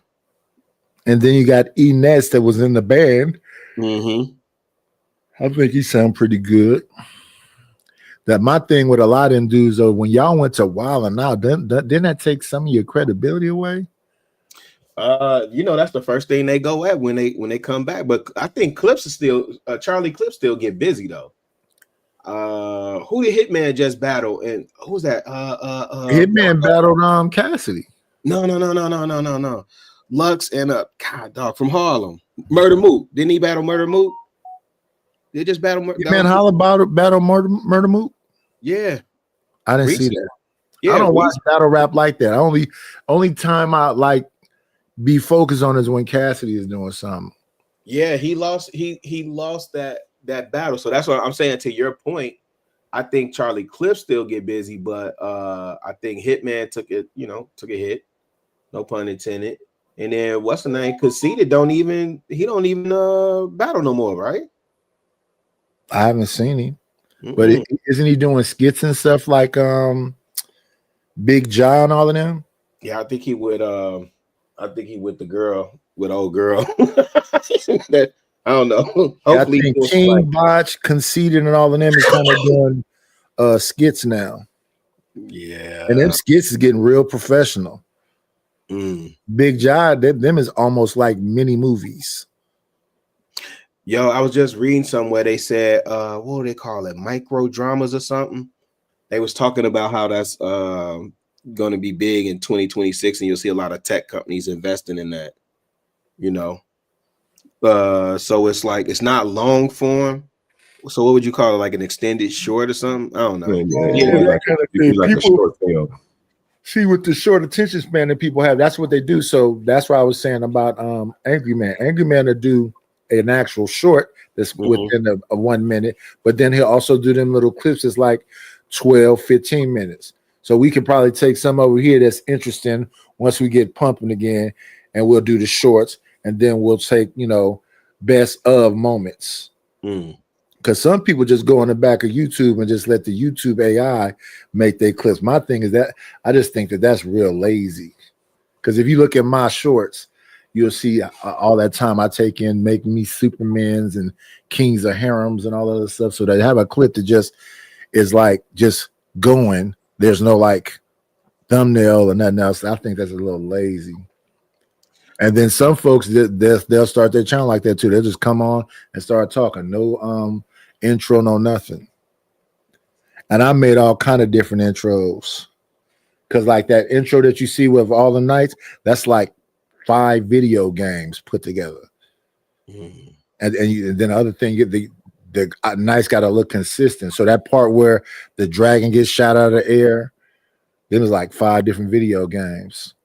And then No Chasers, I made it in front of No Chaser because I wanted people to see how I made it. So I took all the sound bites from YouTube, sword fights, ninja anime sword fights, chips to symbolize the person walking, door slams to symbolize, when the dragon falls from the sky.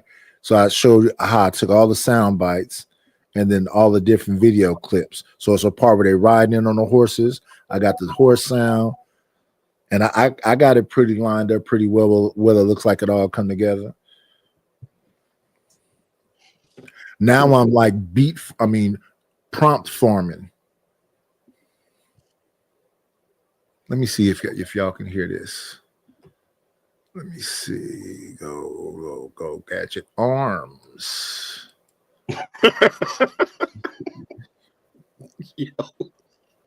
with that Inspector Gadget. Yeah. See if y'all can hear this. So let me see. Tell me if y'all can hear this.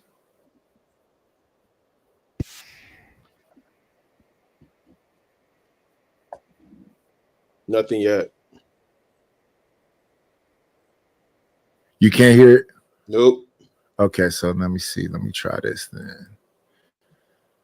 Let me try this. Stop this one. Grab this up.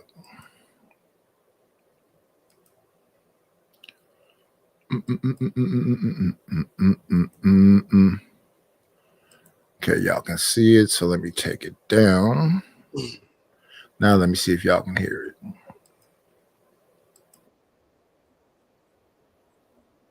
Nope.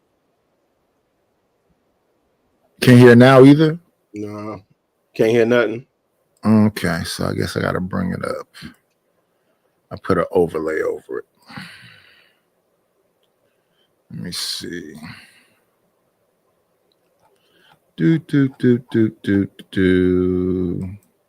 Now let me see if y'all can hear it.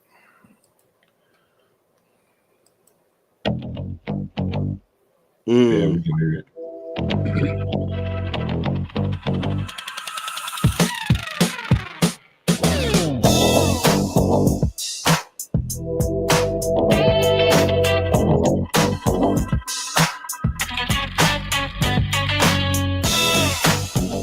Okay, let's skip that one.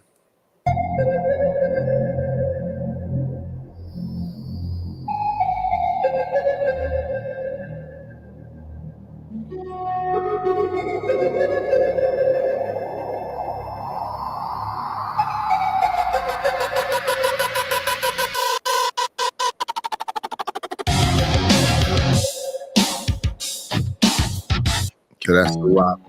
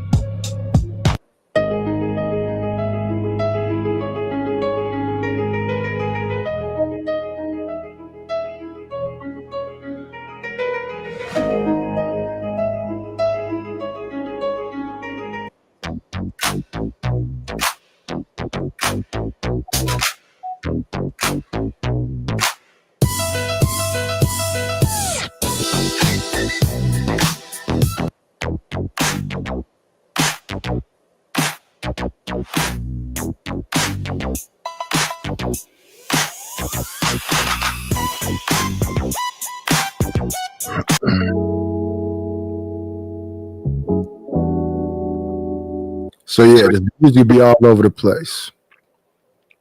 Rock music, rap music, depends on what kind of sound somebody want.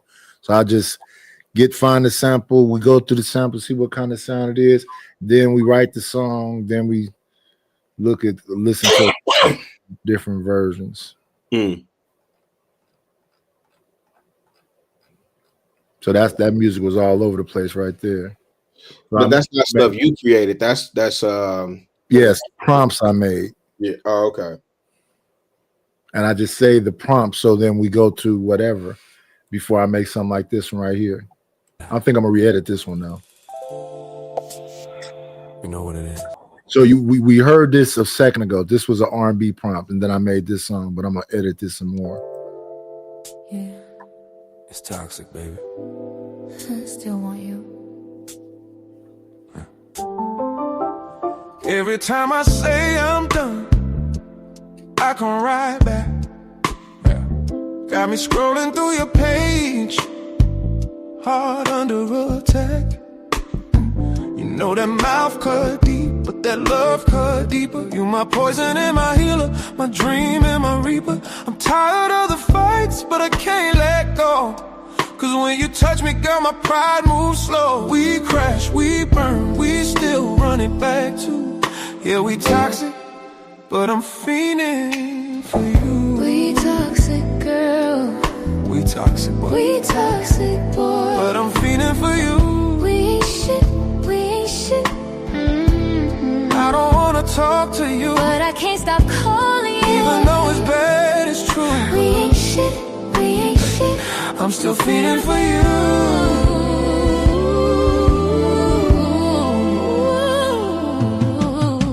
You call me crazy, but you love that too. You got a hold on me, I can't. That was that R&B prompt. Let me go another one. Tune in. Click that button.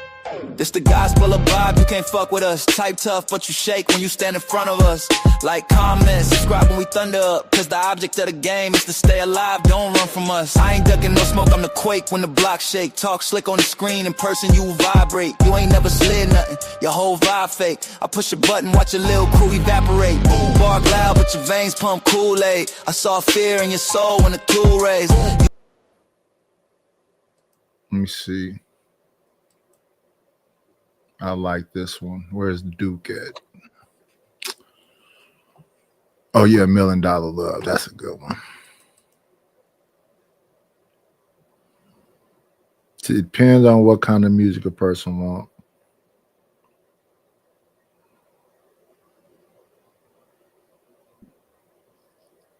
Solid. That boy Nate is out here putting in work, man. Yeah, hopefully it pays off. I'm finna throw this stuff on DistroKid. I've been dragging. See what happens on DistroKid since it distributes to a bunch of different places. Yeah. That's smart. But even with that, you got to keep the DistroKid. I don't know. I forget how long it is. Is it like $40 a month or something? Then you got to keep the Suno too. But hey, whatever. I don't care if I can get, $200-$300 a month. That's something. But then how they count streams and all that other stuff, all the technical intricacies of it is a trip. Go ahead. StreamYard has, plays games too. Sometimes they just don't download quick and get glitchy. Let's see, $1 Million Baby. You was about to say something? No, I forgot it. I'm old now. I forgot it now.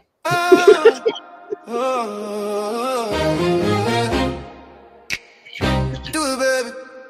Yeah. Yeah. Do it, baby. I can show you the thing. Step into my world. Yeah. Do it, baby. Do it. How you feel? Do it, baby. Show me that it's real. Do it, baby. You know the deal. I'm your $1 million that's how I feel. I ain't never claimed a block, I just claim my name. Clean up good for your girl, no shame. Silk shirt, gold chain, pour the champagne. You the reason I done changed my game. You say I talk slick, that's truth with a melody. Every time I sing, you remember me. Night in the lab, but tonight it's chemistry. Between you and me, it's destiny. Girl, I'm trying to make it badly. Oh, yeah. You my fantasy, my reality. Oh, they don't understand the magic we made when this night is love. Ooh-wee. Yeah, baby. Night is just. I'd rather float with the funk than deal with your junk. So stay the fuck out my face. Yeah. You've been running around talking down, trying to kill my shine. Acting like you made me, but never walked my line. I've been good to your soul, gave you love, gave you grace. But every time I turn around, you all up in my space. Feeling like Curtis on a Sunday, trying to keep the peace, but you pushing all my buttons, not a love decrease. I'm a lover, I'm a dreamer, but baby, please don't chase. Cause if you ain't bringing nothing good, stay the fuck out my face. Don't bring me bad vibes, don't bring me no hate. Stay the fuck out my face. I'd rather be with the funk, riding low through space. Stay the fuck out my face. If you ain't showing real love, then baby, don't stay. Stay the fuck out my face. Just stay, just stay. See, I'm a funky type of lover, baby, deep in my groove. I glide through the cosmos, watch my soul improve. Yeah, it depends on what kind of music somebody wants. Do they want blues or they want country? Here's a risky song I made.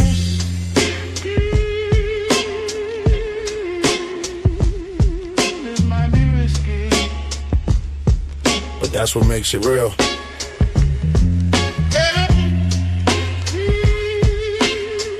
Tell a friend to tell a friend. Like, comment, subscribe, my friend. We gon' do this again. Hey yo, this the block talk, not Fox talk. The type of convo make the algorithm pop off. Hard truth, no script, just scars and real spit. Hampton basement bars, we built for this grit. Camera rolling, no cut, keep it genuine. Panel full of soldiers, every one of them men again. Controversy clicking like a switchblade open. Risky on the screen, in the chat, stay smoking. Tell a friend. Tell a friend, my friend, we gon' do this again. This might be risky. Say that again. Tell a friend. To tell a friend, my friend, Well, up. we gon' do this again. This might be risky. Say that again. They want truth, not gossip, so we serve them raw. Every mic check feel like a street law. Got queens, got kings on the panel with pain. Debating worldview, steady iron and shame. Clickbait killers, we don't do gimmicks. Only loud facts and cold analytics. Respect the host, voice deep like a sermon. Risky in the mix, now the culture start turning.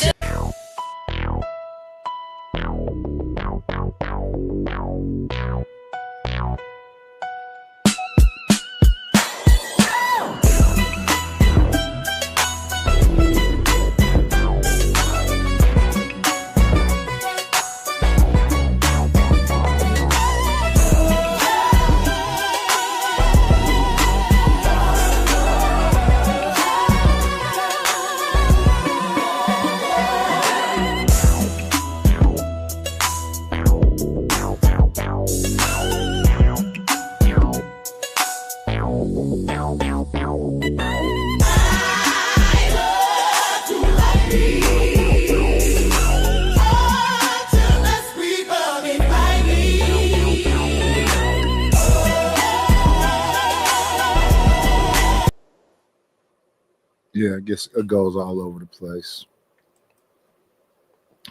Oh, I know what I like. This was a joke I went on. Solid Fake was over there bothering me one day. Let's play Solid Fake right quick. It's hard to have a man that's completely toasted cooking you and loud. Let's see. Here we go. Solid Fake. Oh yeah, then I got a Mo Love song too. I like Mo Love song.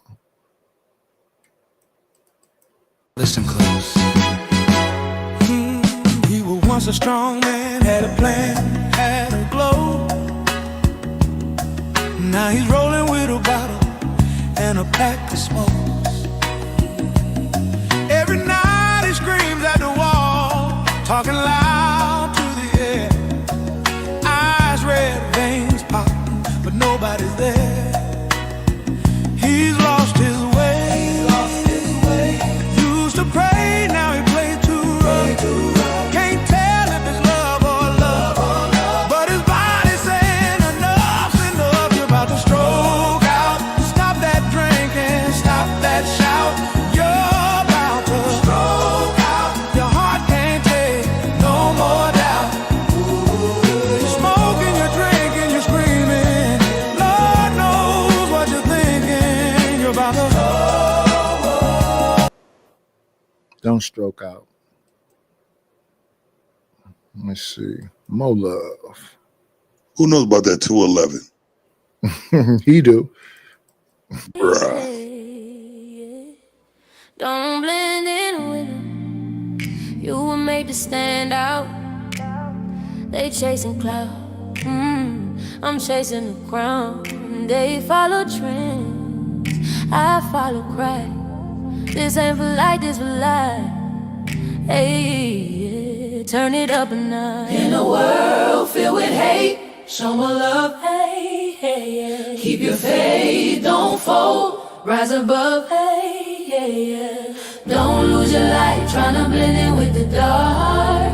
Stay true, stay bold. Let Christ lead your heart. Hey, yeah. Show more love. I ain't perfect, no, but I'm perfect, yeah.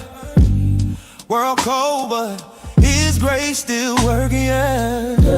Too many voices, gotta mute that static, yeah.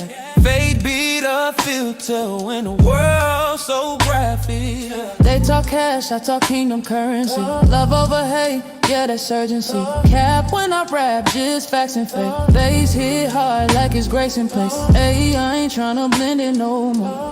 Got my light too bright, I glow. Keep my soul on 10, let the spirit flow. If you know, then you know. In a world filled with hate, hey, show more light. Yeah, yeah. Keep your faith, don't fold. Rise above, yeah, yeah. Don't lose your light, tryna blend in. Gospel 2. Yeah, that one fire. That was my favorite. Probably my favorite one.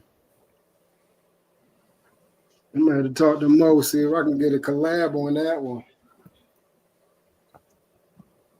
That's your music, Natish? This AI music. Okay. So it's copyright free. You don't have to worry about playing it. Yeah. There's a lot of that, like the blues. I like the blues. They got the 50 Cent mini man. Whatever. It's insane. It's more so about having a discussion about what you wanted to say. Is it for the YouTube channel, everything else? Because see, I made one. I made one for T. I made one for Mo. T Mo.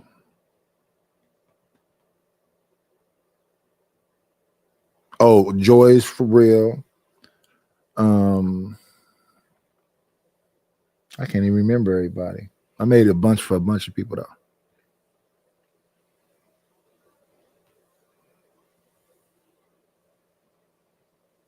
Let me see. Yeah, Mo, T, Joy's real. Oh, Izzy. Let me see.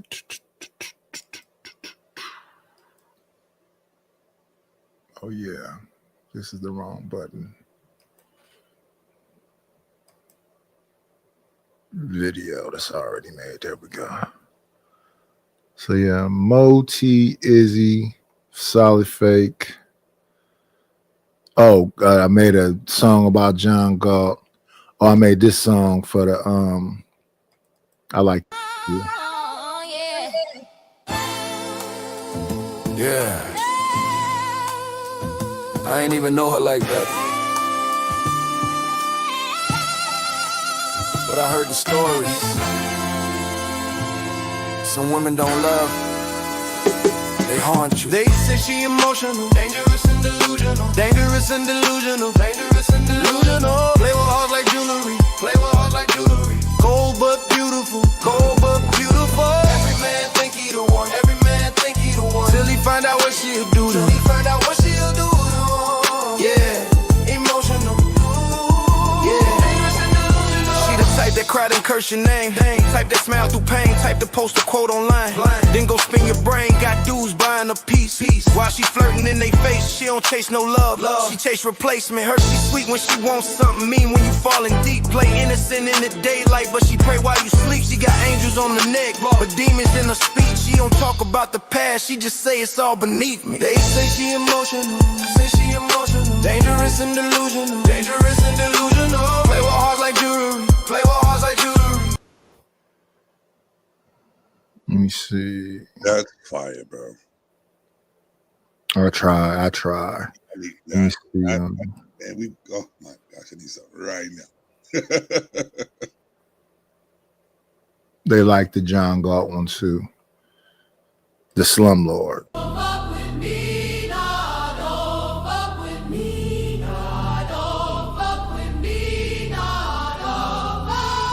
Don't fuck with me, no. Don't fuck with me, no. Fuck John, God, what's up with CT? We see the truth, don't lie to me.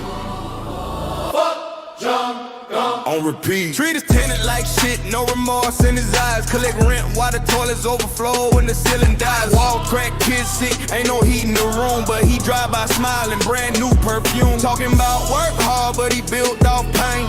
Living like a king off somebody's strain. Ain't no heart in that luxury suit. Just cold lies and the cheap ass truth. Fuck John Galt on repeat. Treat his tenants like shit. What's up with CT? Where the justice at? We bleed facts, they tweet cap. You hate your own people, ain't no soul left inside. We the ones that built you a place to hide. Mold in the bathroom, rats in the sink. You don't fix nothing, you just blink.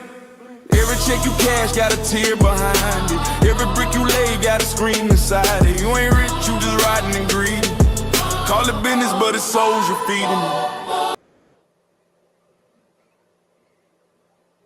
Insane.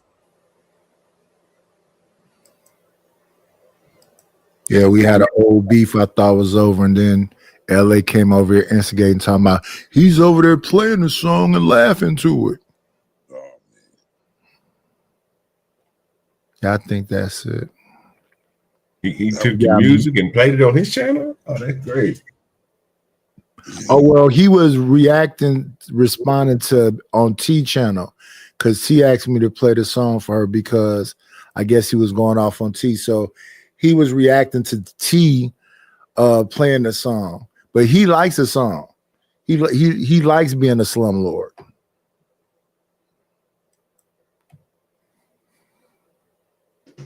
I'm down for it. You go. So LA told me react to his last show, and he's over there laughing about it. So hey, if he ain't tripping, it's all good. Yeah, he said he loves it. That man is off. Now God is going after Angry Man and after Izzy Bands.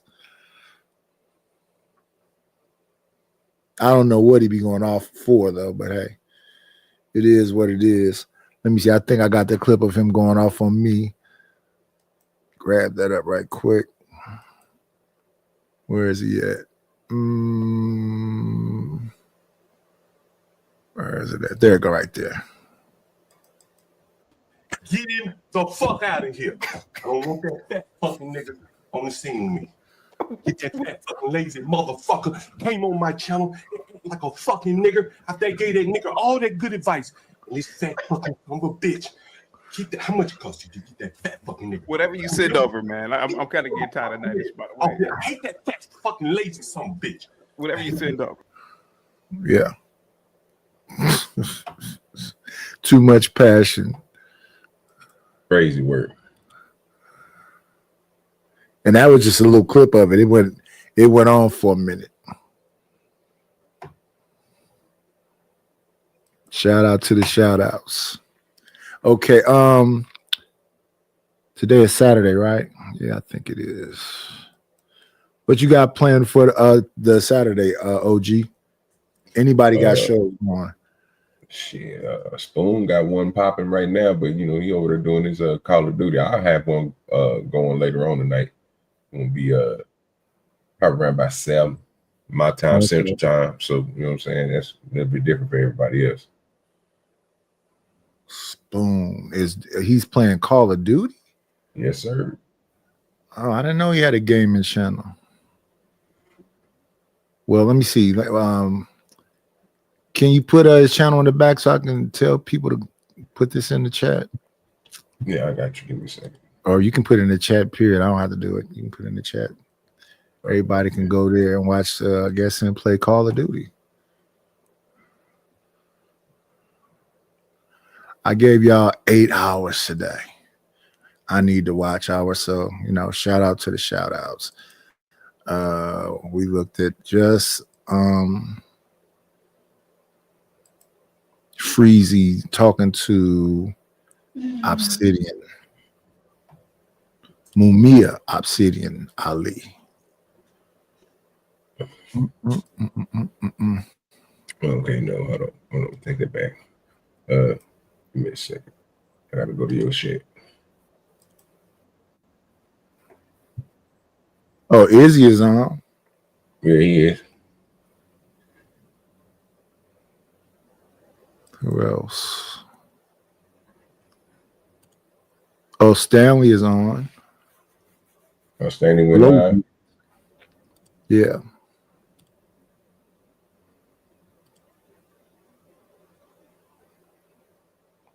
Oh, yeah, okay. They won't let me put nothing in the chat.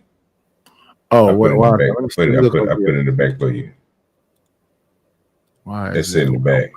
Put it in. Ryan. My auntie Ryan. I put it in the private chat for you. Yeah, I forgot I ain't got a wrench over here. So but I don't even see you typing. Yeah, I mean, let me see, Ryan. I see my auntie low key is the last thing I see. Ryan, auntie low key. It's showing up on mine, but it's not. Oh, maybe I refresh it to make a difference. Or are you on the vertical, or are you on the landscape? Oh, I'm on the horizontal. Yeah. Go on the landscape. Yeah. That's it. You typing in the wrong chat.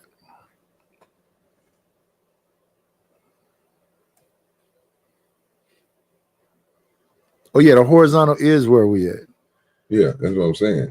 And I don't even see. I put it in the back chat. It's in the private chat in the back. Yeah. Okay. Let me go over to the vertical and see if I see you over there.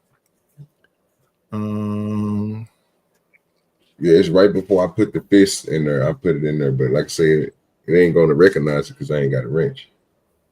Yeah, but I'm trying to see where you typing so I can give you a wrench. That's what I'm talking about. Oh, I put the fist in there.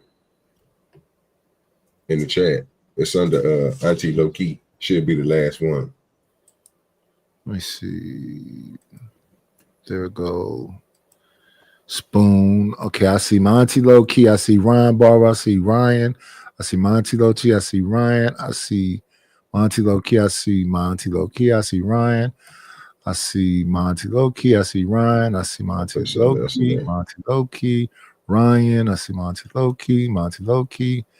Monty Low Key, Ryan, Monty Low Key, Sin 7 Sin, Ryan, Lord ADS. Yeah, I don't see. Now the thing after I just put this in is Ryan.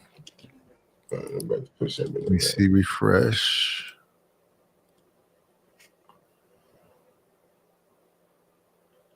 Yeah, you must be on the vertical. I mean, yeah. Let me look at the vertical. No, I ain't on the vertical. I don't use vertical on my computer.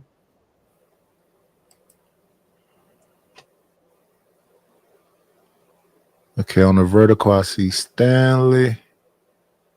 I see Myla M. Stone. I see Sugar Bum. I see the Lockhart Perspective. I see Joy is Real. So yeah, I don't know why it's not coming out.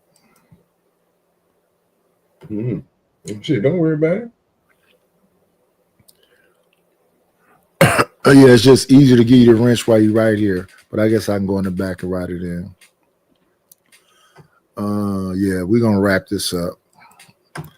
We down to 18 people. Thank you for the 18 people that are remaining here, but we're gonna call it a day. Hopefully, I get some people on IG or in the Discord. Well, I see you back here. I don't see you on the front. Yeah, why is that? Because I see you inside here. Let me see. Can I give you a wrench from in here? Delete, put, ban. Nope, I cannot. Show on the screen. There you are right there. But you're not on the front. Why is that?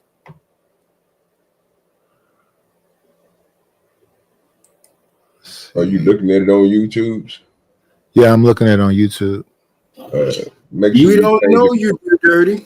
That's a whole fact. Switch it from top chat to all chat. You should see me if you're on YouTube looking at it. Because sometimes YouTube, sometimes YouTube. It says top chat and live chat, all messages. Yeah. Okay, there you go. Yeah. When you don't see people on YouTube, bro, just put in go to live or all. That way you will see everybody in there. Sometimes it just put the top chat, the people who's chatting a lot on there. Okay, there you go. I appreciate you. Yeah, let's get up out of here. Yeah. And that's the other thing. The other reason why I got my damn watch hours really quick last time, because we was doing back-to-back 12-hour streams. But that was me in Granville. Let me see. Yeah, let's hit him with the like we always do at this time.